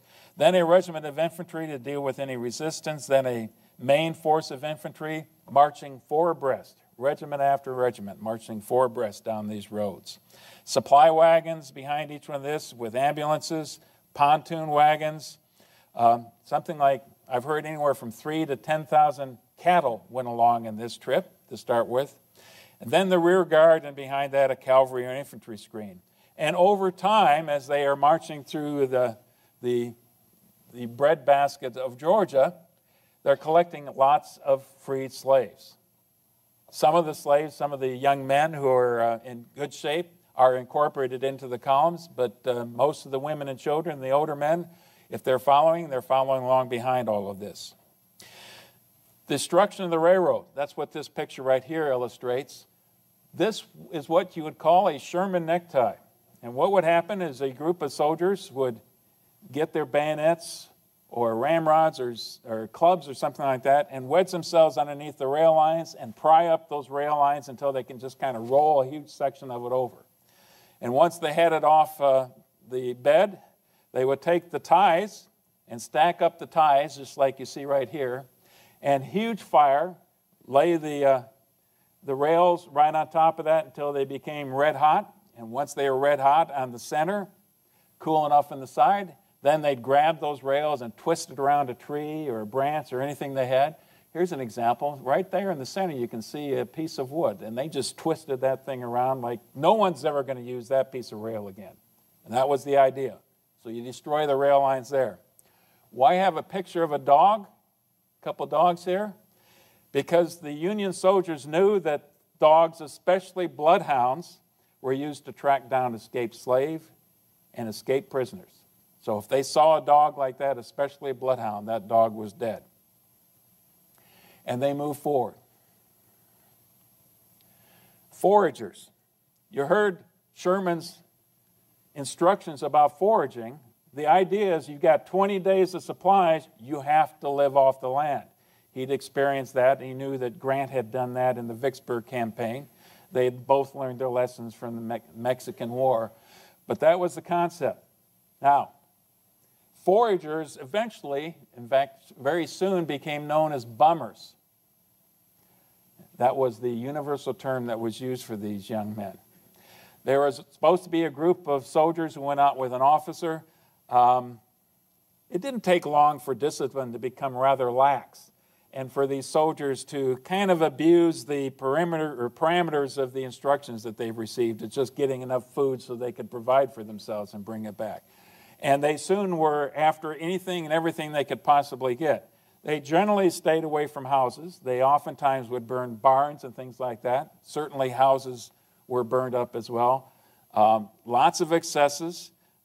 They knew that the Southerners would bury their valuables in the ground, put them in boxes and bury them someplace. And so they were adept at finding any place where there was some loose dirt hooked on the ground and take their bayonets or take their ramrods and start poking around until they found what they were looking for and dig that up.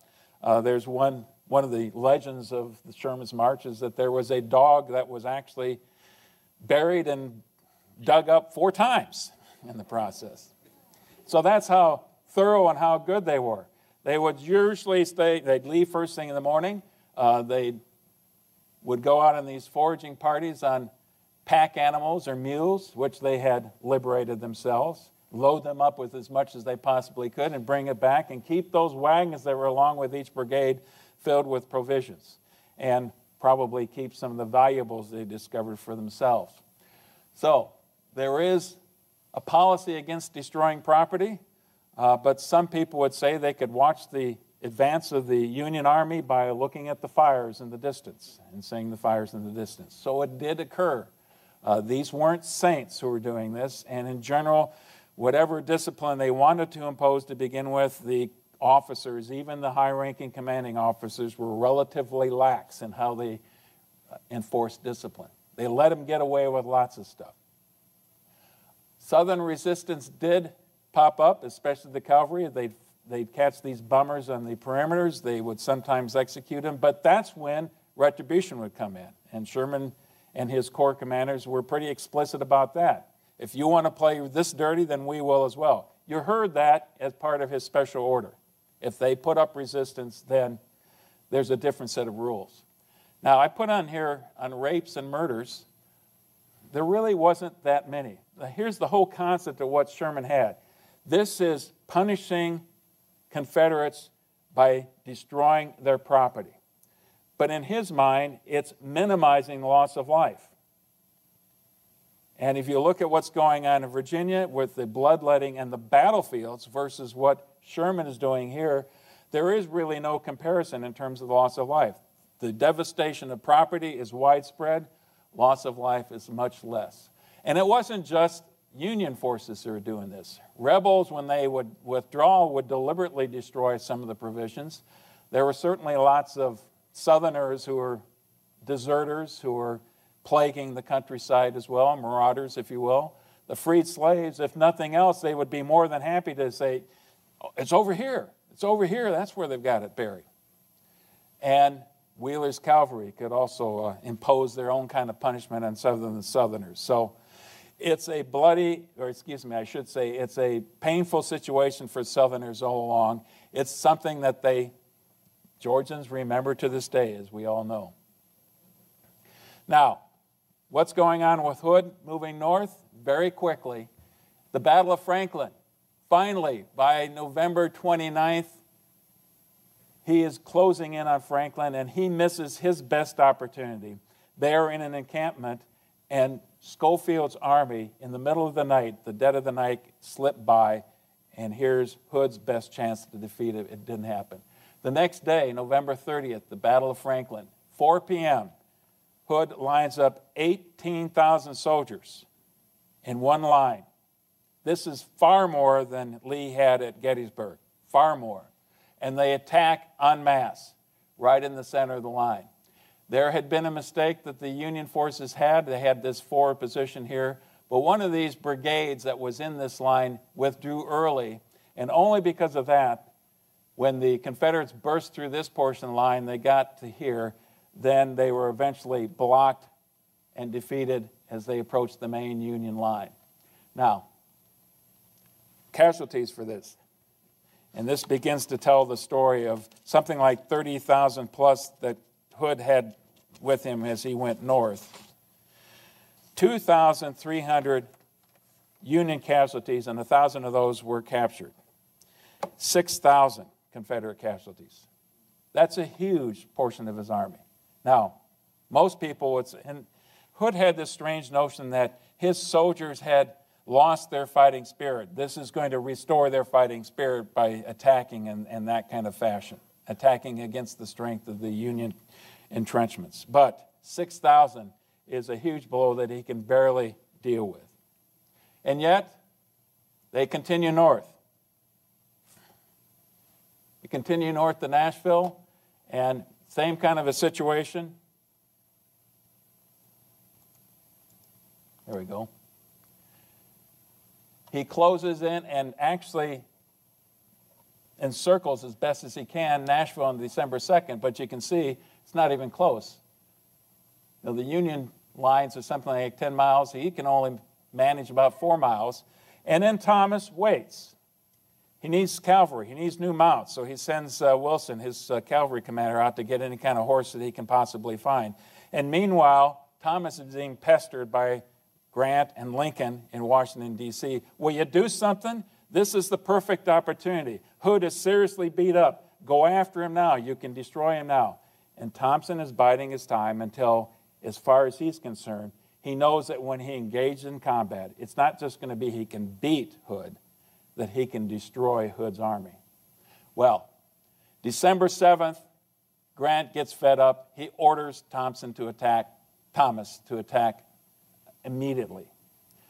December 8th, an ice storm hits. And at that point in time, for the next few days, the Confederates are absolutely miserable. Most of them, if they have shoes, it's shoes that are dilapidated and practically fallen off. Careworn clothing, maybe one blanket. They're freezing. They dig holes just to cuddle up together and try to stay warm until the thaw occurs. And that happens about the 14th or 15th. December 13th, Grant is still so fed up with Thomas that he sends John A. Logan to relieve Thomas in his command. But before Logan gets there, Thomas attacks, totally envelops the left part of the Confederate line, and does what he intended to do, crushes Hood's army. 3,061 Union casualties, another 6,000 Confederate casualties, and there really isn't much of the Confederate army left. And now Hood's withdrawing, and in serious pursuit is Thomas and his troops. So here is a case, about the only case you can find other than perhaps Vicksburg, where there's an absolute surrender, where there is an entire Confederate army that's essentially taken off the ledger. That's how significant this victory is for the Union. Now, meanwhile, Lincoln doesn't even know what's going on with his army in Georgia. They've lost track of him. They're cut off from the world. The objective is Savannah, but they don't know that. And here's what Lincoln says. This is another typical and great Lincoln quote. "We know the hole where Sherman went in, but we don't know the hole where Sherman will come out." Pretty much it. Torpedoes. Just a very quick comment here. Another wrinkle in warfare. The Confederates start planting mines in the roads, and after a young officer, a Union officer, loses a foot stepping on one of these mines, Sherman is outraged. Now, this is an interesting twist. This is inhumane. This is uncivilized. And so the thing to do is to have Confederate prisoners march in front of the Union. So they'd be the ones who have to step on the landmines. That was his approach, and it kind of stopped the problem after that. The Battle of Griswold is really the only main battle that occurred, and that's a division of Confederate militia, Georgia militia, against Union regulars, entrenched and dug in. And you can imagine how that battle turned out as well. It was ugly. And yet, we still have lots of liberated slaves who keep following the army as they begin to approach Savannah. Now, the problem with these last few miles as they approach Savannah, this is scrub pine. This is rice country, very marshy, if there is any kind of farmland at all. It's not the kind of land they've been marching through in the rest of Georgia. They can't sustain their army in this area. And their supplies start to run out as they get closer and closer to Savannah. It becomes a severe problem. In fact, it's such a severe problem that the order goes out that all of the ex-slaves that are following behind, we have to leave them behind. So there's a river crossing that Jefferson Davis, in this case, makes at Ebenezer Creek. And the last thing that happens after the army marches across this makeshift bridge is they cut the bridge loose and it starts to float down the river. And on the other side of the river are 6,000, some former slaves, who are absolutely desperate because Wheeler's cavalry is quickly approaching. They are so desperate that many of them jump into the river, scores of them are drowned, and an ugly scene, one of the worst moments of this entire march is that incident at Ebenezer Creek.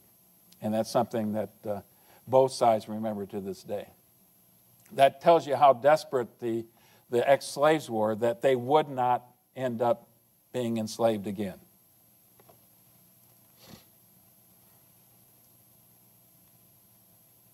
Sherman in Savannah.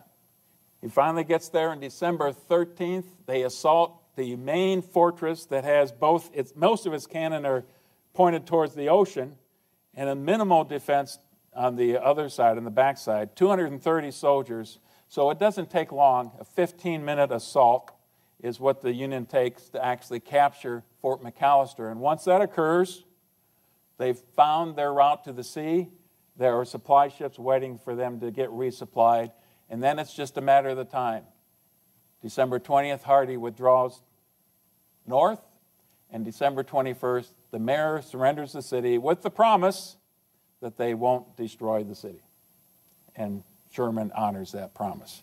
And the other great quote of Sherman from this one, a day or so later, he telegraphs the President of the United States, "I beg to present you as a Christmas gift the city of Savannah with 150 guns and plenty of ammunition, also about 25,000 bales of cotton." He's delivered Atlanta. It saved the election. He's delivered Savannah, a great Christmas present for Abraham Lincoln. So, thank you very much.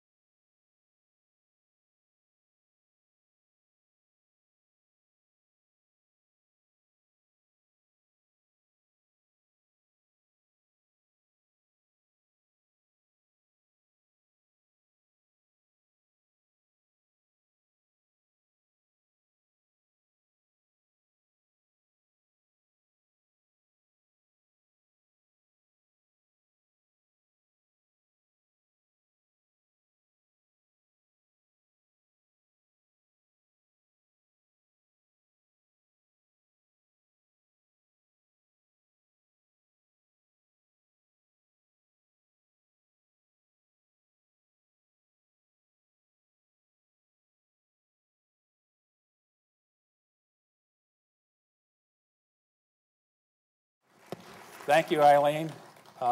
It doesn't hurt that you've got great material to work with. The stories of the Civil War just ring with excitement and drama and pathos, and this battle is really no different. One of the things that's different, this is actually the 9th presentation that we've given so far, but it's the first that focuses on this particular theater of war and focuses on the Army of the Cumberland, the Union Army that was commanded by Rosecrans during this battle. So it's high time we pay homage to that army, to that theater, and especially in this case, this is the largest battle that we're going to be talking about in the Western Theater, and has the second highest level of casualties behind only Gettysburg. So there you go, the importance of Chickamauga and Chattanooga. Two separate battles, but we'll try to move through this and make sure that you have an essence of what is actually going on. Actually, before we get to Chickamauga, I wanted to make one other comment here about what the Army of the Cumberland was doing versus the Army of Tennessee. Now, this is a point of some confusion, perhaps. The Army of Tennessee, in this case, is the Confederate Army, and they named their armies after regions. In this case, they named it after a state.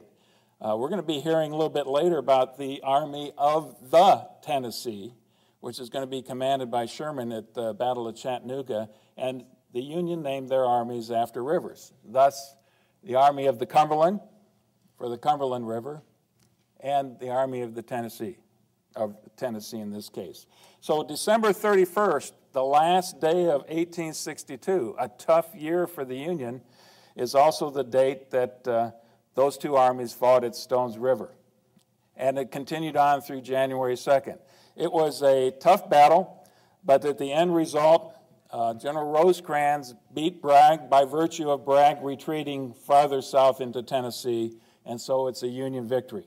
And that's where we need to pick up our story. So, as we oftentimes do, we start with a map and kind of show you the terrain. And what you're looking at here, the dark lines are actually the railroad systems. Railroads are going to be very important. And this battle illustrates this better than any other battle I think we've encountered. And we've talked a lot about railroads already. You can see several different colors here. We'll take another look at this later.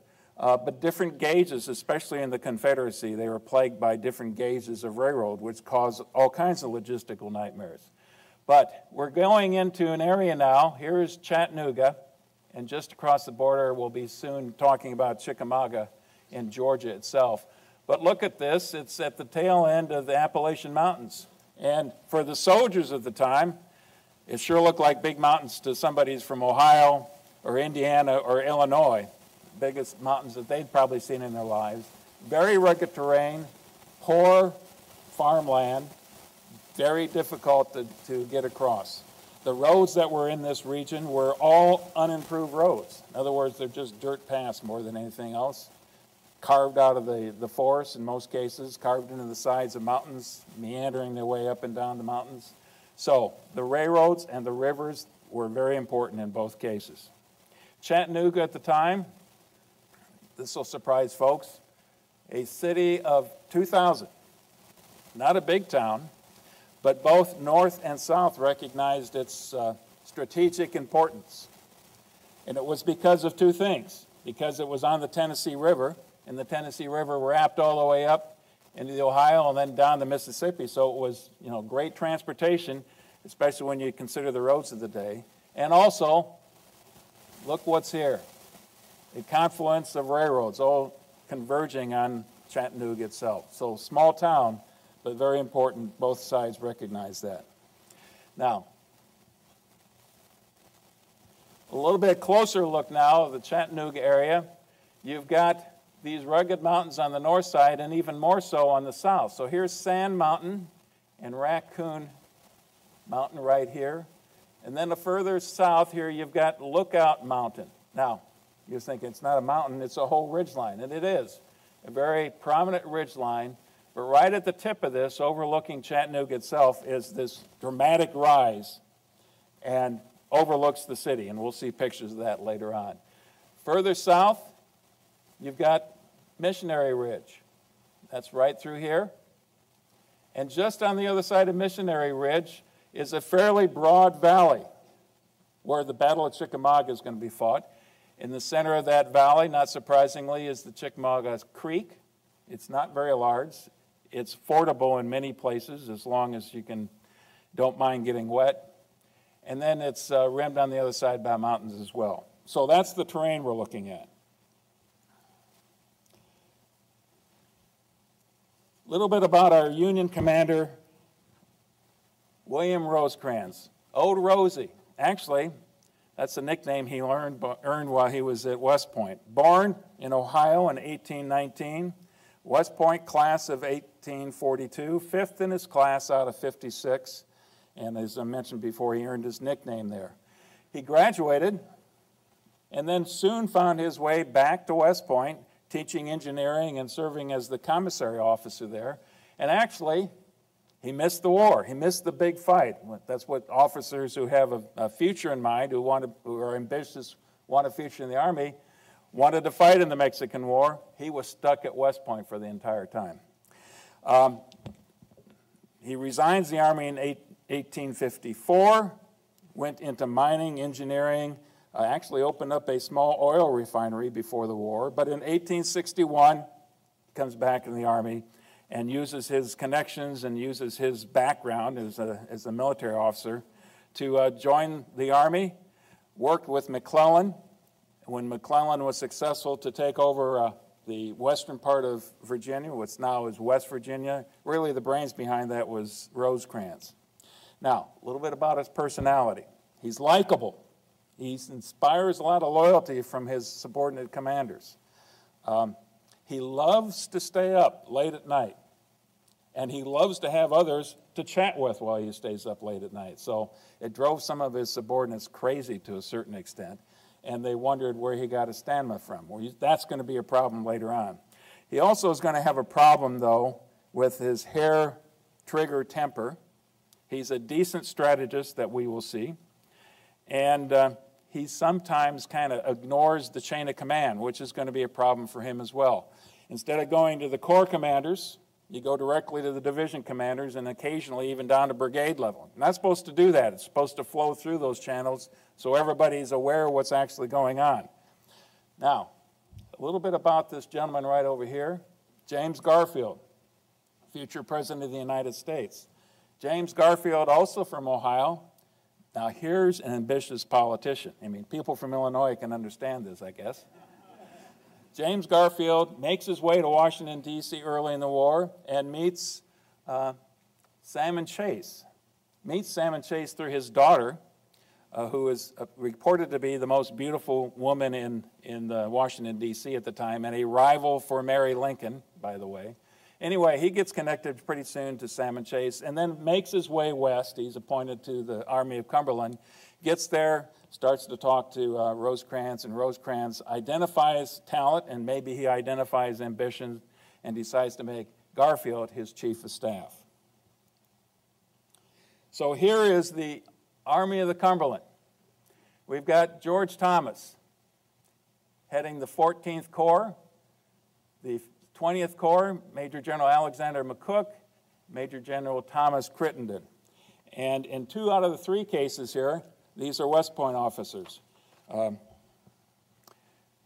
Thomas is the oldest, born in 1816, 12th out of 42 from the class of 1840 in West Point. Seminole Wars, Mexican Wars, and in the parlance of the military, he punched his tickets as he moved up. He was methodical, he was phlegmatic, he was very unemotional, in other words, calm, a man of few words, you couldn't fluster him much. And we're going to see that as we get into these battles as well. Major General Alexander McCook, one of the officers he knew called him a chucklehead. Didn't think too much of McCook, but he came from a long line of fighters called the Fighting McCooks. So he came from the right kind of blood. 3 brothers and 2 cousins were generals during the Civil War. So no shortage there. He was a great storyteller, and he had a good singing voice as well. So he had that going for him at least. Otherwise rated as somewhat mediocre, as was Thomas Crittenden, another relatively mediocre commander, at least considered by historians, and even those at the time. He was from Kentucky. He was a lawyer by trade and a Kentucky senator, so he had connections of his own. He had experience in the Mexican War, and that was the way he was able to launch himself into the position. And if you're going to look at maybe one of the problems that Rosecrans had, was that he was loyal to a fault to these 2 gentlemen right here. Thomas was clearly of a different cut than the other 2 were. We have a Reserve Corps under Major General Gordon Granger. We'll hear about him a little bit later. And then a small cavalry corps. That was something of a problem. Rosecrans wanted to have a much more robust cavalry because the Confederates he faced included Morgan, included Nathan Bedford Forrest, included Wheeler, who commanded a division of cavalry at one time and later. So that was a concern that he had all the time. And what he did, we're going to talk next about Wilder and the Lightning Brigade. This was an innovative approach to solving a problem. Colonel John Wilder was actually a brigade commander in the 20th Corps, in the 14th Corps, Thomas's Corps. And Rosecrans, needing to have more cavalry, was looking around and wanted to recruit some, see what he could do. Well, Wilder steps forward and says, I will raise a brigade of cavalry.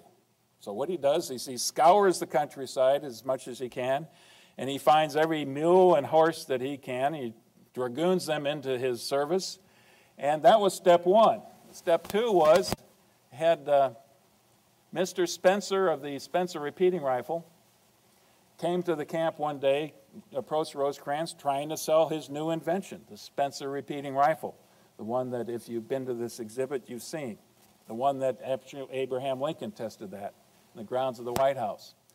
Well, they were all enthusiastic about it, but there was no way the War Department was going to pay for this. So what Wilder does is he takes a vote within his regiment, and asked the soldiers, would you like to have these? Would you be willing to help procure these? And they all voted and said, yes, that sounds like a great idea. So Wilder procured the weapons.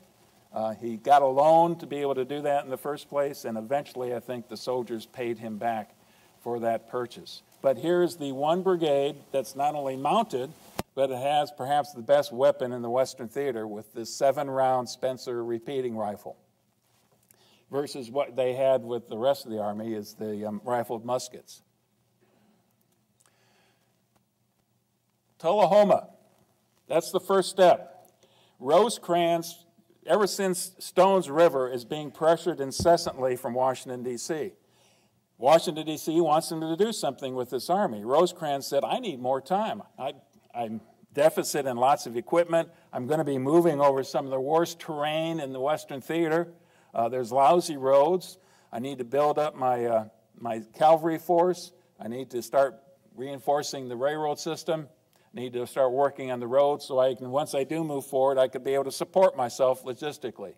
Washington, D.C. wasn't too terribly interested in that. About the same time as you get into the late spring, there are other things that are going on in the Western Theater and the East. One, you've got Grant trying every way he possibly can to get to Vicksburg. And you've got in the Eastern Theater Hooker, the catastrophe at Chancellorsville, and then shortly thereafter, of course, Lee goes on the move north. What Lincoln and Halleck and Stanton wanted, those are the three powers of the War Department and the President of the United States in Washington, D.C., was for all these theaters to be going on at the same time to really stress the Confederacy as much as possible. But Rosecrans couldn't be pushed until he was finally ordered to do so.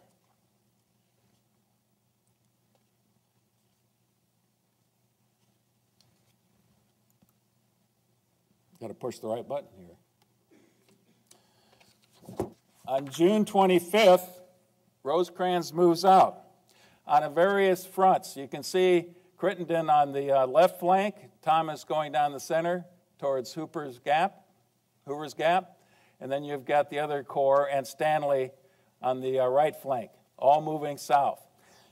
What Rosecrans was attempting to do was to maneuver Bragg out of his positions.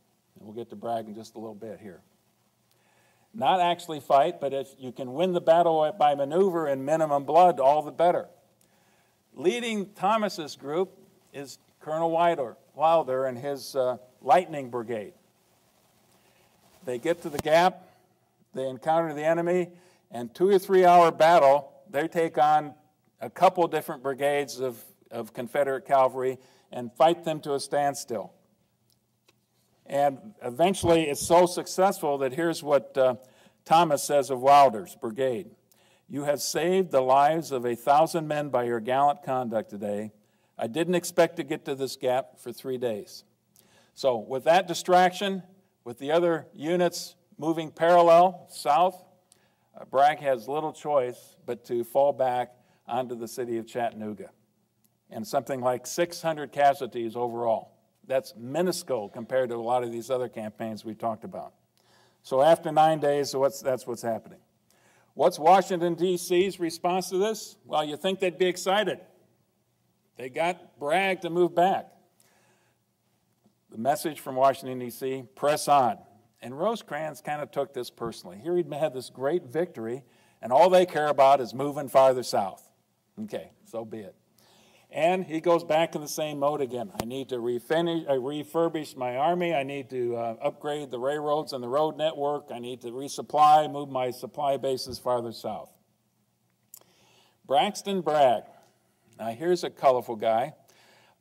Perhaps the least popular commander of a field force on either side during the Civil War. He's unpopular with his soldiers. He's unpopular with his generals. He is West Point class of 1837. He's a veteran of the Seminole Wars and Mexican Wars. And here's his big claim to fame up to this point. At Buena Vista in the Mexican War, he comes riding to the rescue of a gentleman by the name of Jefferson Davis, who had gotten his regiment caught in a little bit of a trap, and he was being attacked by the Mexicans on the flank, and here comes Bragg in his force riding to the rescue. Davis never forgot that. Bragg retires in 1856, but he comes back shortly after the war begins. A little bit about him in terms of his personality, I think, probably describes this best. And this is from General D.H. Hill. The nightmare upon Bragg was due doubtless to his uncertainty about the movements of his enemy, and to the certainty that there was not that mutual confidence between him and some of his subordinates that there ought to be between a chief and his officers to ensure victory.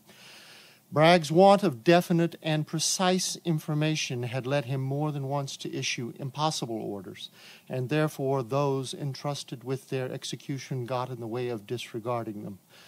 Another more serious trouble with him was the disposition to find a scapegoat for every failure and disaster. This made his officers cautious about striking a blow when an opportunity presented itself, unless they were protected by a positive order. Just a little bit more about Bragg. He was something of a draconian, believed in discipline, believed that there are rules that need to be followed. He also had some serious health issues, and that seemed to be aggravated whenever he was under a lot of stress. Well, he's going to be under a lot of stress, as we see in the near future. Leonidas Polk, one of the corps commanders for Bragg. Polk is the fighting bishop. Born in 1806 in Raleigh, North Carolina, West Point grad in 1827. In the same year, he converts, becomes an Episcopalian, and goes to the seminary right out of West Point. So he resigns his commission, goes straight into the seminary. He's appointed as a major general in 1861, and he's got a long series of battles up to the point where we see him in this case. General Daniel Harvey Hill in the center here. You might remember him from the Eastern Theater. He's one of Lee's lieutenants, especially at Antietam, getting some fame during Antietam. But he also had a talent of seeming to rub Robert E. Lee wrong, so Lee eventually jettisons him, and he makes his way west and joins Bragg's army. And he's going to have difficulties with Bragg as well. But then just about every general officer has difficulties with Bragg. Then you've got John Breckinridge over here, a name that should be familiar to most of us. Born in 1821 in Kentucky.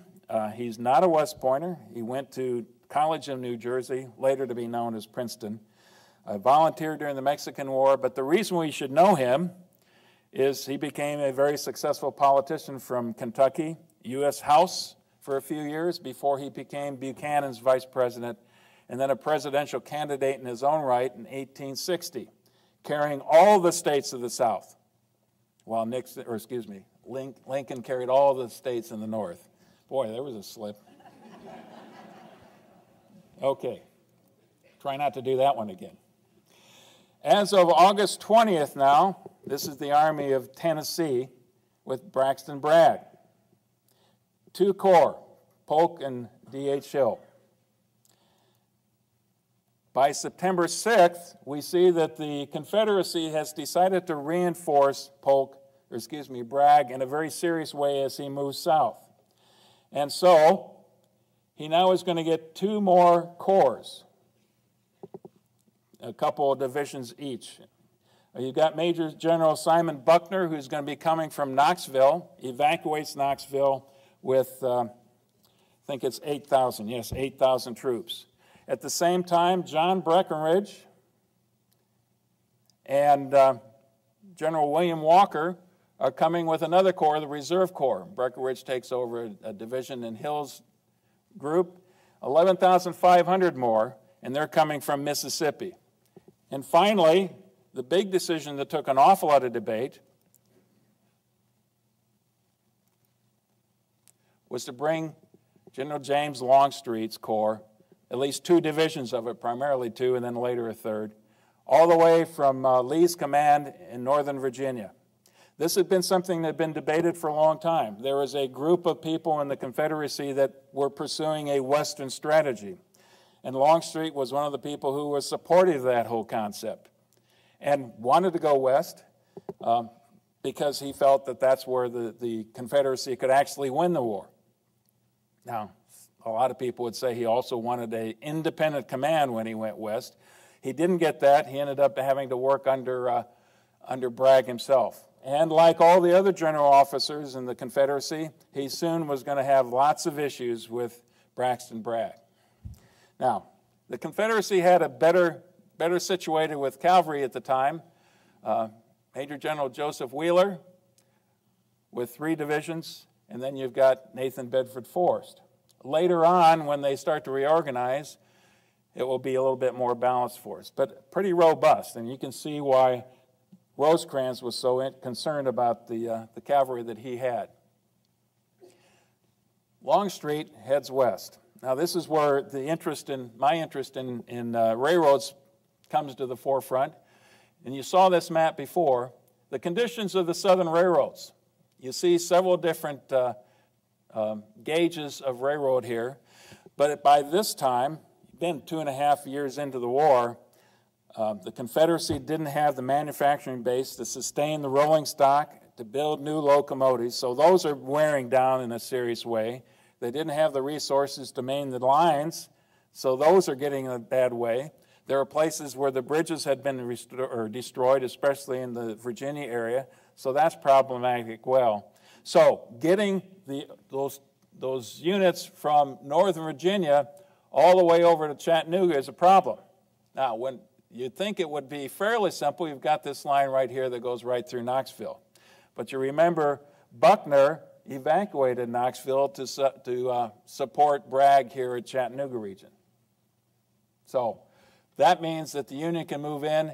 Now this army has to move south all the way through here, eventually all the way to Atlanta, and then directly north. It takes a lot of time, several days to do that. Something like 8 places that you had to transfer, where you had to stop the railroad at one place, unload the troops, march to the next location, maybe cross the river, and load up again. All of that takes time and in the worst kind of railroad conditions you could possibly imagine. One other thing that you couldn't do is bring lots of artillery, because the rail system simply wouldn't support that, nor could you bring a lot of cavalry with you. The officers, of course, were able to bring their horses, but that's about it. But morale was extremely high.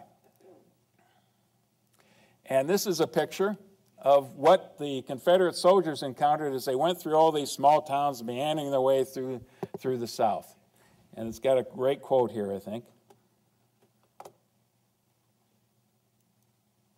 The ladies were showering bouquets of flowers on us and cheering our hearts with their winning smiles and graces, and what is best of all, feeding our hungry souls with an abundance of everything good. Great tables were stretched, filled with the bounties of the land, while the fairest and best women on earth stood by and ministered to every with or want. Was there ever a purer devotion, a more passionate patriotism, a more sincere loyalty than that displayed by the women of the South toward the soldier boys and the cause for which they fought? Was there ever elsewhere on earth such women? And the feeling was mutual, I'm sure. But this movement, speed is essential, and we're going to see it's crucial here. The Longstreet's troops don't actually arrive until right in the middle of the battle. Longstreet himself arrives after the first major day of conflict. Rosecrans continued to move south. August 15th through September 8th, now he's finally launched again after much pestering from Lincoln and from Stanton to get moving again. And once again, you see that Rosecrans is moving on several different fronts. Crittenden's Corps, the 21st, is moving to oppose directly across the river from Chattanooga, to threaten Chattanooga. It is make as much of a fuss as he possibly can to distract Bragg, so Bragg is focusing on Crittenden's force. Meanwhile, you've got one division down here, Stevenson's division, at Cupstown Ferry,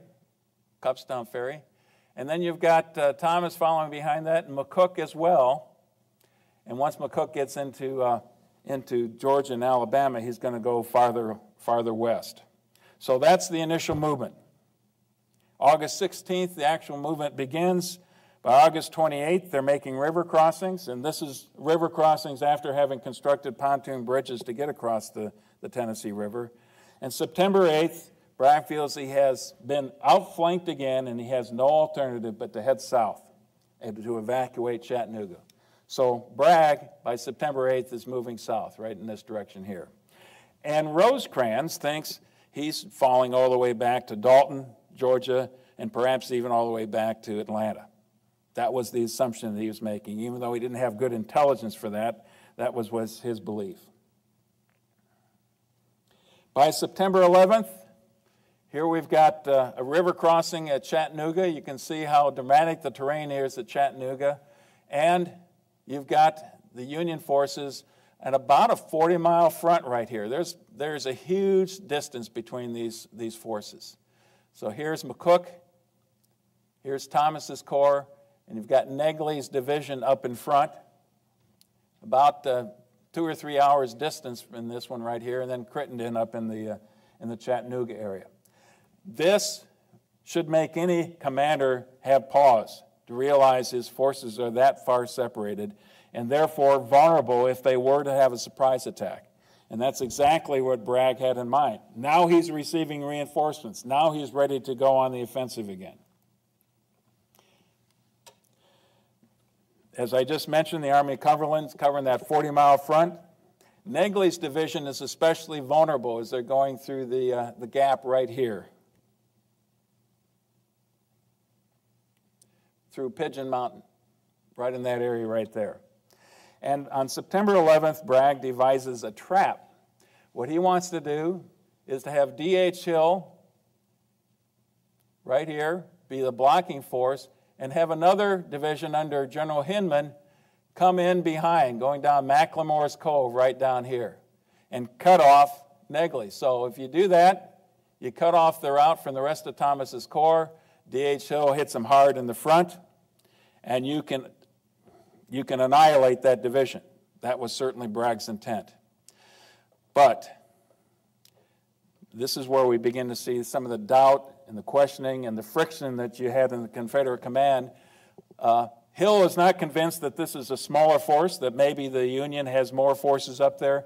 Hinman starts the movement and then starts to get cold feet and gets within a few miles or a short distance of Negley's forces and then kind of stops. So you've got a case where Bragg's trap isn't closing like he had intended. And the whole thing eventually falls apart. Claiborne was supposed to be the launching force, the division under D.H. Hill. That does not happen. Rosecrans eventually is able to rally. He's going to pull Negley's force back across that stream into this gap right here, and the whole opportunity is lost. And just an observation by a soldier in an Illinois regiment. I found this in our archives right here. And here's his view. I found my regiment about 12 miles above on Bridgeport, Alabama, on the Tennessee River on the first day of September. Our division, the 3rd Division, 14th Army Corps, crossed the Tennessee on rafts constructed by our own men. A few days after we commenced crossing the mountains, on the 14th of the month, we were in Lookout Valley, 14 miles from Chattanooga, completely flanking the enemy. While we were here, Bragg evacuated the place, and right here, General Rosecrans committed his first error. Instead of marching his army to Chattanooga, taking possession and making it a base of operations, he divided his forces and went in pursuit of the enemy. The 14th Corps, under General Thomas, crossed Lookout Mountain 27 miles from Chattanooga, and we found ourselves confronting the whole rebel army, 85,000 strong. Now, Bragg missed his chance. He could have overwhelmed Thomas and then turned upon McCook, whose corps was 25 miles on our right in the direction of Rome. Okay. A little bit of exaggeration in terms of the size of Bragg's forces, but that's what soldiers do sometimes when they're under stress. And here you can see the trap is closing. But it never quite closed all the way. Now, a little bit more about the terrain at Chickamauga Creek. Bragg's plan now at Chickamauga Creek, after all the forces, here's the rush now. Rosecrans is trying to consolidate his forces as quickly as he possibly can. So McCook is coming, driving hard, and Crittenden is closing in from the opposite direction.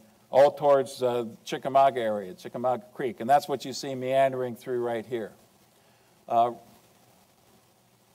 Where Rosecrans is located on the dawn of September 18th, he's basically down here in Lee and Gordon's Mill, right down here. And he has a small cavalry force under Colonel Minty in this location, and here's Wilder's brigade right here, and another one of the stream crossings. Let's take a closer look at the terrain, though, because I think this is important for us. The creek is fordable in several locations. Here, here, here, up in this location, at Lee and Gordon's Mill as well. The Lafayette Road, make sure I pronounce that right. Lafayette is farther to the south. Here's the road that goes right up through the middle of this valley. And an awful lot of the fighting over the next couple of days are going to be along this road right here. A critical road, because if the Confederates can cut it, they've cut one of the ways that you can get back to Chattanooga if you need to retreat. It's flat, slightly rolling terrain in here, but it's also very heavily wooded and spots of open field. Here you've got Vineyard Field, Brotherton Field in this location, Poe Field. All the way up here is Kelly's Field. Farther to the east, there's another field. All these are going to be very important, but they're all surrounded by by woodlands. In some cases, it's very thick brush. In some cases, it's the kind of woods that you can move through and have decent visibility. But it's a tough place to fight, and it's because of this terrain that this battle is perhaps one of the most confusing that you're ever going to read about in the Civil War. Not just large and complex, but very confusing to keep track of. And I think General Richard Johnson, a Union general, describes it fairly well. The field of battle was a vast forest whose dense foliage prevented us from seeing 50 yards distant. No one commander could see the flanks of his regiment even, and so division commanders could only learn how the battle progressed through their orderlies, staff officers, and occasional wounded men brought from the various parts of the line. I remember seeing Captain E.C. Ellis of the 93rd Ohio, who was seriously wounded, and I feared mortally, but he replied, "General, our boys are giving them Hail Columbia to our front." They're always colorful. Another piece of terrain I need to mention here, Horseshoe Ridge. And it actually was owned by the Snodgrass family, portions of this, so that became Snodgrass Hill. It's going to be important later on in the battle.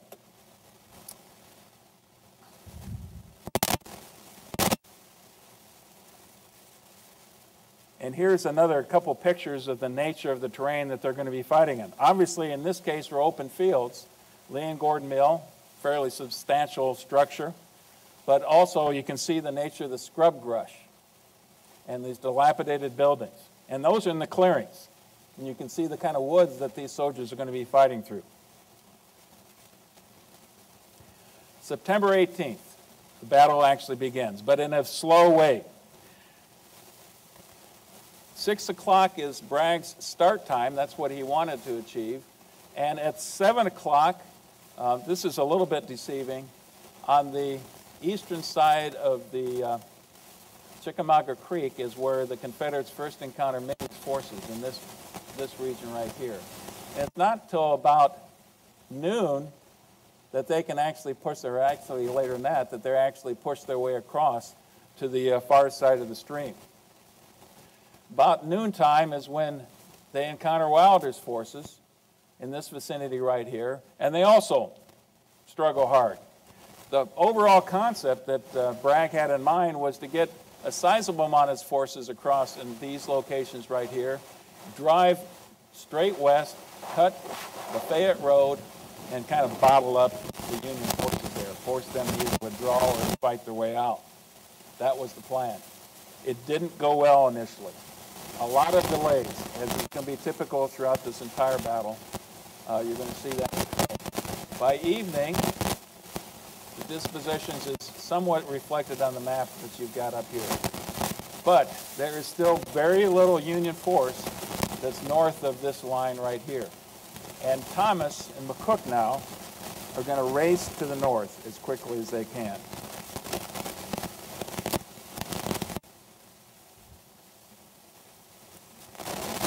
Just a good quote here that I wanted to read to kind of illustrate what it's like to be in these marches, because Thomas's units are basically forced marching all the way through the night. to be able to get in position in time. A march upon a bright, clear morning is full of hilarious mirth. The lively story is told. Jest succeeds jest in rapid succession. A march on a rainy, dismal day elicits no small amount of ripening. A march at night is invariably silent. Scarcely a word will be spoken for hours, and when one does address a comrade, it is in the quiet, suppressed voice such as heard in the sick room.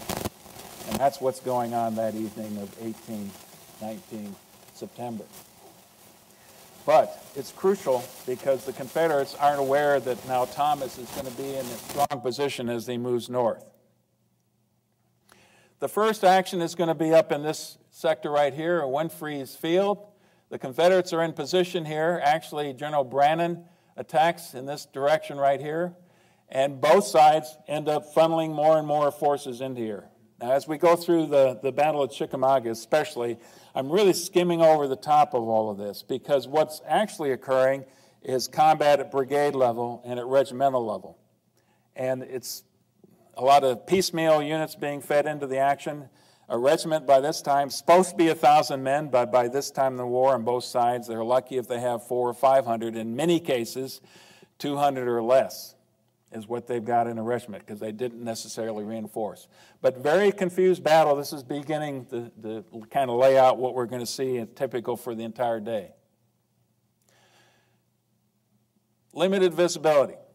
And imagine now when you have a regiment on line, they might stretch 200 or 300 yards as they start to move forward, usually 2 abreast, 2 ranks as they move forward. In some cases, there would be a line that would be in open fields, and then it would extend into the tree line as well, and they would all move forward at the same time. And again, you can see how quickly discipline could start to break down in that, and coordination between the various units. So this is the ultimate challenge in command and control into this particular battle. It really places the premium on the initiative of the commanders.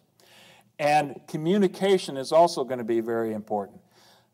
The people at the level of Corps Command or Rosecrans and Bragg, most of the time they're going to be confused. They can be issuing orders, but if it takes an hour or so for those orders to get up to the front lines, things have changed dramatically.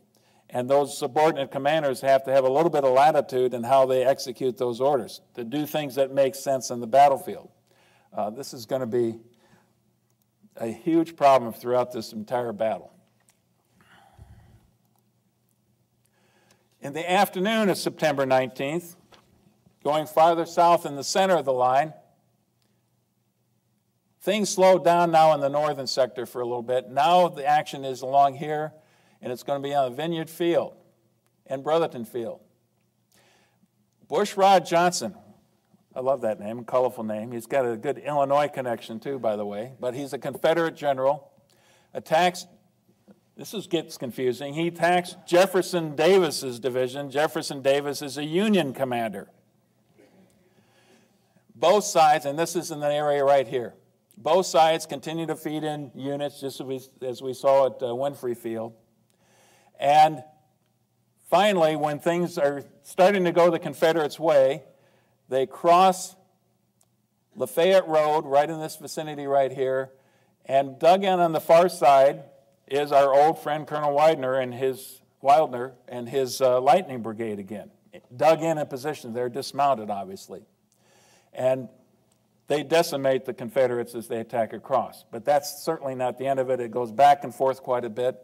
Sheridan suddenly gets fed in about this time of the battle, his particular division.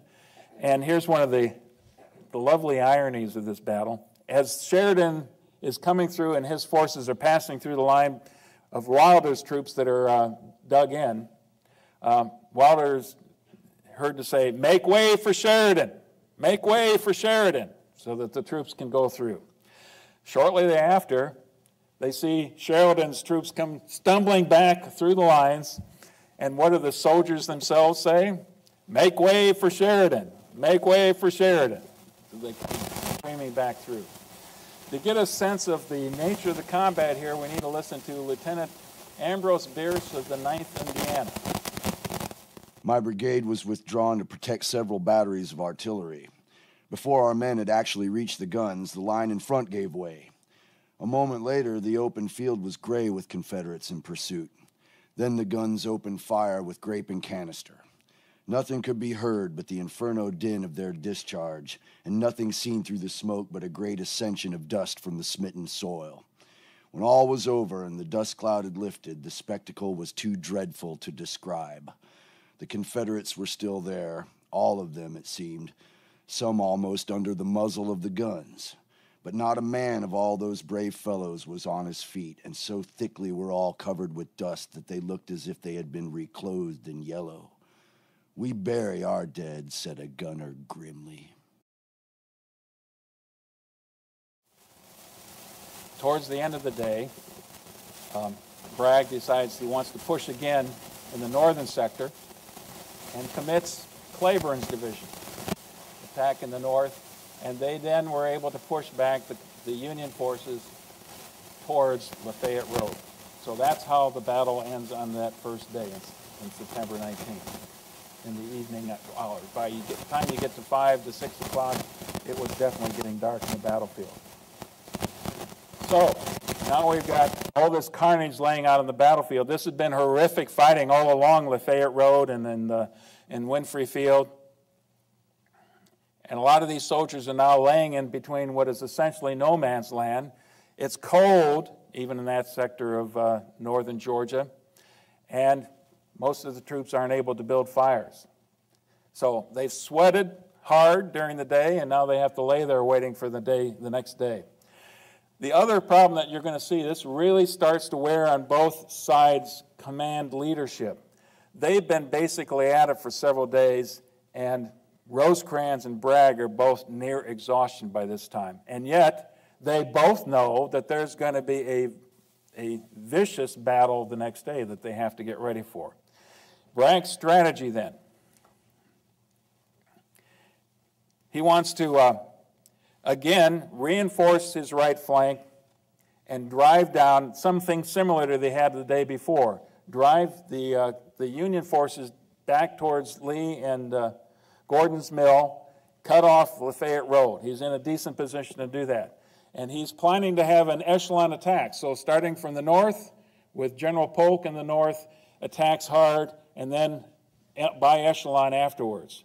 By this time, as you can see in the picture here, this is about the time that Longstreet himself arrives on the battlefield and makes his way himself to Bragg's command. Nobody was there at Ringgold Station to meet him, so that was a little bit of an oversight on Bragg's staff itself. Here you got this senior general officer stumbling around in the woods at night, and it's dark.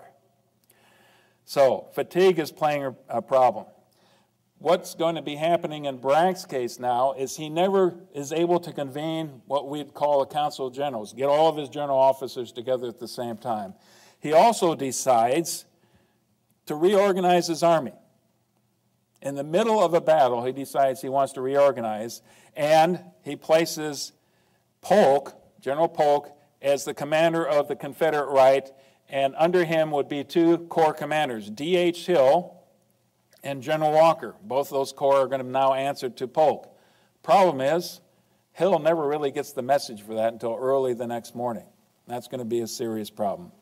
On the other side, Longstreet, who's just arrived on the battlefield, is going to take the Confederate left. He's got General Hood and General Buckner's corps and Hinman's division to support him on the left going through this. And so you can imagine Bragg is going to all these different locations and talking to his subordinates, but they're never there at the same time to talk among themselves, to coordinate among themselves, and that's going to be a serious problem.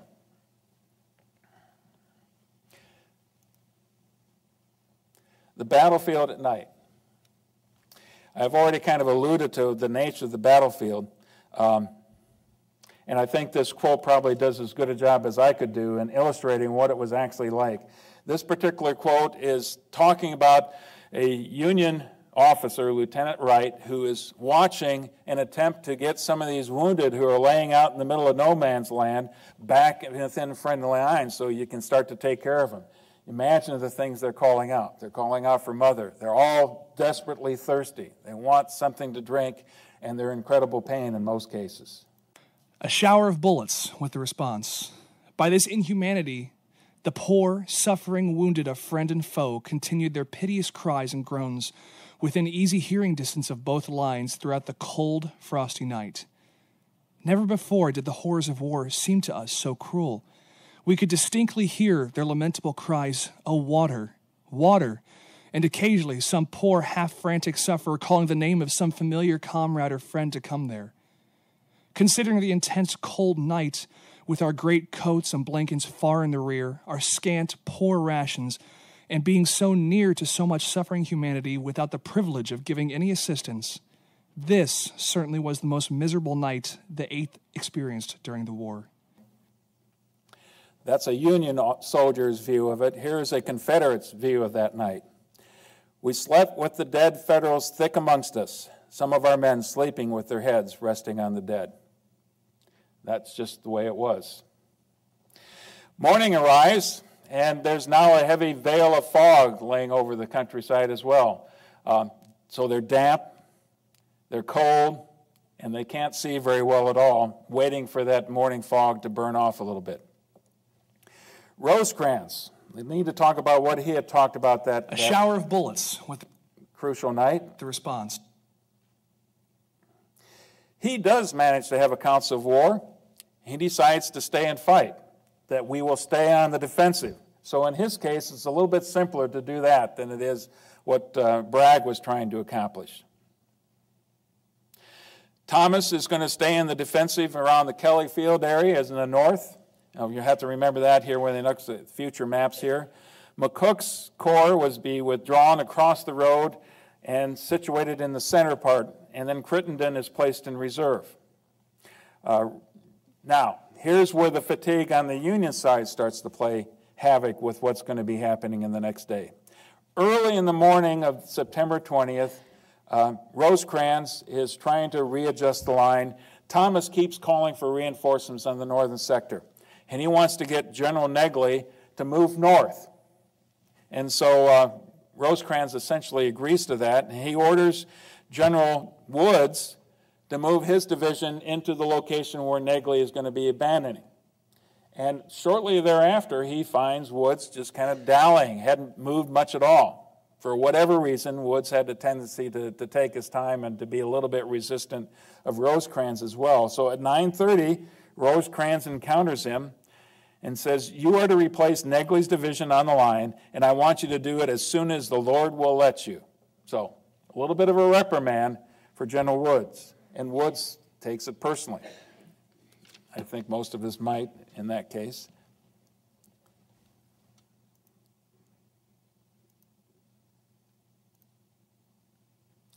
September 20th. The plan for the Confederates was that at dawn, the attack would begin on their right flank against the Union left flank. At dawn. But, now Polk knows that, but D.H. Hill didn't find that until early that morning and found out about the same time. You mean I'm subordinate to Polk? I was his equal, and now I'm kind of been demoted?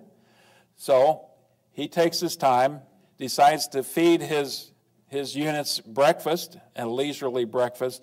So right from the beginning on this crucial day of September 20th, the Confederate plan is not going to go well. It's going to be going off late.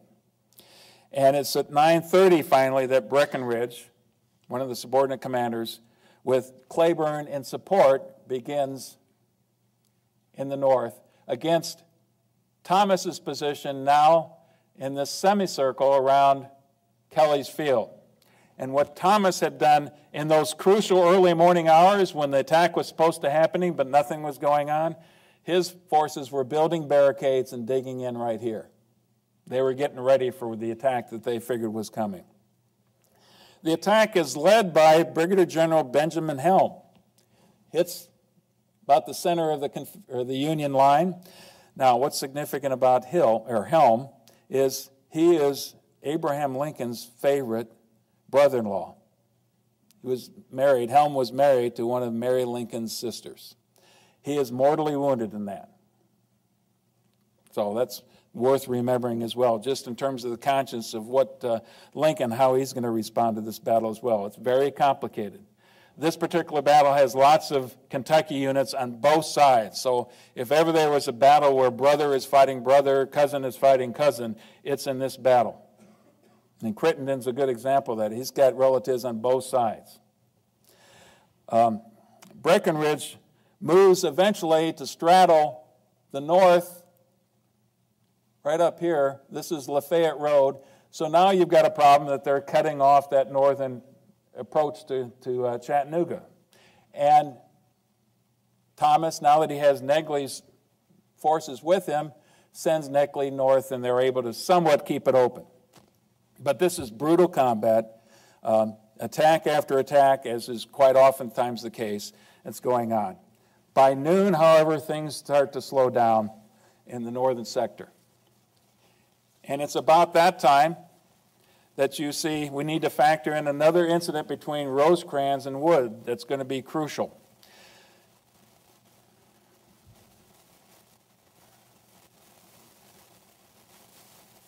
Here's our General Thomas Wood right down here. He has a second encounter with Wood. This time it's very similar. Thomas, in desperate straits, had asked for General Brannan's division to also move up north. Brannan was one of his division. One of the things that happened the day before is all these units got mixed up. You know, there was no longer corps integrity or division integrity at all. But Thomas thinks he needs Brannan. Brannan is ordered north. He starts to make arrangements to move north. They get in contact with Wood, says, I'm leaving. I'm heading out of the sector. You need to backfill me. Somebody needs to fill this gap, and it's going to be General Wood. Those are the orders now that Rosecrans is going to issue to General Wood. And in fact, at the same time he encounters Wood shortly thereafter, finds him lingering, not moving. He says, by your damnable negligence, you are endangering the safety of the entire army, and by God, I will not tolerate it. Move your division at once, as I have instructed, or the consequences will not be pleasant for yourself. So at that point in time, Wood moves his division forward. Now, it's about this time also that he gets these very confusing instructions that he has to now replace Brannan on the line. Wood was down in this location right here. Here's Brannan. And now he's told that Brannan is going to move. But he looks over to his left, and he sees Brannan still in place. And he knows that if he moves his forces, there'll be a huge gap in the Union line. So Wood makes a vain attempt to try to patch up to have somebody else move into his location. But after having been reprimanded twice by General Rosecrans, he wasn't going to disobey an order this time. So he moves his division north, and leaving a very large gap right at the time when General Longstreet is going to charge through. So the next piece of action, Longstreet's assault. 3 divisions. This is a massive attack, something like 10,000 in 5 lines. You've got 3 divisions, Bushrod, Johnson. The names get a little confusing here because the commanders keep moving up and down the chain here. But there's 3 divisions in 5 lines that are now going to plow through right where Wood had previously been. They do that, and they are incredibly successful, and they soon are routing every Union soldier that's in the vicinity. Brannan starts to break. Wood starts to break. Everybody starts to stream north. They soon get to the Confederate, threaten the Union headquarters, and it turns into a disaster of gigantic proportions. Here's General Bushrod Johnson, who again is one of the leading commanders in this attack, talking about the attack itself. Our lines emerged from the forest into open ground on the border of long open fields over which the enemy were retreating. The scene now presented was unspeakably grand. The resolute and impetuous charge, the rush of our heavy columns, sweeping out from the shadow and gloom of the forest and into open fields flooded with sunlight, the glitter of arms, the onward dash of artillery and mounted men, the retreat of the foe, the shouts of the hosts of our army, the dust, the smoke, the noise of firearms, of whistling balls and grape shot, and of bursting shell made up a battle scene of unsurpassed grandeur. Shortly thereafter, General Hood is injured. You might remember Hood was seriously injured at Gettysburg. He had just barely recovered and got to this battle and is seriously injured again. But if there's one man who seems to be able to bounce back from all injuries, it's General Hood during this war. The Union right collapses. Rosecrans' headquarters is overrun. A quick quote from Charles Dana, Assistant Secretary of the Army at the time, who happened to be there. I was awakened by the most infernal noise I ever heard. Never in any battle I had witnessed was there such a discharge of cannon and musketry. The first thing I saw was General Rosecrans crossing himself. Hello, I said to myself, if the general is crossing himself, we are in a desperate situation. They were indeed. Now, one more note of Wilder. He was at the southern end. Mounted troops now charged north through this area and caused quite a bit of havoc, but there's just no way that this one small brigade is going to turn this huge tide that the Confederates are now riding. So quickly streams to the north. And what happens is most of the general officers, Crittenden, McCook, Garfield, and Rosecrans himself, all start to head back towards Chattanooga, as does most of the Army, in a complete rout.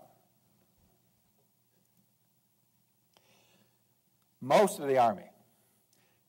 Thomas was still here at Kelly's Field, in this area right here, and as he's holding firm, units that are moving north, small little packets of them, kind of on their own initiative, start to coalesce around what we now know as Snodgrass Hill, a spur out of Missionary Ridge. This is running right through here, a little spur that's running out. This is Snodgrass Hill.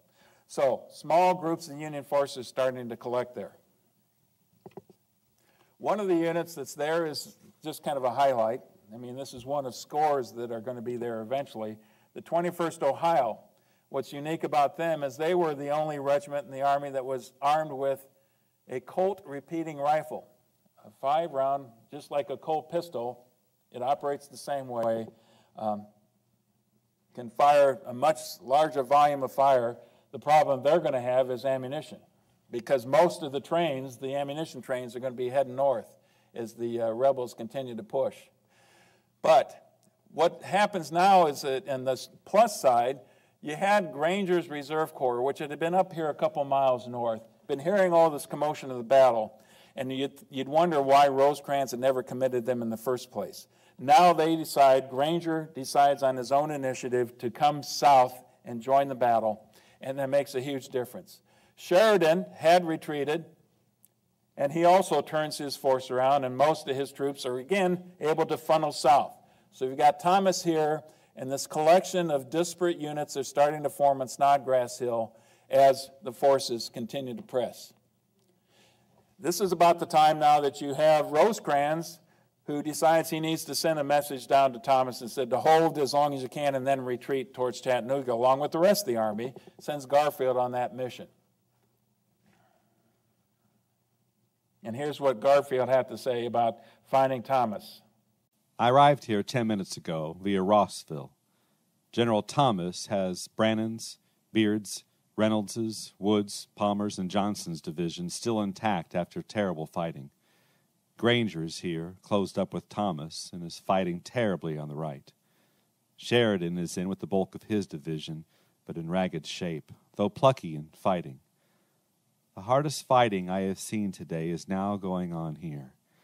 I hope General Thomas will be able to hold on here till night, and will not need to fall back farther than Rossville. I think we may, in the main, retrieve our morning disaster. I never saw better fighting than our men are now doing. The rebel ammunition just be nearly exhausted. Ours is fast failing. If we can hold out an hour more, it will be all right.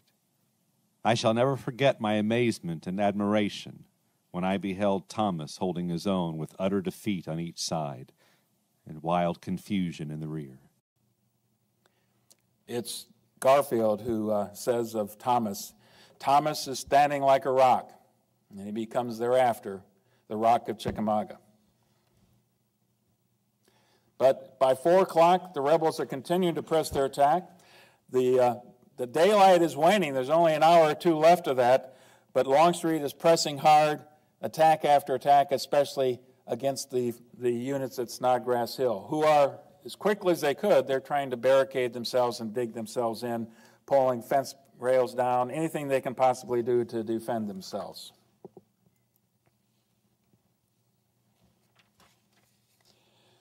The Union retreat, once they get there, they know that they can't stay there forever. It begins at Kelly's Field with Thomas's forces, and you can see a series of movements, stage 1, 2, 3, 4. So it's from the southern units all the way up to the northern units. If the Confederates had good reconnaissance, they could have seen there was a gap right here that they could have taken advantage of. They never did figure that out, and by the time the Union forces are withdrawing, it's too late. So we have Reynolds' division down here in the south, and then Palmer's division next, following north. By the time that's going on, you have a couple of units here that are starting to close that line, the Lafayette Road, to cut off their retreat, causing even more commotion. One of my favorite names, States Rights Gist, one of the brigade commanders. Love that name. Who names their kid States Rights Gist? But he's involved with that action right there. Baird's forces get out, but Brannan's forces start to suffer some losses and some casualties, and a lot are captured as well, trying to slip out of that. Now, command at Snodgrass Hill goes to Granger, but for whatever reason, Granger decides to evacuate Snodgrass Hill about the same time. So there's really no commander of Snodgrass Hill after Thomas's forces leave the area. Now, this is at the very end of that defense. Most of the units withdraw from Snodgrass. They're short of ammunition. By this time, they've been fighting for hours on end, and as I mentioned, the ammunition trains had gone north long before that time, so they're very careful. They rummage across the dead and wounded, trying to get as much ammunition they can. They're measuring their shots one at a time. In many cases, these units get down to one bullet or even nothing at all. In a couple cases, you find bayonet charges trying to repulse the Confederates as they push, just to give yourself a little bit more breathing room. By 6 o'clock, Brannan, then Beatty, and then Wood's divisions retreat. It's worth mentioning that one of the units that rallied and returned to this area was the same General Wood who had made this horrendous mistake earlier because of his reprimands he got from Rosecrans. So he redeemed himself to a certain extent, even on that battlefield. But by the end of that evening, it's already dark. There's only 3 regiments that are remaining. The 21st Ohio, remember those Colt revolvers on either flank, the 89th Ohio and the 22nd Michigan. Most of those soldiers are going to end up being captured. 322 killed or wounded, 563 captured between those 3 regiments. Then the rebel yell. Here's one of the Confederates recalling that yell as they realized the Union forces were streaming north in full retreat. When the great blue mass was seen sliding down the north slope of the hill, there was a rebel yell that went up in Bragg's army that echoed and re-echoed until it filled the valleys and shook the mountains, the like of which has never been heard since Joshua encompassed the city of Jericho. Now, here's Ambrose Bierce's view of that same yell. The ugliest that any mortal ever heard.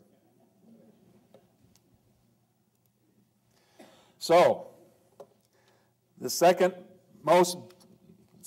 bloodiest battle of the Civil War, those are the casualty figures. You see that the Union forces actually suffered less killed than the Confederates because the Confederates were on the attack for most of this battle. Same thing for wounded, but look at the difference in the missing. The bulk of the missing for the Union are captured. So a huge number of casualties are actually captured. So still fairly close in terms of the overall numbers, 34,633 Again, second highest in the Civil War. But here's the cost for the Confederacy. Something like 50% of its regimental commanders were killed or wounded. You can't replace those kind of leaders that easily. Maybe they can come up through the ranks, but it takes incredible courage to lead these units in battle, and they paid a very dear price. 25% of brigade commanders lost. Lots of general officers were killed or wounded in this battle. And look at this, 23 to 33 Confederate brigades lost over 30% of their troops. Here's what D.H. Hill said after Chickamauga. It seems to me that the elan of the Southern soldier was never seen after Chickamauga. That brilliant dash that had distinguished him was gone forever. He fought stoutly to the last, but after Chickamauga, with a sullenness of despair and without the enthusiasm of hope, that barren victory sealed the fate of the Southern Confederacy. So that's the end of Chickamauga. The Union obviously had collapsed towards Chattanooga as much as they could, and they were soon barricading. They had taken over the rifle pits and the entrenchments of the Confederates when they first moved there, and now they're reinforcing those as best they can. Bragg, for whatever reason, doesn't pursue. And the Federals, again, are busy entrenching, but also trying to get a sense of what just happened to them. The command changes now start to begin, as is inevitable after something like this. Can you imagine having to send those telegrams to Washington, D.C., and Lincoln knowing how he'll probably respond? Sherman and Hooker now are ordered by Stanton to reinforce the Army of the Cumberland, both bringing over 10,000 troops. Actually, Sherman has in the neighborhood of 20,000, and Hooker is bringing 15,000. Hooker from the Virginia theater, Sherman from around Vicksburg area. So that's the first step. On the 28th, Crittenden and McCook are basically relieved, and their two corps are combined under a new corps, the 14th Corps under Major General Granger. Excuse me, the 4th Corps under Major General Granger. Remember, he was the Reserve Corps commander previously. Now, on the 29th, the very next day, Grant receives orders that he is now placed in command of a new force altogether. The Military Division of the Mississippi is what this force is going to be called. Grant is going to have command of everything from the Appalachians all the way over to the Mississippi River, a brand new command, joining a couple of these armies together. And he is given the option of what he wants to do with Rosecrans. He decides to replace Rosecrans with General Thomas. So Rosecrans is out of the picture as well. So this is a dramatic change of Union command and control after this disastrous battle. And here's what it looks like. You've got the Army of Cumberland now. You've got actually the 11th and the 12th Corps, the two units that Hooker brought with him from the Virginia area. All of this is now under Thomas's nominal control. Here is the Army of Tennessee, 2 corps that he brings with him. Really, it's 1 corps and a reinforced division as well. What's the Confederate response? You'd think they'd be victorious, they should be excited about this, but Bragg fails to aggressively pursue, and as always happens to the Confederate Army of Tennessee at this time, during these years when Bragg was in command, immediately there's all kinds of finger pointing and angst going on. They lay siege to the Chattanooga, but Generals Polk and Hinman are suspended from command. Polk because he was so late in launching his attack on the 20th, Hinman because he was so reluctant a few days earlier to close the trap on Negley's division. So those 2 officers are out of the picture. On October 4th, 12 Confederate officers get together and send a message to President Davis demanding that Bragg be relieved. So in essence, there's something of a mutiny afoot in Bragg's army. Now, among those is Longstreet. Polk and Hinman kind of keep their hands out of it, but they've already left the picture anyway. So most of the senior leaders, D.H. Hill's another one who's involved with this attempted coup, if you will. So once again, Davis decides to back his old friend and keeps Bragg in command. So the next thing that happens, DHO is canned. Buckner is demoted. He's taken from a corps to a division level command, and he's taken ill, and so he leaves the scene. And General Cheatham also leaves the scene. So you have a wholesale replacement of officers in the Army of Tennessee. Longstreet, one of the key players in this coup, still sticks around. So here's what you've got. Instead of Polk now, they bring William Hardy from the west over to replace Polk. Breckinridge is now elevated, even though he was part of this cabal as well. He's elevated. He's got too many political connections at the time. And then you've got Longstreet's corps with these two divisions right here. So that's what you've got for the Confederates after they reorganize. And here's new division commanders. So wholesale changes there. Chattanooga defenses itself. Another look at the map, if you will. You can see Lookout Mountain right here, and right at the tip is where it's most dramatic. Flares up in this very dramatic peak. And from that position, you can see everything. In fact, where you have Chickamauga, and you can't see maybe 50 yards or 50 feet in some cases, the smoke of the battle, the fog of the battle, the forest that you're in, open fields occasionally, and the confusion there. Now you've got this panoramic view of the entire battlefield.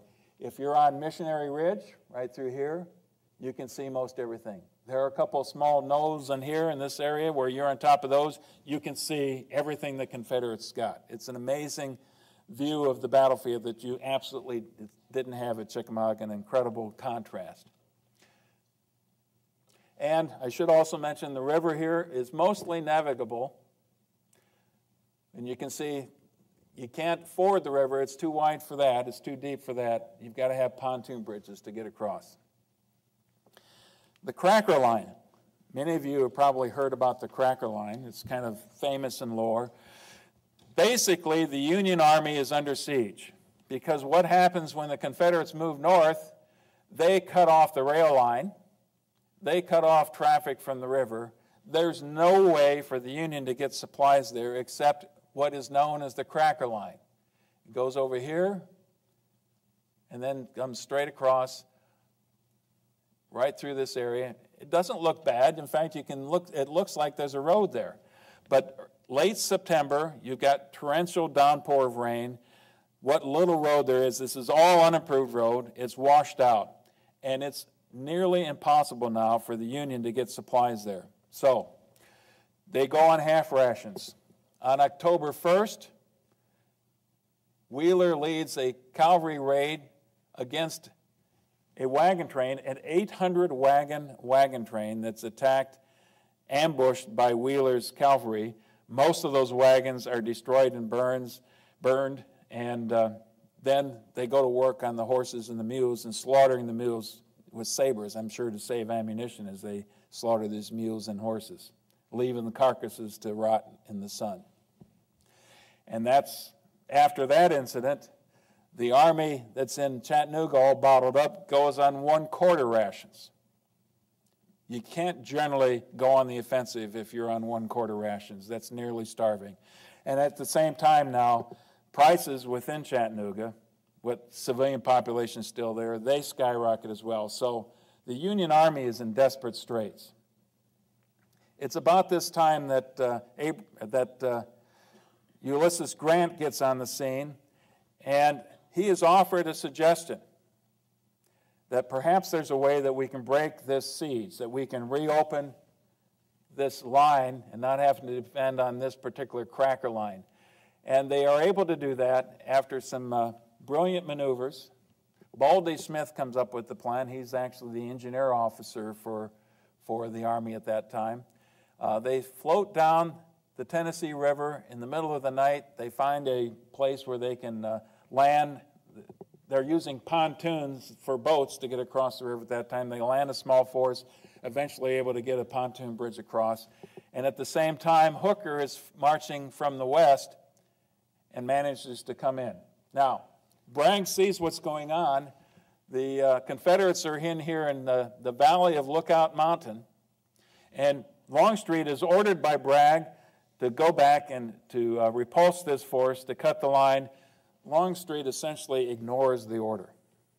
When he sees that Hooker is marching from the west, he's ordered again, and reluctantly, slowly, in a late way, finally responds, but never in enough force that he's able to recut the line. So the Union are finally able to open things up and start to reinforce the troops that are still in Chattanooga. It's going to take time, but they're no longer on 1/4 rations. Maybe they've been elevated to 1/2 rations. They're starting to eat a little bit better and see some hope. And they know that after Hooker, Sherman is on the way, that he's marching towards their relief as well. A quick note from John Patton.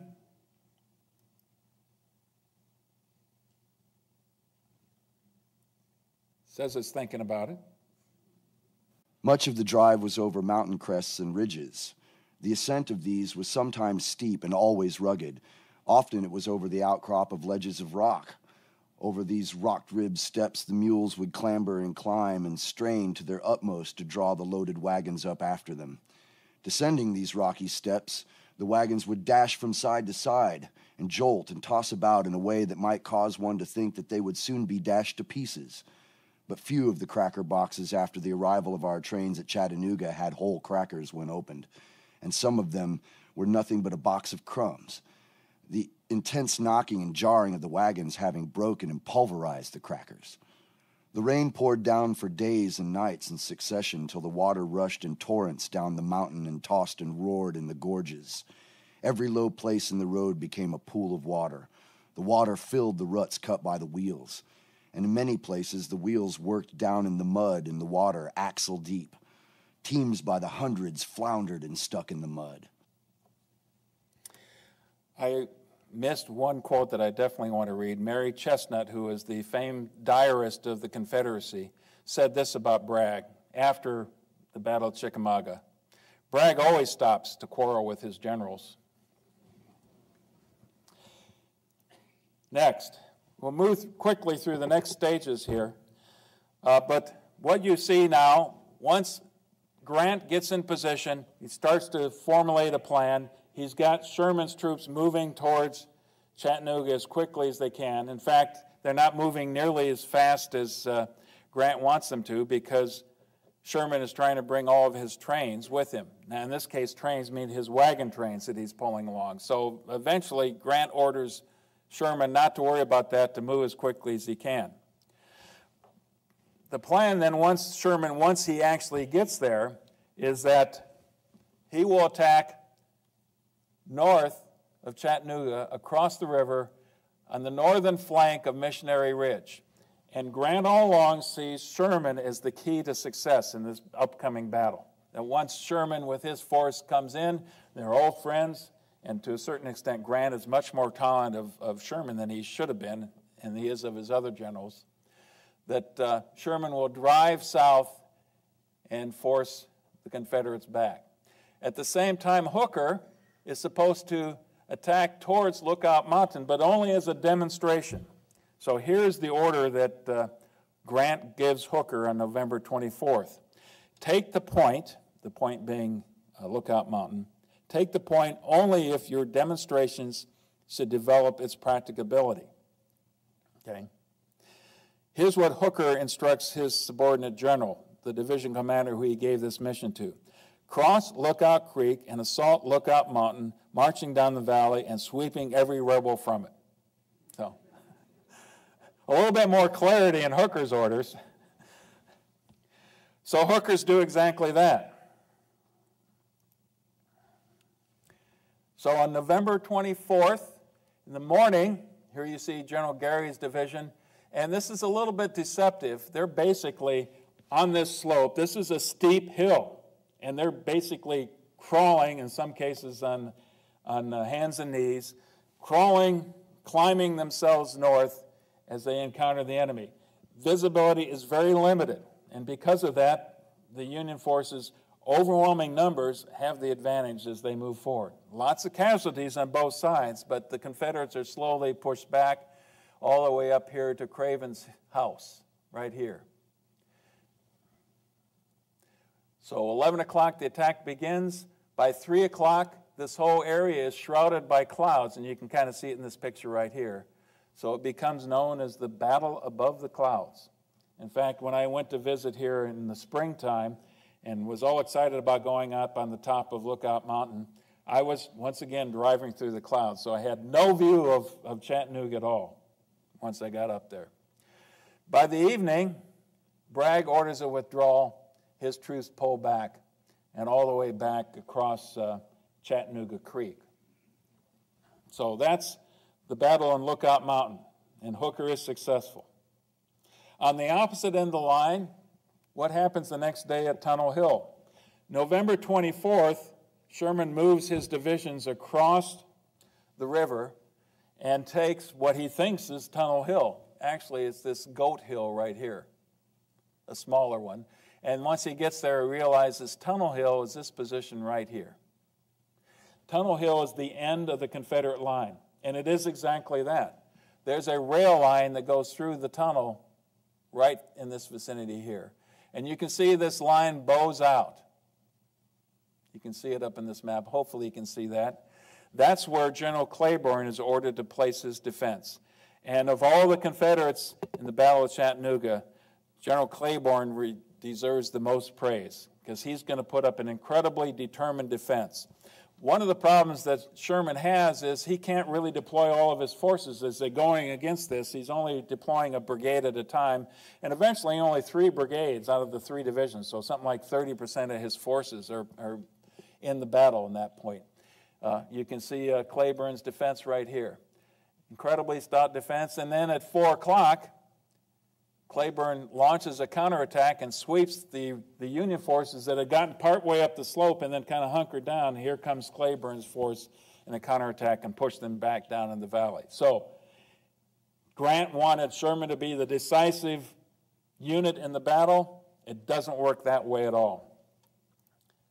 But now we get to take a look at Missionary Ridge, the center of the line. November 23rd, the Union forces move north and they attack Nob Hill, which is basically a small hill. You've got Missionary Ridge, slopes down like this. You get to rifle pits at the bottom of the Missionary Ridge, and then a little bit farther to the closer to the city of Chattanooga, you have Nob Hill. He orders units. Wood is one of the divisions that is involved with the attack. Sheridan is another.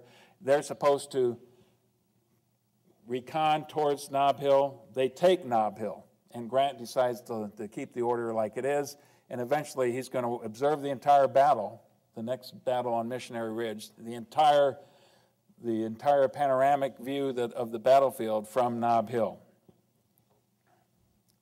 Bragg's forces are depleted. Now what I want to do is kind of take a walk through and explain why the Union forces are eventually going to be successful. Bragg's forces are depleted pretty seriously.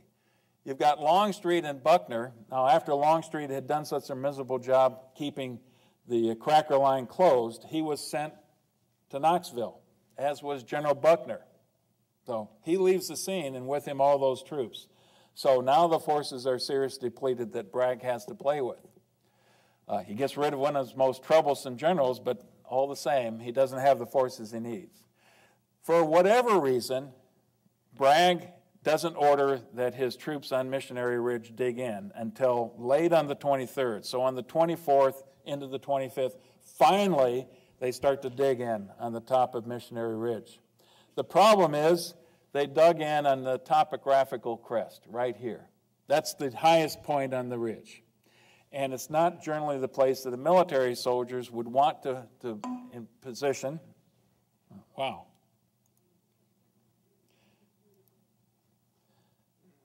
That was dramatic. This won't take too long.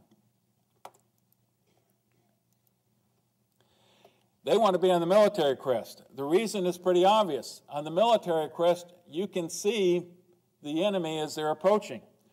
On the topographical crest, you can't. For a lot of this place, it's dead zone. It's called indefilate. And that's going to be one of the problems that's going to plague the Confederates as they try to reinforce. They're stretched thin. They have no reserves at all. There's a couple divisions along the crest there. And then they compound that problem by dividing their force in a couple cases between the rifle pits at the base of the hill and the barricades at the top. So now you've divided your force. And this is the kind of terrain that the Union are going to be fighting their way up across. Most of the area has been denuded. The trees are cut down. The hill line is open. So you'd think it would be horrific to try to charge up that hill. And most of the Union commanders looking at that said, that's exactly the case. I don't want to charge up that. It would be nothing but suicide going up that hill. That's why Sherman's attack on the northern flank was so important to Lee. The instructions to Thomas now.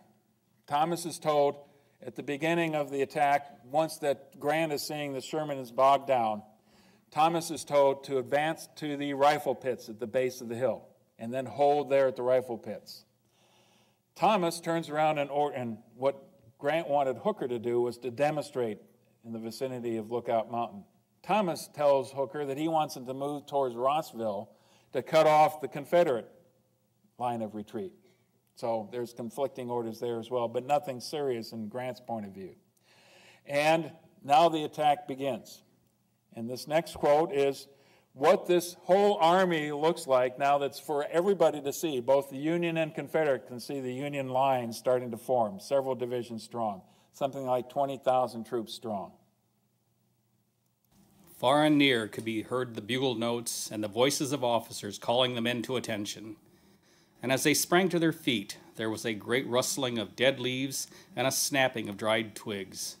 I cast a hurried look to the right and the left, and on either hand, as far as I could see, stood two lines of bluecoats, with beautiful flags waving and bright arms gleaming in the pleasant afternoon sunshine. It was a splendid sight that sent the blood tingling to the fingertips.